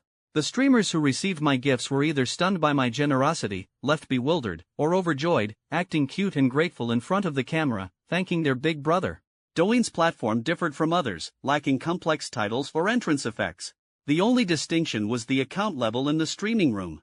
My Douyin account had reached level 60 after sending 25 million in Lele's room. Each extravagant gift drew much attention, and this new account already amassed over 100,000 followers, all attracted by my lavish gifts across streams. After spending 1 billion nanocoins, I felt increasingly bored. The thrill of spending lavishly, which once captivated me upon arriving in this world, was now fading. The gratitude and praise from streamers no longer fulfilled me. Instead, I felt lost and even a bit repulsed. Having spent the billion, I stopped recharging, lying idly on my bed, continuing to watch videos. Even when I came across funny clips, I couldn't muster a laugh, feeling increasingly desolate inside. Until one moment, I stared at a video on my phone, a wave of sadness quietly spreading within me. It was the launch of the new generation iPhone, with people lined up in front of the store, including a visibly pregnant woman. Such scenes filled me with inexplicable melancholy. I couldn't understand why people would willingly queue up just to buy an iPhone when waiting a few days for a general release would suffice. Does getting the phone earlier really matter that much? I remembered a high school classmate who sold blood multiple times at a black clinic to afford an iPhone, just to flaunt it among classmates. The consequence? Due to the clinic's poor hygiene, he contracted a disease during one of the sales, ruining his life. I'm not a radical, nor do I oppose others' freedom to consume. Everyone has their own choices. However, seeing so many fellow citizens fervently chasing American products, I couldn't help but feel a sense of helplessness. As I watched the video loop, showing the queue, a sudden impulse surfaced. I wanted to make phones. I hoped to create a domestic brand that would make my countrymen proud. Once this thought took root in my mind, it wouldn't let go. The earlier confusion vanished, and I found a new direction in life. If I were to squander wealth, it should have meaning. With my immense fortune, perhaps I could make a difference. This idea took shape, and I resolved to act immediately, starting by searching for headhunting companies online. To make phones, I needed the right talent. Whether for research, operations, or management, the right people were essential to building a company. Alone, I couldn't even grasp the industry's basics. After some research, I learned about several renowned domestic headhunting firms and ultimately chose Falcon. Well regarded in the industry, though not the most famous, Falcon had mature overseas channels and a good reputation. What attracted me more was its Chinese headquarters located in the heart of Shanghai's financial district. I found the contact number for Falcon Consulting on their website and dialed it without hesitation. After a brief wait, the call was connected. "Hello, this is Falcon International Consulting. How can I assist you today?" The customer service representative's voice was as clear as a bell. "Hi, I'd like to inquire about recruiting senior talent for a company," I stated directly. "May I have your last name, sir?" she inquired. "Lin," I replied. "Good evening, Mr. Lin. Could you tell me which industry you're looking to hire talent for? I can then recommend a headhunter consultant to you." "The mobile phone industry," I answered succinctly. "Very well, Mr. Lin. Please hold on, one of our consultants will contact you shortly. Thank you for calling, and have a pleasant evening, she concluded politely. I lay on the hotel bed, waiting quietly. A few minutes later, my phone rang with a call from a private number. I answered to hear a man's voice. Hello, Mr. Lin. This is Hee-Chen, a headhunter consultant from Falcon. Thank you for choosing our company. We are committed to serving you. Could you tell me which aspects of the mobile phone industry you need talent for? As this conversation began, I knew a new opportunity was about to unfold. Mr. Here's the situation. I want to enter the mobile phone industry, but I know nothing about it. Therefore, I need someone who has a comprehensive understanding and can fully manage it. Also, I require talent in research, operations, and design. Can your company handle this demand? Hee-Chen listened intently, and upon hearing my needs, he couldn't help but feel excited. Such extensive requirements promised a lucrative deal. Mr. Lin, please trust in Falcon's professional capabilities. We will do our utmost to meet your needs. However, I need to understand your current company's basic details, like its name, size, and establishment date, to communicate with the relevant talent, he responded steadily. I don't have a company yet, that's why I'm hiring you to help me recruit talent to start one, I replied, slightly exasperated. He paused on the other end, seemingly taken aback. Was my shell company causing him trouble? Many wealthy young entrepreneurs indeed hire headhunters to build their teams from scratch. Is there a problem? I couldn't help but ask. Mr. Lin, actually, for clients without an established company, we require a deposit before starting the service. Of course, this amount will be deducted from the service fee, Hee-Chen explained hesitantly. Just name the amount, I agreed readily. Having the money to solve the problem meant it was trivial. For the high-level talent you're looking to recruit, we typically require a deposit between 1 million and 2 million, he replied honestly. Add me on WeChat and send me your company's account details, I instructed. Alright, I'll add you on WeChat now. Once the deposit is received, I will send you the relevant profiles from our talent database. If you aren't satisfied with the candidates, I'll continue searching for you, he assured me with a straightforward tone. No problem. I hung up and soon received a friend request. I accepted Hee-Chen's WeChat request, and he sent over a bank account number. I quickly transferred 2 million to Falcon's account via mobile banking and sent the screenshot to Hee-Chen on WeChat. Shortly thereafter, Hee-Chen sent several documents. I eagerly opened them, beginning to peruse the resumes. Each resume detailed personal information and work history, with Falcon's assessment at the end. However, the contact information was omitted, a precaution against circumventing the headhunter. While this doesn't fully prevent side deals, I understood that contacting a high-level candidate directly would put both of us on the agency's blacklist, making future moves in the industry difficult. I continued reviewing the resumes, noting Ping Shiqing, a 45-year-old from Guangdong, China, with a bachelor's in marketing from Shenzhen University and CET6 English proficiency. He worked at Manhwa Technology Group for 7 years in various senior roles, with an expected salary of 5 million. Wang Ming, 37, from Anhui, China, a master's in international business from Tsinghua University, English proficiency at level 8, former sales manager and CEO at Shenghua Priority Technology Company, with an expected salary of 4.6 million. And Lina, 34, from Tianjin, China, with a master's in visual design from the University of Pennsylvania, CET6 English proficiency. I was filled with anticipation, knowing how crucial these talents would be for my enterprise. As I weighed the pros and cons of each candidate, my eyes landed on the last resume, stirring a deep interest. Lu Jie, 33, from Shanghai, China, with a Ph.D. in Business Administration from Harvard University and Level 8 English proficiency. He served as the Marketing Director, Branch General Manager, and Chief Strategy Officer at American Galaxy Technology Corporation, with an expected salary of 4.5 million. What particularly caught my attention was his experience at Galaxy Technology, an impressive feat in the television industry, contributing significantly to its market success.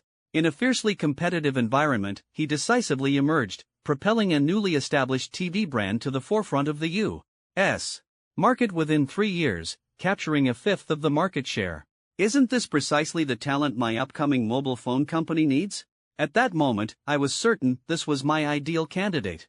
I immediately discarded the other resumes, focusing solely on Lu Jie. Without hesitation, I dialed Hee-Chen's number. Mr. Is Lu Jie currently abroad or in China? I inquired. Mr.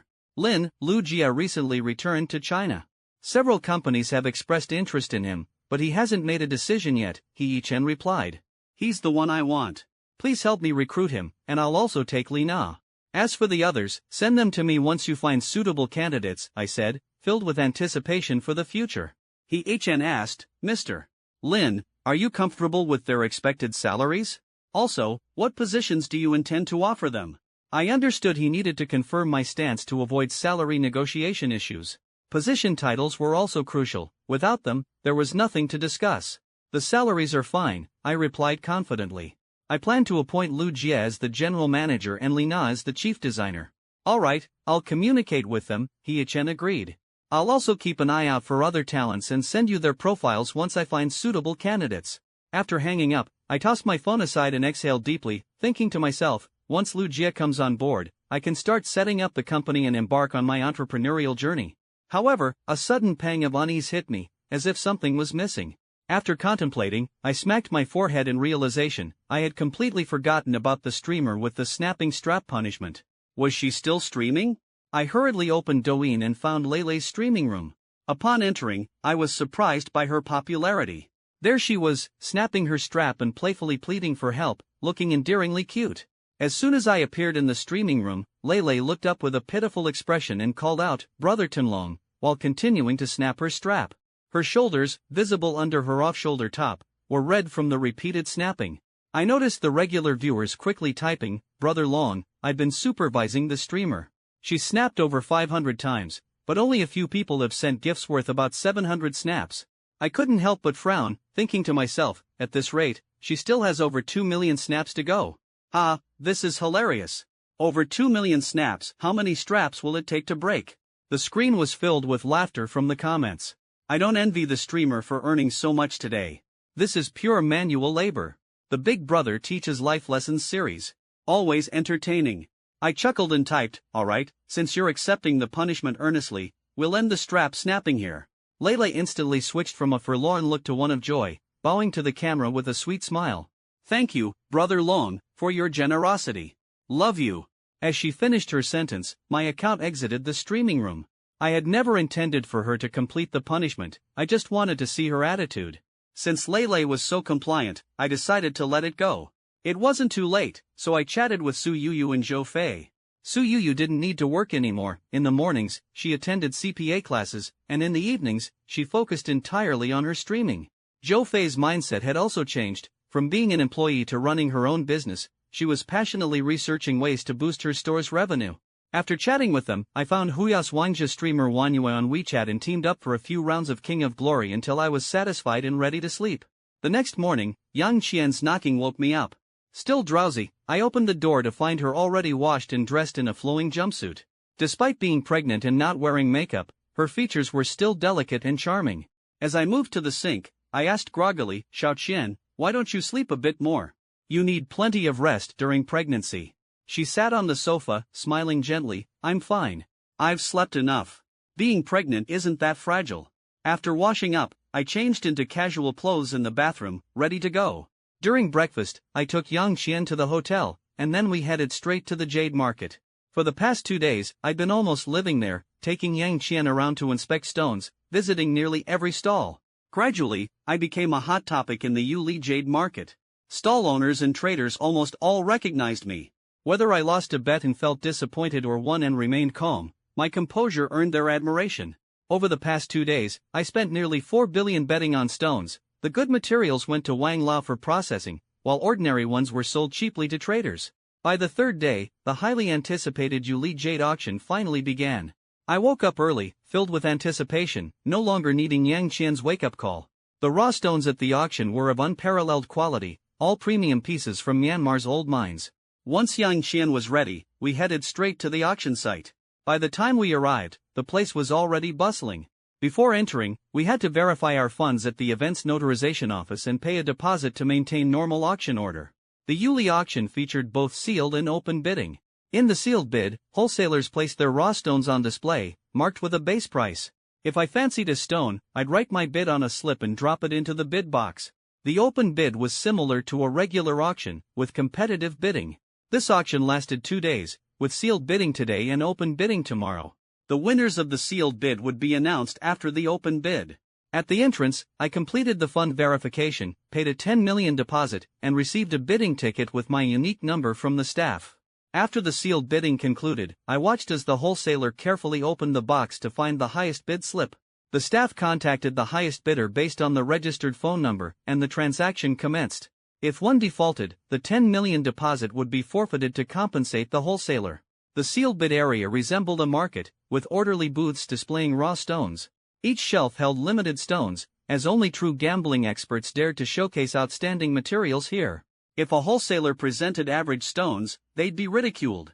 Yang Qian and I strolled slowly, uninterested in the first two stalls, until the third stall caught my eye.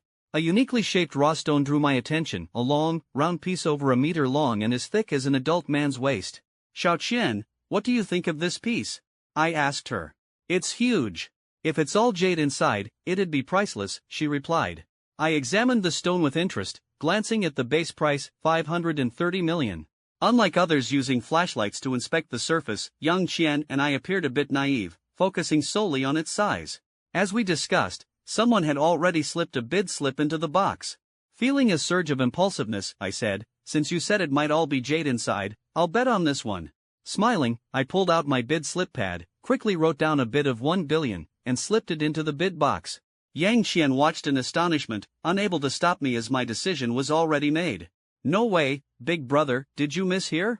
I said if.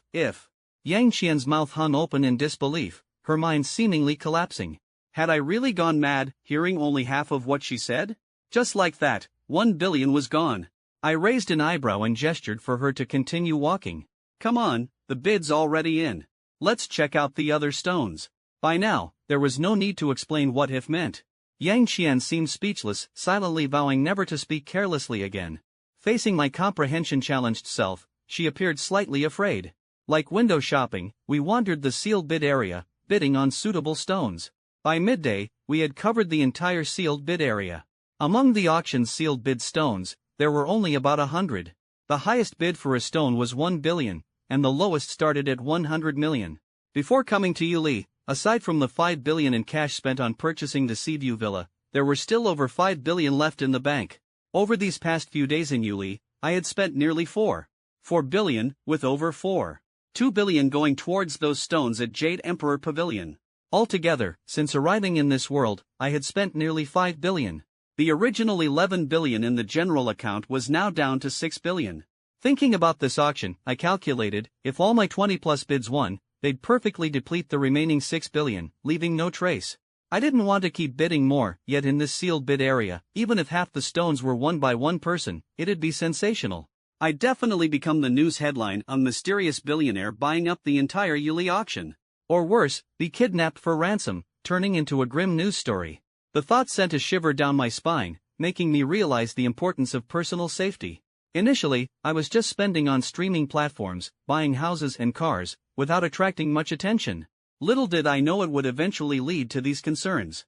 My conspicuous behavior at the Yuli Jade Market had made me a bit too noticeable, especially in this remote region of southern Yunnan, near the border, where being too flashy could lead to trouble.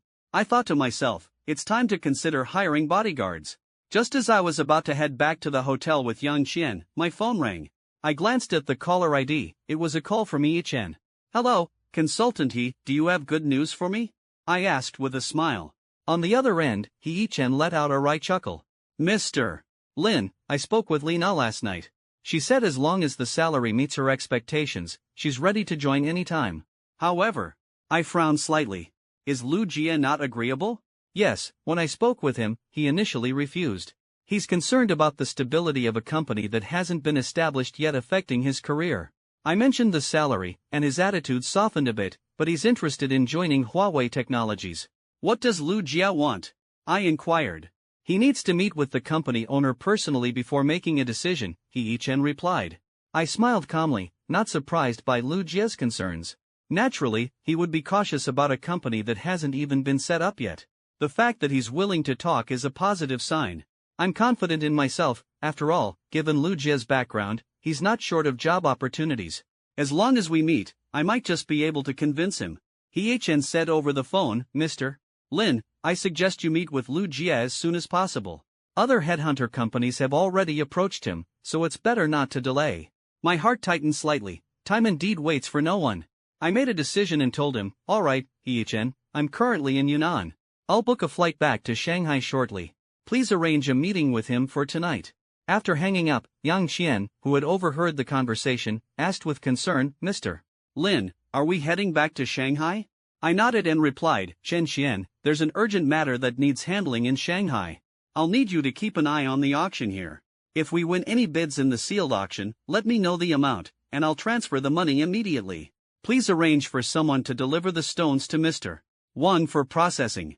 No problem, go handle your business, she responded readily. I then asked, slightly worried, will you be alright here by yourself? Considering you're pregnant. Don't worry, Mr. Lin. I'm pregnant, not impaired. I won't get lost, she laughed, which reassured me a bit. Still, I couldn't help but feel uneasy, as the only person I knew here was Sun Xiaowu. I called him, Brother Sun, could I ask a favor? Brother Yifan, there's no need for such formality between us. Just tell me what you need, and if it's within my power, I won't refuse. His warm and firm voice lightened the worries in my heart. I need to rush back to Shanghai to handle something, and I need Yang Qian to take care of the follow-up with the auction bids. But she's pregnant and alone here, so I'd like to ask you to look after her, I explained. No problem. You're at the auction, right? I'll head over right now. By the way, you mentioned an urgent matter in Shanghai. Can you tell me what it is? I have some connections there and might be able to help, he replied.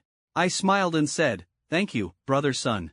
I'm planning to start a mobile phone company and have identified a top talent that I need to meet personally to recruit. So, I'll have to leave the auction matters to Yang Qian. Brother Sun laughed, I can't help with that, but I'll make sure your friend is well taken care of. Wait for me. After hanging up, Yang Qian remarked with a hint of amusement, Mr. Lin, I told you I could take care of myself. Why bother him? It's just for peace of mind. I brought you here, and I don't want to leave you on your own, I replied with a smile. It's no big deal, she rolled her eyes, seemingly unbothered. We waited at the auction entrance, and before long, Sun Xiaowu's taxi arrived. I quickly went to greet him, Brother Sun, I'll leave Xiao Qian in your care. Thank you. He gently punched my shoulder, smiling, alright, you don't have to be so formal with me. Go handle your business. After saying goodbye to Yang Qian, I hailed a cab to the airport. On the way, I booked the earliest flight to Shanghai and closed my eyes in the back seat, silently planning how to persuade Lu Jia. By around 5 p.m., I finally emerged from Shanghai's airport, found my Cullinan in the parking lot, and drove straight into the city. On the way, I called He-chen to inform him that I had returned and asked him to arrange a meeting time and place with Lu Jia. Shortly after, I received a message on WeChat. He-chen had scheduled the meeting with Lu Jia at 7 p.m. at Xingyue Tea House and had reserved a private room for us. I set the car's GPS to Xingyue Tea House and headed to the destination. By the time I arrived, it was already past 6:40. I reported He-chen's reservation at the front desk, and the young lady there informed me that someone was already in the private room. She led me to the room, and I couldn't help but think that Lu Jia was more punctual than I had imagined. Pushing open the door to the private room, I was greeted by the sight of a young man with a clean-cut hairstyle, dressed smartly in a white shirt and trousers. He noticed me and frowned slightly, perhaps wondering if I had entered the wrong room or if I was the boss seeking to recruit him. I took the initiative to ask, "Are you Mr. Lu Jia?" This made him realize that I was indeed the one he was meeting. After a brief moment of surprise, Lu Jia quickly recovered, stood up to greet me, and we exchanged pleasantries before taking our seats. After the young lady from the front desk prepared our tea and left, closing the door behind her, Lu Jia asked, "Mr. Lin, I didn't expect the boss who wanted to recruit me to be so young. I have a question, why are you venturing into the mobile phone industry? Isn't it more popular to develop in the internet sector? After all, that industry is the easiest to make money, sometimes just with a concept." I smiled and replied, "The reason I want to start a mobile phone brand is simple. A few days ago, when the new iPhone was released, I saw people lining up for it, and I felt a sense of helplessness. The iPhone's performance does surpass domestic phones, but does that mean domestic phones can never catch up?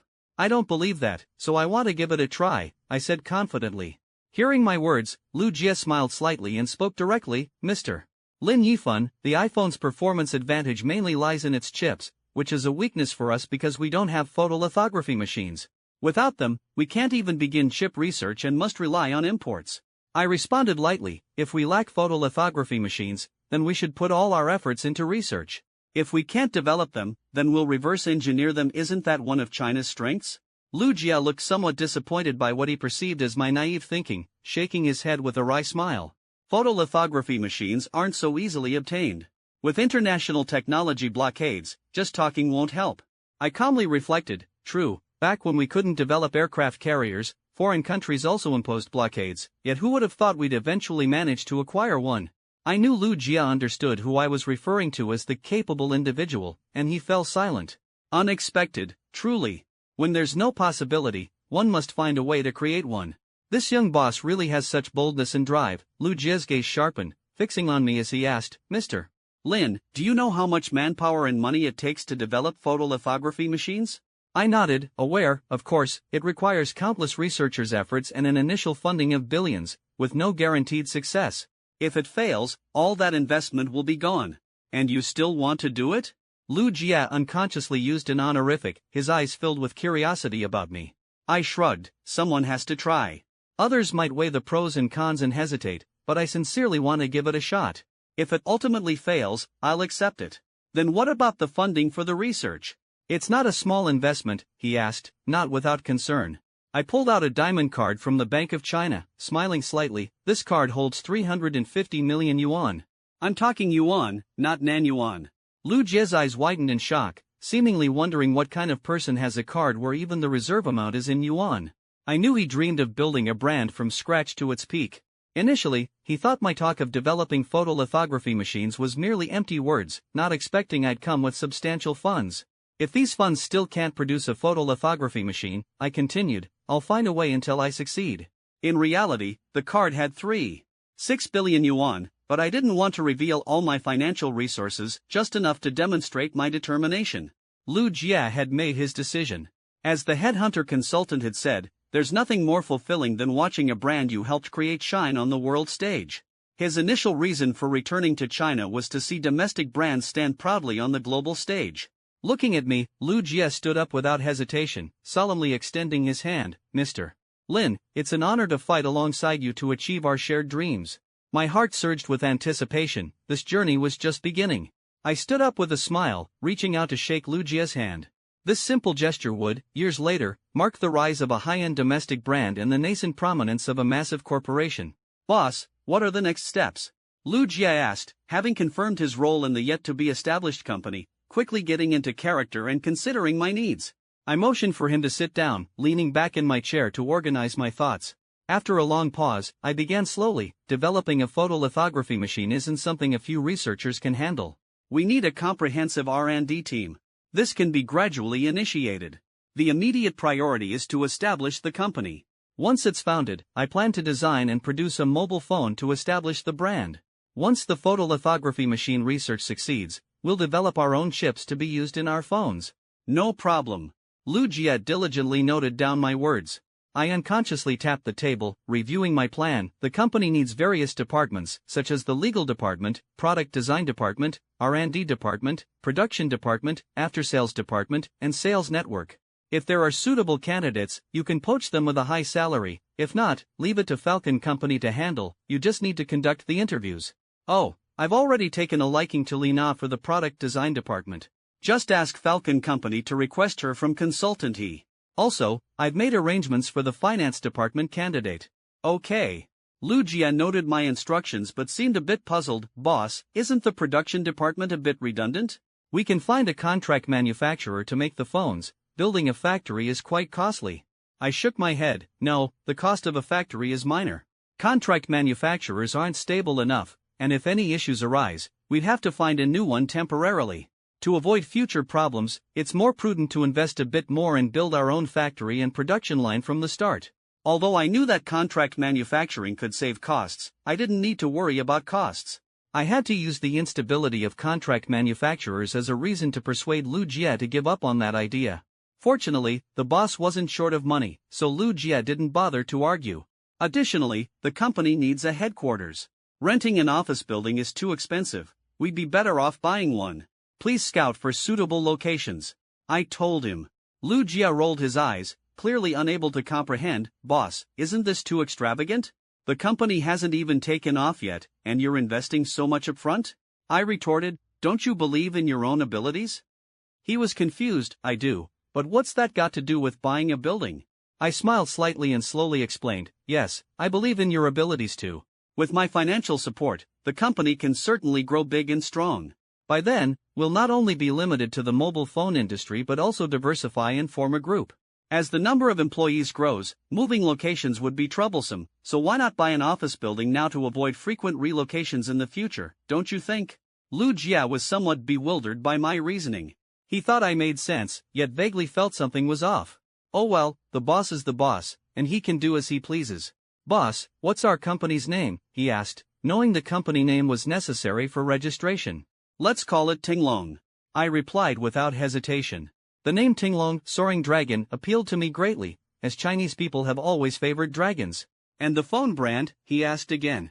For the phone brand, let's call it Pangu. Panga phones, symbolizing our pioneering efforts in this market, like Pango creating the world. I said firmly. Just like Ren's Huawei, symbolizing China's might and capability. As Lu Jia and I discussed the company's details, I realized that as the legal representative, I couldn't completely be hands-off. There were many matters requiring my personal attention. Thus, I decided to accompany Lu Jie tomorrow to handle the company registration matters. After leaving the tea house, we arranged a meeting time and place for the next day. Lu Jie's black Audi S7 slowly exited the parking lot as he waved goodbye to me. I then got into my Cullinan and headed towards Seaview 1. After parking, I took the elevator straight to the top floor. As I opened the door, I remembered that Zhou Fei was still at work. Just as I was about to head to my room for a shower, my gaze was drawn to a file bag on the coffee table. I sat down, opened the bag, and saw it was the transfer contract for the Seaview 1 property. At that moment, I recalled that during my time in southern Yunnan, I had entrusted Han Qingyun from Huayuan Real Estate to assist me in transferring the house to Zhou Fei's name. It seemed she had already taken care of it. Looking at the contract, all the terms were drafted, awaiting only our signatures and fingerprints to transfer the house to her at no cost. I retrieved a pen and ink pad from the drawer, signed my name, and pressed my fingerprint, then placed the contract back into the file bag. After completing everything, I returned to my room, took a shower, and comfortably lay on the large bed, waiting for Zhou Fei to get off work. Perhaps due to the recent hustle, I unknowingly fell asleep while watching TV on the soft bed. In my dream, I faintly sensed someone teasing me. Slowly, as my consciousness returned to my body, I opened my eyes to see Zhou Fei gazing at me with charming eyes. Off work already? I pulled her into my arms, teasingly saying, "Little rascal, being naughty as soon as you get back. Let's see how I punish you." Then, I turned over and pinned her beneath me. After a long time, the battle ended, and I held Zhou Fei, savoring the warmth of the moment. She nestled in my arms, her fingers lazily tracing circles on my skin, softly asking, "Why did you come back so early? Have you finished handling everything?" This trip to southern Yunnan wasn't a big deal, just a stone gamble. I originally planned to stay a couple more days, but I received a call from Shanghai since I wanted to start a company and found suitable candidates, so I came back early. Zhou Fei looked up, her eyes gleaming with curiosity. "A company? What kind of company are you planning to start?" I smiled slightly and replied, "A mobile phone company. We're still in the planning stage." Then, I leaned closer to her ear and whispered, "Fei, I've signed the contract on the coffee table. Tomorrow, you sign it and give it to Han Qingyun so she can complete the transfer procedures for the house." She gently kissed my cheek, gratefully saying, "Yifan, thank you." "All right, get some rest early. I still have to handle company establishment matters tomorrow." I patted her gently and smiled. The next morning, when I woke up, Zhou Fei was no longer in bed. I assumed she went to her shop. I got up, washed, dressed, and prepared to leave. As I walked into the living room, I was drawn to the busy figure in the open kitchen. "Fei, I thought you went to the shop," I called out. Zhou Fei turned around with a smile at my voice and warmly invited me to breakfast. After setting the breakfast, she softly said, "There's no need to rush to work like before. I can make breakfast as soon as I wake up." We chatted about the company's trivial matters over breakfast. After eating, Zhou Fei tidied up the dishes, and we took the elevator down to the underground parking lot together.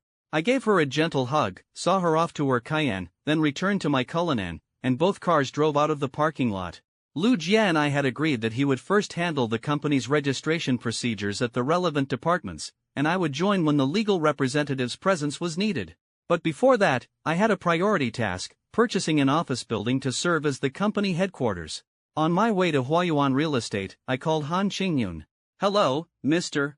Lin, her voice came through. MS. Han, I'm heading to your company now. Please prepare some information on office buildings currently for sale in Shanghai. I'd like to view them shortly. I said. Hearing this, her voice was filled with excitement. Mr. Lin, are you planning to buy an office building? How many floors do you need? I can help select suitable ones. Not just a few floors. I'm starting a company and need an entire office building as headquarters. Please prepare the relevant materials. I'll be there shortly. I spoke with determination. After hanging up the call, I could imagine Han Xingyun's stunned expression at her desk, as if in a dream. An entire office building isn't a small amount, it would cost at least billions. If the deal goes through, her commission would be substantial. Although my dealings with her were brief when purchasing the villa, I quietly realized that Han Xingyun's slight excitement at this moment seemed to indicate the significance of this transaction. As long as the properties met his requirements, he always made swift decisions without hesitation. Price was never an issue for him. Months ago, Lin Yifan's home buying experience made me feel fortunate. Had it not been me serving him then, how could a small role like me be involved in such a grand event today? Hey, Xingyun, what are you daydreaming about? My colleague Yaha playfully waved her hand in front of me. I snapped back, smiling brightly, and quickly replied, yeah, I'm about to hit it big, ha ha ha. What happened? Why are you so happy? Share it with me. Yaya asked curiously. Do you remember the 8-room villa I sold last time? I teased Ya, keeping her in suspense. She nodded. I remember, that house had been listed for ages, and then you found a client who bought it after just a short look. It was a miracle. He just called me, planning to buy an office building. I struggled to maintain my composure, trying to stay calm, but couldn't hide the delight in my heart. Seizing a moment when no one was around, I leaned closer to Yaya and whispered, and he's not just buying a few floors, he's buying an entire building. Holy crap! Yaya blurted out, completely stunned by the news. I looked at Han Xingyun with envy. Xingyun, you're so lucky to have such a big-shot client. You're going to make a fortune again this time. Trying to suppress her inner joy, she waved her hand, saying, well, nothing's set in stone yet. He just expressed interest, and who knows if it'll actually happen. Anyway, I have to go find some information for the client. With that, she cheerfully headed towards the manager's office to look up details on the office building. I couldn't help but watch her back, feeling a twinge of jealousy, wondering how Han Xingyun managed to meet such a wealthy client. Did she have some sort of relationship with him? Otherwise, why would he specifically choose her? Perhaps she had already established a connection when she bought the 8-room villa. She probably just used her charms to get what she wanted. There's nothing to be proud of. At that moment, Han Xingyun was completely unaware of my thoughts. After all, she had only been in the workforce for a few years and was still quite naive about the darker sides of human nature. Not everyone wished to see her succeed. The manager's office was empty when I arrived. I prepared to use the shared computer to look up internal information about office buildings for sale and compile a list for Lin Yifan to review later. Just as I finished organizing all the listings and was about to print them, Manager Zhou returned.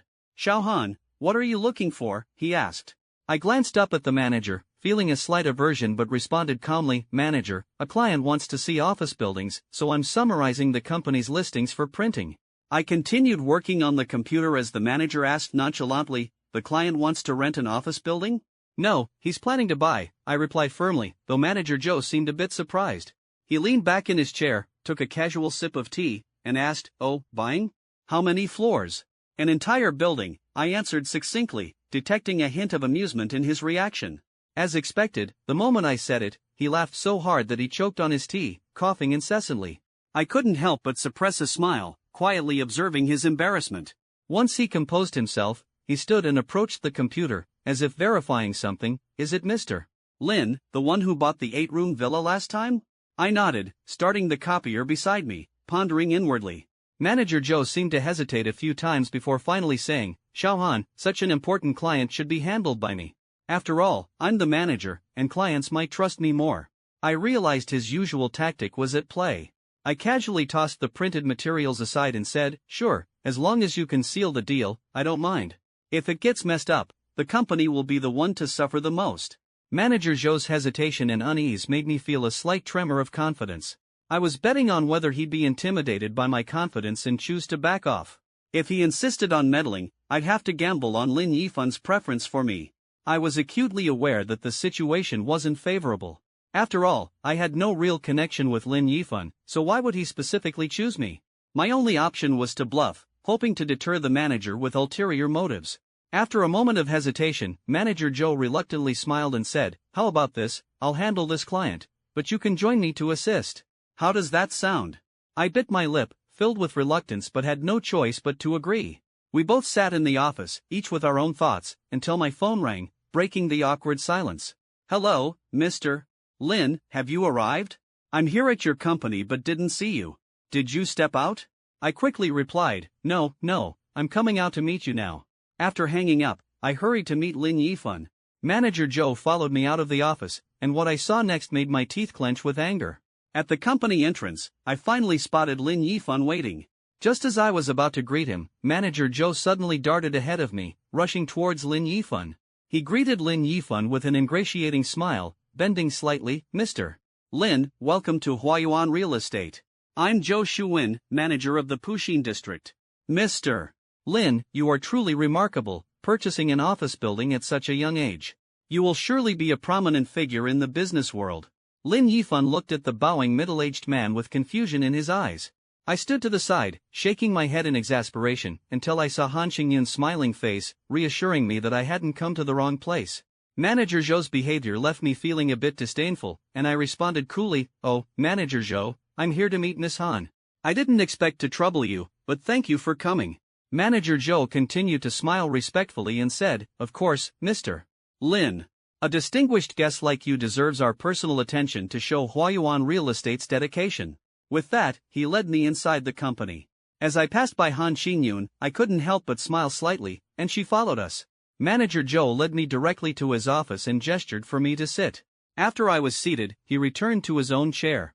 The office had only 2 executive chairs and a sofa in the reception area, leaving Han Xingyun standing by the desk with no place to sit. Manager Joe deliberately seated me at his desk, clearly trying to edge out Han Xingyun. I noticed Han Xingyun's expression as Manager Joe pulled out a package of tea leaves from his drawer and instructed her, "Xiaohan, go make Mr. Lin a cup of my best Longjing tea."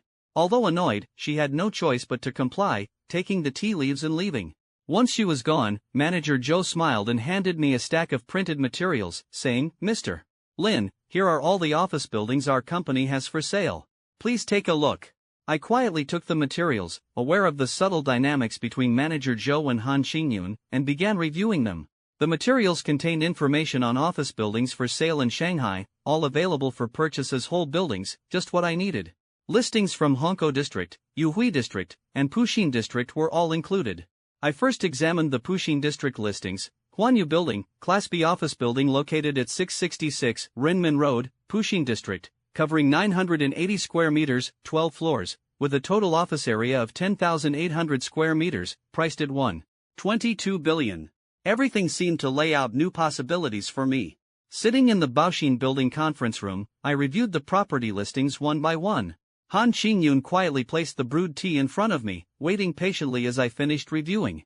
After looking through the last listing, I set aside all the others, keeping only the Huolong Building page. I silently thought, this Class A office building might just be what I need. "Could you tell me more about Huolong Building?" I looked up at Manager Zhou. He immediately cleared his throat, speaking with respect, "Mr. Lin, Huolong Building is located at 126 Zhongshan Road, Puxin District, covering 1,500 square meters, with 26 floors, priced at 4.8 billion. It's fully documented, unencumbered, and ready for transfer." His information was delivered with precision and clarity. Manager Zhou then went on to detail every aspect of the building: the 10-meter-high lobby on the first floor, 3.8-meter floor height for other levels, with a net height of up to 3.2 meters. It featured a total of 266 parking spaces, both underground and surface, with 8 large passenger elevators and 2 freight elevators. Listening to his detailed description, the image of the building gradually formed in my mind. With 10 years of history, the property still had 30 years remaining on its lease, and conveniently, all current tenant contracts were about to expire, suggesting that I could control the future of these spaces. So, I gently tapped the table, pondering internally, this way, the floors I need can be safely vacated, while the other floors that aren't immediately needed can continue to be rented out to the existing tenants. With this thought, I made up my mind, take me to see the office building. Manager Joe looked pleasantly surprised, not expecting me to be so straightforward. He quickly stood up and cheerfully said, "Mr. Lin, please, let me take you to see the building." I smiled slightly and shook my head, saying, no need to trouble Manager Joe with this. Miss Han can show me around. Manager Joe was momentarily stunned. The reason he was so eager to receive me today was clear to anyone with insight. It was because a client of Han Xingyun was interested in buying an office building. With such a transaction at hand, he naturally wanted a share. However, my refusal cut off his opportunity to intervene. Had I not spoken, he could have used his authority to claim this business for himself and then seize a portion of the commission once the deal was concluded. But now, with the client having already specified Han Xingyun for the purchase, Manager Zhou's intervention would be counterproductive, even pushing him into a precarious situation. His face turned various shades of pale, while Han Xingyun, beside him, was secretly pleased by my words. The hope she had given up on unexpectedly turned around at the last moment. Manager Zhou eventually forced a smile and said stiffly, all right then, since Mr. Lin has requested, let Xiao Han take Mr. Lin to see the building. He then turned to Han Xingyun and said expressionlessly, Xiao Han, make sure to provide excellent service to Mr. Lin. Don't tarnish the company's reputation. Han Xingyun slightly restrained her smile and respectfully replied, don't worry, manager. I'll do my best to provide good service. I didn't pay much attention to this exchange and promptly left the office with long strides, with Han Xingyun following behind as we exited the company doors. Driving my Cullinan, I headed straight to Hualong Tower with Han Xingyun. As we approached Zhongshan Road, she pointed to a towering building over 20 stories high and said, Mr. Lin, that's Hualong Tower. I parked in the ground-level parking lot of the tower and got out of the car.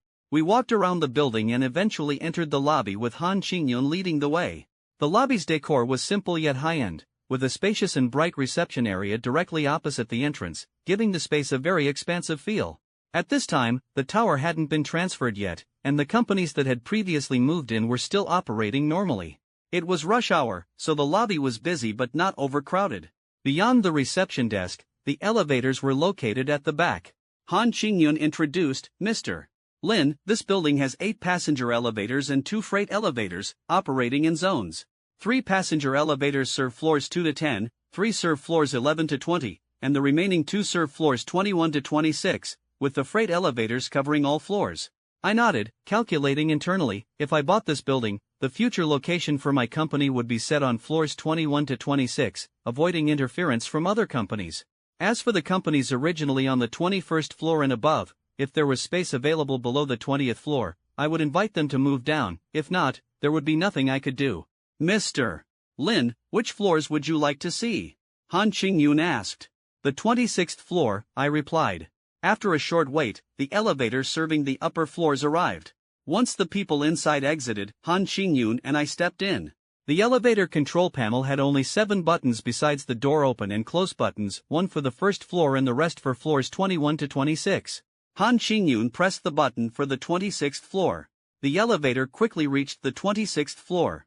I stepped out and surveyed the entire floor's environment. The elevator was located in the center of the building, with hallways on either side leading to office areas. Walking down the corridor, I glanced around at the office spaces. Feeling a slight sense of anticipation, I said to Han Xingyun, show me a vacant office space. Han Xingyun nodded and replied, Mr. Lin, please follow me. She led me to a vacant office area on the 26th floor, opening the glass door. A nearly 200 square meter empty space with gleaming white tiled floors lay before me. I walked to the window and looked down at the orderly array of high-rise buildings outside, feeling a surge of ambition. With that view, I made up my mind to buy this building. Imagining my company operating from this high-rise was indeed a life's pleasure. Though my company was still in the planning stage, aiming to enter the mobile phone industry, this building would be the starting point for the future. If the scale gradually expanded, I might even consider upgrading to a group and buying a taller building or even constructing a new one as headquarters. Mr. Lin, all the office partitions in this building are removable, so you can easily combine adjacent office spaces, Han Xingyun explained behind me. Looking out at the bustling scene below, I said without turning, Miss Han, please contact the owner of this building. I've decided to buy it. Her joy was evident, having expected me to deliberate more, yet I decided with just one look. All right, I'll contact him immediately. Han Xingyun responded eagerly, pulling out her phone to call the building's owner. Shortly after, she respectfully informed me, Mr. Lin, the owner is on his way and has asked you to wait in the property lobby. All right, let's head down then, I said. Taking the elevator with Han Xingyun to the first floor, I noted her relaxed demeanor. The receptionist warmly guided us to the property office area. Entering the cozy little space, she made us tea and gestured for us to sit on the sofa while she returned to her workstation. Just as Han Qingyun and I settled on the sofa, the office door opened, and a middle-aged man in a suit stepped out. Seeing two unfamiliar faces, he asked in surprise, "May I help you too?" "Manager, I'm Han Qingyun from Huayuan Real Estate, and this is my client, Mr. Lin." Han Qingyun stood and introduced clearly. He intends to purchase this building and has already been in contact with Mr. Li, who is on his way, and asked us to wait in the property area. Hearing we were here to buy the building, the manager's eyes lit up. The original owner was selling the building due to financial issues, a fact long known within the industry. Even the property company was worried that a new owner might replace them. Though I was young, the manager warmly approached, hoping to gauge whether I intended to replace the property company. "Hello, Mr. Lin, I'm Xiao Fugui, the manager of the property company. Welcome to our inspection," he said with great respect. I smiled gently and nodded, secretly sensing the waves beneath this transaction. "How do you find our property services, Mr. Lin?" the manager asked humbly, as if my decision would determine the future of him and his colleagues. "Very good. The security outside the building is diligent, the front desk staff is warm and attentive, and the environment is clean and tidy," I assured him. Hearing my praise, the manager breathed a sigh of relief, a smile breaking out as if relieved that I, a potential future owner, seemed satisfied with the property company. He courteously replied, "Mr. Lin, you're too kind.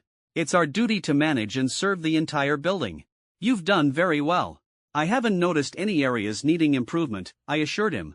During our casual chat, the manager tried to probe my thoughts. Learning that if I bought the building, I had no intention of replacing the property company, his smile grew even more radiant. Just as the conversation was flowing, a middle-aged man entered the room.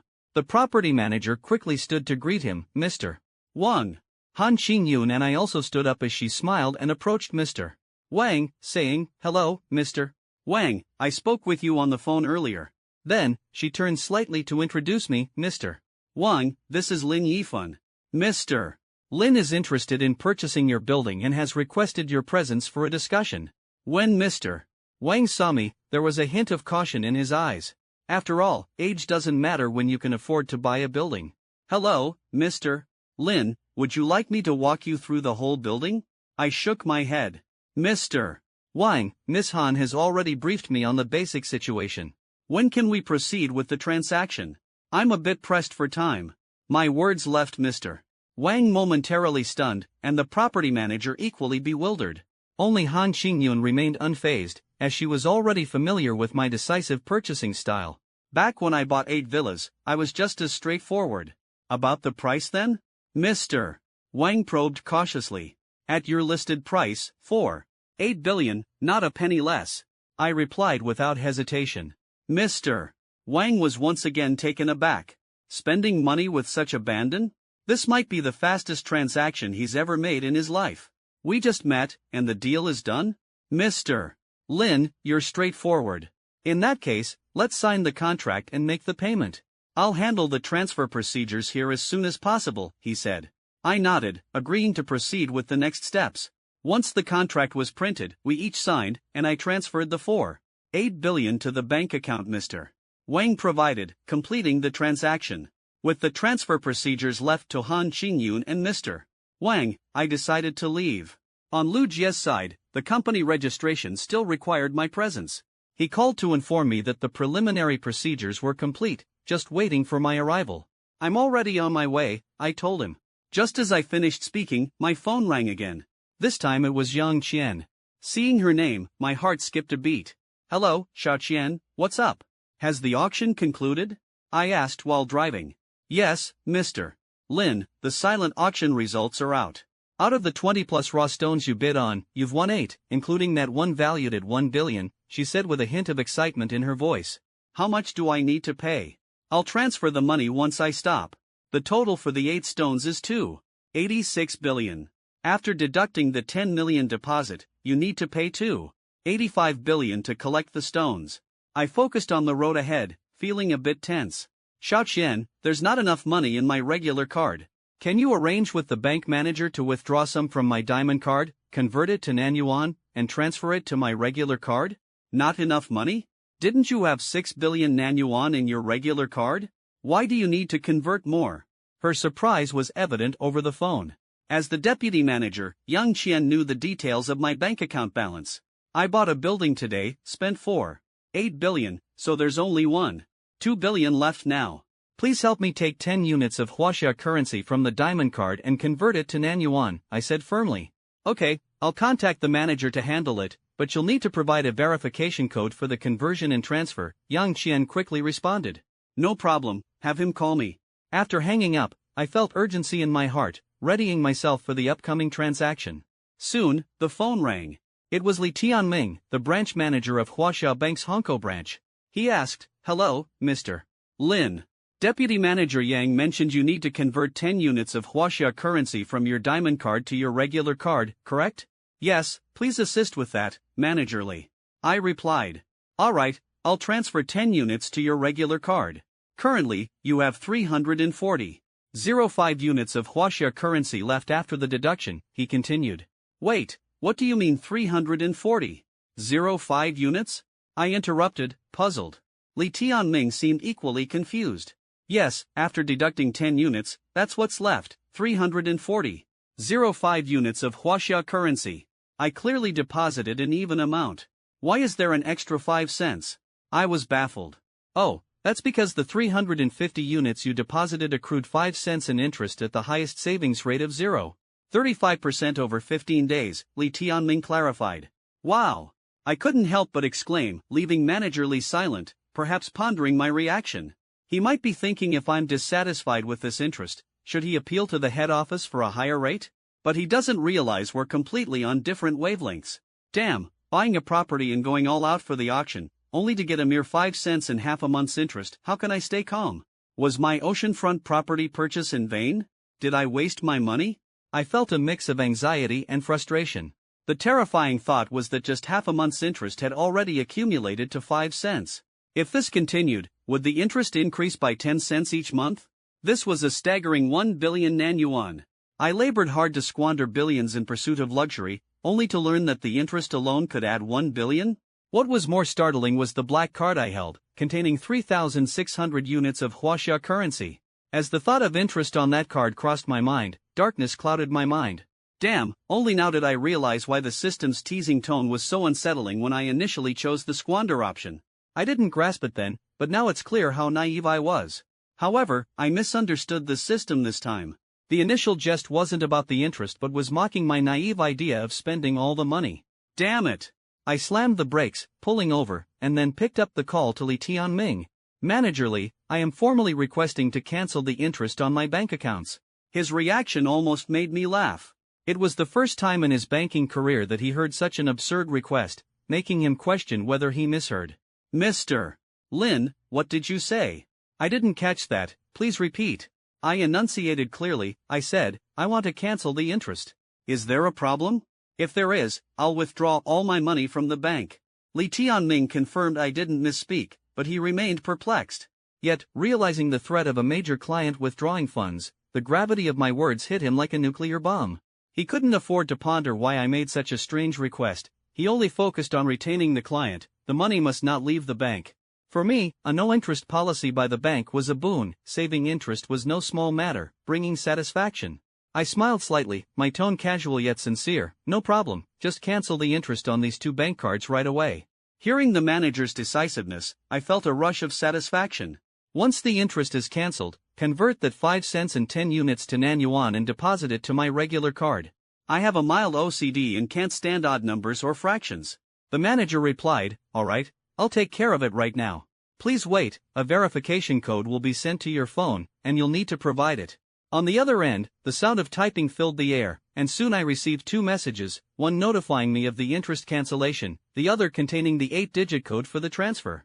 Before Li Tianming could prompt me, I provided the code. Shortly, my phone chimed again. I checked quickly. The first message indicated the diamond card transferred 10.05 units, and the second showed the regular card received 1,005 billion Nanyuan. "Mr. Lin, all operations are completed," Manager Li's voice echoed through the phone. I felt a sense of relief and politely said, "Thank you for your help." Everything seemed to fall into place naturally, yet in this parallel universe, every step of my future was met with both anticipation and doubt. After wrapping up matters with Huaxia Bank, I transferred 85 billion for the raw stones to Yang Qian via mobile banking and then called her. "Hello, Mr. Lin, I've received your transfer." Her voice came through clear and sweet from the receiver. "Alright, Xiao Chen, please handle the payment, and once you have the raw stones, help me have them cut. If they yield jadeite, have someone deliver it to Mr. Wang for design and processing. Inform me of the specific processing costs later, and I'll transfer the funds to Mr. Wang," I instructed simply. "Okay, I'll proceed to make the payment now," Yang Qian responded. With matters on the ULE side arranged, I called the client manager at the World Union Bank. Upon inquiry, I learned that the interest on the black card had reached as high as 5.2 cents, which was a staggering 52 billion in interest. This trip to ULE proved a futile waste of my time, filling me with regret and nearly causing me to faint in my seat. I hurriedly asked the Union Bank to cancel that darn interest, sighing in despair. Just as I was lost in thought, another call came through.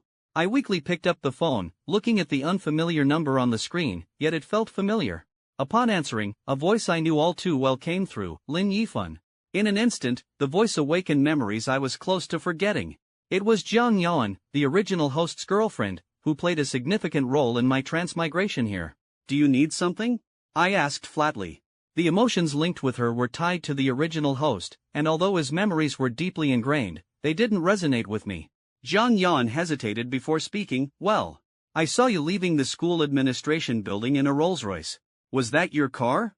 "No, it was rented, used for showing off and picking up girls," I replied without a hint of emotion, leaving Jiang Yuan stunned on the other end, further questioning my luxury car. She wondered how Lin Yifan, an orphan, could afford a Rolls-Royce. This thought brought a sense of relief, dispelling any inner turmoil or conflict. Although I didn't care about Jiang Yuan's past, understanding she bore no guilt towards the original host, it didn't mean I would turn back. After hanging up, I remained unaffected. Jiang Yuan was merely a brief interlude. I returned to my GPS and continued driving toward the Bureau of Industry and Commerce. Upon arriving and meeting with Lu Jia, I began handling the subsequent procedures for establishing the company. A few hours later, all formalities were complete, and Tenglong Technology Company was officially established. I informed Lu Jia of purchasing Hualong Tower, to which he felt a sense of helplessness. Despite his years of navigating the business world, he'd never seen someone complete a transaction so swiftly. As we exited the Bureau of Industry and Commerce, I said to Lu Jia, "The company is established, and the building is purchased. There are a few things you need to handle next." "All right, Mr. Lin, please go ahead." First, address the tenant contract renewals at Hualong Tower. All companies on the 21st floor and above must relocate below the 20th floor. Even if we don't need it immediately, we should reserve those floors. If we can't accommodate some tenants, terminate their contracts and let them find another place. Also, when renewing contracts, include a clause stating that if our company expands and requires office space, we have the right to ask them to vacate without incurring any breach of contract liability. Hearing Lu Jia's hesitation, I couldn't help but smile. "Mr. Lu, isn't that a bit inappropriate? Companies may feel insecure about settling here, constantly facing the threat of needing to move, and they might not agree to such terms." I confidently replied, "That's why we need to make concessions.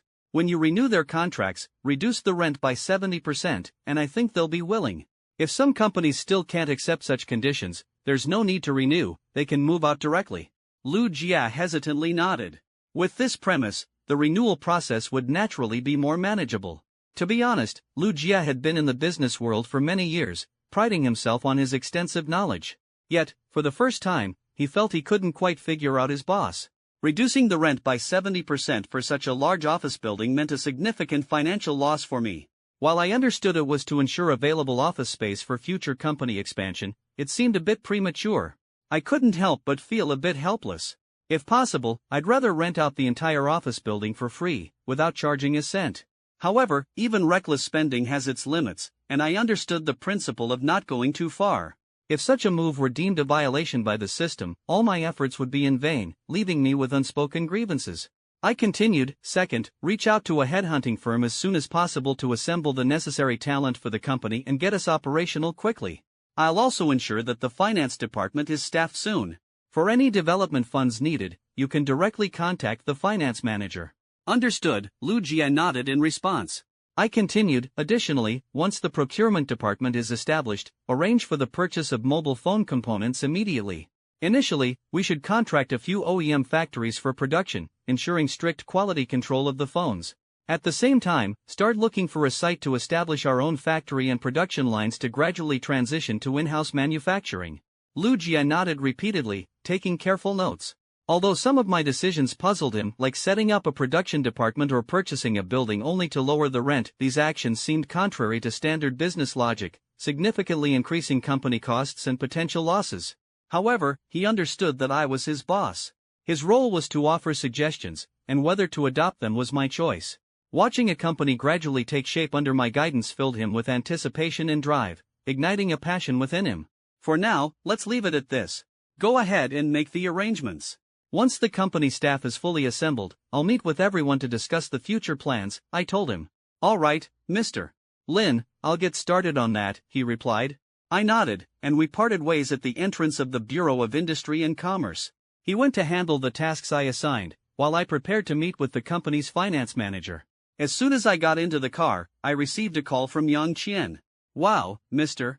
Lin, your eye and luck are truly remarkable. Of the 8 raw stones, 4 have yielded top-quality jadeite, not to mention that 1 billion piece, it's entirely jadeite. I've sent the photos to your WeChat, take a look. Yang Qian excitedly shared the good news over the phone. I couldn't help but smile as I minimized the call interface and opened the jadeite photos she sent. The screen displayed 4 images, 3 of which were smaller jade pieces with tags detailing their quality, clearly taken at the public auction. The most striking was the massive jadeite piece, almost as tall as a small child, standing impressively on the display stand.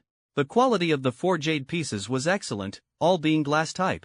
Although they didn't reach the level of imperial green or full green, the colors were still captivating.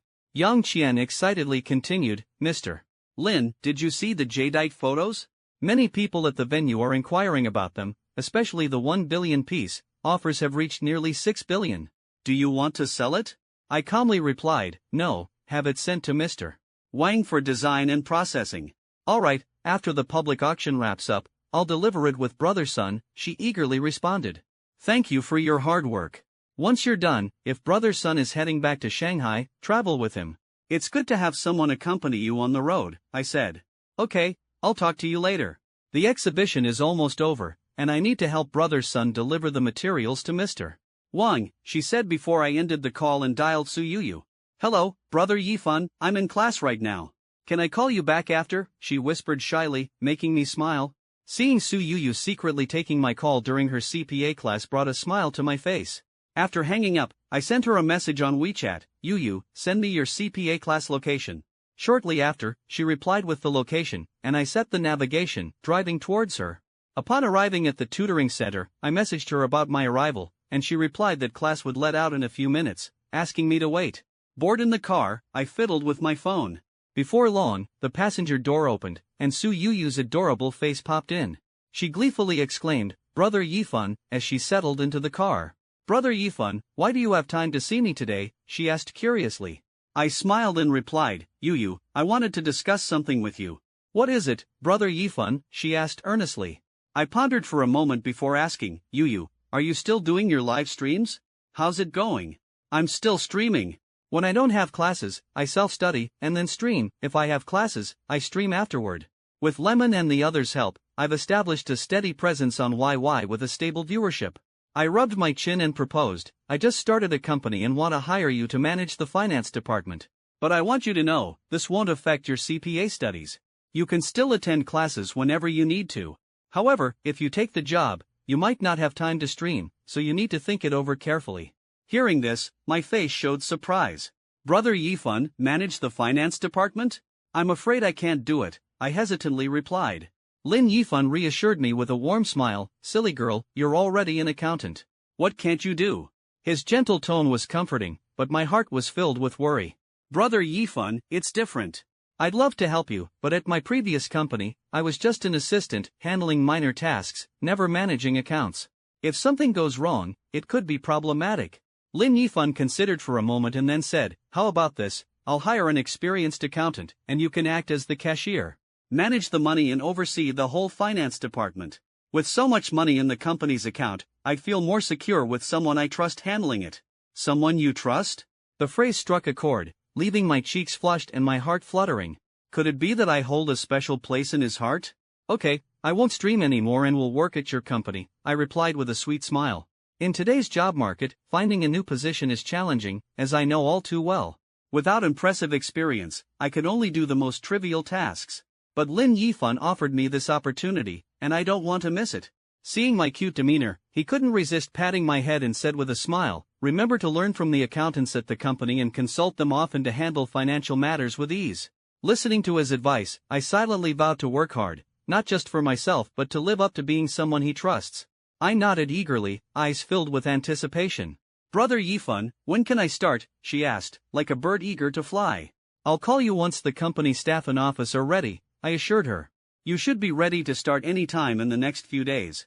Okay, she nodded obediently, envisioning her future as a finance manager.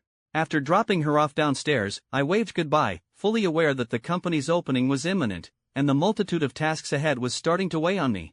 Next on my list was the furniture and appliance store. Numerous tasks awaited my attention: clearing office spaces, recruiting department staff, and procuring necessary equipment. Currently, only Lu Jia, the general manager, and Su Yuyu from the finance department were on board. Li Na from the design department had yet to join. Startups are always like this, a mix of frustration and anticipation, I mused. Lu Jia was busy with the lease renewal and the relocation of the building, while a recruitment firm was scouting for other personnel. My task was to purchase office equipment. Though the pressure was immense, the process of building this company captivated me, as if each step was a new adventure. I walked into the furniture and appliance store, meticulously inspecting each shop. From office desks and chairs to paper and tape, I considered every detail. Whenever I found high-quality products, regardless of the price, I noted them down in my phone's memo, along with the store name and contact number. Once the office space was ready, I could simply call a logistics company to pick up the goods. As I immersed myself in the joy of selecting items, my phone rang with 2 calls. One was from the Patek Philippe flagship store, informing me that the $17 million watch I had ordered had arrived and was ready for pickup. A smile crept onto my face, adding to my anticipation for the new chapter in my life. The other call was from Yang Qian. She and Sun Xiaowu had just returned to Shanghai and were preparing to board a flight. As I listened to her report on the situation with Yu Li, I started planning in my mind. The 4 pieces of jade from the private auction had been sent to Mr. Wang for processing, and once completed, they would be sent back. Yang Qian mentioned that Mr. Wang had previously stated that 10 million would suffice for the design and processing fees. After hanging up, I transferred an additional 20 million to Mr. Wang's account via my mobile banking. I didn't want to be indebted, especially since that 1 billion jade piece was massive and complex to design. Adequate funds would allow me to address it without worry. I thought to myself, debts of gratitude are the hardest to repay, why add unnecessary trouble? Leaving the mall, I had identified everything the company needed and drove to Patek Philippe. I paid the remaining 61 million, put on the $1 million watch, and felt a sense of satisfaction. Estimating the time, I headed straight to the airport, aiming to arrive before Yang Qian's plane landed. As soon as the call connected, I eagerly asked, "Chen Chen, where are you now?" "Mr. Lin, I've just disembarked with brother Sun, and we're waiting for our luggage at the carousel." "All right, once you have your luggage, come out through exit 3A. My car is parked there." Yang Qian seemed pleasantly surprised, not expecting me to personally pick her up. "All right, thank you, Mr. Lin, for going out of your way to meet us." After waiting for about 10 minutes, I spotted Yang Qian and Sun Xiaowu at exit 3A and waved them over. Sharp-eyed Yang Qian immediately recognized me and hurried over with Sun Xiaowu. As Yang Qian approached, I smiled slightly and thanked her for handling the private auction matters in Yu Li for me. She responded with a gentle smile, as if everything was understood without words. At this moment, Sun Xiaowu stepped forward, his gaze landing on the Cullinan behind me. He couldn't help but chuckle. "Brother Yifan, be honest, what exactly do you do?" If I hadn't heard rumors in the market about a young man spending billions on gambling stones, I wouldn't have known your stones cost tens of billions. After loading their luggage, I invited them into the car and jokingly used the same excuse I had previously given my roommates. "Even I'm not sure what my parents do, but money's not a problem." Sun Xiaowu, thinking I was unwilling to disclose, suppressed his curiosity and changed the subject. "I mentioned before that when I return to Shanghai, I'd treat you to a feast. Now that you've come to meet us, why not seize the day and have a good meal tonight?" I didn't decline his generous offer and replied, "Sure, but I'll make sure to eat enough to make you feel it, brother Sun. As the guest, I'll follow your lead on where to eat." Let's go to Maple Leaf Love, the food there is quite good, he suggested. Alright, let's head there now, I said, adjusting the navigation to Maple Leaf Love. When the three of us arrived at Maple Leaf Love, it was the dinner rush, and the place was bustling. Fortunately, Sun Xiaowu was prepared and pulled out a VIP card, allowing us to be led directly into a cozy private dining room. After ordering, Sun Xiaowu curiously asked, Brother Yifan, did you manage to hire the talent you were rushing back to recruit? I nodded and replied, yes, it's all settled, and they've already started. Brother, Sun Xiaowu pondered aloud, you mentioned in Yuli that you wanted to start a mobile phone company. The market is already divided, and breaking through isn't easy. I smiled slightly, filled with confidence. As long as the phones my company produces are of high quality and cost-effective, they will withstand market scrutiny. Plus, I'm prepared for the initial phase of not making a profit, even operating at a loss. Why insist on making phones? Why not invest in other industries? Sun Xiaowu asked, puzzled. A video of people lining up to buy phones flashed in my mind, and I softly replied, foreign brands dominate the market in China, and many people perceive them as superior to our local brands. I want to try to change that, to create a high-end brand for China. Sun Xiaowu fell silent, a complex emotion flickering in his gaze. I knew this patriotic sentiment might seem stubborn, but I wasn't willing to abandon this belief. So, what's your plan moving forward? How will you proceed? He finally inquired. I smiled confidently. Once the company is established, we'll first find an OEM to produce our phones, then look for land to build an industrial park. When the factory is completed, we'll move production in-house for better quality control. Once the phones hit the market, I'll launch an extensive advertising campaign to quickly establish the brand. A gleam appeared in Sun Xiaowu's eyes. Where do you plan to build the industrial park? In the suburbs of Shanghai or another province? If you consider the suburbs of Shanghai, I might be able to help. I couldn't help but be intrigued by his offer. Brother Sun, do you have connections in the government? My father is currently the deputy district chief in Feng County, he replied with a modest smile. If you decide to establish the industrial park in the suburbs, Feng County is a good choice. He can prioritize handling land and procedures legally and compliantly, and possibly secure some favorable policies. After taking a sip of tea, he added, however, it's best to apply soon, as my father is about to be transferred to Chengdu as the deputy secretary of the municipal party committee. A light bulb went off in my mind. It turned out his grandfather's mention of taking office in Yuli wasn't a joke. My earlier suspicions were correct, even his father held a position in Shanghai. I quickly said, congratulations to your father on his promotion, brother Sun. From being a deputy district chief in Shanghai to being transferred to Chengdu as the deputy secretary of the municipal party committee was indeed a significant promotion. Considering Sun Xiaowu's eagerness to assist me, it seemed inevitable that there was a personal interest involved. However, this was not a bad thing for me. I needed to establish an industrial park, and a high-tech industrial park would mean achievements for any local government. If I could establish the park in Feng County, Sun Xiaowu's father would undoubtedly gain a significant accomplishment before his transfer. His grandfather, once the governor of Guangdong province, was now retired, and his connections could only elevate his father to the position in Chengdu. The path ahead was one I had to walk myself, and how far I could go depended on the achievements to follow. I began weighing my options on where to establish this industrial park. Choosing to build the park in the suburbs of Shanghai meant proximity to the company, making matters relatively convenient and saving various troubles. However, I was also concerned that the preferential policies obtained through Sun Xiaowu's father's support might lose effect after his transfer. Of course, Chengdu was also an option, considering his father's position there, urgently needing a significant achievement to kickstart his tenure. Arriving in Chengdu, I realized that investing in a high-tech industrial park was a golden opportunity, promising endless benefits. Meanwhile, collaborating with Sun Xiaowu would undoubtedly help me establish a foothold in this region, avoiding many unnecessary hassles with the support of his father during the park's establishment. However, the drawbacks of building the park in Chengdu were evident: transportation issues. Many companies concentrated in coastal areas due to convenient and cost-effective shipping. After much deliberation, I realized that despite high transportation costs, it was actually advantageous. It meant I could invest more funds. Establishing an industrial park in Chengdu would not only create numerous jobs for the local population but also help countless people avoid the hassle of working in coastal cities. These would be my safeguard in establishing myself here. Looking up at Sun Xiaowu, the eagerness in his eyes stirred something within me. I shook my head slightly and firmly said, I don't plan to build the industrial park in Feng County. His disappointment was palpable, but I quickly added with a smile, I plan to build the industrial park in Chengdu. Seeing him look up sharply, eyes filled with disbelief, I felt a sense of satisfaction.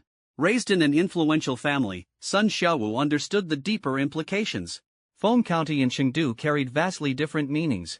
If I chose Feng County, it would offer temporary advantages, but opting for Chengdu meant his father could secure a substantial high-tech investment upon taking office. The long-term benefits of the industrial park, such as tax revenue and employment, were like a string pulling at his father's political achievements. Although Sun Xiaowu's delight gave me a sense of encouragement, I was well aware that the road ahead was not smooth. His voice carried a note of seriousness. Brother Yifan, have you really thought it through?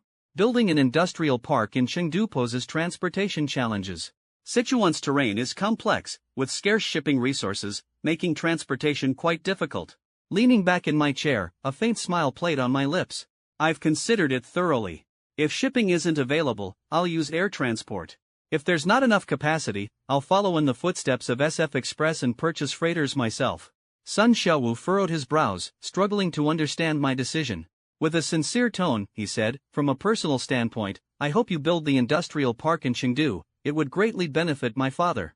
However, as a friend, I advise you that choosing the suburbs of Shanghai is the best option. Have you considered how much this decision will add to your company's transportation costs? I nodded. Seeing my resolve, Sun Xiaowu chuckled wryly, I'll go discuss it with my dad. After he left, Yang Qian took the opportunity to advise, Mr. Lin, though I'm not an expert, even I can see that building the industrial park in the suburbs of Shanghai is the best choice. Why are you? I interrupted her with a smile. Qian, I understand your point. Indeed, Shanghai is a logical choice. But some things can't be measured solely in profit. A company's responsibility should not be overlooked. Seeing the admiration in Yang Qian's eyes, I silently mused, damn, coming up with a plausible excuse for such extravagance is really tough. Before long, Sun Xiaowu returned from his call. Brother, my dad wants to know if you have time to come over tonight for a chat, he said. I nodded, no problem. I was hoping to finalize some details about the industrial park with your father. As the food arrived, the three of us shifted the conversation to lighter topics.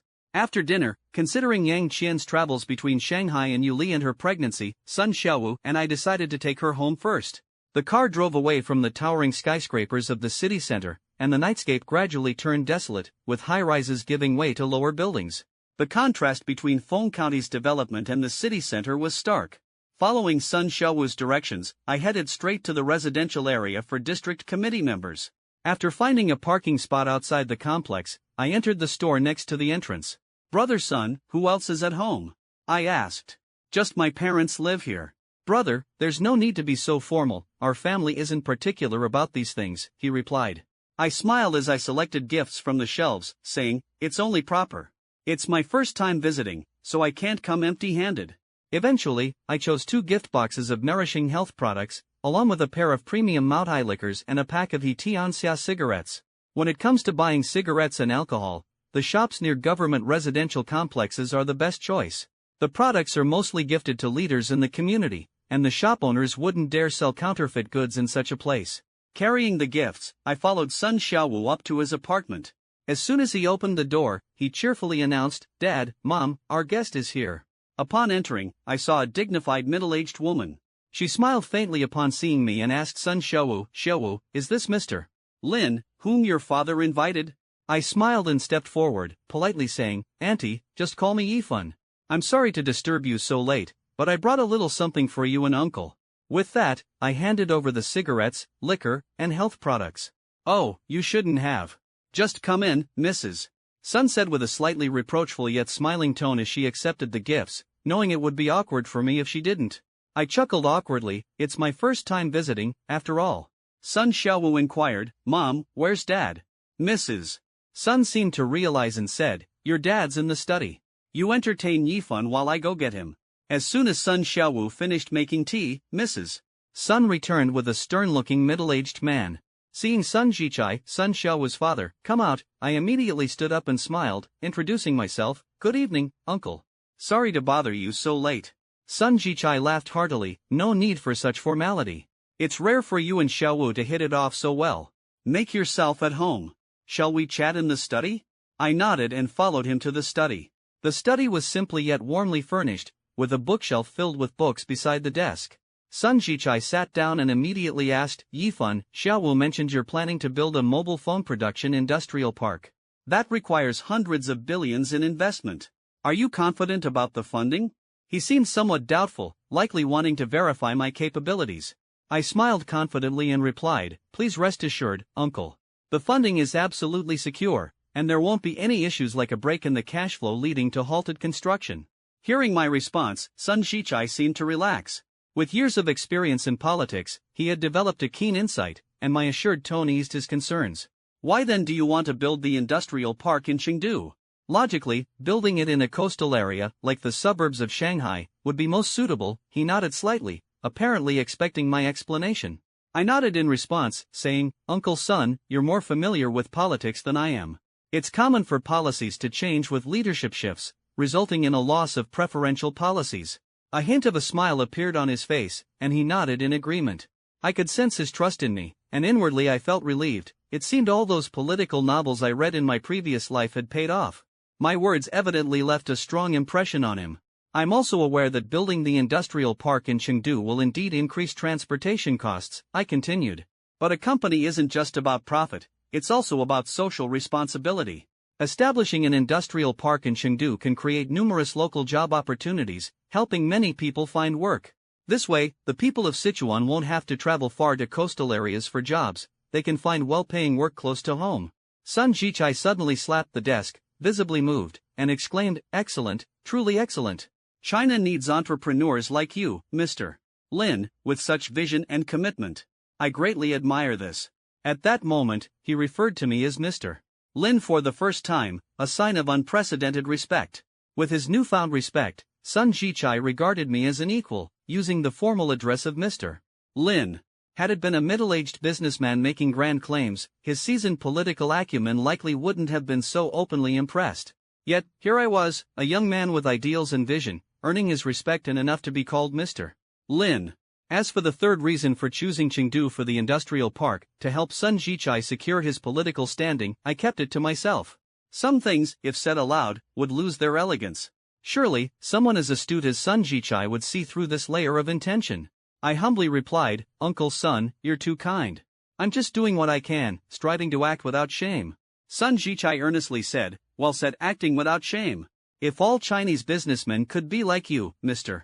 Lin, making money while shouldering a bit of social responsibility, what a scene that would be. His face showed a look of longing. Our conversation covered many topics. Although I had lived for over 30 years in my previous life, with a wealth of experience, my insights often hit the mark, provoking deep thought in Sun Jichai. He seemed completely unaware that he was conversing with someone much younger. As our discussion progressed, my perspectives further impressed him, his eyes shining with admiration. If not for the constraints of his position, he might truly have considered making me his godson. I paused, taking in Su Yuyu's genuine concern. Her humility and earnestness were apparent, and I appreciated her sincerity. Yuyu, I began softly, your consideration for the company's best interest is commendable. However, I've made this decision after careful thought. She seemed about to interject, but I continued, your potential is immense, and I believe in nurturing talent. The role of the financial manager is about more than just experience, it's about trust, growth, and vision. I see those qualities in you. Su Yuyu looked at me, her eyes reflecting a mixture of gratitude and uncertainty. But Lin Zong, I don't want to let you down or fail the team, she admitted, her voice barely above a whisper. I nodded, understanding her apprehension. Your willingness to learn and your proactive approach are exactly what this company needs. You'll have the support of the entire team, including Ouyang Qin. Consider this an opportunity to grow into a leader. Her expression softened, and I could see she was weighing my words carefully. If you're sure. She started, then paused, as if gathering her thoughts. I'll do my best to live up to your expectations. I offered her a reassuring smile. I have no doubt you will. Remember, we're all on this journey together, and I'm here to support you every step of the way. With renewed determination in her eyes, Su Yuyu nodded, seemingly more confident in the path ahead. As she turned to go back to her duties, I felt a sense of satisfaction, knowing I had placed my trust in the right person. He waved his hand gently and said, Yo-yo, no one is born knowing everything. Just learn as you go, and don't worry, I'll help you if you make any small mistakes. His eyes were firm. Besides, Sister Qin has no objections about your position. Seize the opportunity and learn as much as you can, so you won't be left behind when the company expands in the future. Hearing his words, my worries gradually dissipated, and I swallowed the words of refusal I was about to utter. I nodded silently, showing my signature smile. Brother Yifan, I will work hard and won't let you down. He gently patted my hair, giving it a soft tousle. In that moment, I felt warmth, but from the corner of my eye, I sensed the glances of the other executives, and I thought to myself, they must be speculating about my relationship with Lin Yifan. Perhaps I hadn't anticipated that this ordinary gesture would be misinterpreted by my colleagues. Whether or not there was anything between Lin Yifan and me, it seemed others had quietly assumed I held the title of the boss's wife. If they really knew, how would I continue in this company? Alright, I'm off, Lin Yifan interrupted my thoughts. Go and get acquainted with Lu Jia and the others. With those words, he turned and headed towards the elevator on the 26th floor, leaving me to ponder. I stood there for a long time, watching Lin Yifan's figure disappear behind the elevator doors, feeling a sense of loss. When I returned to Lu Jia and the others, seeing their smiles, I was at a loss. Was my makeup smudged? I quickly glanced in a mirror, finding everything normal, puzzled by their smiles.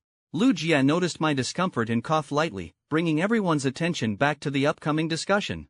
Meanwhile, Lin Yifan was taking the elevator down, exiting the building, and heading to his car, as the security guards respectfully watched him leave. He drove his Cullinan, planning to return to campus. At this peak hour, Shanghai's roads were crowded, and traffic was moving extremely slowly. The surrounding noise and impatience made me hold my breath until he reached an intersection where the green light was about to turn red. I gripped the steering wheel tightly, watching the car in front pass through the intersection, feeling a twinge of anxiety as Lin Yifan hit the gas pedal and sped through. Just after crossing the intersection, I suddenly noticed an electric scooter darting out from the opposite lane, causing alarm. My heart skipped a beat as I watched the Cullinan come to a gradual stop due to inertia. However, the scooter couldn't brake in time. In an instant, the woman on the scooter panicked, and with a dull thud, she crashed into the left headlight of the Cullinan, falling to the ground with her scooter. My heart sank, and I quickly shifted gears, engaged the handbrake, and opened the door to get out. The scene before me was shocking. The middle-aged woman lay on the ground, her leg pinned by the scooter. My heart felt heavy as I rushed forward, concerned, and asked, "Ma'am, are you hurt anywhere?" She cried out in pain, "My leg! My leg!" Her sharp voice pierced my heart, making me deeply uneasy. People around began to gather, and amidst the commotion, I felt a sense of indescribable tension and fear. I first lifted the scooter off her leg and crouched down to assess her condition. She howled in pain, her cries piercing my eardrums. I noticed there was no visible bleeding, but I guessed that being knocked over and then having the scooter fall on her might have caused a fracture. I comforted her, "Ma'am, I'll call 120 and the traffic police for you. Please bear with it for a little while. You might also want to call your family and have them come over." With that, I took out my phone and dialed 122, giving a brief account of the situation and our location. The person on the other end quickly responded, saying they'd send traffic police to the scene. After hanging up, I dialed 120, describing her injuries and the accident location in detail. In this urgent moment, I hadn't even notified the insurance company yet, instead opting to set up a warning triangle and quietly wait for the police and ambulance to arrive. Meanwhile, the woman on the ground took out her phone, tearfully calling her husband to inform him of the accident and their location, hoping he'd arrive soon. The onlookers began to murmur. Some sympathized with the woman, lamenting her misfortune of colliding with a Cullinan, fearing the repair costs would take her decades to pay off. Others quietly cursed, assuming I was flaunting a luxury car and labeling me as another reckless rich kid deserving of jail time. As the crowd grew, the road became increasingly congested. After more than 10 minutes, 2 traffic police officers arrived on motorcycles, yet the ambulance was still nowhere in sight. Had they not been on motorcycles, who knows how long they'd have been stuck in traffic. The ambulance was likely struggling on its way. One officer started directing traffic, while the other approached us to handle the situation. He assessed the injured woman's condition and then began asking about the accident. "Ma'am, could you please describe what happened?" As she narrated, I could sense the onlookers realizing the value of my car. Feeling somewhat anxious, I stammered as I explained to the officer, "I saw the traffic jam and tried to maneuver from the left lane. I was really frightened when that vehicle suddenly came over, and I ended up being hit." The officer seemed a bit disappointed and asked me to provide more details about the accident. "Sir, please explain this incident in more detail." Listening to the woman's evasive account, I felt too weary to argue, so I pointed towards the intersection's surveillance cameras. "The surveillance here will clarify everything. Once we review it, the accident's course will be clear." The officer seemed to grasp the futility of this drama and called the control station, requesting the accident footage. The wait, though brief, felt interminable until the surveillance video finally arrived. After watching the footage, the officer sighed and shook his head. The electric scooter had clearly not been on the bike lane and abruptly crossed the road, making the woman entirely at fault. Given the Cullinan's damage, the repair costs were bound to be a severe financial blow to her family. Yet, facing the situation, the officer could only proceed according to the law, perhaps waiting to inform her husband of the truth when he arrived. I sighed inwardly, contemplating this. "Ma'am," he said gently, crouching beside her, "I've obtained the surveillance footage and will issue a traffic responsibility determination shortly. Do you feel any other pain? If not, I'll help move you to the sidewalk, where it's safer." She gritted her teeth and shook her head, indicating she was okay. The officer then called his colleague to carefully assist her to the sidewalk. After this, he instructed me to move my car to the roadside to avoid obstructing traffic. Time slowly passed, and after more than 10 minutes, her phone rang. She answered in a low voice, "Where are you?" I saw the woman holding her phone, waving across the street. Curiously, the officer and I followed her gesture and saw a middle-aged man on the opposite side of the road, anxiously scanning the area while on the phone. After a moment of searching, his eyes finally landed on us and his wife sitting on the ground. At this moment, the traffic had halted due to the red light. Upon seeing his wife on the ground, the man was visibly distressed. Without uttering a word, he rushed across the road, taking a shortcut to reach her. The officer tried to stop him, but the man moved with such speed that in a few strides, he was at the double yellow lines. Watching such reckless behavior made me tense, fearing something dreadful was about to happen. Sure enough, just as I was about to shout, a screeching brake sound echoed, followed by a loud crash. The scene before me was surreal. The man ended up like his wife in my earlier accident, getting hit by a passing vehicle. I was stunned. The surrounding officers were equally baffled. Then, in disbelief, I asked, "If I said his wife got hit the same way just now, would you believe me?" The officer gave me a dazed nod. "I believe you." Truly. Quickly regaining his composure, the officer hurried over to check on the injuries, and I followed, my shock still not settled. The driver of the other car, seeing someone injured, panicked as he exited his vehicle, only to find the officer already assessing the situation on the ground. He was bewildered, thinking, "How did the officer get here so fast? I haven't even had a chance to call the police yet."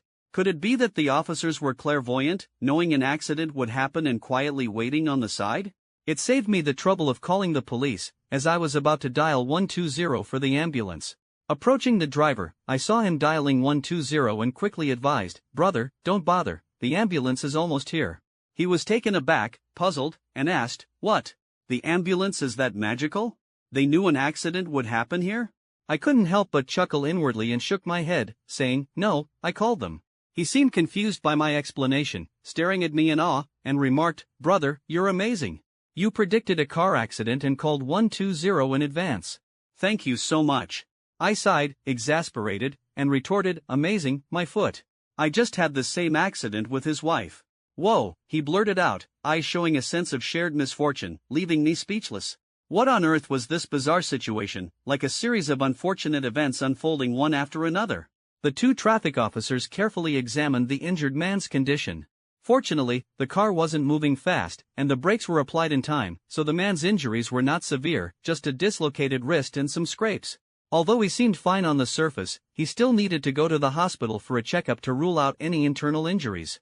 Next, the two officers, as if copying and pasting, assisted the man to sit beside his wife, the two of them sharing their difficult moment together while waiting to be taken to the hospital. The other driver, like me, had moved his car safely to the roadside. Standing by the road, I felt the helpless gaze of the traffic officer. He spoke slowly, "Since both of you are here, I'll lay out the situation clearly." He sighed and said to me, "You caused the accident by illegally crossing the road, and you're fully responsible. Luckily, the other vehicle wasn't damaged much, and you yourself weren't too badly hurt. But your wife's situation is different. She was also on an electric scooter, not following the rules, illegally crossing the road, which makes her fully responsible too. And she hit a Cullinan, causing significant damage to the left headlight, which won't be cheap to repair. She'll have to cover that, and her injuries are more serious, likely a leg fracture, and you'll need to cover her medical expenses." Hearing his words, my heart sank. My wife, like a fragile child, burst into tears at the mention of compensation and medical bills. "Oh God, we're just ordinary workers with meager salaries and a family to support. How can we possibly bear such enormous costs? The crowd quietly watched the unfolding events, drawn by the drama. While the officers had dispersed some of them, many remained, waiting for what would happen next. I noticed their sympathetic looks, and some even had their phones out, recording this tragic scene. The traffic officer, moved by my despair, but bound by duty, said helplessly, "Even if you plead with me, I can't change the responsibility assignment. Your wife crossed the road illegally, and the other car was driving normally." Just as I was losing hope, he quietly suggested, "You might try pleading with the car owner to see if he'll use his insurance for the repairs. If he agrees, I can assign responsibility based on his willingness." Hearing this, it felt like a lifeline had been thrown to me. Despite the pain spreading through my body, I ignored it and struggled to my feet, rushing towards Lin Yifan and immediately kneeling before him. "Boss, please have mercy on us," I pleaded tearfully, desperation in my eyes. "We're just ordinary workers from a factory, with elderly parents and children to support back home. We truly can't afford the repair costs for your vehicle. Could you please use your insurance for the repairs? I'm begging you." I was momentarily stunned by his gesture of kneeling. His actions surprised me, and I quickly bent down to help him up, thinking to myself, a man's kneeling is precious, who would do so unless pushed to the brink? The crowd and the officers watched me, anticipating whether I would show compassion and lend a helping hand. The man looked at me, his eyes filled with hope, as if awaiting a verdict from fate. After a moment's contemplation, I shook my head. Seeing the immediate dimming of his eyes filled me with helplessness. The officers sighed, and the onlookers felt a mix of emotions, knowing that whether to help or not was a personal choice, yet they couldn't help but harbor some disdain for me. But then, I said something that left them feeling ashamed. "I won't use the insurance, but considering your unfortunate situation, I won't charge you for the repair costs. Additionally, since you haven't made a fuss, I'm willing to donate 200,000 yuan for your medical expenses. If it's not enough, we'll figure something out. And if there's anything left over, consider it compensation for your lost wages during hospitalization. Why bother with insurance when I can pay for the repairs myself? As for the 200,000 yuan, it's not just out of sympathy but also because I understand the natural reaction your wife had during the accident. Although she withheld information from the officers, it's a natural response for ordinary people. I know that helping others is one thing, but being a fool is another. I believe 200,000 is a reasonable amount, expressing my goodwill without causing myself distress." I was stunned, unable to believe the words I heard, as tears welled up uncontrollably, my lips trembling slightly. My wife, too, looked at me with teary eyes, and the crowd around us was moved by my gesture, spontaneously applauding, their claps resonating like waves in my ears. Not knowing how to express my gratitude, I eventually chose to kneel again in respect. But Lin Yifan quickly stopped me, saying with a hint of helplessness, "Brother, if you kneel again, I won't give you the money." I nodded excitedly, tears involuntarily streaming down. "What's your bank account number? I'll transfer the money to you," he said, pulling out his phone, his voice gentle. I paused, embarrassed, and replied, "I didn't bring my bank card, and I can't remember the number." Lin Yifan glanced around, seemingly thinking of something, and suddenly said, "Then I'll go to the bank to withdraw cash. Wait here for a moment." My heart skipped a beat. Soon, he walked out of the China bank, holding a stack of crisp 100 yuan bills, smiling. "Here's 200,000 in cash," he said, handing it over, then turned to the nearby officer. "Officer, it's not safe for him to carry so much cash. Could you help escort them to the hospital to pay the fees?" The officer nodded, saying it was no problem at all. Just then, the sound of a siren finally reached us, signaling the arrival of the ambulance. It pulled up by the roadside, and the medical staff quickly disembarked, the crowd parting to give them space. The doctors performed a quick initial assessment of the injured, then, with the help of other medical personnel, lifted her onto a stretcher and into the vehicle. My heart was filled with deep emotions, reflecting on the impermanence and preciousness of life. I gently patted the man's shoulder, encouraging him, "Go on, get checked at the hospital for peace of mind." As soon as I finished speaking, I didn't wait for his thanks, turning back to my car, driving the Cullinan with its shattered left headlight away from the scene, heading straight for Li Fei's shop. To make sure Li Fei, the unreliable one, was at the shop, I sent him a message, and by the time I parked in front of his dealership, he was already waiting. With his sharp eyes, Li Fei immediately noticed my damaged headlight, asking in surprise, "Whoa, what happened? How did it get smashed like this?" I shook my head inside, "Don't ask. I was just hit by an electric scooter that suddenly appeared. Do you have a repair shop here? Help me find someone to fix it, and use original parts." Li Fei gestured okay with his hand, smiling, "Sure, I'll get it sorted for you. Do you want to borrow my car for a while? I'm such a good buddy, even lending you my little wife. I was speechless, finding his smug expression unbearable. His broken English was laughable, making such a simple phrase sound so off. I was speechless, finding his smug expression unbearable. His broken English was laughable, making such a simple phrase sound so off. Why would I borrow your car? I came to you to get my car fixed, I said. Li Fei's eyes lit up, clapping excitedly. That's more like it, brother Yifan. Didn't you say that with your status, driving a Cullinan is beneath you? Come on, tell me what car you like. As long as it's not one of those limited editions like the Veneno, Viper, or Windchild, I can get it for you.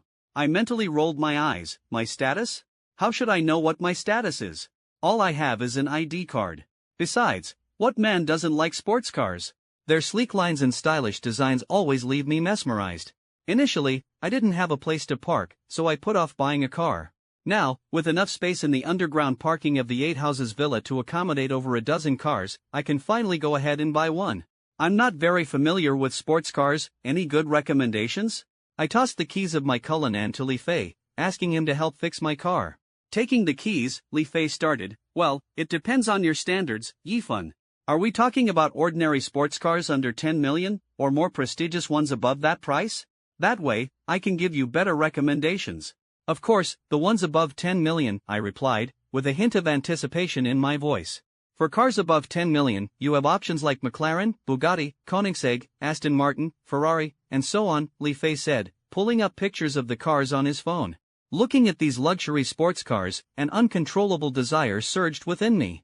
Next to each photo, names were listed like Ferrari LaFerrari, McLaren P1, Bugatti Veyron, Koenigsegg CCR, and Aston Martin 1-77. All dream cars in my heart. Handing the phone back to Li Fei, I casually stated, I'll take all 6 of these. His jaw almost dropped in surprise, clearly not expecting my response. Boss, are you buying cars or stocking up? He asked, momentarily forgetting about the price. But I knew that for someone who could casually recharge over 100 million on streaming platforms, this car purchase was trivial. I played along. How much for all 6 cars together? Over 200 million. He answered. Then let's go for it. I'll transfer you 200 million as a deposit later. Let me know if it falls short, I said. Alright, I'll contact the channels and try to get the cars as soon as possible. Just as I was about to leave, I remembered something. Oh, and get me a Hongqi too, the best one. He was taken aback, not expecting me to mention this car. Yifan, why suddenly a domestic car? I didn't explain, just said lightly, sports cars are just toys, but Hongqi is my true love. I then smiled at Li Fei. Alright, take care of it for me, I'm off. Leaving the car dealership, I hailed a taxi and headed straight to school. The campus now felt like home, offering me no restrictions. Opening the dorm door, it was empty. Everyone was either in class or out having fun. Lying on the bed, my mind replayed the thoughts from the conversation with Li Fei. I want to build cars. I wasn't interested in making ordinary family cars. The domestic market for those has developed quite well, making it unnecessary to step in. What I envisioned was a top-tier domestic luxury car that could enter the international market, earning worldwide recognition for Chinese luxury vehicles. Of course, a domestic car doesn't mean all parts are produced by local companies. In fact, no top car manufacturer achieves that entirely. Their luxury car components often come from abroad. However, I understood that relying solely on foreign parts would reduce us to an assembly plant. While other parts like tires, glass, and lights could be imported, the core components must be independently developed to truly qualify as a domestic car. So, I thought of a convenient method: acquiring a reputable car manufacturing company, avoiding those already seen as cheap brands by consumers. I didn't want to go down the difficult path of brand value restoration. Next was the development of the core components. I could recruit top-notch technical personnel from abroad, particularly those working in luxury car brands, which would inherently boost brand value. Once the domestic core components were developed, I could start testing production. Creating a top luxury car brand often requires time for accumulation and growth. Initially, my cars might not reach such heights, but with efforts in design, quality, and after-sales service, consumer recognition would eventually come, establishing the brand as a luxury symbol in their hearts. With my thoughts clear, I was about to call Lu Jia, but to my surprise, he called first. Astonished by the sudden call, I answered, Jia, what's up? In private, I always addressed him this way. Only in the company did I use his formal title. I understood that retaining talent couldn't rely solely on money. Sincerity was the key. Though Lu Jia appeared indifferent to my way of addressing him, I knew the 50 billion investment had instilled a sense of respect. Mr. Lin, did you just have a traffic accident? His words surprised me. Yeah, how did you know? Lu Jie chuckled on the other end. Boss, you're trending on Douyin, and you haven't even seen it? I smiled wryly, having no time for such things. What's the situation exactly? It can't be negative news, right? I thought, considering I wasn't at fault and had already covered the injured party's medical expenses.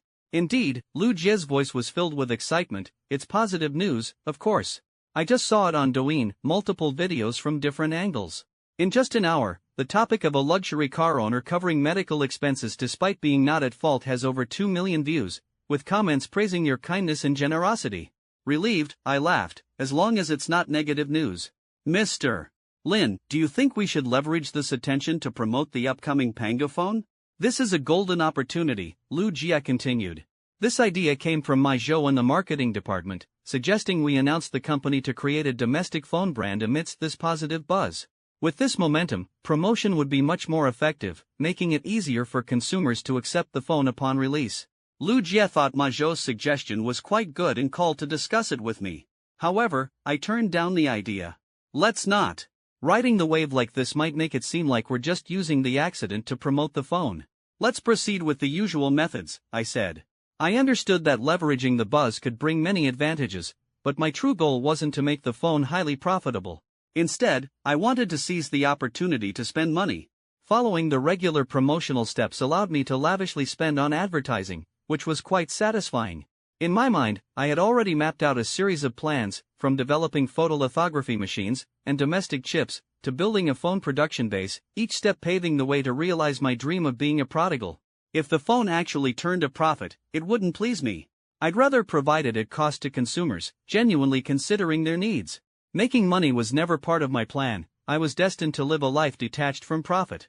With no other choice, Lu Jie had to comply with my decision, as ultimately, I was the one calling the shots. By the way, Jie, I have an idea, I suddenly said. Mr. Lin, please go ahead, Lu Jie responded earnestly. I'm planning to venture into car manufacturing, not the usual family vehicles but a domestic luxury car brand. The phone business is just getting started, and the car project is still in the conceptual stage. We can't rush it, but we can start preparing, I said with a slight smile, casually. Lu Jie was a bit speechless upon hearing this, wondering if I was being impulsive, but this was typical of my style. Even though the mobile phone venture was still under development, I was already thinking about the future of car manufacturing. Fortunately, I didn't say we should start immediately, leaving some room for maneuver, which made Lu Jie breathe a little easier. What are your plans, Mr. Lin? He asked. I smiled calmly and replied, the best way to get into car manufacturing is to acquire an automobile manufacturing company. Try to see if there are suitable options domestically or internationally. Then, I outlined my second plan, in terms of talent acquisition. To create a domestic car, the core components must be independently developed, which requires a professional R&D team. Falcon Company has overseas resources, so have them focus on this. It would be ideal to recruit well-known engineers and designers from luxury car brands abroad, as this is crucial for building the brand value of a domestic luxury car. Alright, I'll contact Falcon Company immediately and start on talent acquisition and the acquisition process, he replied, making me nod slightly. Okay, go ahead and arrange it. Keep me updated, and handle things while I'm not at the company, I said before hanging up the phone. Back in the office, Ma Zhou eagerly asked Lu Jie, so, did Mr. Lin agree? If so, we can start making videos for promotion right away. Lu Jie shook his head with a bitter smile. Mr. Lin rejected it. He thinks it might be misunderstood as using the incident to promote the phone, so he doesn't agree with leveraging this wave of attention. Ma Zhou lowered his head in disappointment, clearly having high hopes for the sales strategy, only to be turned down by Mr. Lin. But I understood that Mr. Lin's reasoning was not without merit. The internet could be a harsh place, and riding the wave could indeed spark controversy. I clapped my hands to draw the attention of other executives, raising my voice, everyone, listen up. Mr. Lin is considering entering the automotive industry, with plans to create a domestic luxury car brand. This will be the company's second development step after the phone launch. Before that, we need to prepare the necessary talent. Manager Duan, contact Falcon Company to recruit well-known engineers and exterior designers from luxury car brands if possible. Lu Jie's instructions resonated in the conference room. After hearing his arrangements, I once again immersed myself in my own world, putting these tasks aside and heading back to the dormitory, just wanting to relax. I opened Douyin, ready to indulge in the thrill of gifting, freely enjoying the moment of spending. In the Douyin app's backend, I topped up 1 billion nanocoins without hesitation and started looking for a streamer that caught my eye. After scrolling through a few pages, I found the female streamer who captivated me. Her name was Chusha, dressed in a snow-white traditional costume, dancing gracefully like a butterfly among flowers. Without hesitation, I chose the most expensive Royal Salute 10-set gift, and soon a series of Tunglong sent Chusha notifications flashed across the screen. With every exhilarating gifting sound, my mood soared with the lavishness. After sending 5,000 Royal Salutes, it felt like spending the value of a luxury sports car. When I had sent over 1,000 salutes, Chusha finally paused her fairy-like dance, her eyes filled with surprise and gratitude. She looked at my level 60 top-tier account, her smile incredibly sweet, and eagerly suggested adding me on WeChat. In that instant, it felt like time stood still, her excitement reminding me of my former self. However, the excitement was no longer the same for me, as the money was simply too plentiful. Not spending it daily felt unsettling. I privately sent the streamer my WeChat, and to my surprise, she immediately suggested, "Shall we start a battle?" "Alright, as you wish," I responded on the public screen. The battle mode began, with the red and blue teams each randomly matched with 3 streamers as teammates. The battle rules were simple: each round, both sides send 1 streamer for a head-to-head match. After 3 rounds, the team with the highest votes advances, and the winner participates in the next 5 rounds of confrontation. The final 5th round is the championship, where the victorious streamer gains more traffic promotion, the perk of winning a team battle. Soon, the matchup was complete, and Chusha's camera shrank to the bottom left corner, displaying the other 5 streamers' live feeds. She was in the red team's 3rd position, while the red team's 1st and 2nd were female streamers. The blue team's 1st was a handsome guy, with 2nd and 3rd also being female streamers. We had to wait for the first 2 streamer duels to end before Chusha could face off against the opponent's 3rd position. In team battles, the combined strength of the 3 streamers is crucial. If a team lacks a strong supporter, it often leads to collective losses. Conversely, a powerful supporter can challenge all 3 opponents single-handedly, easily leading the team to victory. However, as the rounds increase, the team's strength also gradually strengthens, making competition more intense. But today's situation was different. The arrival of a Tinglong tycoon in our live room sparked hope within me, making victory in the team battle seem less of a distant dream. The timer for the team battle began, with the red sides first facing the blue sides first. Meanwhile, our Chusha was in the 3rd position. Although the gift screen during the 1st position battle was not counted, I was confident that victory was within reach. I watched the screen intently, as Chusha and the opponent's 3rd were in fierce competition. Both first positions exceeded 1,000 votes. Their stable and rapid growth made me realize that Chusha's initial opponent was clearly formidable. Within 60 seconds, as the PK ended, my heart sank. Chusha's 1st position froze at 3,255 votes, while the opponent's 1st had surged to 5,520 votes, with a gap of over 2,000 votes. Next was the 2nd position battle. The streamer on Chusha's side was anxiously rallying votes, trying to close the gap, but disappointingly, her opponent was formidable, with votes exceeding 5,000, causing her in the 1st position female streamer to lose confidence. Hope was placed on the upcoming 3rd position. Finally, Chusha took the stage. The timer began, and she smiled faintly at the camera, seemingly confident, while the opponent's 3rd was enthusiastic. After 10 seconds, Chusha remained silent, and the audience in the live room, distracted by my presence, neglected to vote. After 20 seconds, her opponent's votes approached 3,000, and I sensed her smile gradually stiffen. After 30 seconds, still no movement, and the public screen filled with question marks, I grew anxious. By the 40-second mark, the opponent's 3rd had surged to over 5,000 votes, with a gap nearing 10,000. Chusha's momentary disappointment tightened my heart. At that moment, I couldn't resist typing on the public screen, jokingly, "Oops, the internet's lagging, can't send gifts." Her expression instantly froze, seemingly unable to comprehend my humor. "What's going on, big brother, seriously?" I muttered to myself, frustrated that the internet lagged at such a crucial moment, causing laughter akin to a pig squeal. The live room audience filled the screen with "ha-ha," completely ignoring my predicament. Seeing the last 10 seconds, I gave up the struggle, assuming Lin Yifun really couldn't send gifts. I wasn't worried about Tinglong Tycoon's lack of funds. After all, someone capable of lavishly gifting millions could easily outdo the opponent with a single gift. But I understood the unluckiest was me. with the big brother failing at the critical moment. Right when time was running out, Lin Yifan surprised me with his move. He stopped teasing and sent a tenfold royal salute that he had prepared, immediately flooding the screen with golden fireworks. The votes skyrocketed to 500,000 in an instant. Each salute is worth 5,000 nanocoins, sending 10 at this crucial moment decisively overwhelmed the opponents.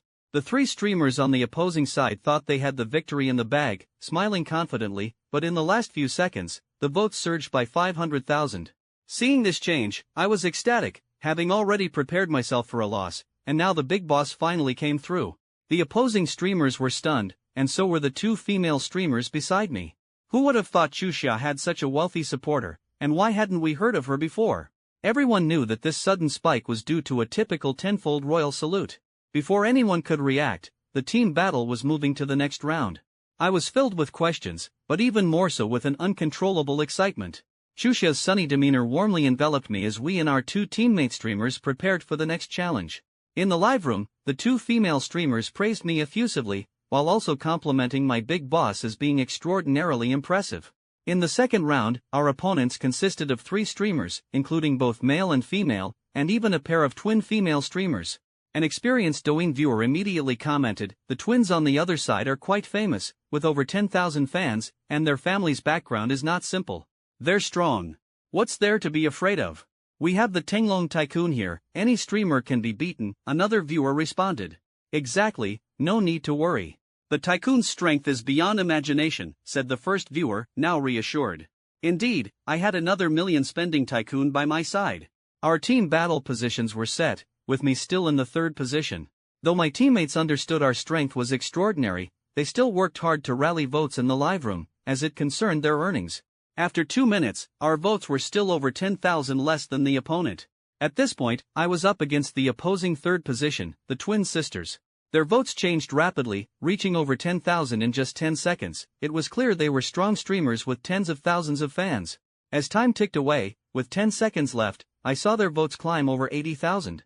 Without hesitation, I sent two tenfold royal salutes, closing the 100,000 vote gap, leaving the three opposing streamers in despair. The two female streamers on our side were prepared, seeing my generous move, their eyes filled with envy, tears welling up. Having such a big supporter in their live room would be a dream come true. Alas, this tycoon was not easily swayed, as Chuxia and I both knew. We won the second round with ease, and with my financial support, we also secured the third and fourth rounds effortlessly, advancing Chuxia's team to the final championship. However, as the fifth round began, the three streamers we faced caused the viewers in Chuxia's live room to gasp. Every time I had helped her win with overwhelming support, but in this final round, we were matched against three top-tier Douyin streamers. The first male streamer had set a record of over 10 million votes in a single PK session, the second female streamer was famous for receiving gifts worth millions, the third, a talented female streamer, had performed on television, with millions of fans. Such a formidable lineup was something Chuxia could never have faced in the past, and now, up against these top streamers, the two female streamers on Chuxia's side fell into despair. Only Chuxia remained calm, the only one knowing my true strength. The battle commenced, with first versus first. I noticed the immediate overwhelming situation. My side's votes increased by only a few hundred, while the opponent's male streamer instantly broke 10,000. As it was the final round, the PK time was extended to 5 minutes. However, after 5 minutes, our first ended with 8,200 votes, crushed under 2 million votes from the other side. The second round was worse, with only 4,000 votes on our side, while the opponent surged with 5 million votes, bringing their total close to 8 million. Now it was my turn against the talented female streamer. The opponent started with tens of thousands of votes, and I fought back, sending continuous tenfold royal salutes in hopes of turning the tide. Chuxia's PK votes surged like a tide, exceeding 500,000. At this moment, the opposing big boss was stunned, clearly not expecting such an intense fight. Angered by my rapid gifting, he quickly counterattacked, fearing defeat, unleashing a barrage of salutes. However, during their moment of complacency, I seized the opportunity, sending 20 tenfolds, and the votes instantly surpassed 10 million. Despite their best efforts, they couldn't keep up with my speed. My gifting speed had been honed in previous sessions, giving me a slight edge in this battle. Watching their panic, the other two big bosses joined the third streamer's room, hoping to help the talented streamer overtake me. Unfortunately, even together, they could only match my pace. Time flowed like water, and in just a minute, both sides exceeded 20 million votes, with my side leading by over 6 million. As the battle grew more intense, with over 2 million yuan burned, I realized it was not just about speed but also about financial stamina, and whoever couldn't hold out would lose. The battle raged on, and Xuxia's two female streamers were increasingly shocked. They had thought I could easily lead the team forward, never imagining the current situation, where I stood alone against three, surprisingly holding an advantage. The three top streamers on the other side were equally stunned, realizing I was the main player in this battle. In the next 2 minutes, the vote competition intensified, with both sides chasing each other until the final crucial minute, when the situation became clear. Several average big bosses on the opposing side withdrew, realizing it was irretrievable, leaving only their main tycoons still fighting. At this point, their votes reached over 80 million, while I continued to push the limits. In Xuxia's live room, my fingers moved like the wind, matching the opposing tycoon's gifting speed. With an early advantage, my votes climbed swiftly, now breaking 90 million. Seeing this, the opposing tycoon's eyes flashed with tension, knowing it was impossible to catch up now. Though each of the three tycoons gifted over 20 million votes, with funds running low, two had already given up, leaving only one persistently holding on. As the intense team battle concluded, the final votes were clear, the opposing side at 88 million, while we comfortably surpassed 100 million. With my support, Xuxia and her two teammates won victoriously. However, as the battle ended, the time for interaction began. Just as I was about to speak in the live room, the dormitory door opened, and I saw our leader, Xiao Hongwei, walk in. His face was somber, making my heart tighten. Xiao Hongwei, usually the most cheerful among us, had never appeared so serious. "What's up, boss?" I instinctively asked, but he seemed at a loss for words, only shaking his head silently and sitting heavily on his bed. I walked over to his bed, sitting cross-legged beside him, trying to sound casual. "Hey, man, spill it. Don't play it cool." He sighed, forcing a smile, but with undisguised sorrow. "My family is finished. I just sold my car and transferred the money to my dad." My friend Xiao Hongwei had a Volvo, bought by his father for over 200,000 yuan. Since he was still in school, his dad didn't want him to show off too much and also considered safety. Curious, I asked, "Your family's in construction, right? Why would you need to sell the car?" Xiao Hongwei's eyes were somewhat vacant as he explained, "My dad had a good relationship with a developer. They used to cooperate well, with timely payment settlements. But recently, this developer gave my dad a big project, requiring him to front the money for construction. Past collaborations were fine, so my dad wasn't too worried." As he spoke, tears welled up, but he continued with difficulty. "This project was huge, so my dad put all the company's liquid assets into it, but it still wasn't enough.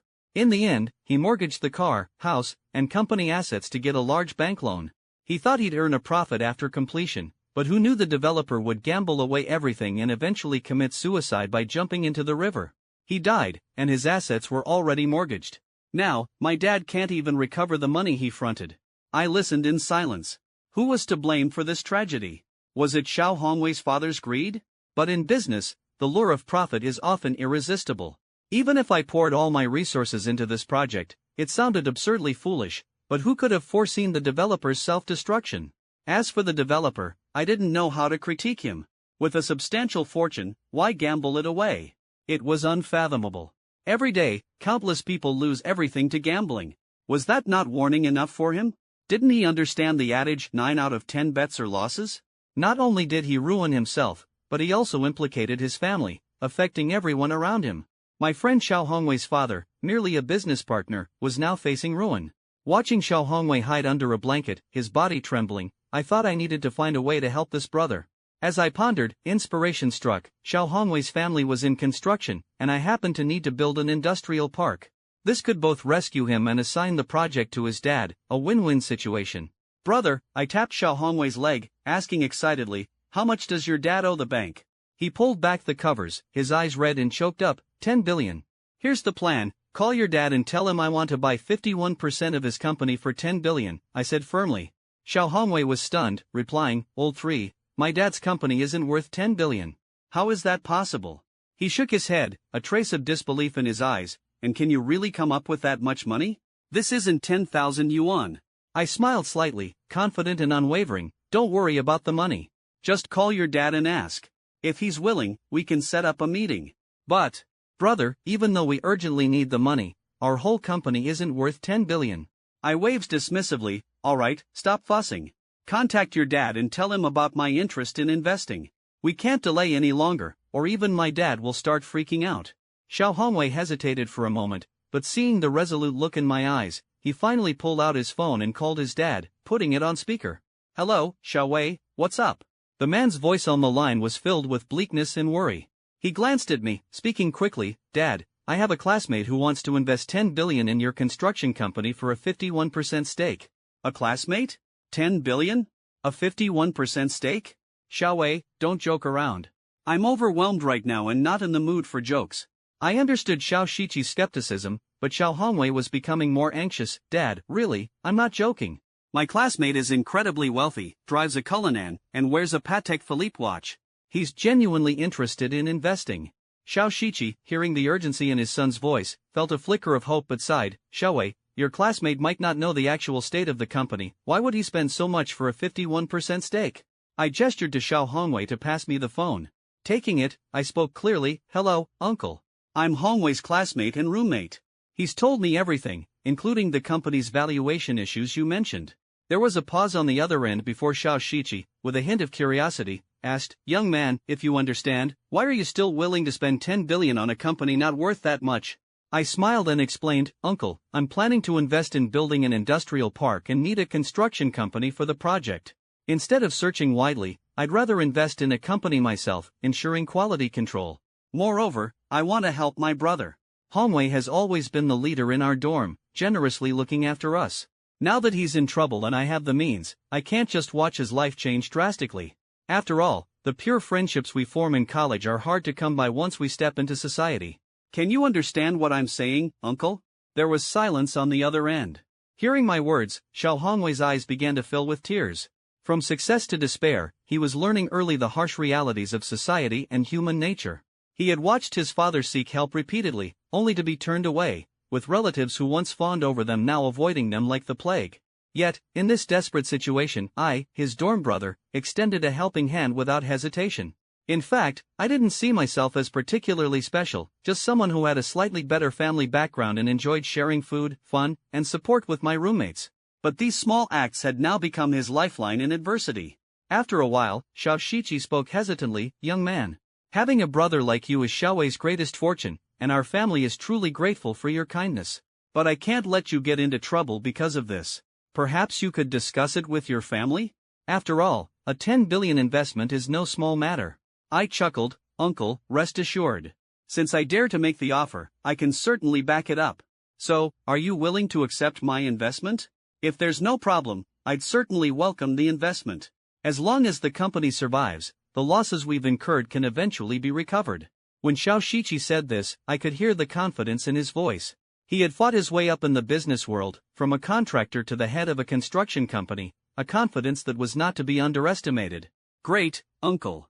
Head over to the 26th floor of Hualong Tower, Tenlong Company, and find General Manager Lu Jia. I'll inform him in advance about the signing arrangements. After signing, you can proceed to the finance department to collect the funds." All right, I'll head there right away." After hanging up, I took out my phone and sent a message to Lu Jia, informing him that I would be investing 10 billion for a 51% stake in a construction company and instructed him to handle the contract signing and fund transfer. Having arranged everything, Xiao Hongwei patted my shoulder, joking, "Old three, how many things have you been hiding from us? First skipping classes without the advisor caring, and now secretly running a company." Seeing his lively demeanor returning, I felt a surge of happiness, and laughed. "It's just a small business, nothing much." Xiao Hongwei rolled his eyes, teasing, "Yeah, a small business that just bought my dad's company." "So, what's my dad doing? Playing in the sand?" Before I could retort, the dorm door opened again, and old 2, Situ-Wen, and old 4, Du-Jin, walked in. Seeing me and Xiao Hongwei bantering, they froze, quickly covering their eyes and stepping back. Du-Jin shut the door and teased, "Sorry, we didn't know you two were having a moment." "We didn't see anything, carry on, call us when you're done." I laughed at my two joking friends. "Come on in, what are you thinking? I'm not stirring any pots, I'm all normal." Upon hearing my words, Xiao Hongwei protested, "What do you mean? I have no habit of stirring pots either." Then Situ-Wen and Du-Jin came in. Situ-Wen noticed Xiao Hongwei's red eyes and quickly asked, "Did old 3 make you cry, boss?" Xiao Hongwei glared at him disdainfully, retorting, "If you keep thinking that way, I won't take you out for good food." "Good food?" The mention immediately brightened their eyes, and the earlier topic was forgotten. "Let's go, I'll treat you all to a good meal today," Xiao Hongwei said, leading us out of the campus. Since the restaurant wasn't far from the school, we didn't drive, opting to walk and chat instead. However, as we walked, I felt an unusual gaze on my back, as if someone was following me. Whenever I casually glanced back, I found nothing. After a few times, Xiao Hongwei and the others noticed my odd behavior. Du Jin joked, "Old 3, what's with you? Keep looking back, is there a pretty girl behind?" I furrowed my brow, not wanting to worry them, and shook my head, thinking maybe I was just being paranoid, casually saying it was nothing, and continued walking. Soon after, as we neared Xianyan restaurant, my phone rang. It was Lu Jia calling. "Mr. Lin, did you notice someone following you?" Lu Jia's voice interrupted my thoughts. A chill ran through me, and I seemed to grasp the situation. "Brother Jia, do you know who it is?" Lu Jia, with a smile, explained, "The person following you is Wu Jin's fellow soldier, a kingpin from the special forces. He specifically invited him, not just to protect you." I was a bit taken aback but then laughed. "Brother Jia, isn't this a bit over the top?" Lu Jia, however, spoke seriously. "Mr. Lin, underestimating the situation is a mistake. Given your status, there will inevitably be those who attempt underhanded tactics against you. This is a preventive measure. Moreover, everyone places great expectations on you. If Wu Jin hadn't felt the new recruits weren't professional enough, it wouldn't just be Zhang Shengli protecting you right now. I had considered hiring security back when I was in Yuli, but I hadn't expected Wu Jin to thoughtfully arrange for a military kingpin. Since Lu Jia and Wu Jin meant well, I wouldn't refuse their good intentions. Alright, thank Wu Jin for his thoughtfulness for me, and give both him and Zhang Shengli a 10% salary increase as a reward. Since they're willing to work for the company, I shouldn't be stingy." "Understood, Mr. Lin," Lu Jia replied. "By the way, the head of that construction company you mentioned has arrived at the company. I'll go sign the contract with him." "Alright, get busy," I said, hanging up the phone and quickly catching up with my 3 roommates as we entered the restaurant together. In the following days, under Lu Jia's management, the company operated smoothly. Although I was still on campus, Lu Jia kept me updated daily on the company's progress and affairs, allowing me to stay informed effortlessly. Currently, the contract manufacturers have been contacted, and most of the components needed for the phones are sorted, except for the critical issue of importing the phone chips, which remains under negotiation. Thanks to Duan Ying and her design team's efforts, several innovative designs for the phone's appearance have been drafted. After reviewing them, I settled on one that aligns with mainstream aesthetics. Meanwhile, Ma Zhou has set up the online sales channels and the official website. At my request, the marketing department is vigorously establishing the offline direct sales network. This period is crucial for importing a large quantity of phone components and opening flagship stores, causing the company's funds to deplete rapidly. The initial 50 billion I invested has almost run out, and upon learning that the company is nearing a financial crunch, I injected another 50 billion to support its development. Lu Jia has repeatedly advised me to open up for offline franchises, arguing that there's no need to spend such a huge amount on direct sales networks, but I insist that the distribution channel is the lifeline, rejecting his suggestion. As the company develops rapidly, I am taking advantage of this time to enjoy campus life. However, the tranquility was shattered by a phone call one day. During class, my phone's vibration pulled me from my focus, revealing an unfamiliar number. Thinking it was just a nuisance call, I hung up, but the caller was persistent, dialing again and again. Growing suspicious, fearing it might be urgent, I found an excuse to slip out of the classroom and answered the call in a quiet corner. "Is this Mr. Lin Yifan?" the caller asked. "Yes, speaking." "Who is this?" I replied. He. Who I am isn't important. What's important is whether Mr. Lin still remembers Miss Zhou Fei," the caller said lightly. My heart skipped a beat, and I replied sternly, "I do." "What's this about?" TSK, no wonder Mr. Lin spoils her so much, buying her cars, shops, and even gifting her a mansion worth over $1 billion. Seeing her today, I can tell she's extraordinary, curvy and all. The guys are having a hard time holding back, their vile talk cut into me like a knife. A foreboding sense grew stronger, and the words kidnapping flashed in my mind. I sharply questioned, "What do you want? What have you done to her?" My voice betrayed a hint of tension. "Nothing much, just invited Miss Zhou as a guest." I didn't expect Mr. Lin to care about her so much, the caller's tone was nauseating. I knew I couldn't let him lead the conversation, forcing myself to stay calm. "Why should I believe you?" "Oh, don't believe me? Alright, guys, make some noise for Mr. Lin to hear." His last words were directed at his accomplices, as if toying with my vulnerability. The next moment, I heard Zhou Fei's scream through the phone. Fei. My urgent calls made my heart pound like a hammer. Yifan, help me, I'm so scared, sob. Her terrified plea gripped my heart. Fei, have they hurt you? I asked anxiously. No, Yifan, come save me, Her voice was abruptly cut off, as if her mouth was covered. So, Mr. Lin, are you convinced we have the right person now? The kidnapper's voice was filled with smugness and mockery. I clenched my fist tightly, trying to remain calm. What do you want? We're short on cash, but Mr. Lin here seems to have plenty. We'd like to ask him for a bit of living expenses. The kidnapper's deep voice echoed in my ear. How much? Name your price, I asked coldly. How about 2 billion? The response made me pause briefly. No problem, I said, though inwardly I was on high alert. But you must guarantee her safety, not a scratch on her. Otherwise, that 2 billion will become your bounty. The kidnapper clearly didn't expect my decisiveness, daring to negotiate with 2 billion. His tone became cautious. All right, I promise not to harm her or touch her. Just make sure you bring the ransom quickly, we're only after money. How do we make the exchange? I continued to probe. I'll give you 2 hours to gather the ransom. It must be in cash, no new bills. Once time's up, I'll call to tell you the location. You come alone with the money. If I see a second person following, especially the police, then sorry, I'll tear up the ticket. Okay, I'll. Before I could finish, a loud crash came from the other end, followed by the kidnapper's chaotic chatter. As the noise surged, I realized the situation was far more complicated than I had imagined. Xiu Fei. She had tried to kill herself by hitting the wall. A sudden shock ran through me, like being struck by lightning. My gaze went blank, and I didn't even notice when the kidnappers hung up. Why did she do that? While I was trying to save her, she made such a desperate choice at this critical moment. I leaned against the wall, my heart clenched tightly, as if all the air had been sucked out, leaving me breathless, my mind a chaotic mess. After a long while, I finally came back to my senses and hurriedly called Zhang Shengli. Mr. Lin, came the solid voice from the other end. Shengli, Zhou Fei has been kidnapped. Come over immediately. Understood. Zhang Shengli gave a concise reply and hung up. Minutes later, wearing a white casual outfit, his eyes behind gold-rimmed glasses carrying a trace of calm, he arrived by my side. Mr. Lin, what exactly happened? Those eyes, exuding steadiness, made it hard to believe he was once a military kingpin. Zhou Fei was kidnapped, I said urgently, while negotiating the ransom. She struggled and hit the wall. Her condition is unknown. Can you determine how many kidnappers there are? He got straight to the point, his eyes sharp, honing in on the key details. Recalling the entire process, a tightness gripped my heart.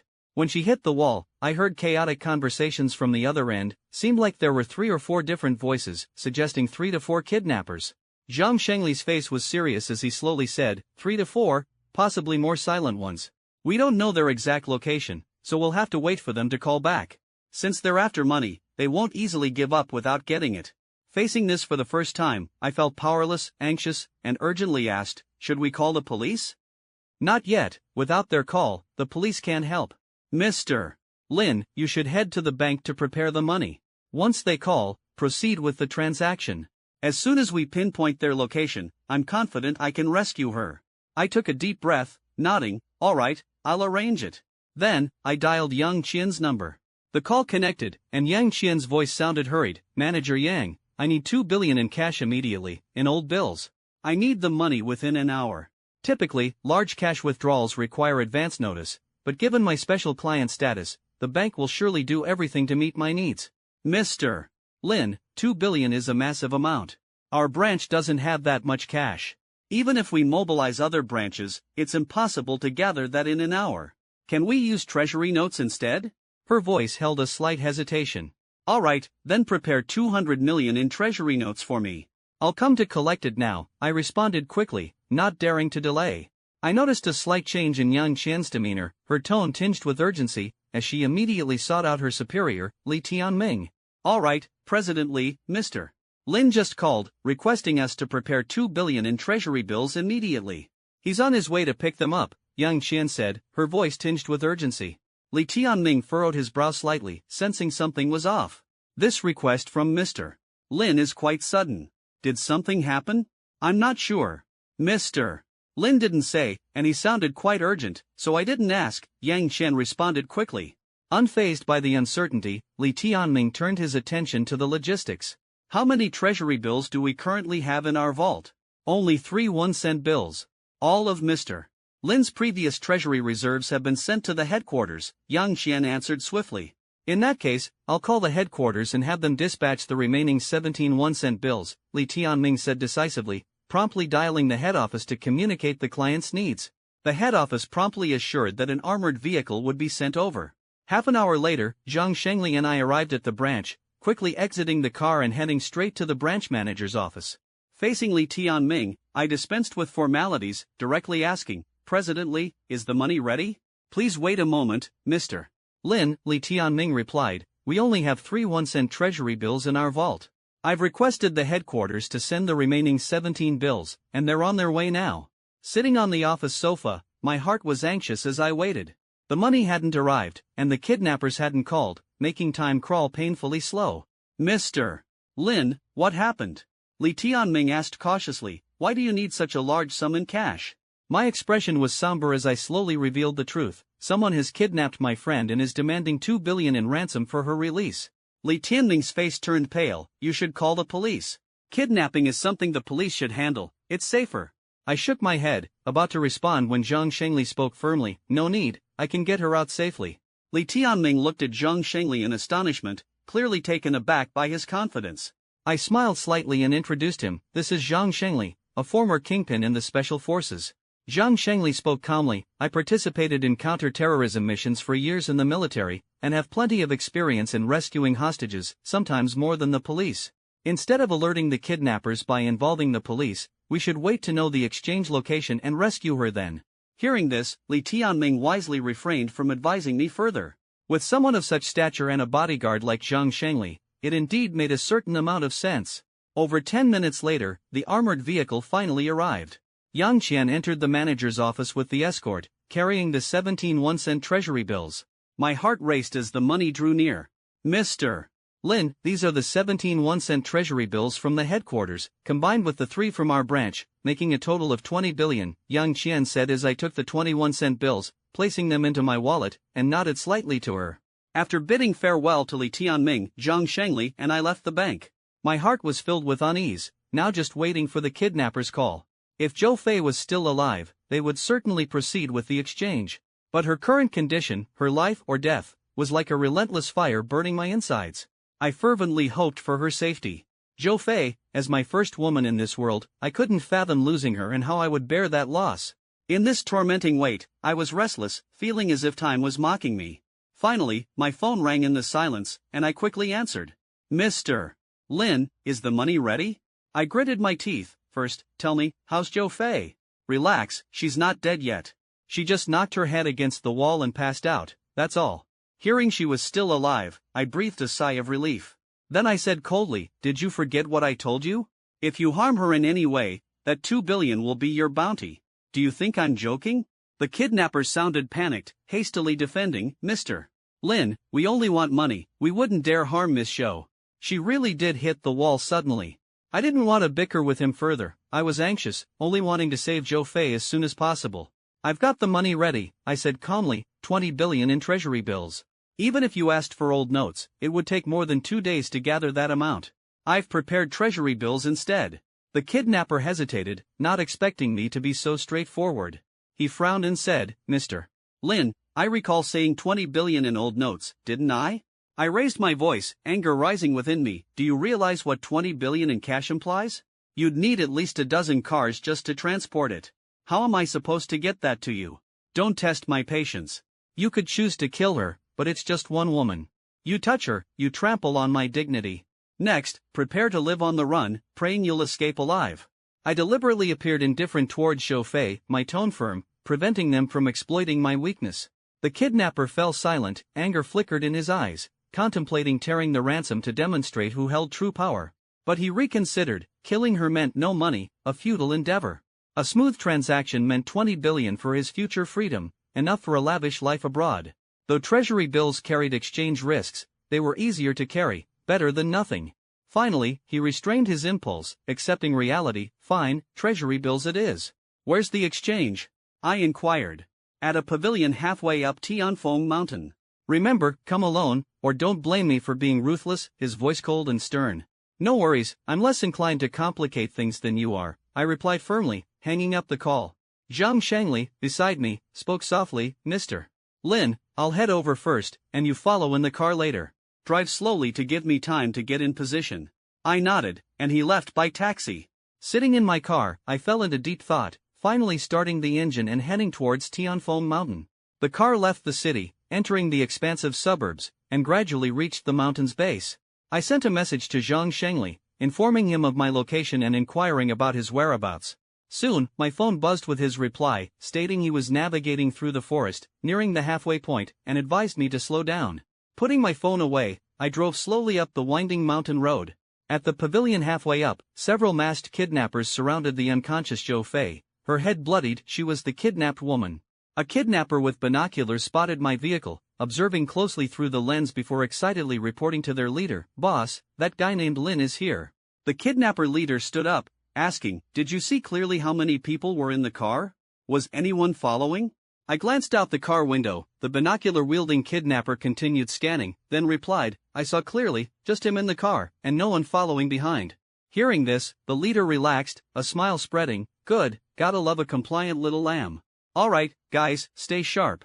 Once this job is done, we'll be living the good life abroad." The laughter of the kidnappers echoed in my ears, their imaginations running wild with thoughts of a wealthy life, making my heart grow even colder. I maintained control of the car's speed as I navigated the winding mountain road. Halfway up, my phone vibrated with a message from Zhang Shengli. He was already in position near the pavilion, and I could proceed with the exchange confidently. With a jolt of determination, I set the phone aside and pressed the accelerator, the car shooting forward like an arrow until it came to a stop outside the pavilion. Turning off the engine, I stepped out to see 4 masked kidnappers spread out within the pavilion, with Zhou Fei lying unconscious on the ground, her head wrapped in blood-stained bandages. The sight made me grit my teeth in anger. If it weren't for me, how would Zhou Fei have ended up in such a terrifying situation? The leader stepped out, looking at me with a mocking smile. "Mr. Lin, you're quite bold. So wealthy, yet you dared to come alone for the exchange. I admire that." Suppressing my rising fury, I replied coldly, "Cut the crap. I've brought the money. Let's get this over with." He gestured, and 2 of the kidnappers lifted Zhou Fei from the ground. "Mr. Lin, where's the money? I need to see it before handing her over." I casually glanced around but saw no signs of anything unusual, inwardly anxious about Zhang Shengli's whereabouts and plan. With no other choice, I slowly reached into my pocket and pulled out my wallet. As I opened it, the 21-cent treasury bills were clearly visible. The kidnappers' eyes were instantly drawn to the bills, their gazes glistening with greed, breaths quickening. Each bill was worth $1 billion, and they were calculating the massive payout, imagining each getting $5 billion, a tempting fortune.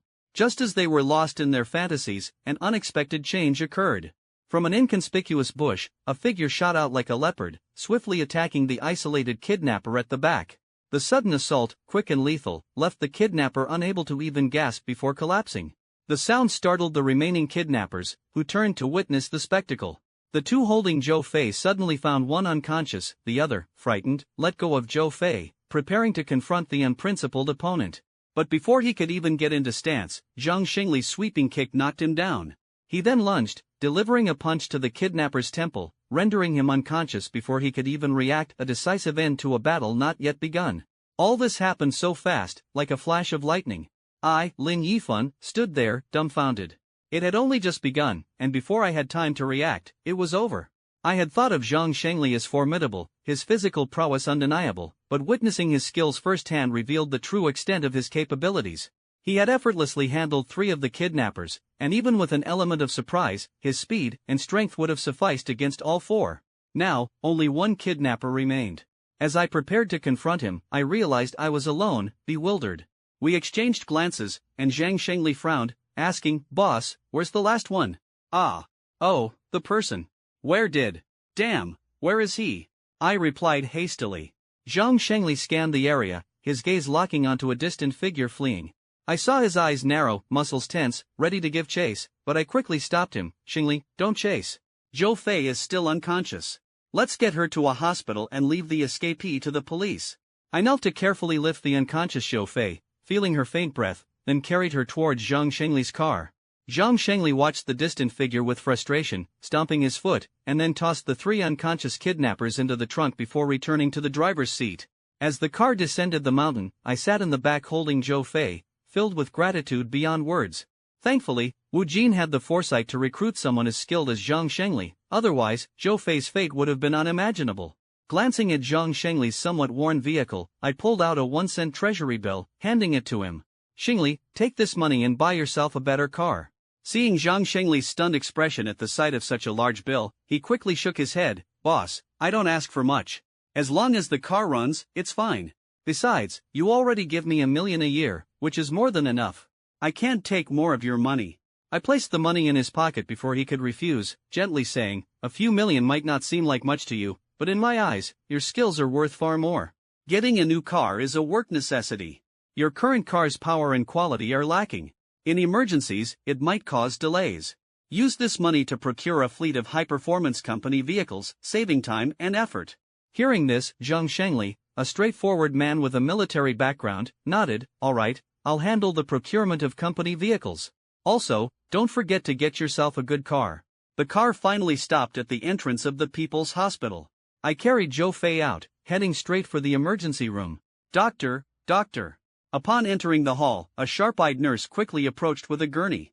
Carefully placing Zhou Fei onto it, the nurse immediately inquired about her condition. "What happened to the patient? What caused it?" I took a breath, succinctly explaining, "She hit her head on the wall and is unconscious." The nurse cast a slightly disdainful glance, seemingly questioning whether I was responsible for her injury, skeptical that it might be my fault. I didn't react, instead hastening as they wheeled her into the emergency room. As the doors closed tightly, my mind whirled with thoughts. With 3 kidnappers still in the trunk and 1 on the run, I pulled out my phone to call 110 and report the incident. In no time, police cars arrived at the hospital entrance, and several officers headed towards the emergency room. "Did you call the police?" one officer asked, eyes fixed on me. "Yes," I replied, still concerned about the situation in the trunk. "Where are the kidnappers?" the officer pressed. I led the officers to where Zhang Shengli had parked. "Shengli, are they awake?" I called out. He tapped the trunk, replying with a grin, "I didn't use much force, they're awake now, struggling inside." Indeed, the trunk trembled with futile attempts to escape. "Open the trunk," I instructed Zhang Shengli, then informed the officers, "There are 3 kidnappers inside, and 1 fled up the mountain." As the trunk opened, the figures inside were exposed. Attempting to flee, they found themselves surrounded by officers, the lead one raising his gun, shouting, "Hands up." Seeing the officers and the threatening muzzles, the kidnappers fell silent, realizing escape was impossible. The police searched them one by one, securing them with handcuffs. The lead officer holstered his weapon, addressing me, "Sir, could you come with us to give a statement about the incident? It won't take long." I responded reluctantly, "Officer, my friend is still unconscious in the emergency room, and I need to handle the hospital procedures. Could my colleague give the statement instead? He was there the entire time and knows what happened." The police nodded. "All right, as long as someone goes, you take care of your friend first." With that, they escorted the 3 kidnappers into the police car, and Zhang Shengli followed them in. I returned to the entrance of the emergency room just as the nurse opened the door, wheeling out the unconscious Zhou Fei. The nurse informed me, "The patient has undergone preliminary examination. There's no intracranial bleeding, just a scalp laceration causing the bleeding, and a mild concussion. She should wake up after some rest. The wound has been treated, so you can proceed to arrange for her hospital stay." Hearing this, I felt a wave of relief wash over me and went to settle the hospital fees, securing a VIP private room for her. In the hospital room, Zhou Fei lay quietly, her forehead wrapped in bandages marked with traces of iodine from the doctor's stitches. I sat by her bedside, watching her peaceful slumber, feeling a pang of remorse. I had never truly embraced the identity of the world's richest person, still seeing myself as an ordinary person, even neglecting the issue of personal security. I hadn't realized that with the increasing display of my wealth, lurking dangers were quietly approaching. Had it not been for Wu Jin proactively finding Zhang Shengli as a bodyguard, Zhou Fei might have faced a much graver crisis by the time I recognized the need for security. Thankfully, this incident wasn't too severe, serving as an important reminder, I must not only focus on my own safety but also remain vigilant about the safety of those around me. Lost in my thoughts of regret, I didn't notice Zhou Fei had opened her eyes until she softly groaned from the pain in her head, snapping me back to reality. "Fei, you're awake?" "That's great," I exclaimed, unable to hide my joy and concern. Her smile brought me relief, as if her pain had eased somewhat. "Yifan, why am I here?" she asked, her eyes filled with confusion. 3 kidnappers were caught, one got away, and you were rescued. Why did you recklessly run into the wall? Did they try to harm you? I asked, my voice tinged with urgency. She shook her head, no. Then why did you do such a thing? You injured yourself severely. Didn't you realize the danger? My tone grew more anxious. Zhou Fei looked at me with deep affection. Of course I knew, but I was thinking of something else. The kidnappers demanded you come alone for the exchange. If they took the money, they might not have released me and could have killed you. So, I preferred to end my life rather than let you walk into danger. Her words left me speechless, never expecting she would make such a drastic choice for this reason. She continued softly, Yifan, meeting you is my greatest fortune, and being cherished by you is my life's happiness. I know I'm not worthy of you, I'm so ordinary while you are so outstanding. You could have any woman you want, yet you treat me so well. The only thing I can do is to make you happy, but I know you are not meant for me. I'm willing to be your woman, even without a title, as long as I can bring you a bit of joy, I'm content. Faced with such a situation, how could I let you risk yourself to save me? I'd rather choose to die than burden you. Hearing Zhou Fei's heartfelt confession, my heart trembled slightly. In the past, I had seen her as a convenience, someone who fulfilled certain needs, which is why I gifted her the apartment at Seed 1. I hadn't realized she was willing to sacrifice her life for me. Looking at her serene smile, I held her hand tightly and whispered, Feifei, thank you. It's all my fault for putting you in danger. But her expression suddenly changed, her brow furrowing, Yifan, this might not be a coincidence. It seems premeditated. I was taken aback. What do you mean? She mentioned Jiang Kaishan, someone she encountered at the store, who was her ex-boyfriend. Zhou Fei nodded, anger flashing in her eyes. Yes, before I lost consciousness, I vaguely heard the kidnappers mention his name. Standing up, I fell into deep thought. I hadn't considered any obvious enemies around me, except perhaps the ghost owner I encountered at Li Fei's forest dealership in Jiang Kaishan. Given Zhou Fei's first-hand account, this seemed undeniably linked to me. Only someone closely involved with Zhou Fei and me could orchestrate something like this. I asked, what does this Jiang Kaishuan's family do? Tell me more. His family is in the jewelry business, a brand founded by his grandfather called Jinjifu Jewelry, mainly operating in the Jiangsu, Zhejiang, and Shanghai areas, Zhou Fei replied. A surge of anger rose within me. A rich kid in the jewelry trade, huh? Alright, I understand. Even without concrete evidence, if he's bold enough to reach out, I'll make sure he tastes the bitterness of bankruptcy and play with him slowly. Yifan. Zhou Fei called out with concern. I quickly dispelled my anger, reassuring her, Feifei, don't worry, I won't act recklessly. If there's a grievance, I'll address it. If there's a vendetta, I'll settle it. If someone dares to make a mistake, they must face the consequences. Leave the store matters to the staff. Focus on recovering, I'll have someone take care of you. After comforting Zhou Fei, I stepped out of the room, finding Zhang Xingli at the door. When did you get back? That was fast, I asked. Recorded the statement at the station and was done, just got back, he replied. Alright, head back to the office and have Wu Jin find a skilled female bodyguard to protect Zhou Fei here. This kidnapping was premeditated. I need to teach the other party a lesson they won't forget. To prevent them from getting desperate and targeting Zhou Fei again, we need someone watching her. Alright, I'll arrange that, I heard Zhang Xingli's voice fading as he walked away, feeling a sense of relief. I then called Lu Jia. Brother Jia, do you know about Jinjifu Jewelry? I asked. Yes, it's a small brand, not very well known, Lu Jia replied, sounding puzzled. I smiled slightly, informed Ma Zhou in the marketing department to find all Jinjifu store locations and either rent or buy the adjacent shops to open jewelry stores. Disrupt their business, and don't worry about our losses, let's drive them out of business. Disrupt? Lu Jia raised an eyebrow, clearly puzzled by this tactic. My recent decisions had left him somewhat baffled, almost as if I were challenging my own company. Was I at odds with my own wealth? I pressed on, my tone somber. Yes, someone recently kidnapped someone close to me, demanding ransom. That person has been rescued now. Although I lack hard evidence, the mastermind likely is the heir to Jinjifu.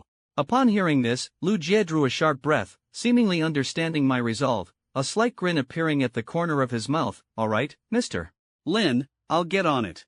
Hanging up, Lu Jia quickly found Ma Zhou in marketing, relaying my plan. This is straightforward. If the boss wants to disrupt Jinjifu's business and isn't concerned about losses, we can attack on two fronts, openly engage in price wars, preventing them from making sales, and secretly plant people to pose as consumers, staging protests. It won't be long before they collapse. I listened quietly, feeling a flicker of vengeance ignite within me.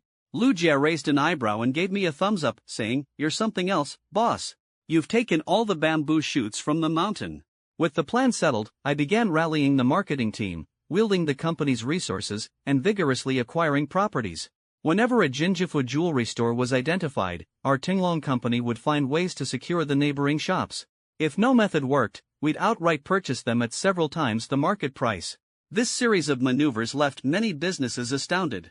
Once the properties were acquired, we negotiated with existing tenants for lease termination, offering to refund remaining lease payments and compensate for losses to those willing to leave. For those unwilling, we decisively breached contracts, paying penalties, leaving them helpless. This maneuver left many puzzled, as the new landlord not only refused to lease but was willing to pay breach penalties, an unheard of situation. Some secretly cursed, thinking the new landlord must be crazy. But who could do anything about it? In just half a month, Tinglong Company, like locusts, swept from Shanghai to Jiangsu and then to Zhejiang. Wherever there was a Jinjifu jewelry store, the adjacent property owners profited immensely from our purchases. Although my boss said not to worry about losses, as the company's general manager, I still did my best to consider the company's interests. I opted not to lease but to buy these shops at a premium. While lease payments are a one-time expense, purchasing these properties could potentially appreciate, making the buy more worthwhile in the long run. Rather than joining existing brands, we should create our own jewelry brand. This is the true course of action. I pondered, as engaging in a price war with Jinjifu would inevitably harm other peers, an aggressive move that could cut off competitors' paths. Franchise companies wouldn't just stand by as their brand was destroyed. If I could successfully establish a jewelry brand, it would undoubtedly become a cash cow for the company. After careful consideration with Lu Jie and other department managers, we named the new jewelry brand Longfu Jewelry. At Lu Jie's request, Duan Ning from the design department took on the responsibility of designing our logo and store decor, as if a sense of destiny quietly propelled these developments. Initially, I only intended to teach Jiang Kaixin a lesson, but unexpectedly, led by Lu Jie's enthusiasm, I found myself on the path to creating a significant emerging jewelry brand. Preliminary research indicated that Jinjifu had over 300 chain stores in Jiangsu, Zhejiang, and Shanghai, with about 100 directly operated by Jiang Kaixin himself, while the rest were franchises. However, in just half a month, Tinglong Company had acquired over 300 adjacent stores, mercilessly capturing market interests. The investment in these shops, along with the penalties for breaking leases with the original tenants, added up to a considerable sum, 6 billion yuan. Next, we awaited the finalization of the brand logo and store design to commence unified construction.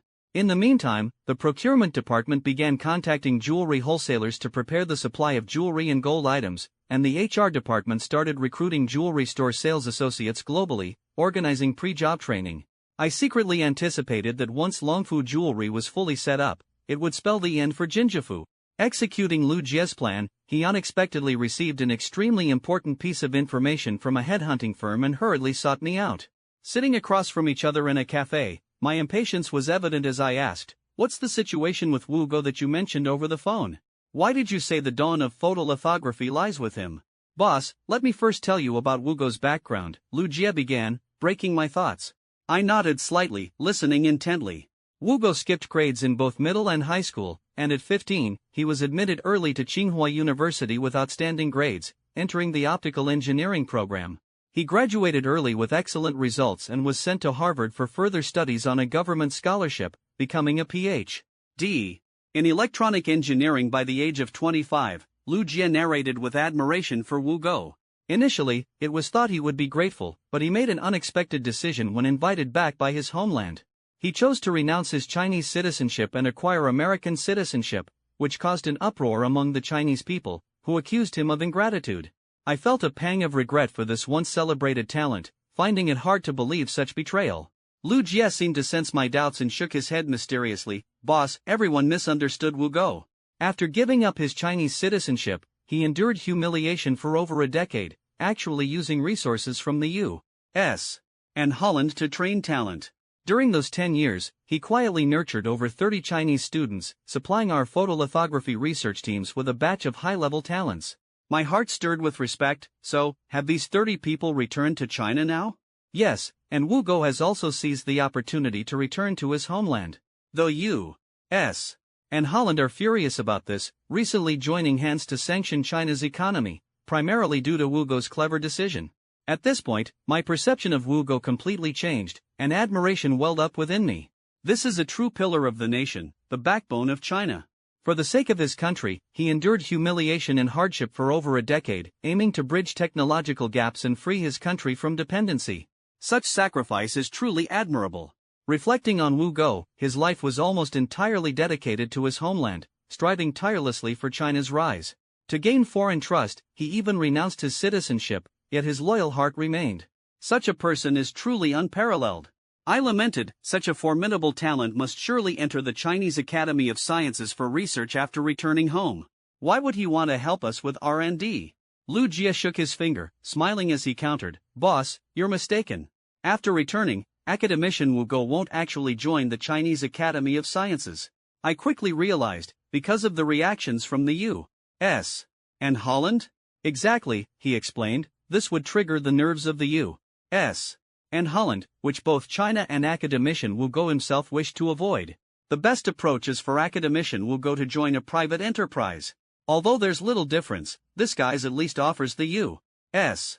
and Holland an explanation, making it easier for them to accept. I nodded thoughtfully, understanding that academician Wu Go's ultimate choice would likely be a private company. That's right, if we can successfully recruit academician Wu Go, we have a great chance to develop a truly domestic photolithography machine. The question now is how to convince academician Wu Go to willingly join our company. I took a deep breath, feeling immense pressure. I've heard that many tech giants are vying for academician Wu's attention, like Huawei, DJI, and Lance Technology, all trying to poach him.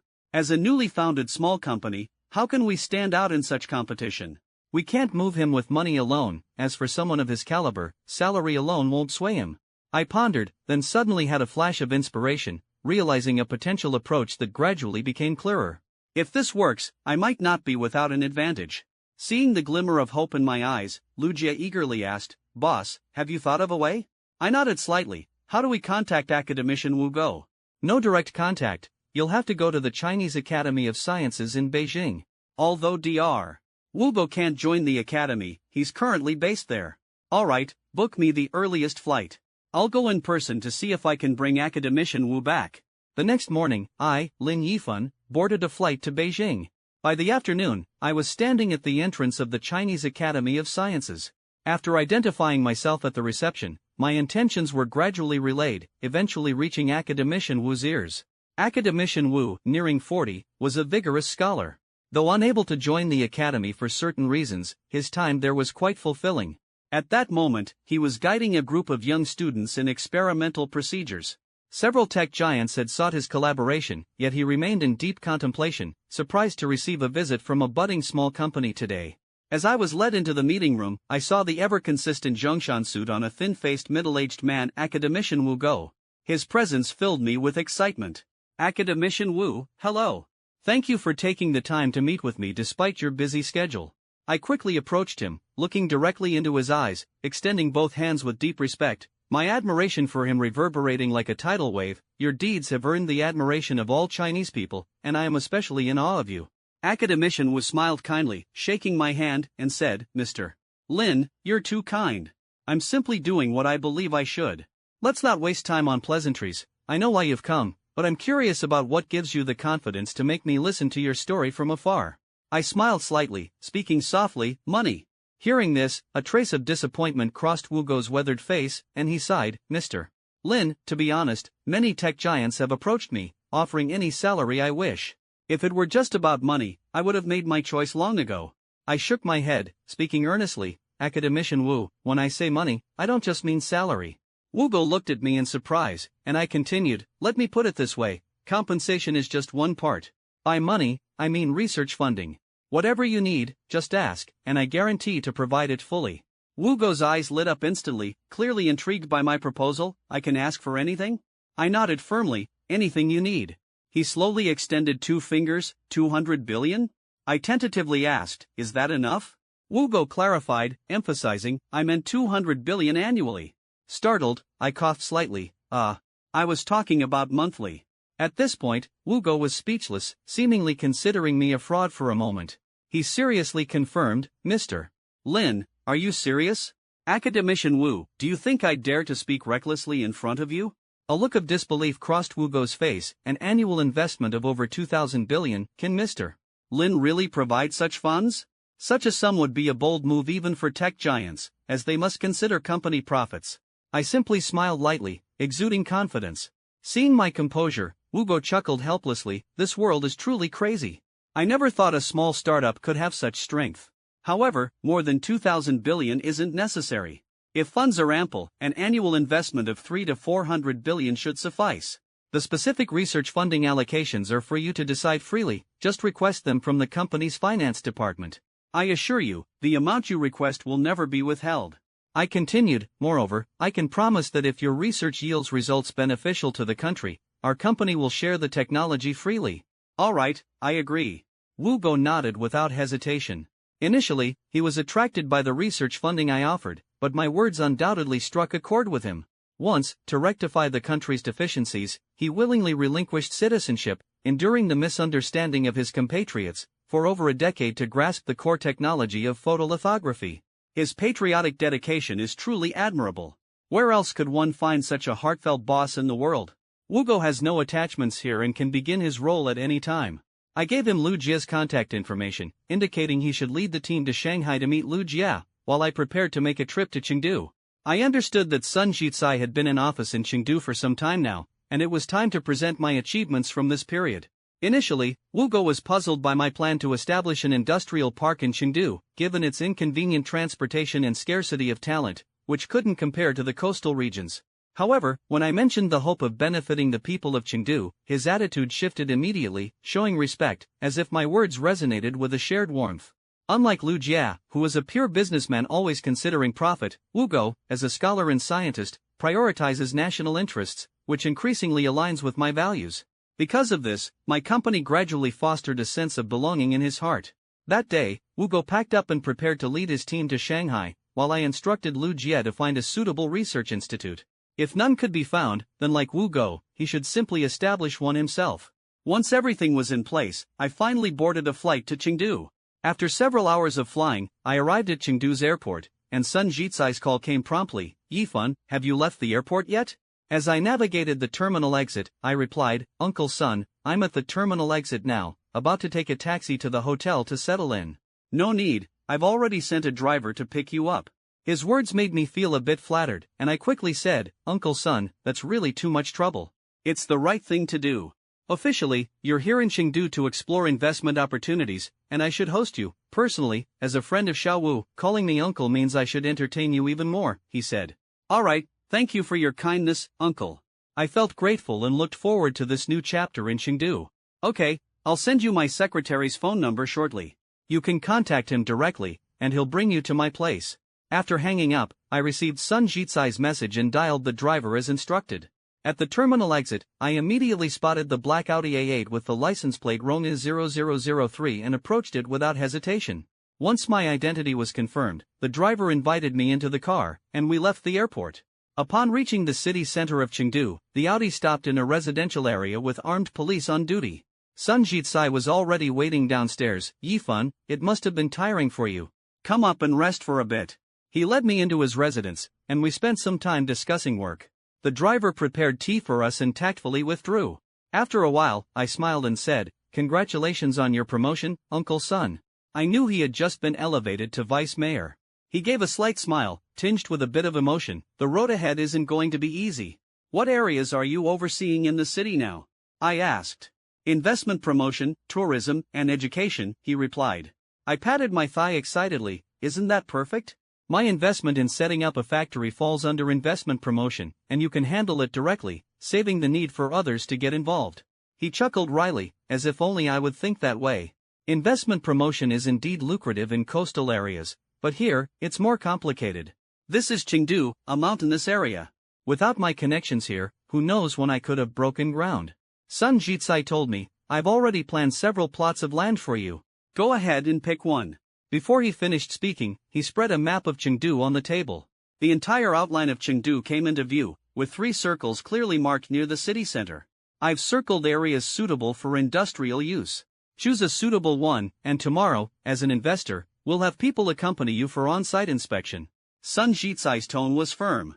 As deputy secretary, he couldn't allocate land casually and had to follow formal procedures.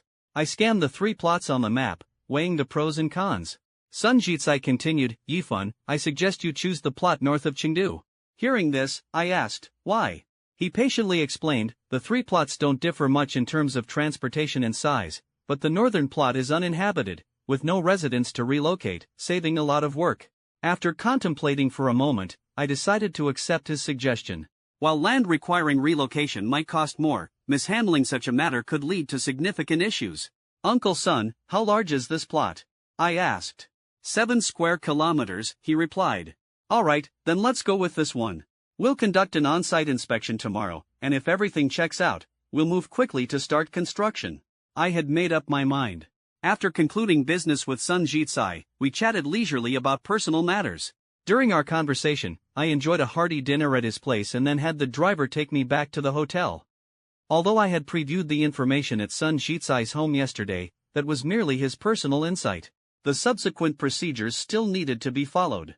I reviewed the comprehensive maps of the 3 plots, and the Director of Urban Construction provided detailed information on each plot's specifics and pricing. With a choice already forming in my mind, I barely glanced at the other 2, keeping my focus on the plot located in the northern suburbs of Chengdu. This plot was priced at 28 billion yuan, with a 50-year usage right, renewable upon expiration. Just as I was about to propose an on-site visit, Xiao Shiqi's call came through, informing me of his arrival. I decided to have him head directly to the northern suburbs to meet me. Following the guidance of CASJ and others, our group made its way to the northern suburbs. Upon arrival, Xiao Shiqi was already waiting there. If I purchased this plot for factory construction, his construction company would inevitably have to interact with various departments, so I introduced him to the relevant officials, aiming to ensure smooth dealings in future matters.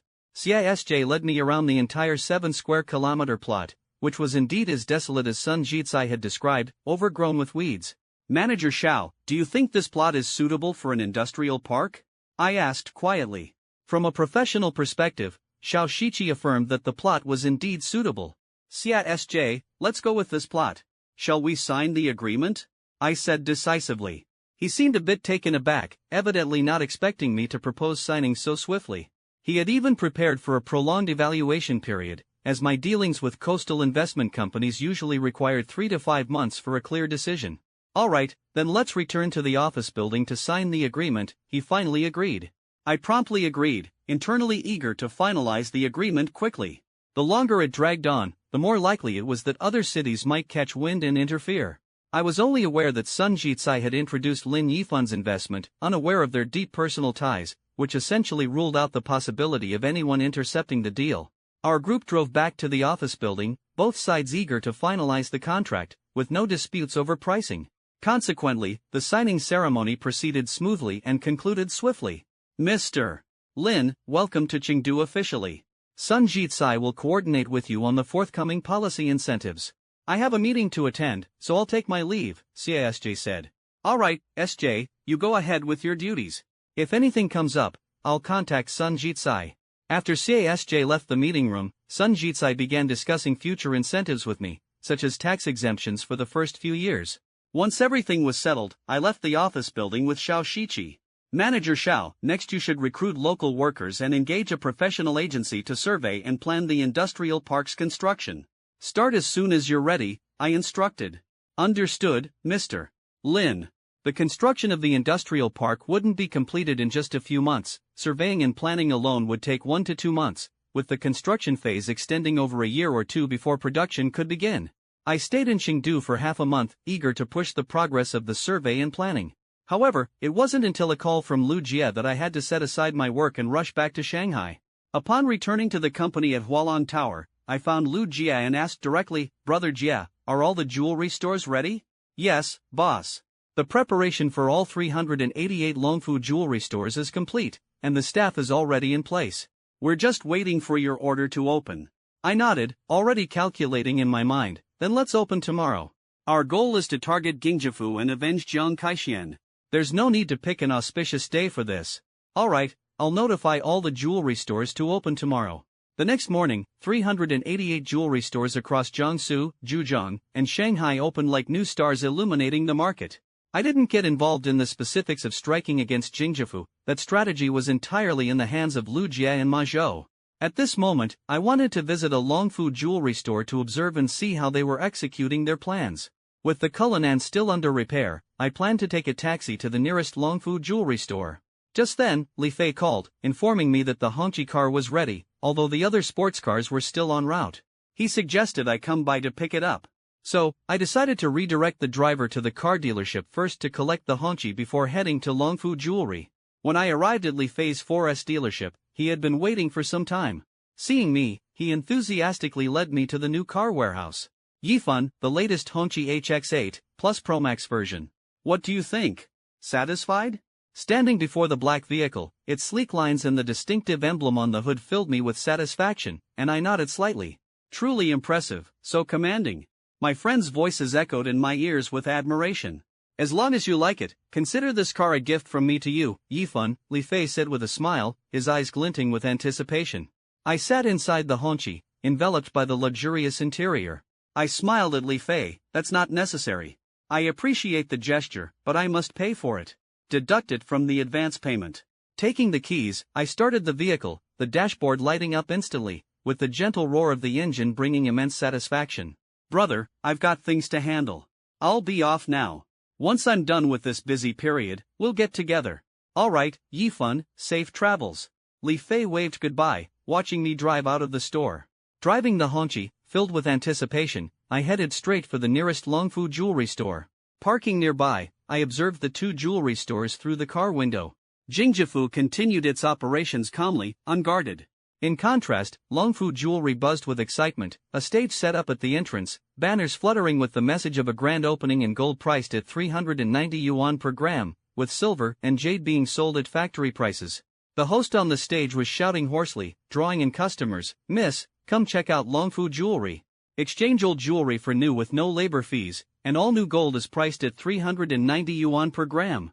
His voice surged like a tide, instantly attracting customers who were about to enter Jingjifu. I couldn't help but feel a sense of delight, foreseeing the lively scene that would ensue. I initially intended to enter Jingjifu's store but found myself irresistibly drawn toward Longfu Jewelry.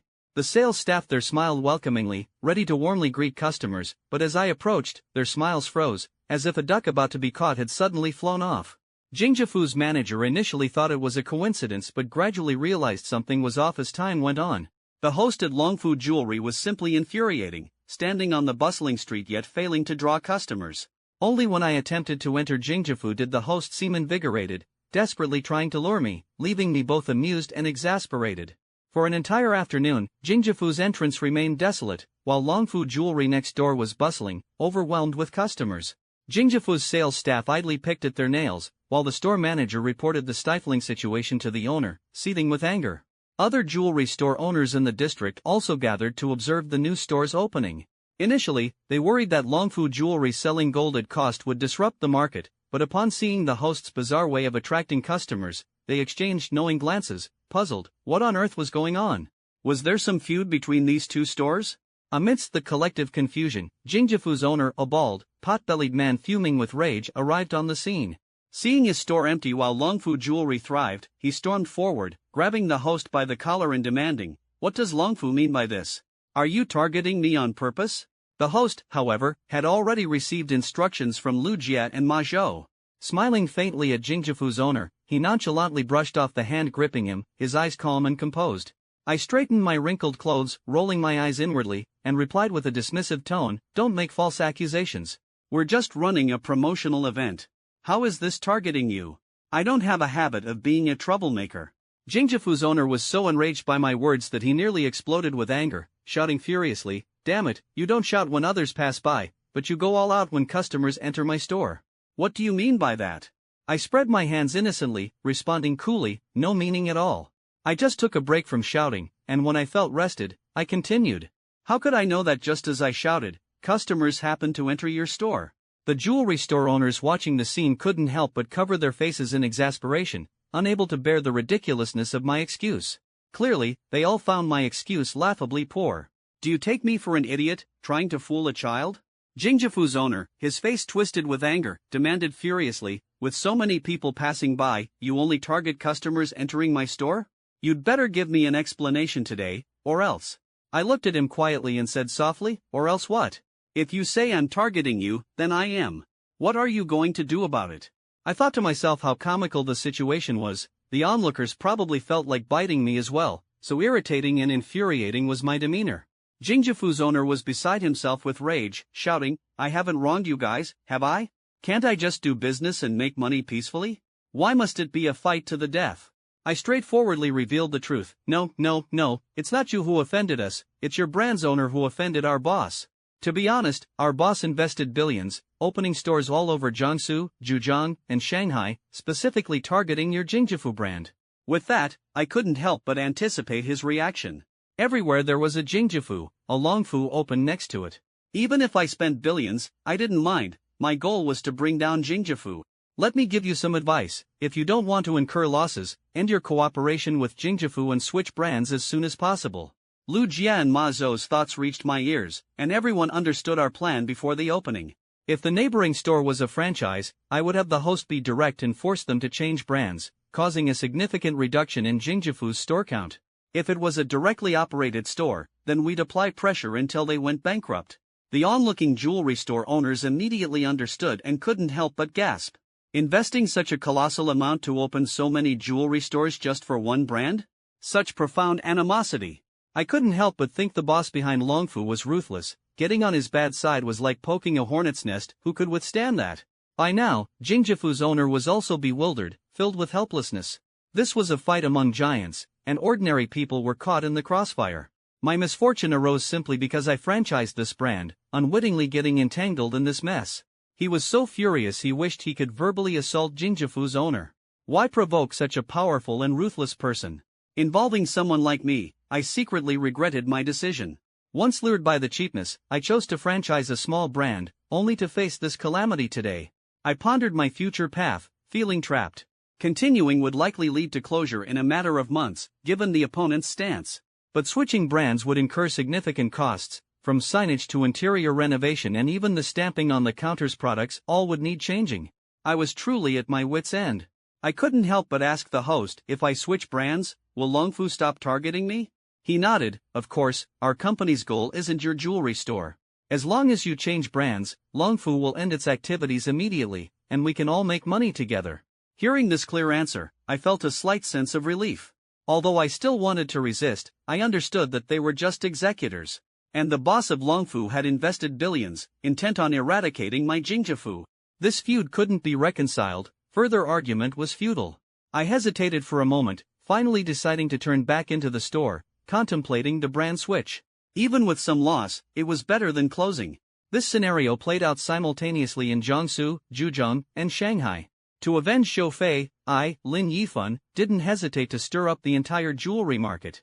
Other jewelry store owners sensed the impending storm and scrambled for information. Eventually, they learned it was a showdown between Longfu and Jingjafu. Although affected, they kept silent. Over the past few days, my headquarters received a flood of notices from franchisees terminating their contracts, as if the storm was truly here. This unusual situation caught Jingjafu's attention, and they searched everywhere for the cause, trying to understand why franchisees were suddenly terminating en masse. However, each franchisee, having suffered losses due to the brand, wore expressions of anger, remaining silent when questioned. I finally realized how swiftly this crisis was spreading. Jingjafu had no choice but to agree to these terminations, leading to a dramatic reduction in store numbers and a near collapse of market share. In less than half a month, over 200 franchise stores terminated their contracts, and even the revenue of the directly operated stores I managed plummeted significantly. As a high-ranking company executive, Zhang Jianhua, I had been constantly troubled by these sudden issues, yet I couldn't pinpoint the root cause. I had spent generations building this jewelry brand, but it was rapidly falling apart in my hands. The speed was so fast that I couldn't react. After extensive investigation, I finally uncovered the problem. Yet I was increasingly perplexed. Who exactly was this Longfu, and why did they specifically target my jewelry brand? I had never offended the person behind it, a man named Lin Yifan. His name echoed in my mind, leaving me utterly baffled. At this moment, my son Jiang Kaixian, who had just returned home casually, overheard my muttering. "Dad, what are you muttering about? Where did you hear the name Lin Yifan?" His tone carried a hint of panic, seemingly worried that I might discover his secret involvement in Zhou Fei's kidnapping. Back then, he was reprimanded for troubling Lin Yifan, and his unease was palpable. Having lived a life of privilege, I had never faced such grievances. The more I endured, the angrier I became, secretly brewing revenge. I enlisted a few desperate thugs, concocting a plan to kidnap Zhou Fei, hoping Lin Yifan would taste my current frustration. Unexpectedly, hearing Lin Yifan sent a chill down my spine, as if my secret had been exposed, cold sweat pouring out. My father, Zhang Jianhua, would undoubtedly sense something. His keen gaze and shrewd nature told me there was no escape this time. He casually asked if I knew Lin Yifan, and I thought to myself, this was serious. I just heard someone mention him. They said Lin Yifan is quite capable. Do you know him? My father's tone made me wary. I replied awkwardly and disdainfully, what's so great about him? He's just a small-time clothing store owner, nothing significant, though I felt a twinge of unease. Oh? So, you've interacted with him? Zhang Jianhua probed without showing his hand. I immediately became alert, hurriedly denying, no, I haven't. But my father's face turned stern, commanding, tell me the truth. Did you offend Lin Yifan? Startled, I hesitated and wavered, shouting, I'm telling the truth, I really don't know him. But to my father, my reaction was confirmation enough. Reflecting on the company's fate still in my hands, while my wayward son created trouble outside, my father's anger nearly consumed him. He abruptly stood up, pulling out a leather belt, the tension in the air signaling an impending storm. You better tell me how you offended him, I heard Zhang Jianhua's furious shout, and my heart tightened. Zhang Kaixian, like a startled rabbit, jumped aside, stubbornly claiming, I really didn't offend him. It was just at his store, he mocked me, so I asked my uncle to shut his store down, but his people settled it. Just that? Is that why he's going to such lengths against our company? What else haven't you told me? Zhang Jianhua's anger was unrestrained. I was stunned, my mind a chaotic whirl. What? He's targeting our company? I found it hard to believe. What else? He's invested billions, focusing on our Jingjifu. Wherever we have a store, he opens one next to it. Now, over 200 franchisees have terminated their contracts, and our directly operated store's performance is dismal, bleeding money, all because of you. Zhang Jianhua spoke with increasing agitation, and my anxiety grew. How could he possibly know about that? I muttered, trying to convince myself. Zhang Jianhua narrowed his eyes, suddenly raising his voice, almost shouting, what exactly did you do? I was so startled by his shout that my defenses crumbled, and with a look of distress, I confessed, I had someone kidnap his woman. As soon as I spoke, everything went black, and Zhang Jianhua nearly fainted, his belt harshly striking me. You good for nothing. Is chasing women all you know? Is your brain filled with garbage? I roared, watching Zhang Kaixian run around the room as if facing a catastrophe. Zhang Jianhua pursued him relentlessly until he was out of breath, making me realize the gravity of the situation. Kneel, you ungrateful son, Zhang Jianhua was seething with anger, his authoritative voice sending a chill through me. Tell me everything in detail. Though he was harsh, he desperately wanted to uncover the truth, hoping to extricate his son from this kidnapping incident. Under such pressure, Zhang Kaixian finally relented, obediently kneeling and recounting the entire story. Sitting on the sofa, I listened to his narrative, quickly recalling every detail. Zhang Kaixian had directly contacted the ringleader of the kidnappers, provoking them with a joke. What he thought was a harmless jest had led to such a major problem. A joke without solid evidence, relying only on the kidnapper's words, can be countered with a good lawyer. We can probably clear the charges, I thought, considering that Lin Yifan's suspicions might not be so damning. If he had concrete evidence, he would have already reported it and had Zhang Kaixian arrested. While I mused, Zhang Jianhua finally sighed in relief. Seeing his furious demeanor, I couldn't help but feel a surge of frustration. Go to your room, you're grounded for a month. His voice was cold. During this month, you are not to leave the house, or I'll break your legs. I knew that while my son's matter was temporarily quelled, the company's troubles were far from over. All signs indicated that the opponent needed no evidence, suspicion alone was enough to bring ruin. This was a fight to the death. I wondered if my painstakingly built brand would be destroyed. Why did I have such a rebellious son? Unfortunately, before Zhang Jianhua could devise a solution, Lu Jiat and his team launched their second move. Recently, directly operated stores have witnessed customers frequently staging protests with banners at their entrances. These grievances were minor issues, easily resolved through normal communication. However, these protest actions seemed coordinated, leaving no room for Jingjifu. Banners unfurled, videos recorded, and quickly posted online. I initially thought it was just a couple of individuals causing trouble. However, now thousands of accounts continuously posted videos, creating a massive wave against Jingjifu, making it the target of online criticism. The relentless barrage of insults severely damaged Jingjifu's brand reputation, leaving the directly operated store's business painfully slow. Facing this situation, Zhang Jianhua had already implemented countermeasures, having lawyers collect evidence of exaggerated claims and file lawsuits. Despite winning the cases, the situation remained unchanged. Even with substantial financial compensation from my company, the wave of protesters seemed undeterred, growing even more relentless. Half a month ago, I observed the situation and, seeing the trend set, decided not to intervene, allowing Lu Jia and his team to manage the scene. Now, I was already on a flight to Chengdu. To expedite completion, I spared no expense in dividing the industrial park's surveying and design work among several units, having them cooperate and rush the blueprints. After more than half a month, the design drawings were finally completed. Meanwhile, Xiao Shiqi's company had assembled a construction team in Chengdu. Now, everything was ready. I just needed to be present for the groundbreaking ceremony, after which all construction equipment and personnel could enter the site and begin work. Today was an auspicious day, suitable for commencing work, so I flew to Chengdu early in the morning. As I arrived at the northern outskirts of Chengdu, the scene before me was vastly different from my initial visit. What was once a barren land was now bustling with equipment and thousands of workers eagerly awaiting the order to start construction. The preparations for the groundbreaking ceremony were in place, with Xiao Shiqi busy nearby and Sun Jizai bringing along several high-ranking officials. Their presence was expected as the grand opening of this massive industrial park approached. After getting out of the car, I exchanged warm greetings with the officials. As the auspicious moment approached, Xiao Shiqi hurried over to prompt the ceremony's start, so I joined the officials at the ceremony site. Amidst a flurry of flashing cameras, Xiao Shiqi handed out shovels to us, capturing this historic moment. After the ceremony, the officials shook hands with me and departed from the site. Watching them leave, I pulled Xiao Shiqi aside, speaking seriously, "Manager Xiao, always remember that construction safety comes first. Ensure everything follows the safety plans, and anyone who doesn't comply with safety management must be decisively removed from the team." "Don't worry, Mr. Lin, I understand," Xiao Shiqi responded solemnly. I nodded slightly, continuing, "And make sure to maintain quality control.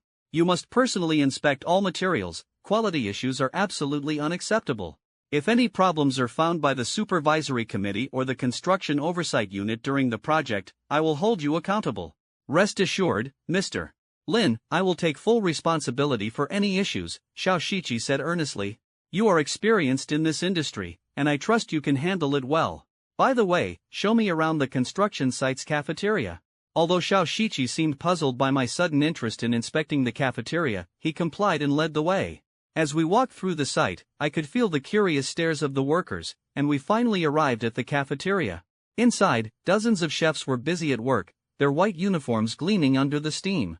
As Xiao Shiqi and I entered, a round-faced, chubby head chef seemed to recognize him and greeted us with a beaming smile. Though I didn't know him, I could sense his respect and curiosity toward Xiao Shiqi, his eyes darting over me. I casually picked up a menu, glanced through it, and then toured the food storage area, shaking my head at what I saw. There's too little meat, too many vegetables. How can such a diet be adequate? Xiao Shiqi looked a bit helpless, his mouth twitching slightly. "Boss, have you ever been to a construction site? This is the standard for most sites." I dismissed his concern. Diversify the types of meat: chicken, duck, fish, pork, beef, and lamb should be served in rotation, with a daily soup to ensure the workers are well fed and energized. He frowned, puzzled. "Other sites have this standard. Doing it your way would increase the food budget by at least 5 times. I reply firmly, "I don't care how others do it. On my site, workers must eat well. Forget about the cost, do as I say." Xiao Shiqi seemed bewildered, perhaps not understanding why I would spend so much on food. But I knew that the foundation of productivity was ensuring workers were well fed and content. Having just joined the company and not knowing Lin Yifan well, I felt a bit anxious but knew I had to follow his directives. "You all heard the big boss, go purchase the meat and soup bones," I instructed the head chef. The head chef squinted his round eyes in surprise, not expecting the young face before him to be the big boss. Shocked but quick to act, he set off to arrange the purchases without delay. Watching the cafeteria bustle to action, I turned to leave, looking up at the blazing sun as a new, extravagant idea crossed my mind. "Manager Xiao, it's really hot out. Make sure to stock up on Huoxiang Jingqi liquid, distributing it daily to prevent heatstroke and keep the project on schedule," I suggested. Xiao Shiqi nodded silently, unsure of what to make of my approach. Perhaps he thought a boss who cared so much for his workers was rare. Yet, he could only use this thought to console himself, feeling a pang of concern over the money flowing out. Fortunately, this expense was reasonable, and he could reluctantly accept it. After circling the site, unable to think of more ways to display my lavishness, I decided to stop. If nothing came to mind, I wouldn't force it, waiting for inspiration to strike. Of course, I needed to find a place to settle down in Chengdu. I would be staying here for quite some time, given the company's mobile production base in the area, and frequenting hotels wasn't a sustainable option. Back in Chengdu's city center, I, Lin Yifan, found the most luxurious villa district and spent tens of millions on a villa to serve as my home in Chengdu. In the following days, I frequently visited the construction site. On the first day, the workers entered the cafeteria, astonished to see tables filled with ample fish and meat and unlimited bone broth. Even more shocking was our provision of enough Huashan Jinchi liquid in cold herbal tea for thousands of workers, perfect remedies for the sweltering summer heat. As seasoned laborers, they had never encountered such generous treatment on a construction site. The head chef, eager to curry favor, especially mentioned my requests for additional meals and drinks, earning the workers' gratitude. They worked with exceptional dedication, even expressing their willingness to come whenever needed. Unexpectedly, my lavish spending garnered such profound appreciation. As the weather grew hotter, the sun's heat waves engulfed the land, with no clouds to shield the construction site from the sun. In recent days, my skin had become noticeably tanner. On this particular day, as I patrolled the site as usual, a bright orange-yellow light on the towering mountain across the river caught my attention. I shielded my eyes from the sun with my hands, squinting to take a closer look. In an instant, recognizing it as a wildfire, I gasped and quickly dialed 119, urgently informing the operator of the situation and providing the exact location of the fire. Just as I hung up, Xiao Shiqi approached, asking, "Mr. Lin, what happened?" I pointed to the burning mountain across the river, my heart tightening. "The mountain over there is on fire. I've already called 119. Following my gaze, Xiao Shiqi saw the wildfire, his face showing shock. He said worriedly, "Boss, the mountain across is connected to the one near our site by forest. If the fire spreads, while our site won't catch fire, we'll have to halt work due to the intense heat." I shook my head, trying to remain calm. "The fire isn't large yet. Let's hope the firefighters can contain it in time." As I focused on the fire across the river, the sound of fire truck sirens echoed at the mountain's base. Several fire trucks stopped at the foot of the mountain but couldn't ascend due to the lack of roads. "It's no good, the fire trucks can't reach it, and the fire's getting bigger." Xiao Shiqi's concern grew more pronounced. I frowned. "Wildfires are different from other fires. The firefighters should deploy helicopters to extinguish it, right?" Sure enough, as soon as I finished speaking, the sound of helicopter rotor blades filled the sky. 2 firefighting helicopters appeared on the horizon, rapidly approaching with large collapsible buckets hanging below. They hovered over the river, filling the buckets with water, then lifted back up to tackle the blaze. That evening, Lu Jie called to inform me that academician Wu Go and his team were all settled in at the hotel. I immediately instructed him to first arrange accommodations for the research staff and then seek out a research institute. Lying in bed, I dialed Xiao Shiqi's number. Since my investment turned his construction company into a subsidiary of Tenglong Company, he had become a minister. Now, the company had emerged from its financial crisis and was operating normally, taking on numerous projects. When the call connected, Xiao Shiqi respectfully addressed me as Mr. Lin. "Manager Xiao, I'm currently in Chengdu, and tomorrow I'll be conducting an on-site inspection for the factory location. Please come over and assess where the industrial park would be most suitable," I said. "All right, Mr. Lin, I'll fly to Chengdu first thing in the morning." His response was firm and swift. After a night's rest, the next morning, just as I finished getting ready, Sunjitsai called. He informed me, "Yifan, in this morning's meeting, I've already mentioned the investment in building a high-tech industrial park. Your investment is significant, and everyone is taking it seriously, with a reception team ready." "Okay, I'll head downstairs now," I replied. Leaving my room, I headed to the hotel lobby, where Sunjitsai's car awaited. After getting in, the driver drove straight to the office building. Upon arrival, several leaders were already waiting at the entrance. I took a deep breath, ready to embrace the challenges ahead. As I stepped out of the car, the leaders of Chengdu gathered to welcome me. In this mountainous inland city, I never thought anyone would be willing to invest in a high-tech park here. Given such an opportunity, it was only natural to place great importance on it. Leading the group was a middle-aged man with a kindly demeanor, CISJ, who approached me, his voice as gentle as a spring breeze. "Mr. Lin, on behalf of the people of Chengdu, I warmly welcome you. Your journey here to build an industrial park for our benefit is truly admirable. Sun Jitsai immediately added, Mr. Lin, this is our CSJ from Chengdu, who specifically postponed a meeting to greet you. Standing before me, he was undoubtedly the figure of authority in Chengdu, while I represented the hope of this investment. Facing such recognition, I couldn't help but feel honored. CSJ, thank you for taking the time to meet me, it's truly beyond words. Following this, Sun Jitsai introduced me to the directors of various departments behind him. They each shook my hand warmly, congratulating me as if I were about to contribute to the city's future prosperity. Each voice carried an undercurrent of anticipation. Mr. Lin, we've prepared several industrial plots for you in advance. Shall we take a look? CSJ continued with enthusiasm. I looked up, gazing past them toward the direction of the office building, silently declaring, this city will be the starting point of my next journey. Hovering above the flames, the helicopter pilot opened the valves, releasing tens of tons of water, drenching the fire below. Once the water was depleted, the helicopter immediately turned back to the river to refill. The two helicopters took turns dousing the blaze, hoping to extinguish the raging wildfire. However, as the flames continued to rage and even intensified, my heart sank. It's over, we've missed the best time to extinguish the fire, I muttered to myself. Beside me, Xiao Shiqi was full of complaints. What's going on? Why didn't the fire department deploy more helicopters to fight the fire? Taking a deep breath, I speculated, the local fire base likely only has these two helicopters. Otherwise, how could they dispatch such a limited force when the fire first broke out? The optimal time for firefighting has slipped away. A sense of unease rose within me. The fire had escalated dramatically in just a few minutes, and although the helicopters were tirelessly pouring water, they only slightly delayed the spread. Each helicopter's bucket could only carry tens of tons of water, which seemed insignificant against such a massive fire. At that moment, the sound of rotors approached as 3 new firefighting helicopters joined the battle. Yet, I knew that even 5 helicopters were powerless against the flames that had spread so widely. All they could do was stall the fire's advance, buying time for ground firefighters. Manager Xiao, get in the car, I instructed him. Let's go to the site to communicate with the fire brigade about the connection between the 2 mountain forests and find a way to manage this crisis, avoiding any impact on our project timeline.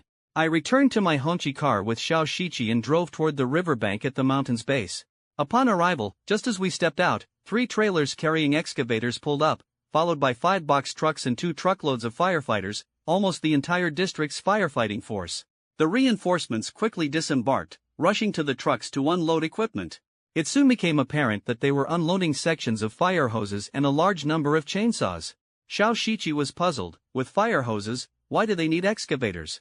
I looked at the rugged mountain and the inferno halfway up, and an idea struck me. They must be planning to carve a path up the mountain so the fire trucks can get closer to the blaze. Otherwise, laying hoses from the base won't reach the fire's edge.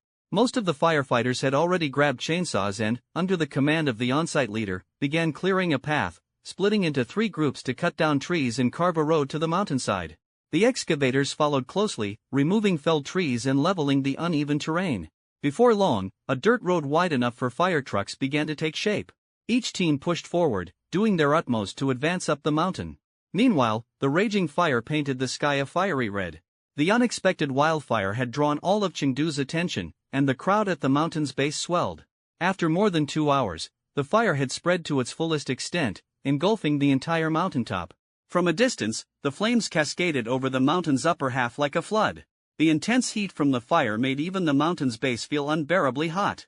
Firefighters continued their relentless efforts to pave the way up the mountain, but as they reached steeper terrain, new challenges arose. Although the excavators could still forge a path, the steep mountainside rendered it impassable for fire trucks. Standing halfway up the mountain, I calmly observed the ever-rising flames, mentally reviewing the steps in my head. The team leader decisively established our position as a stronghold. Excavators were running at full throttle to extend the path, while firefighters laid hoses, aiming for the fire's edge, just 20 or 30 meters away. Moments ago, flames had surrounded a helicopter, and the fierce fire had nearly caused the pilot to lose control, but his experience helped him manage the situation. However, the current conditions made it impossible for helicopters to make low passes. I felt an urgency within. If they raised their altitude, the falling water would evaporate before reaching the flames, unable to impact the raging fire. Watching the commander assess the situation, he decisively ordered the helicopters to withdraw. The current scenario made me realize that relying on artificial rain wasn't feasible either. The sky was cloudless, and the conditions required for artificial rain, heavy cumulonimbus clouds, were non-existent here. At that moment, the sound of sirens approached, as a fleet of fire trucks from other districts in Chengdu arrived, bringing a glimmer of hope. The deputy commander quickly coordinated, sending some trucks up the mountain while keeping the rest on standby below to ensure the path remained clear for operations. Finally, the hoses were laid. I joined other firefighters, braving the scorching heat waves, tightly gripping the nozzles, targeting the base of the flames. At the command, we opened the nozzles fully, with 3 fire trucks combining forces, sending over a dozen streams of water straight into the blaze. The hissing sound echoed in our ears as smoke rose, seemingly carrying all our hopes into the increasingly fierce fire. This was a battle between water and fire, a contest between humans and natural disasters. Report to the commander, fire truck 1 is low on water. Report to the commander, fire truck 2 is low on water. Report to the commander, fire truck 3 is low on water. With each urgent call of low on water, my heart sank. In just a few minutes, the 3 fire trucks had exhausted their water supplies. As anxiety mounted, several fire trucks finally reached the halfway stronghold. Seeing the reinforcements, I felt a wave of relief wash over me. Without hesitation, I quickly directed these fire trucks to take over the front lines, providing our fighters with the desperately needed water supply. After the handover, the empty trucks hurried down the mountain to refill. The deputy commander at the mountain's base watched the fire's progression intently. When the first batch of trucks descended, he promptly ordered the third wave of fire trucks to ascend, ensuring a continuous water supply. The fire has been halted here, but it's spreading outward in the other 3 directions, he mused. I understood that our limited manpower left us stretched thin. Immediate excavation of fire breaks was crucial, otherwise, if the fire spread uncontrollably, the surrounding mountains would ignite, leading to unimaginable consequences. However, with only 100 firefighters, creating sufficient fire breaks on such a large mountain was impossible. With no other options, I urgently contacted other district fire departments, urging them to send reinforcements quickly. Without manpower, no plans can be executed, I silently repeated to myself. Soon, the 3rd, 4th, and 5th waves of reinforcements arrived as scheduled, bringing chainsaws needed for digging fire breaks. Hope finally ignited in the mountains. The flames continued to burn fiercely before me, tightening my heart. I quickly dialed Lu Jia. Brother Jia, I have an urgent task for you. Head to Chengdu or Sichuan province and buy portable fire extinguishers in bulk to deliver to the site. Boss, is it the mountain next to the construction site that's on fire? He asked excitedly. How did you know? I was taken aback, then heard him say, it's all over Douyin now, the wildfire is trending. Realizing our company's production base was in Chengdu, I resolved to contribute to the area. Hurry and take care of it, Lu Jia. After hanging up, he immediately set off to find fire extinguisher manufacturers. Time ticked by, and reinforcements continued to arrive. Thousands of firefighters gathered, yet the atmosphere hadn't eased. We now faced a critical challenge: how to transport firefighters to the halfway stronghold. The dirt road was used for water-bearing fire trucks. Any blockage would leave the mountain without water, allowing the fire to spread again, undoing all our efforts. The deputy commander, overwhelmed, finally ordered the firefighters to hike up the mountain. Observing silently, an idea sparked in my mind: if fire trucks couldn't ascend, why not try motorcycles? Motorcycles wouldn't obstruct the mountain path, ensuring the fire truck's passage. I pondered this, realizing I needed to communicate with the command to see if this idea was feasible. Hoping to find a solution to reverse the dire situation, I approached the deputy commander coordinating the scene, slightly nervous as I asked, Sir, sorry to interrupt, but could we use motorcycles to transport firefighters up the mountain? He paused, considering the idea viable, but then bitterly informed me that the fire department lacked motorcycles. No problem, I can arrange for motorcycles, I immediately interjected, feeling a surge of excitement. The deputy commander's thinking was limited by traditional constraints, filled with notions of shortages and budget constraints, forgetting to seek help from the local community. I quickly instructed Xiao Shichi to procure a batch of off-road motorcycles. Given the mountain's challenging terrain, ordinary motorcycles wouldn't suffice, off-road bikes were necessary. However, procuring them on short notice would take time, and the fire situation was urgent. I then came up with an idea and opened my Douyin livestream. Friends, this is the scene of the mountain fire in Chengdu, Sichuan province. I'm live streaming right now because the rugged mountain roads make it difficult for the firefighters to carry equipment up on foot. I'm reaching out to see if there are any off-road motorcycle teams in Chengdu who can come to the site and help transport firefighters up the mountain, I earnestly appealed. As I spoke, the number of viewers in the live stream surged, reaching 50,000. People were puzzled as to why I, known as a wealthy benefactor, suddenly turned into a firefighter. Messages scrolled continuously on the screen, with viewers expressing admiration for my resolve in the face of adversity. Perhaps, through my relentless efforts, more assistance would emerge. Among the viewers was a fan named Xiaolong, whose attention was caught by my livestream. After hearing my call, he quickly opened WeChat and sent a message in a group chat named Xiaolong Motorcycle Team. Brothers, there's a wildfire in Chengdu, and the site urgently needs off-road motorcycles to transport firefighters up the mountain. Those willing to help, head out quickly, let's meet at the mountain's base. With that, he revved up his beloved off-road motorcycle and headed straight for the fire. The message spread like wildfire among the off-road motorcycle teams across Chengdu. Many riders, despite being ordinary enthusiasts in everyday life, chose to step up without hesitation in the face of the disaster. Before long, a group of off-road motorcyclists gathered at the base of the mountain. Leading them was a rider named Xiaolong, who found my live location through Douyin. Brother Tinglong, we saw your stream and rushed here as fast as we could. Hearing someone call me by my Douyin name, I instinctively looked up, realizing that a large number of riders had gathered at the mountain's base, arriving like brave warriors shortly after I went live. Did you all come because of Douyin? I asked. Xiaolong nodded. These 2 or 3 dozen bikes are just the closest ones, more riders should be on their way. A wave of emotion surged through me, this swift solidarity conveying boundless warmth and hope amidst the fire's shadow. All right, brothers, thank you for your hard work. Quickly transport the firefighters up the mountain to buy time for the firefighting efforts, I heard Xiaolong say. No worries, this is what we should do. After all, Chengdu is our home. Despite the urgency, everyone carried a fire within, knowing their responsibility. I watched him return to his team, feeling invigorated by his decisiveness. Brothers, the situation is urgent. Each person takes a firefighter, ensure their safety and get them to the fire site as quickly as possible. I'll head up first, see you on the mountain. With his words, my resolve was kindled. Xiaolong started his motorcycle, twisted the throttle, and sped towards a nearby firefighter, motioning for him to hop on. The firefighter, who had been trekking up the mountain, quickly mounted the bike, holding onto Xiaolong while clutching a chainsaw.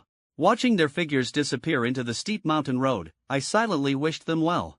With Xiaolong leading the way, the other riders soon revved up their motorcycles, each busy with their task. The off-road motorcycles quickly formed an impressive line, like an unyielding storm heading straight for the fire. However, I noticed the limited number of motorcycles, leaving the remaining firefighters to continue on foot, which furrowed my brow. Now wasn't the time to worry. I took a deep breath and hurriedly arranged for workers from the construction site to purchase cases of bottled water from stores and supermarkets. The high temperatures at the fire scene made the firefighters extremely thirsty, and without addressing the drinking water issue, they wouldn't last. While I focused on making arrangements, more motorcyclists continued to arrive at the mountain's base, each carrying a firefighter up the mountain. After delivering the first group, Xiaolong, like an eagle in the wind, descended again, his stature growing ever more heroic in my mind. Through round after round of back-and-forth efforts, with the help of over 100 motorcyclists, all the firefighters at the mountain's base were finally transported to the fire line. Meanwhile, Lu Jie's efficiency was remarkable, and before long, a large truck delivered an entire load of portable fire extinguishers. I breathed a sigh of relief, silently reassuring myself that we would overcome this disaster. Seeing the neatly arranged new extinguishers on the truck, I immediately called over Xiaolong and his team. Brothers, help unload the truck and deliver the extinguishers to the firefighters at the fire line. Though it was my first time meeting Xiaolong and his team, in the face of this disaster, we quickly became synchronized comrades, with no one uttering a word of complaint. As we busily unloaded the truck, some riders were ready to transport the unloaded extinguishers up the mountain but found no suitable containers to carry them. Just when everyone was at a loss, an elderly man emerged from the crowd, smiling as he handed me the basket from his back. Here, young man, give this a try. Surprised, I took the basket and tried fitting extinguishers inside, finding it could hold 6 bottles. Filled with gratitude, I said, "Thank you, sir. I'll return it after we're done." The elderly man waved it off with a smile. "It's just a basket. It's good if you can put it to use. You all are doing a great job, worthy descendants of our Sichuan soldiers." This gesture prompted others in the crowd to follow suit, with many rushing home to fetch their baskets. Once all the extinguishers were unloaded, each rider was equipped with a basket. Braving the heat, We hurriedly packed the extinguishers into the baskets and, after delivering them to the firefighters, headed back up the mountain without a moment's rest. On the steep mountain road, I rode my motorcycle, focusing intently on the terrain. Over time, the mental exertion became exhausting, but compared to the firefighters battling the blaze on the mountain, our efforts seemed insignificant. As our trips continued, the number of extinguishers dwindled, and the second truckload arrived just in time. By then, the crowd, inspired by my actions and the volunteering motorcyclists, saw some young, strong men stepping forward to help unload the truck. The deputy commander, managing the scene at the mountain's base, was moved to tears by this sight. We were always the ones running towards danger, while ordinary citizens could flee. We had no choice but to face the challenges head-on. I understood that as first responders, we bore an unavoidable responsibility. No matter how perilous the fire scene, we had to march forward. This wildfire, and the scene before me, stirred my emotions. Firefighters fought valiantly at the front lines, while the spectators behind contributed in any way they could, eager to provide aid to the heroes in the field. I noticed the deputy commander discreetly wiping away tears before bowing in gratitude to the contributors. He approached me, assisting with the unloading, and expressed his appreciation. "Young man, thank you so much for bringing these extinguishers. But our fire department's budget is limited. We really don't want you to incur any costs." I smiled slightly, reassuring him, "Don't worry, I can handle the expense. Besides, I'm doing it for myself. My company is building an industrial park across the river. If the wildfire isn't contained and spreads to the mountains, my construction will have to halt." The deputy commander was surprised, not expecting someone so young to own a company, and secretly speculated that I might be a wealthy heir, but he couldn't help but admire my character.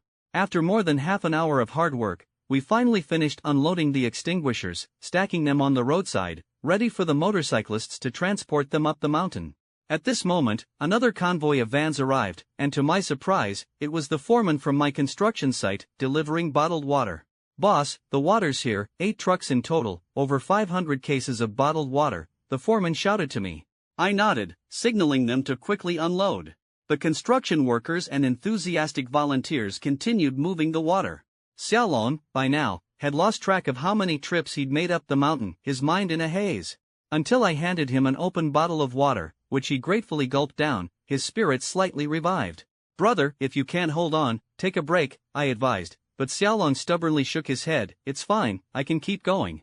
The firefighters up there are thirstier than I am. We need to get the water to them as quickly as possible." I didn't say a word, just gave his shoulder a firm pat, then helped him load the bottles of water into the basket on his back. Xiaolong turned his bike around and charged up the mountain with a load of mineral water. As I turned to continue loading water for the others, a sudden clatter behind me drew everyone's attention. I quickly looked back, my heart tightening at the sight. Xiaolong had fallen along with his bike on the steep mountain road, the wheels still spinning as he tumbled down the slope. I immediately dropped the water in my hands and rushed towards him, with several comrades quickly gathering around.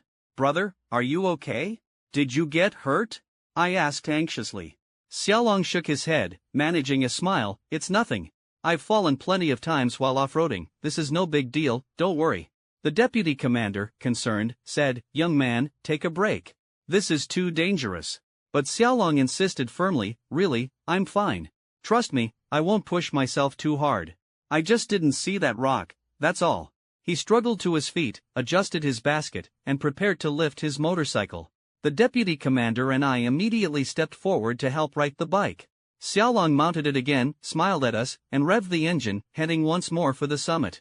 As everyone remained worried about the safety of the motorcyclists, a sudden aroma of food wafted through the air. The deputy commander looked at me in surprise and asked, "Did you even arrange for food?" "No, I haven't had the chance to order any," I replied, puzzled. "Then where's this smell coming from?" The deputy commander's eyes were filled with curiosity. We turned together to find the source of the aroma, which was a group of elderly men and women carrying baskets of meals in disposable containers towards the clearing. As we approached, before we could even inquire, an elderly woman stepped forward with a smile. "You've been working so hard fighting the fire. We saw how busy you all were and figured you didn't have time to eat, so we all made some food at home to bring over." Hearing this, the deputy commander was deeply touched but had to politely decline due to regulations. "Ma'am, thank you so much for your kindness, but we can't trouble you. Our firefighters have rations." The elderly woman waved her hand, continuing to persuade, "Rations are just compressed biscuits, aren't they? They can't compare to a hot meal. You're risking your lives to put out the fire, let us do something for you. I chimed in, sir, you should accept their kindness.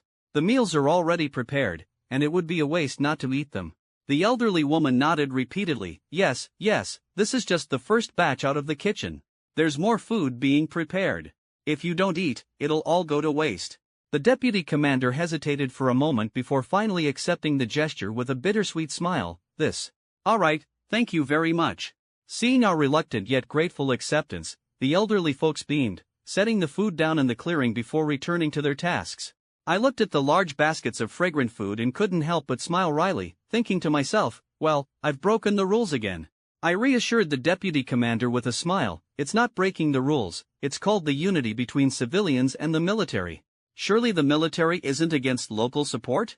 With more and more motorcyclists joining the effort to transport supplies, even some rode their own bikes and electric scooters to offer help. However, the deputy commander declined these offers, aware that the steep mountain roads were unsuitable for such vehicles, especially electric scooters. Seeing their vehicles were impractical, the people didn't give up. Instead, they spontaneously went out to purchase urgently needed supplies, like herbal cooling drinks and popsicles. These items were delivered by the motorcyclists to the firefighters halfway up the mountain. When the firefighters received the meals, bottled water, and cooling drinks, they were surprised but still within reason. However, when popsicles appeared, everyone was taken aback. The absurdity of fighting a fire while holding a popsicle stirred an indescribable feeling. When the chief commander explained that the popsicles were a gift from the people at the foot of the mountain, a warm rush filled my heart, and the fatigue seemed to ease a little. The goodwill of the community dispelled our weariness, and we took turns resting, continuing to fight the blaze with renewed vigor. At this moment, the Chengdu wildfire video had become a focal point on the Douyin platform, reaching the top of the trending list under nationwide attention. Some videographers even used drones to capture aerial footage of the fire scene, uploading them to Douyin as a testament to the event. I witnessed the awe-inspiring scene of the Chengdu off-road motorcycle team, like a dragon's procession, transporting firefighters up the mountain. The brave riders, undeterred by the treacherous mountain roads, became a hot topic online. The video spread rapidly across the internet, with viewers praying for the firefighters' safety and the fire's swift containment. Xiaolong and his motorcyclists earned widespread praise, with one blogger even creating a montage of their falls, showcasing their bravery and resilience, bringing tears to my eyes. In the footage, I saw Xiaolong fall on a steep slope, his pants stained with blood. Another rider fell again to avoid a fire truck. Fortunately, most only suffered minor scrapes, stubbornly getting back up to continue delivering crucial supplies. Only one rider injured his leg and had to be rushed to the hospital.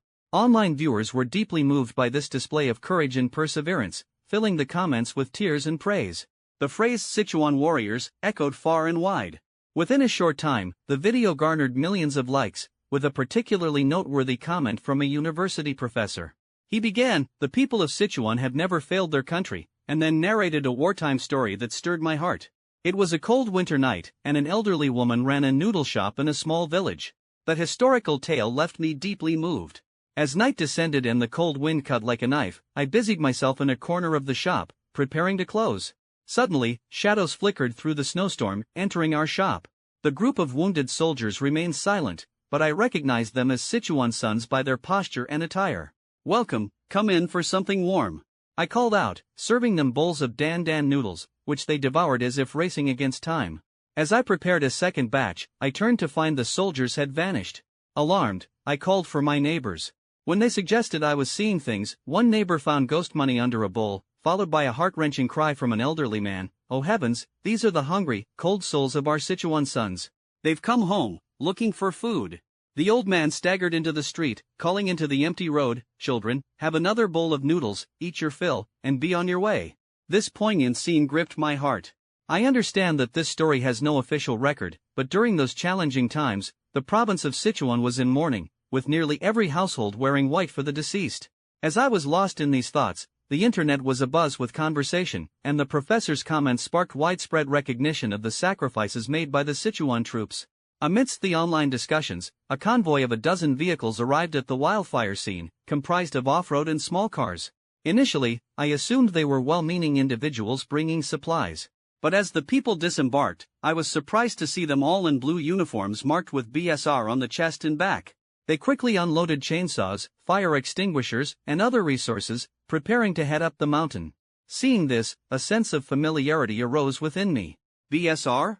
I murmured to myself. That sounds familiar. At that moment, the deputy commander appeared behind me, saying calmly, "They're the Blue Sky Rescue Team." A wave of admiration swept through me, and I couldn't help but remark, the Blue Sky Rescue Team is indeed an outstanding force. Founded over a decade ago as a grassroots organization, they always rush to the forefront during major disasters and emergencies. I remember their first deployment during the Wenchuan earthquake relief. Since then, whether it's an earthquake, typhoon, flood, or drought, their presence is indispensable. A nearby elderly woman overheard our conversation and curiously asked, "Are they providing free rescue services?" I nodded, patiently explaining, "Yes, the Blue Sky Rescue Team is entirely voluntary and non-profit. They don't charge any fees, and the members don't receive salaries. They all have their own jobs and lives but undergo professional training in their spare time to master emergency rescue skills. When an emergency occurs, they rush to the scene immediately." At this point, Xiao Shiqi interjected, evidently intrigued by the Blue Sky Rescue Team's operations. "Then how do they handle funding?" I continued, "Initially, the members funded their own equipment, but often couldn't purchase necessary items due to financial constraints. In such cases, kind-hearted individuals would donate without charge. The Blue Sky Rescue Team transparently reports the use of donation funds." Recalling an incident, I added, "Oh, and there's a video of people in white suits lined up for spraying disinfectant. They weren't medical personnel or military, they were the Blue Sky Rescue Team members." The elderly lady listened, her eyes shining with respect, clearly moved by this selfless and dedicated team. While we were chatting, the deputy commander's walkie-talkie suddenly crackled with an urgent call. "Old Huang, quickly dial 120 and call for an ambulance." Hearing this, my heart tightened, and I quickly asked, "Brother Lai, what's happened?" Standing at the fire scene, I heard the chief commander's anxious voice over the walkie-talkie, "A tree's fallen in the flames, and a soldier has been hit. I'm sending a vehicle down with him, call for an ambulance to meet halfway."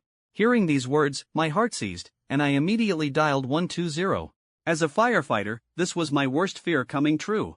Soon, with a roar, a water tanker arrived, carrying an unconscious comrade. I hurried forward, handing the already departed ambulance's contact to the driver, directing him to head to the hospital while coordinating with the en route ambulance for a quick transfer. The ambulance driver took the phone, started swiftly, and disappeared into the smoke-filled scene. Watching the vehicle head to the hospital filled me with unease, but as deputy commander on site, I had to continue coordinating operations. As the sky darkened, the off-road motorcycles ordered by Lin Yifan had arrived in the afternoon, and volunteers distributed them to those coming to aid. Fire extinguishers and chainsaws flooded in, most already sent up the mountain by the riders. The onlookers had long dispersed, with a few kind citizens bringing the firefighters supper before heading home. Only the firefighters and the Blue Sky Rescue Team remained, working tirelessly to clear a firebreak. Led by Xiaolong, the riders stayed at the mountain's base, ready to support with supplies whenever needed. Watching the firebreak take shape, I knew I'd done my best, and the expenditures had been put to good use. I made a quick farewell to the deputy commander, advising him to contact me if needed.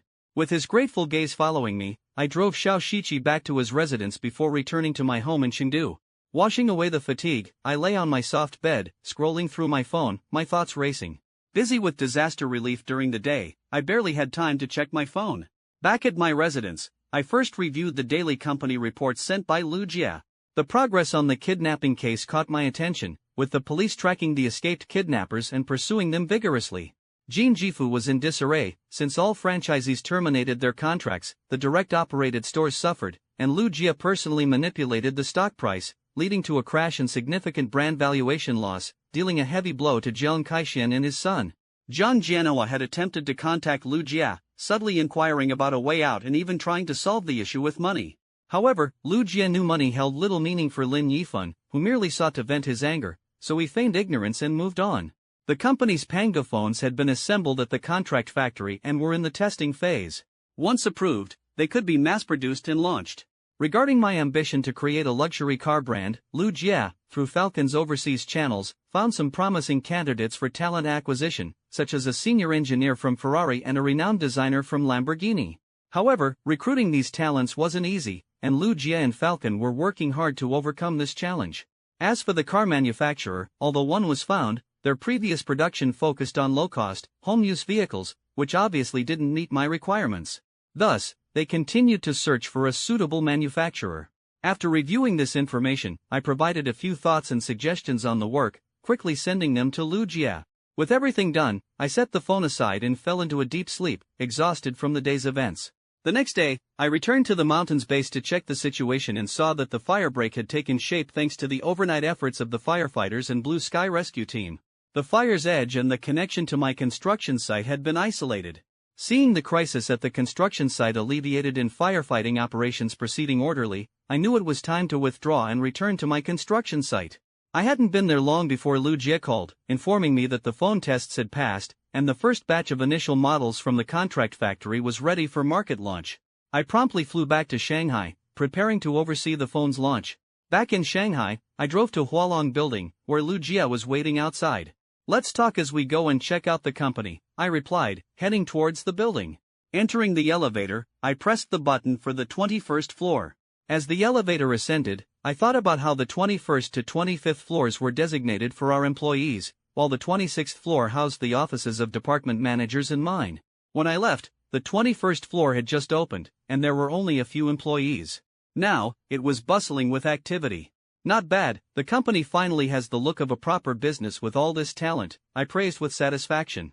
"Boss, since the number of employees varies across departments, we've organized the floors accordingly. The 21st floor is for the marketing department, the 22nd is for R&D, the 23rd houses production, design, and procurement, the 24th is for HR, logistics, and legal, while the 25th is solely for finance, which makes it somewhat sparse," Lu Jia explained proudly.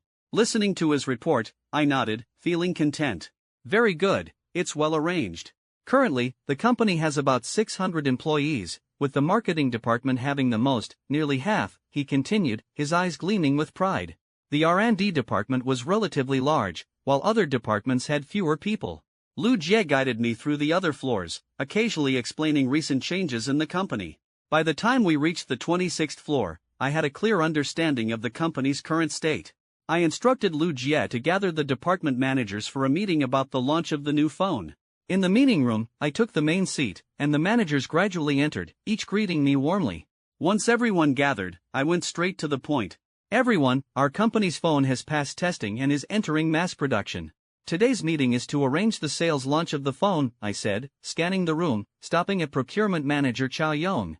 "Manager Chow, how many models of our phones do we have, and what are their costs?" Chow Yong opened his documents and began, "Boss, the initial models are divided into 3 versions based on memory, 8 plus 126, 12 plus 256, and 18 plus 520, all equipped with the latest Gaolong 1288 chip. The cost prices are 890, 2,100, and 3,600, respectively." I nodded and turned to Marketing Manager Ma Zhou. "Manager Ma, what's your department's pricing strategy?" After a moment of thought, Ma Zhou responded, "Boss, since we're selling through our own stores, all profits go directly to the company, eliminating middleman costs. So, we have 2 pricing strategies. The first follows mainstream market prices, 8 plus 126 priced at 1588, 12 plus 256 at 2988, and 18 plus 520 at 4888. The second strategy, given we cut out the middleman, is to pass those savings to consumers, pricing them lower at 1388, 2688, and 4288. I shook my head, firmly rejecting Ma Zhou's suggestion. "The launch price will be at cost," I declared. All the managers looked at me in shock, seemingly questioning my sanity. "Are you crazy? Selling at cost? What about manufacturing fees, retail store expenses, employee salaries, what about all of that?" Such a decision would undoubtedly challenge other phone manufacturers, akin to flipping the table without taking a bite, bringing more harm than good. Lu Jia hurriedly intervened, eyes filled with concern. "Boss, we can't do this." "What about the company? We've spent so much money up front, and finally found a profit point. Even if we don't make money, we need to at least cover expenses, right?" Lu Jia, my longtime partner in founding the company, understood everything about it, and I could understand his worry. I smiled at him and gently waved it off.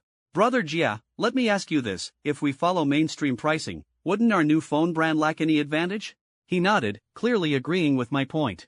I continued, "If we offer a slight discount compared to other manufacturers, it might attract some consumers, but once other phone manufacturers realize we're encroaching on their market share, how do you think they'll react?" I hesitated, imagining the possible future scenarios. Everyone here, all business elites, naturally understood that business is like a battlefield. In such a situation, other phone manufacturers would not easily allow a new brand to rise and take their market share. The only option is to suppress Pango phones as much as possible, hindering our growth. They might even enlist tech reviewers to nitpick and spread unfavorable opinions, causing hesitant consumers to doubt us. Brother Jia, everyone, I broke the silence, speaking firmly. I believe we all know that once our phone hits the market, the established brands won't easily tolerate our rise. The company will face many challenges then. Rather than slowing our development for meager profits, let's flip the table and disrupt the market. Reset the game. I paused, observing the reactions around me, then continued, you don't need to worry about making money. Even without phone profits, my capital can sustain our company's operations. So, I plan to sell at cost, using ultra-low prices to attract the majority of consumers quickly, establishing our presence and brand. With those words, the room fell into silence. Everyone understood that this sales strategy was the fastest route to enhance brand visibility. Although many companies had used this method before, few were as decisive as I was back then. In our company, the phone's quality was impeccable, superior to competitors at the same price point, offering greater value for money. However, building a reputation took time, and if the initial number of buyers was too small, the reach would be limited, extending the time needed to establish a reputation. Yet, if we were defamed by other manufacturers before gaining fame, it would inevitably leave a Pangaphones or of poor quality impression on consumers. The meeting room was heavy with silence, no one spoke. My voice broke the stillness. Since there are no objections, let's proceed with this pricing. A chorus of responses echoed in my ears, like a silent agreement. I understood that everyone here voiced their opinions for their benefit and the company's, which was why they were silent. I aimed to persuade them, not just command. If I were too forceful, they might think me foolish, see no hope for the company, and leave, forcing me to recruit anew, which would be too troublesome. I turned to marketing manager Ma Zhou. Manager Ma, has the company's phone marketing plan been developed? Ma Zhou quietly opened a folder and began reporting, Boss, we've signed a celebrity endorsement deal, and the shoot is complete, awaiting post-production.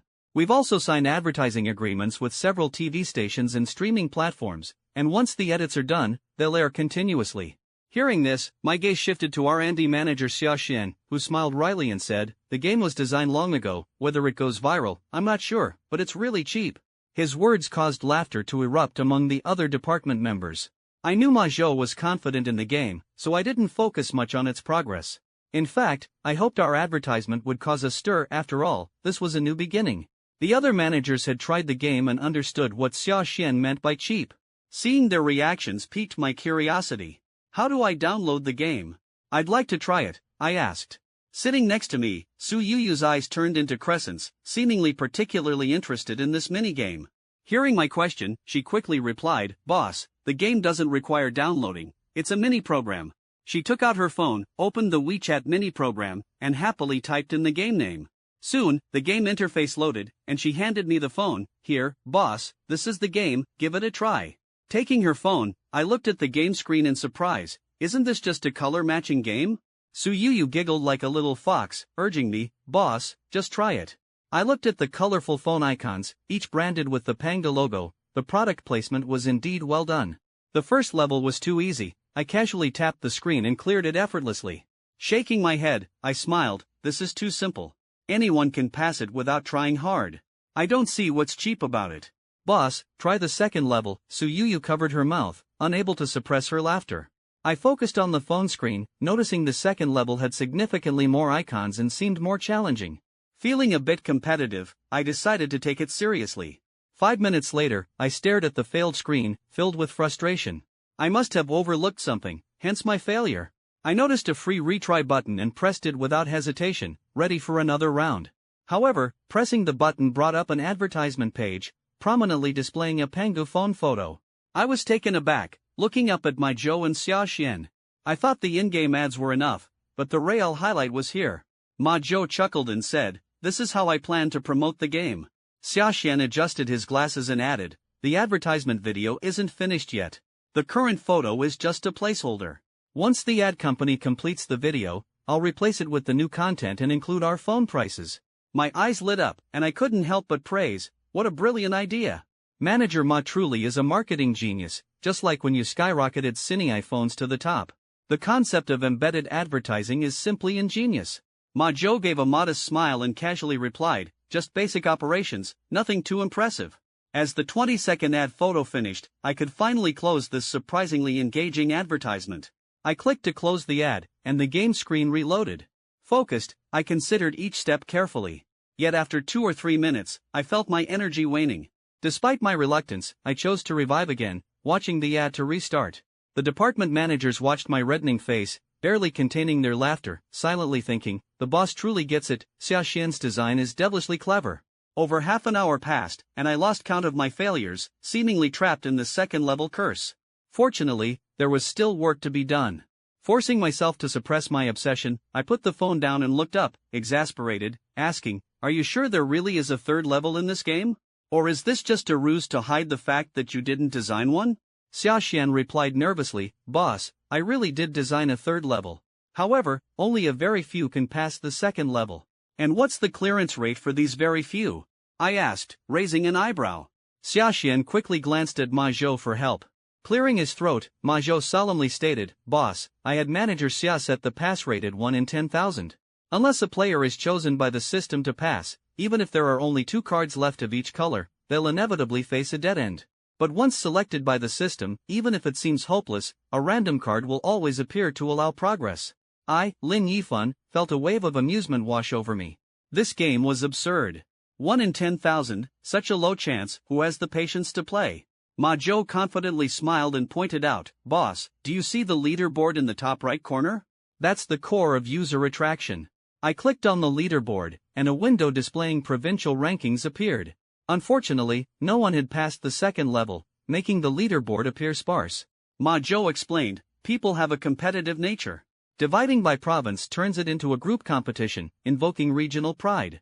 Everyone wants their province to be first, naturally rallying friends to join. The social viral effect from this leaderboard can indeed offer better promotional results." I couldn't help but nod, resonating with the strategy. I remembered being addicted to games like Slice Me a Blade, Brother in my past life. Even knowing it was a pay-to-win, low-value browser game, people still invested money, drawn by the omnipresent competitive rankings. Now, this minigame elevated the leaderboard to a regional level, blending personal competition with collective pride. It was like a nuclear weapon. "Very good," I continued, "the first batch of phones from the contract factory is ready, and the second batch is in production. Both online and offline sales channels are prepared. We just need the ad video to launch our marketing push. The marketing department must urge the ad company to expedite the video, allowing us to start promoting the phone soon." "Understood, boss," I replied softly, filled with anticipation. A few days later, the ad video was completed, and Lu Jia promptly arranged for its broadcast with major TV stations and streaming platforms. Meanwhile, Xia Xian cleverly embedded the ad into the minigame, named Machine Madness. With my approval, Xia Xian made some tweaks to the game. The first 1,000 players to pass the second level would receive a redemption code. Using this code, they could claim a free 8+128 Panga phone at any offline store.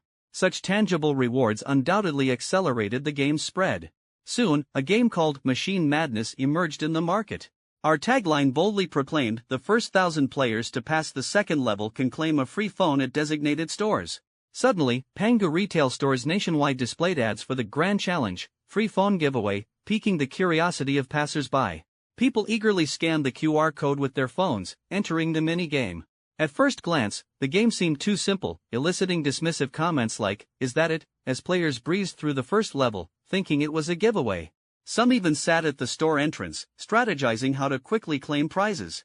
As the game shifted to the second level, few realized the gravity of the challenge and casually began clearing cards. Minutes later, I stood at the store entrance, watching nearby players' expressions grow serious, their brows furrowing as if tightly twisted. Curious pedestrians gathered, seeing us engrossed in our phones, quickly joining the frown-wearing crowd. I don't know how long I sat by the roadside until a frustrated brother beside me startled me. He suddenly stood up, smashed his phone to the ground, and shards scattered. "Damn, this lousy game probably doesn't even have a third level, going from kindergarten to postdoctoral difficulty." His roar left everyone stunned. Glancing at the shattered phone on the ground, we had to admit, this game was maddeningly infuriating.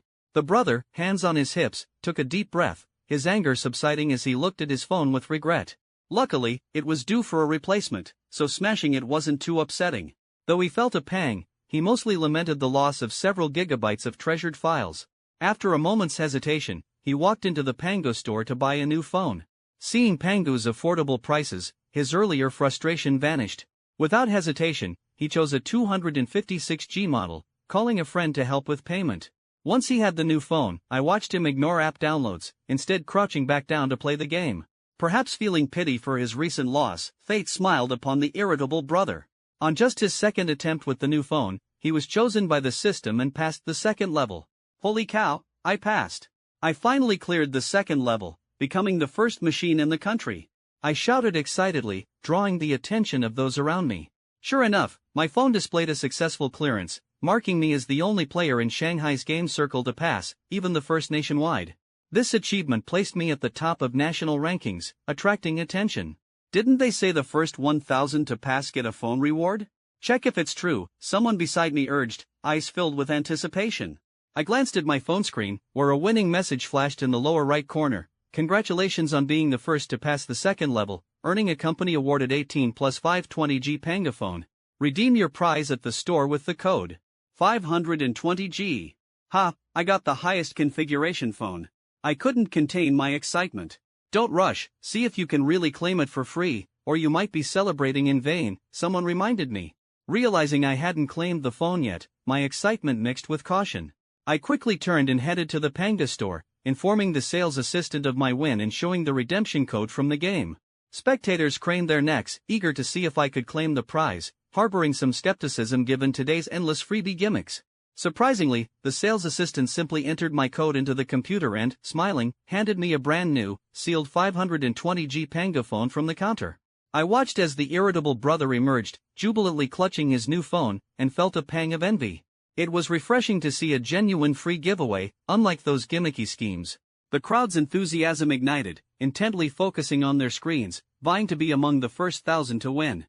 The brother, holding two new phones, suddenly began to shout, selling this lucky phone that helped me win. Folks, I cleared the second level in just 2 tries. I bought a new phone for 2,100, and it's completely brand new. His voice was loud and persuasive, sprinkled with exaggeration. I couldn't help but think, indeed, he attributed his seemingly coincidental success to the phone's luck. Sure enough, someone took the bait. I'll pay 2,100, the original price. The irritable brother was instantly delighted, continuing to incite more bids. Someone offered 2,100, who dares to go higher? Just a bit more, and the grand prize is within reach. His tactic worked, and someone quickly responded, I'll add 100, 2,200. Do you want to be the first in your circle to clear the level? The brother beamed, urging, to see your friends struggle on level 2 while you've already passed? Then bid quickly. Under his broad solicitation, I felt a stir and blurted out, enough, I'll bid 2,300. Among the crowd, some were willing to spend a few hundred just to brag a bit in front of friends. At that moment, I heard a voice shout, I'll bid 2,400. His enthusiasm heightened the tension, and bidders followed suit, rapidly pushing the price to 2,700. Unfortunately, at that price, no one else competed. Any higher, and it would be more practical to buy a 520G phone directly. Seeing no more bids, the irritable brother happily settled with the one who bid 2,700. The transaction completed, his eyes sparkled as if filled with stars, grinning widely. With a wave, he not only got a free phone but also made a 600 yuan profit. Secretly, he hoped for more luck like this. A few days later, as newcomers to this game, we faced mental torment. To balance our disappointment, my friends and I decided to share the game, causing machine madness to spread rapidly through social circles, becoming a phenomenon. Its popularity surged into the top 10 Weibo trends and even topped the Douyin charts. With the influx of players, winners began to appear like mushrooms after rain. In mere days, over 1,000 players had cleared the game, proudly posting their screenshots and new phones on Weibo and Douyin. Meanwhile, my group could only envy them, never sharing in their glory. Yet, among millions of players, over 1,000 winners were negligible, almost hopeless, with the odds being ridiculously low. This led to widespread frustration over the game's difficulty. The first level is a breeze, but the second is nearly impossible. Since playing this game, I even started buying things in threes for comfort. I bet even Einstein would have to watch ads all night to pass, my friends joked, leaving me puzzled. I've realized, the first level is kindergarten, then suddenly it's Tsinghua or Peking University level. This comment drew laughter from the crowd. Don't joke, our Tsinghua dorm of 6 studied it all night and still failed. Hearing this, I felt a shared sentiment, thinking my intellect wasn't too shabby, but the first level seemed to insult my intelligence, and the second was no different. My period came in the morning, played the game at noon, and was gone by afternoon. This joke made me laugh, as life's frustrations often became lighthearted in games. Seeing so many say machine madness is hard, I didn't believe it at first, thinking a minigame couldn't stump me. But after playing all night, I realized it's true. I recalled those disheartening times. A friend almost cleared with one card left, bragging, so I exited the game when he wasn't looking. Now he's after me everywhere, it's hilarious. During this period, the flood of discussions on machine madness swept across the internet, mostly in jest, bringing unexpected popularity to the game. Industry professionals were stunned by the traffic, as this simple game amassed millions of players in no time. Boss, these 128 companies have all reached out, wanting to advertise on machine madness, I heard during a meeting at Tinglong Company, marveling at how quickly opportunities arose. I looked at the list Lu Jia handed over, densely filled with various companies and products, gaming companies, novel platforms, even dating and local meetup apps. Boss, our daily ad impressions for machine madness have surpassed 1 billion. With an average price of 1 nanocent per impression, we're netting over 1 million daily, Lu Jia said, his eyes gleaming with excitement. Since deciding on a direct sales strategy for our phones, Lu Jia had been tirelessly seeking new revenue streams. Yet he never expected, hearing about daily millions in income, my heart skipped a beat.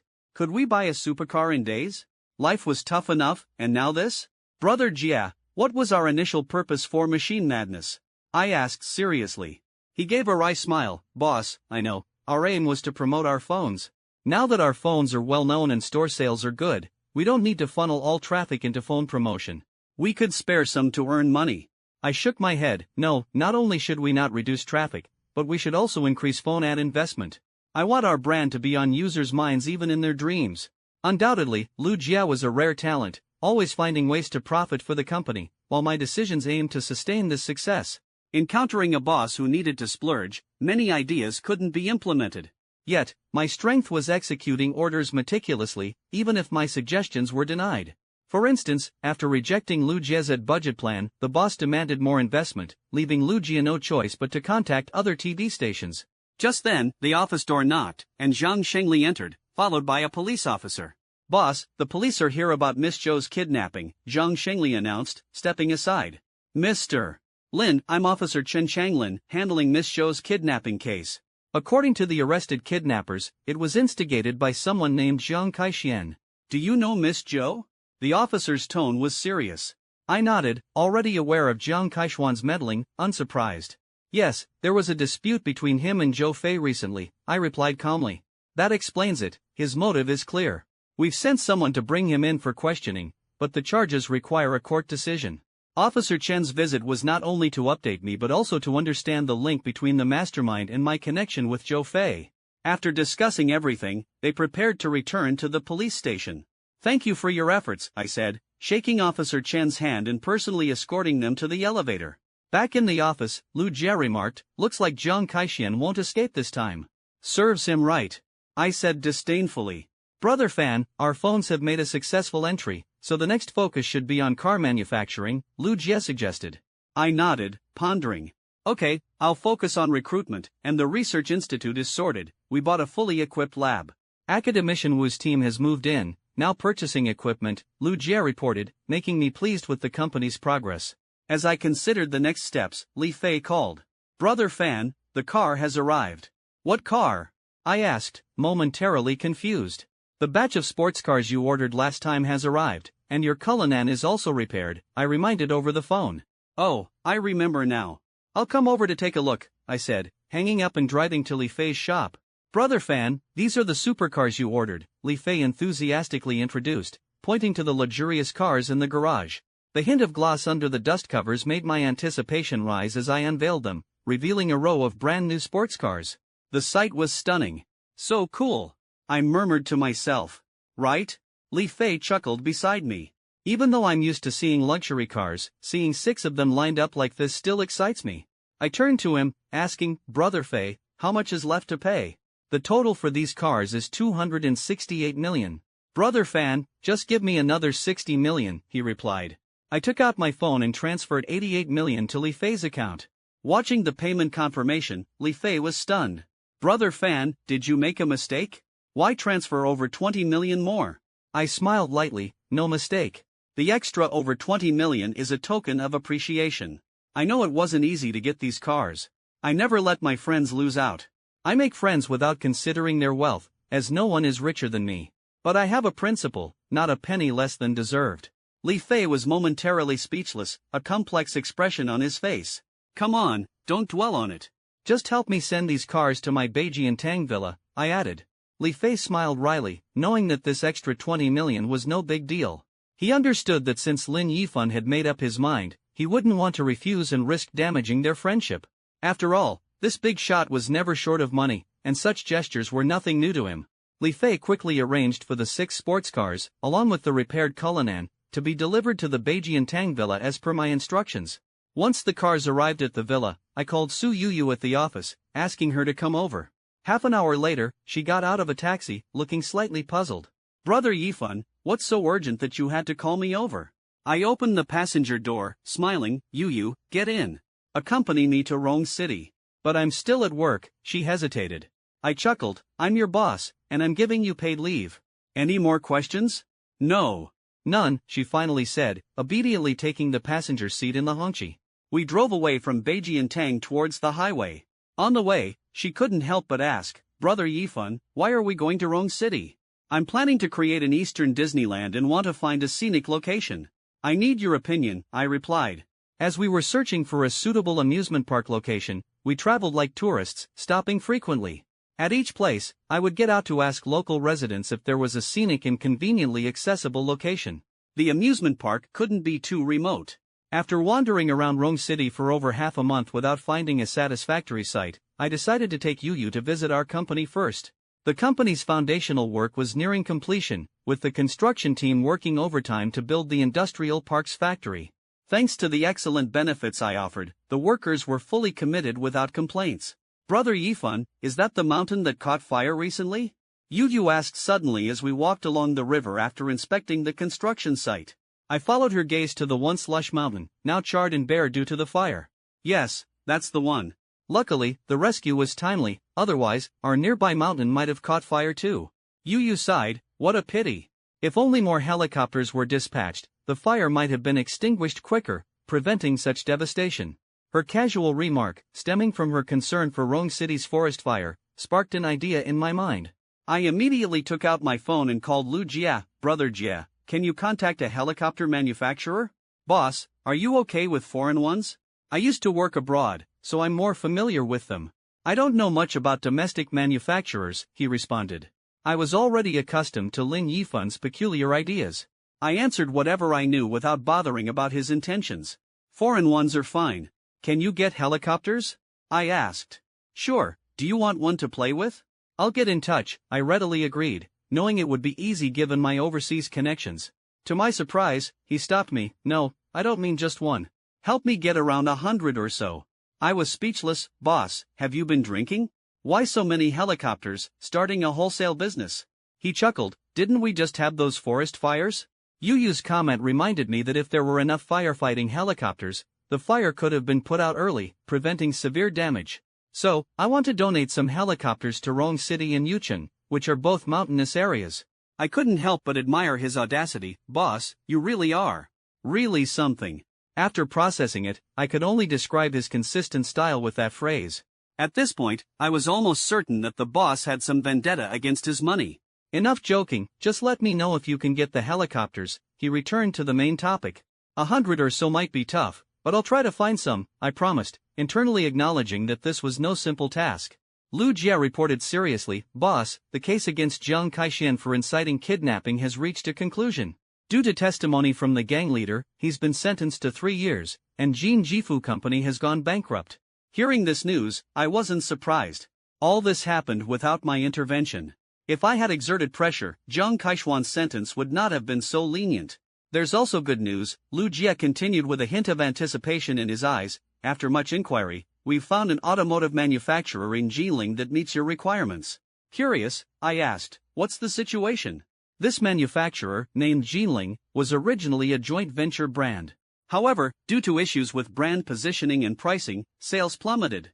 Seeing the downturn, the foreign company quickly pulled out, leaving Jilin Motors in a tough spot. They're desperately seeking investment to save themselves from impending bankruptcy. However, no one has faith in Jinling Motors' future, and they're on the brink of bankruptcy.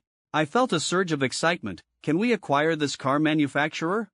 If we obtain their automotive production license, we can build our own factory and produce cars. Lu Jia shook his head. I've already contacted the head of Jinling Motors. He still harbors hope and isn't keen on selling. Instead, he wants to pull us in as investors. That's not acceptable, I immediately rejected. I don't like having others interfere with my work, and I don't want to deal with internal conflicts. Then let's put it on hold for a while. Once they've faced enough setbacks and realized the reality, I'll negotiate the acquisition, I decided. Alright, let me know when you have news about the helicopters, I said before hanging up. Yu looked at me with curiosity. Brother Yifan, are you really planning to donate so many helicopters to the fire department? That's a significant amount of money, and the company currently doesn't have income. Are you sure about this? I smiled at her, firm in my resolve. Yes, some things can't be measured by profit alone.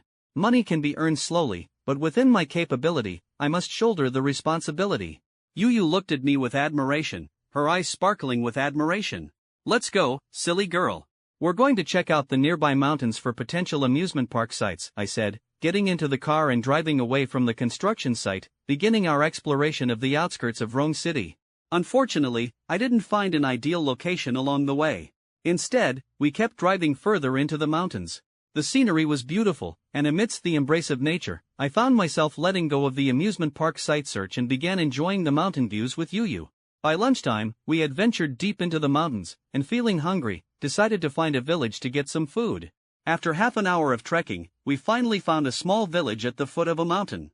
The village seemed old and desolate, with scattered old clay houses and few young or middle-aged people in sight, mostly elderly and children in simple clothes. The stark contrast between this scene and the bustling Rome City just miles away weighed heavily on my heart. I realized that life here might be a destiny I had never encountered. The villagers curiously observed Yu and me, rare outsiders in their midst. On the road, we met a man in his 40s or 50s. After exchanging a few words, I learned his surname was Huang, and he was the village head. Upon learning that we were looking for a meal, he warmly invited us to his home for lunch.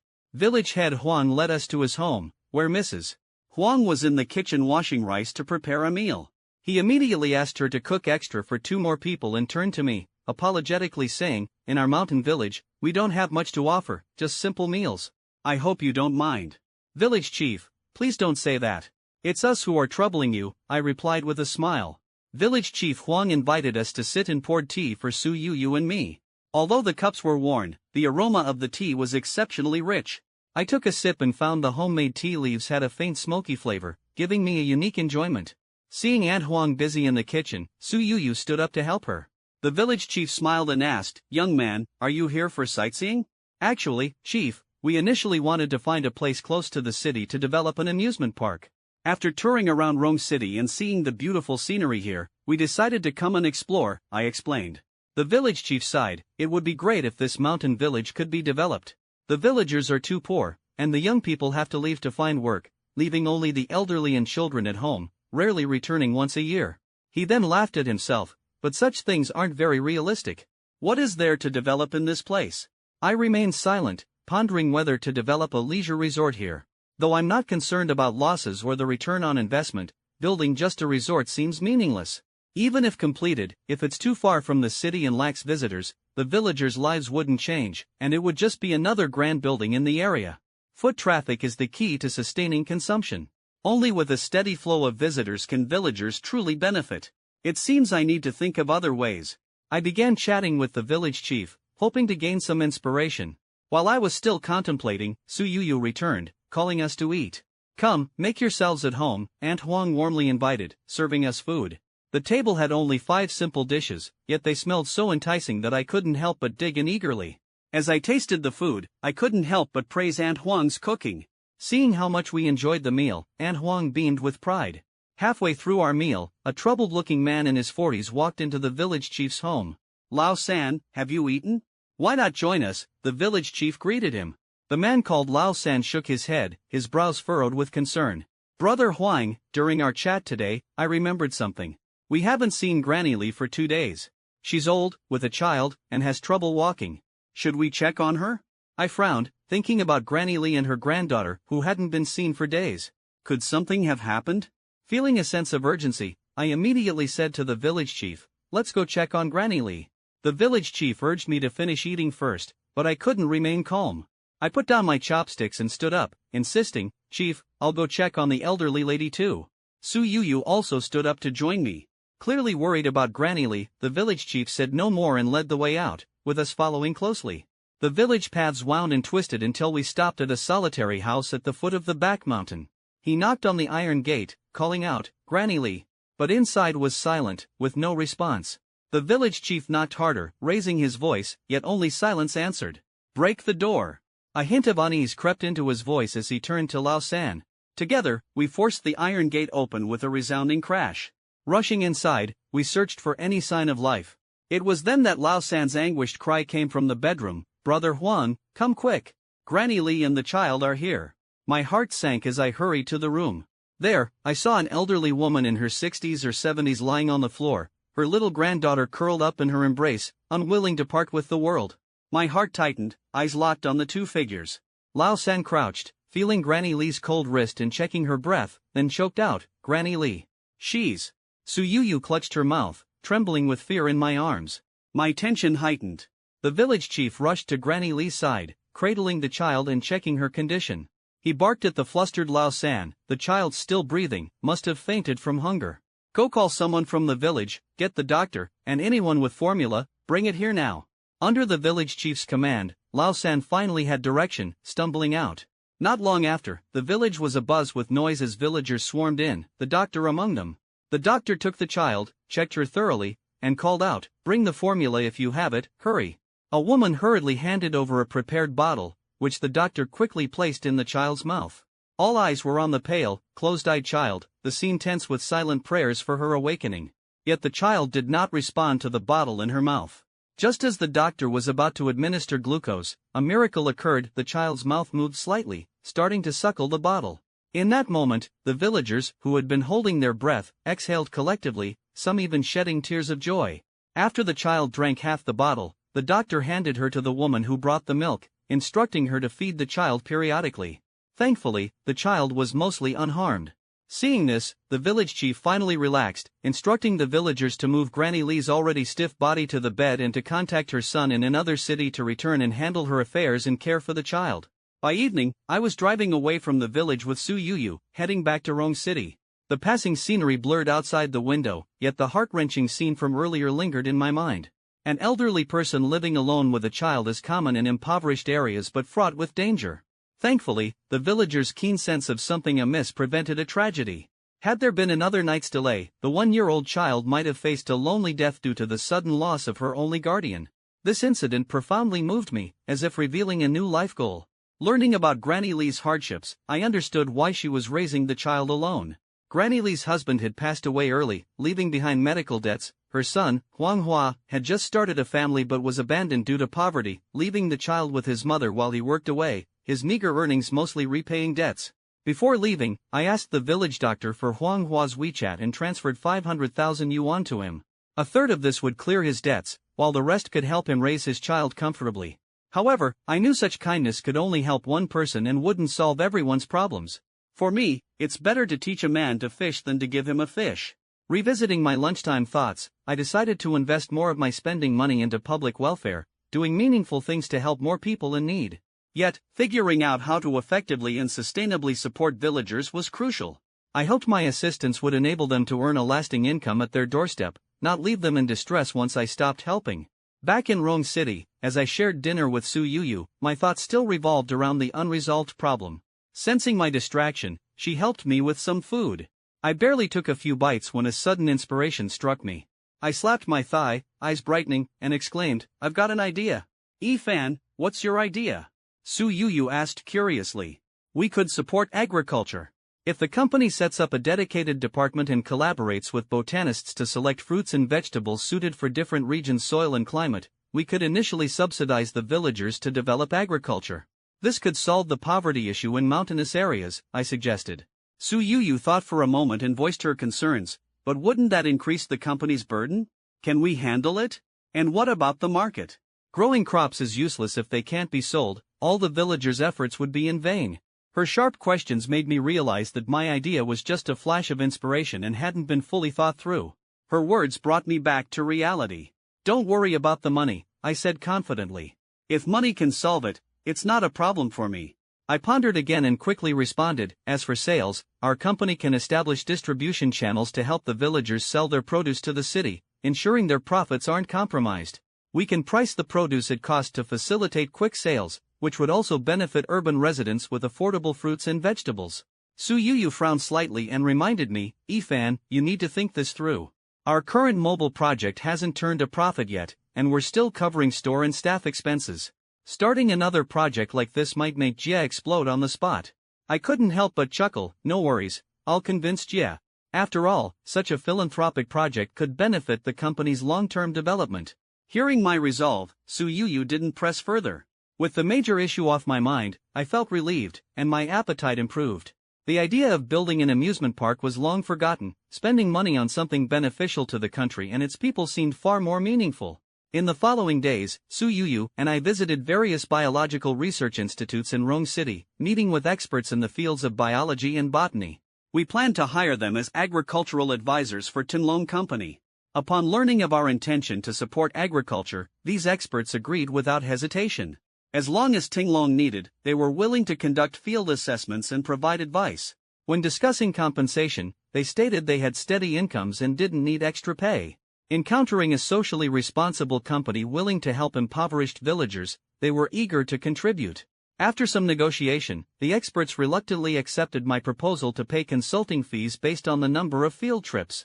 Once this was settled, given that Su Yu needed to manage the company finances, I sent her back to Shanghai by plane. Meanwhile, I became the hands-off manager at the construction site, overseeing the progress of the industrial park daily.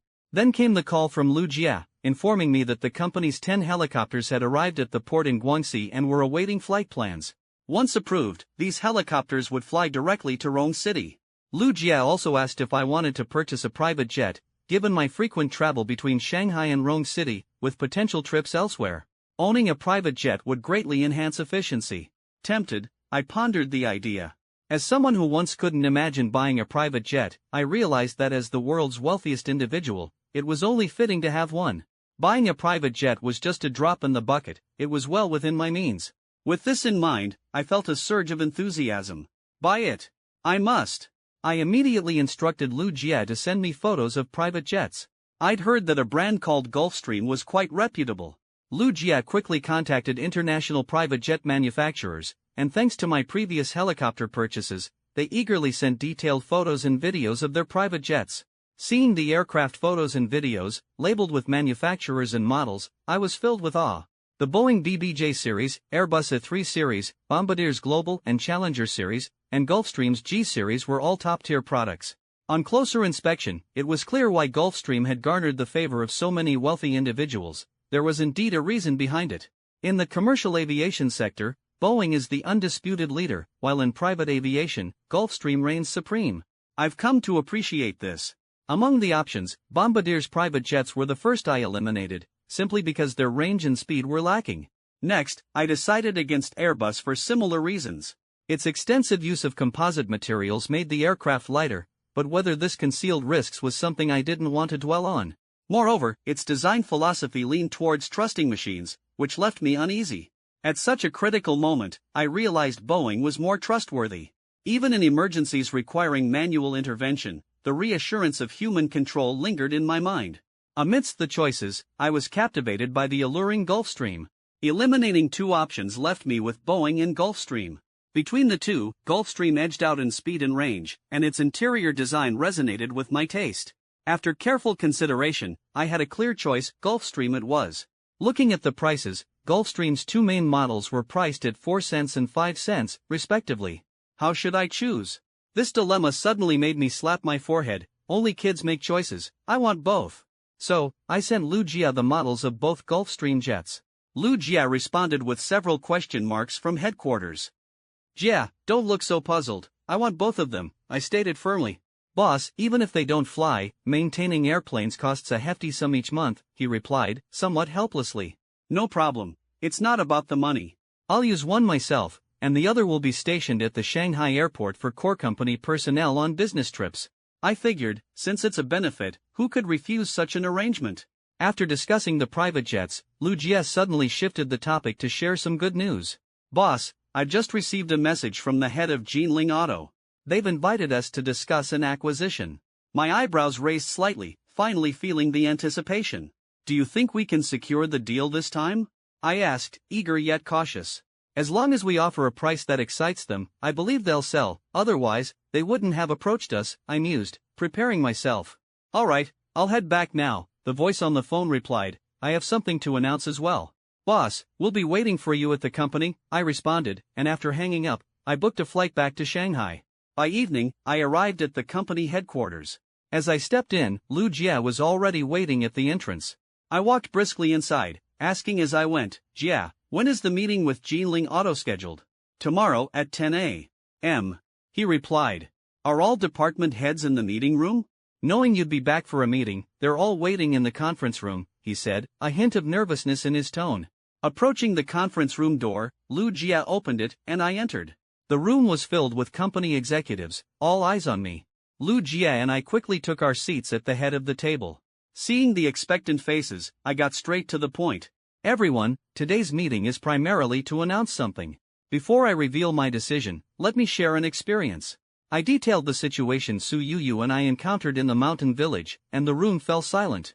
Some empathetic women, like Ouyang Qin, Lina, and Duan Eng, were visibly moved, their eyes moist with compassion for Huanghua's young daughter. Once the emotions settled a bit, I broke the silence, firmly expressing my resolve. Given the situation, I've decided to establish a new department dedicated to agricultural philanthropy in impoverished mountain areas nationwide. The core task of this new department will be to connect with agricultural experts, conduct field assessments in various impoverished regions, and identify suitable fruits and vegetables for each locale.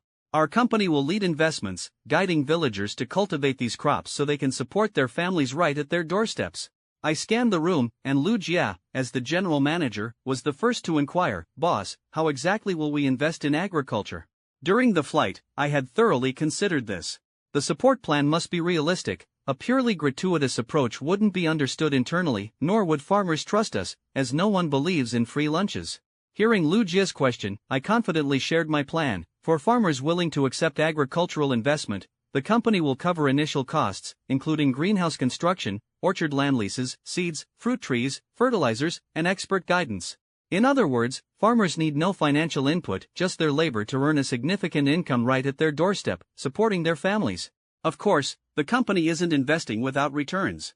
My plan is to take a 20% share of annual net profits until the initial investment is fully recovered. Lu Jie understood my intention immediately. Calculating internally, if a farmer requires a 200,000 yuan investment, with annual profits at 100,000 yuan, the company's 20% share means it would take 10 years to break even.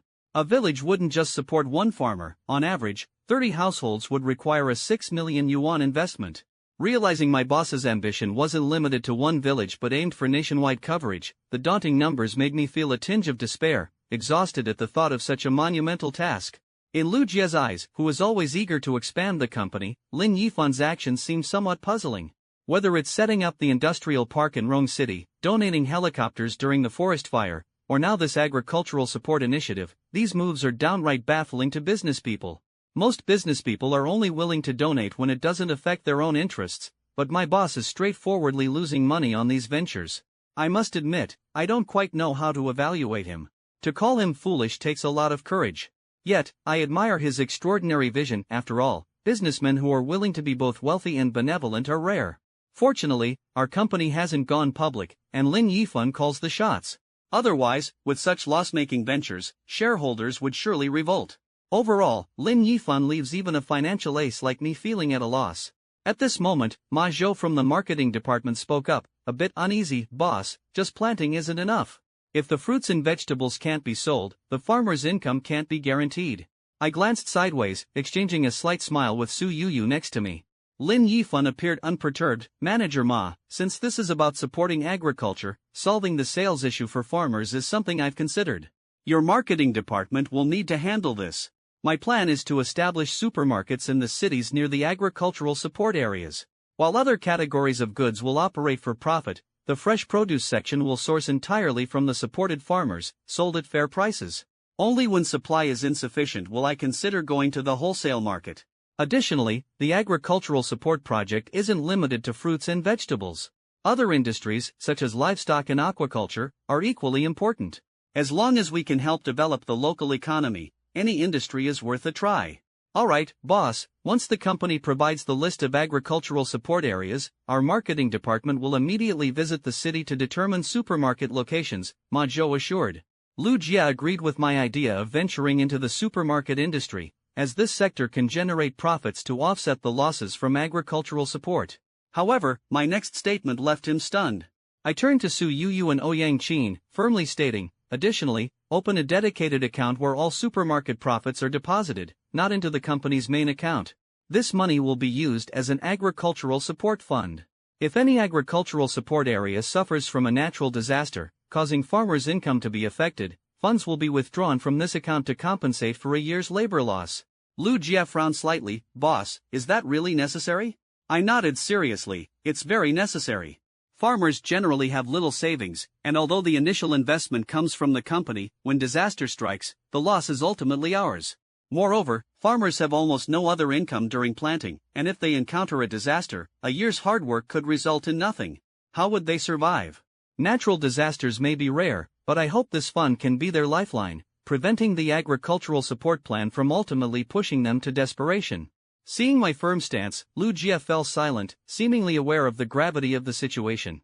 After the discussion, we deliberated on the upcoming details. We needed to visit the mountainous areas, understand the villagers' needs, and establish contact with impoverished villages willing to sign agricultural support agreements. Early the next morning, Lu Jia, Zhang Shengli, and I boarded a flight to Jinling, filled with anticipation for acquiring Jinling Auto. Upon arriving in Jinling City, Lu Jia had already informed the head of Jinling Auto of our itinerary. As soon as we disembarked, a business car awaited us. We boarded the car, and the driver took us to Jinling Group. As the car slowed to a stop, I saw a slightly balding middle-aged man approaching the entrance. He appeared somewhat nervous yet respectful, clearly aware that we were distinguished guests there to discuss the acquisition. Manager Lu, welcome to Jinling Auto. Zhang Yang hurriedly shook hands with Lu Jia, then turned to me. This is our company's boss, Lin Yifan. I noticed Zhang Yang's surprise. He hadn't expected the boss of Tinglong Company to be so young. However, since I was able to buy his company, my capabilities were unquestionable. I shook his hand as well, smiling. President Zhang, thank you for the warm welcome. Let's head inside for a good chat. Zhang Yang then led us into the meeting room. After the secretary served tea, the meeting commenced. He got straight to the point, asking, Mr. Lin, is your company planning to acquire only the factory equipment, or are you also taking on the engineers and workers? Without hesitation, I replied, we'll take it all. These workers are experienced in automobile production, saving me a lot of trouble. Hearing my words, Zhang Yang visibly relaxed.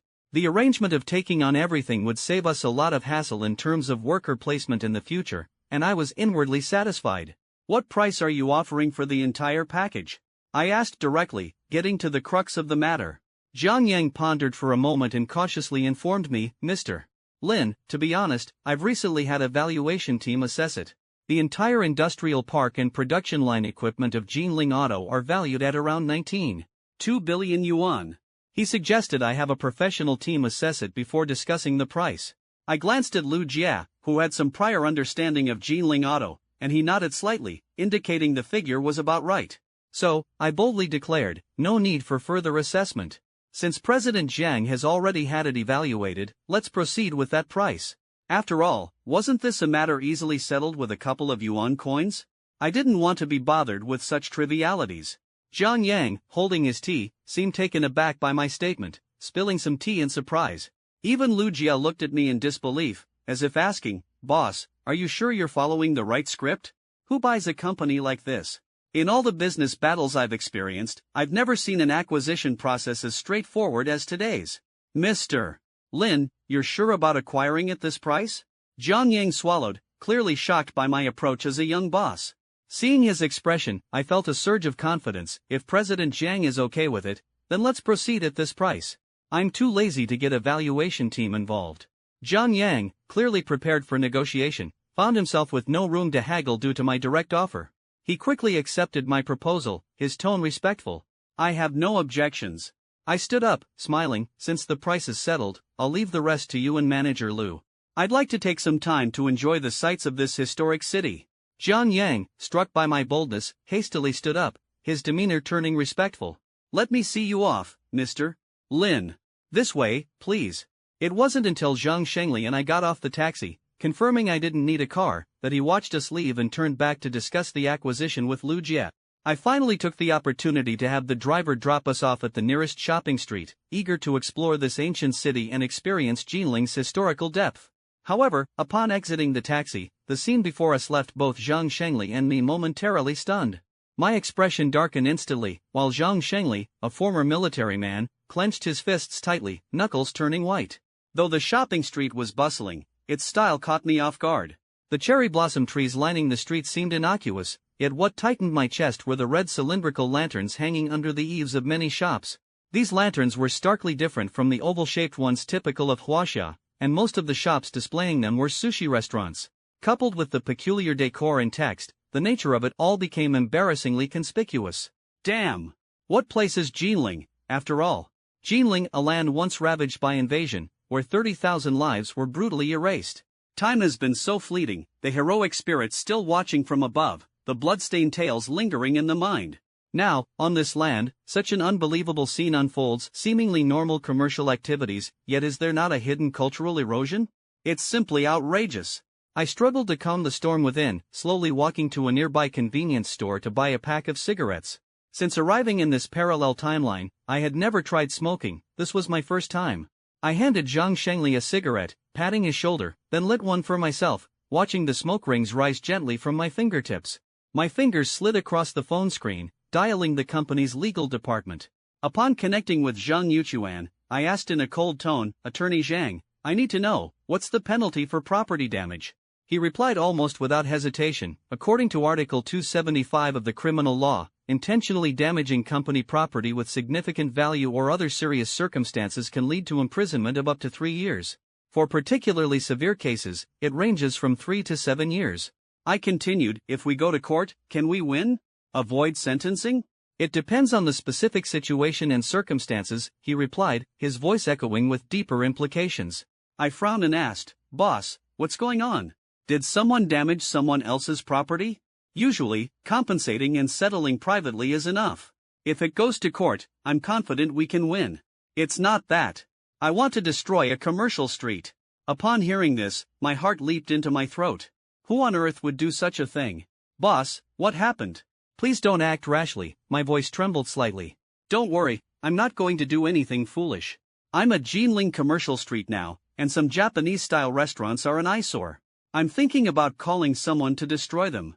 I wanted to ask what the legal consequences might be. His calmness made me roll my eyes in disbelief. "You should really consider the consequences before taking action," I reminded him, "especially because these Japanese-style restaurants are located in Jinling." I tried to outline the possible consequences he might face. If that's the case, it wouldn't just be about damaging public or private property, it could also involve the crime of provoking troubles. If someone gets hurt in the process, it would also be intentional injury. "Boss, this kind of thing is really hard to handle. Even if we go to court, we might not win. I suggest not to stir up unnecessary trouble." "It's not worth it." I hoped my advice would resonate with him. However, Lin Yifan shook his head. "No need to persuade me. My mind is made up. Have the legal department prepare for potential lawsuits." His resolute words made my heart sink. After speaking, he hung up and dialed Xiao Shiqi, who was far away in Chengdu. Such a stubborn person, an unknown storm was about to unfold. "Manager Xiao, I have something to discuss with you," I said calmly. "Yes, boss," Xiao Shiqi responded. I briefly explained the situation at Jinling Commercial Street, then hinted, "Can you ask the workers at the construction site who would be willing to destroy these shops? I will cover the damages. Additionally, make sure they understand the potential consequences of jail time and having a criminal record." I could see his brow furrow deeply. "I'll have the legal team do their best in court. Of course, if we lose and someone is sentenced, I'll compensate the brothers at a rate of 1 million per year." As a businessman, Xiao Shiqi's first instinct was to seek harmony. "Boss, is this really necessary? The loss could be significant, with no benefit," he earnestly advised. I understood deep down, Perhaps only someone like Zhang Shengli could understand my decision. It's very necessary, I said coldly. This cultural invasion is insidious and harmful. Even if it's entirely detrimental, I must act. There's no room for negotiation, go ask. Seeing my determination, Xiao Shiqi could only comply reluctantly. I hung up, already losing interest in shopping, and checked into a nearby hotel with Zhang Shengli. In the hotel room, Zhang Shengli continued to persuade me, "Boss, maybe you should reconsider. You'll lose tens of millions, if not billions." I countered, "Shengli, can you tolerate what we just saw? This is not just about commercial interests, it's about my unresolved anger and determination. The events in Jinling are still fresh in our minds. How can I tolerate this on our land?" My anger burned, my tone firm. "But..." Zhang Shengli hesitated, shaking his head. I smiled, interrupting him, "There's no but. Don't try to persuade me." As he left the room, I returned to my own thoughts. Time passed quietly in the hotel, and several hours went by without a call from Xiao Shiqi. However, I was visited by an unexpected guest. When the doorbell rang, I assumed it was Zhang Shengli again, but opening the door revealed Su Yuyu, leaving me momentarily stunned. "Yuyu? What are you doing here? Aren't you at the company?" Su Yuyu entered the room, slightly anxious. "Yifan, I heard you're planning to renovate the shops on Jinling Commercial Street?" Instantly, I understood the situation. I frowned and asked, "How did you find out? Did Shengli tell you?" She shook her head. "Zhang and the other managers were discussing it, and Wu, who had returned to the company, overheard. He was so anxious that he scolded you for being irrational and asked me to fly over and talk to you." I sat on the sofa, smiling wryly. Why is everyone trying to stop me? I know my actions are irrational, but when I see those Japanese cultural things on Jinling Commercial Street, I get so angry I want to smash them all, even if it means paying for the damages. Squatting in front of me, Su Yuyu spoke gently. "Yifan, I understand how you feel. I'm not here to stop you, just to offer a suggestion. Would you like to hear it?" "Okay, go ahead," I said, though my emotions were still turbulent. "Yifan, think calmly." She sat on the sofa, analyzing in a steady voice. "If you ask the workers for help, and they end up in jail, the compensation won't change their children's future. Whether it's education or employment, it will cause trouble." Her words were like a sledgehammer, shattering my angry daydreams. I had been so focused on using money to compensate that I completely overlooked the shadow that would hang over their children's lives. Continuing her persuasion, Su Yuyu's gaze was firm. "Moreover, although these shops on Jinling Commercial Street have that style, most of the operators are Chinese. The losses would ultimately be our own. It would pain our loved ones and please our enemies. So, should I just let it go?" I sighed deeply, feeling unsatisfied. She smiled charmingly, igniting a spark within me. "If you really can't stand those shops, Yifan, you could simply buy them. Once you own them, you can do whatever you want without worrying about affecting the workers." My eyes lit up immediately. What a brilliant idea! I felt like I had been stuck in a mental dead end, not realizing such a simple solution existed. I could just buy all those shops and then demolish them to achieve my goal. The more I thought about it, the more feasible it seemed. Excitedly, I embraced Su Yuyu, kissing her tender lips, and exclaimed with joy, "Yuyu, you're so smart. This idea is fantastic." Her face turned a rosy red from my sudden gesture, and she seemed to collapse softly into my arms, leaving me momentarily speechless. Half an hour later, after Su Yuyu went to the bathroom, I watched her retreating figure with a silly grin. At that moment, the phone rang unexpectedly, interrupting my thoughts. It was an unfamiliar number. "Boss, this is Li Changlin from the construction site. The brothers have arrived. What are your instructions?" A voice came from the other end. I replied with a calm smile, "Changlin, have everyone check into a hotel. The plan has changed. I'll call you with further details." "Understood, boss." After hanging up, I dialed Zhang Shengli's number in the neighboring room. "Shengli, head to Jinling Commercial Street and buy out all those style shops. Let me know the cost, and I'll transfer the funds. Once everything is settled, inform me." Has the boss changed his mind? Zhang Shengli seemed a bit confused. In the gentle countryside, time seemed forgotten. I gradually realized that only an exhausted ox avoids spoiling the field. Every time I subtly urged Su Yuyu to give in, she would bounce back, seemingly rejuvenated, while I grew increasingly weary. My stubbornness drove me to fight again and again, determined to protect my pride. Just as my legs were turning to jelly and I was out of breath, Zhang Shengli finally called with a lifeline. "Boss, it's settled. All 17 Sakura-themed shops on Jinling Commercial Street are willing to sell for a total of 22.58 million, he said over the phone. Gently stroking Su Yuyu's fragrant shoulder, I calculated in my mind, alright, I'll transfer the money to you. You make sure to sign the transfer contracts with each shop owner. I then transferred over 22 million to Zhang Shengli's account for the transactions and contracts. Once everything was in place, I called Li Changlin. Changlin, it's about time. Take the workers to the commercial street and wait for me. After hanging up, I turned to Su Yuyu. Yuyu, do you want to come along? She shifted lazily, shyly replying, I won't go, my legs are too sore. I can barely stand. Despite my initial fatigue, Zhang Shengli's call reinvigorated me, and I said lightly, alright, you rest at the hotel. I'll go on my own. Taking a taxi to Jinling Commercial Street, I found Li Changlin among the crowd, exchanged a few words, and soon Zhang Shengli arrived with a thick stack of contracts. Boss, here are the transfer contracts for all 17 shops. They're yours now, he said, handing me the contracts. Holding the contracts, excitement surged within me. I shook them and addressed the group of 80-odd workers. Everyone, these 17 shops are now mine. You can smash them without worry, and I'll still give you the promised rewards. As soon as I finished speaking, the crowd erupted in cheers, no longer worried about jail. Now, everyone head to the sports store and buy a handy baseball bat.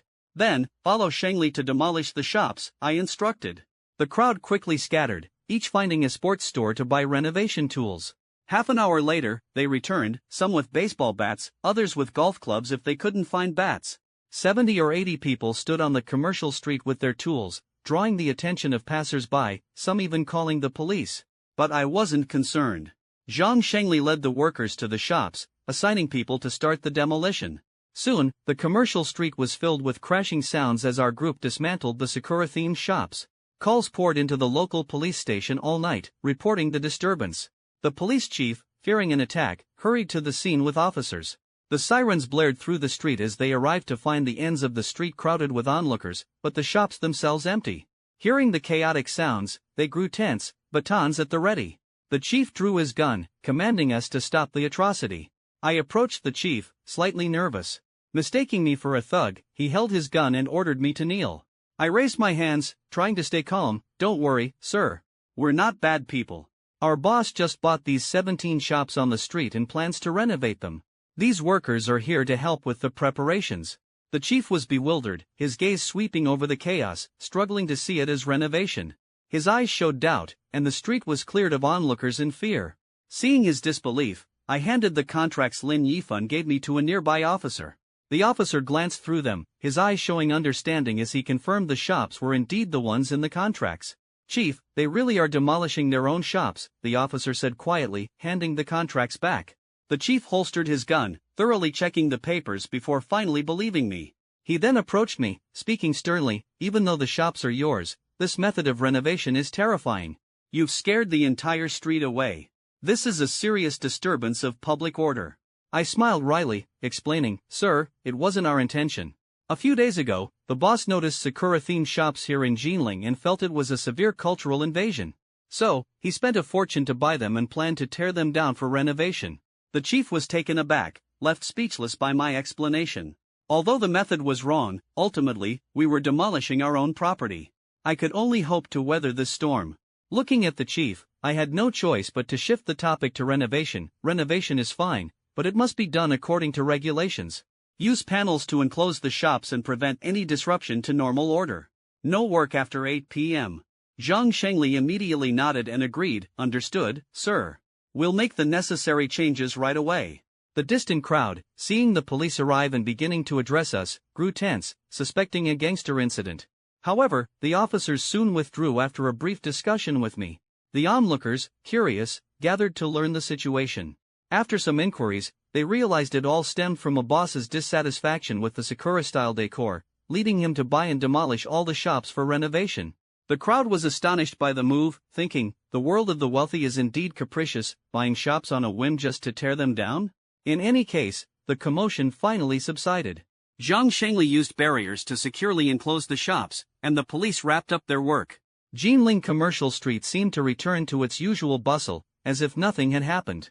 Meanwhile, after days of discussion, Lu Jia finally confirmed the acquisition. As I signed the contract, I decisively transferred 19.2 billion into Jiang Yang's company account, then began drafting plans for reforming Jinling Auto. I decided to name the new car brand Xian Yuan. Most of the reform work was handled by Lu Jia while Su Yuyu and I enjoyed our time in Jinling, savoring the sweet moments. It wasn't until Lu Jia received a call that I had to end our little retreat. The helicopters donated by the company had received flight clearance and would soon head to Chengdu. As the company's head, I was the ideal candidate to oversee the delivery. I knew Su Yuyu had a mountain of work waiting for her in Shanghai, so we parted quietly at the airport. Su Yuyu returned to Shanghai, while I, Lin Yifan, boarded a plane to Chengdu. Upon landing in Chengdu, Xiao Shiqi welcomed me. During the ride,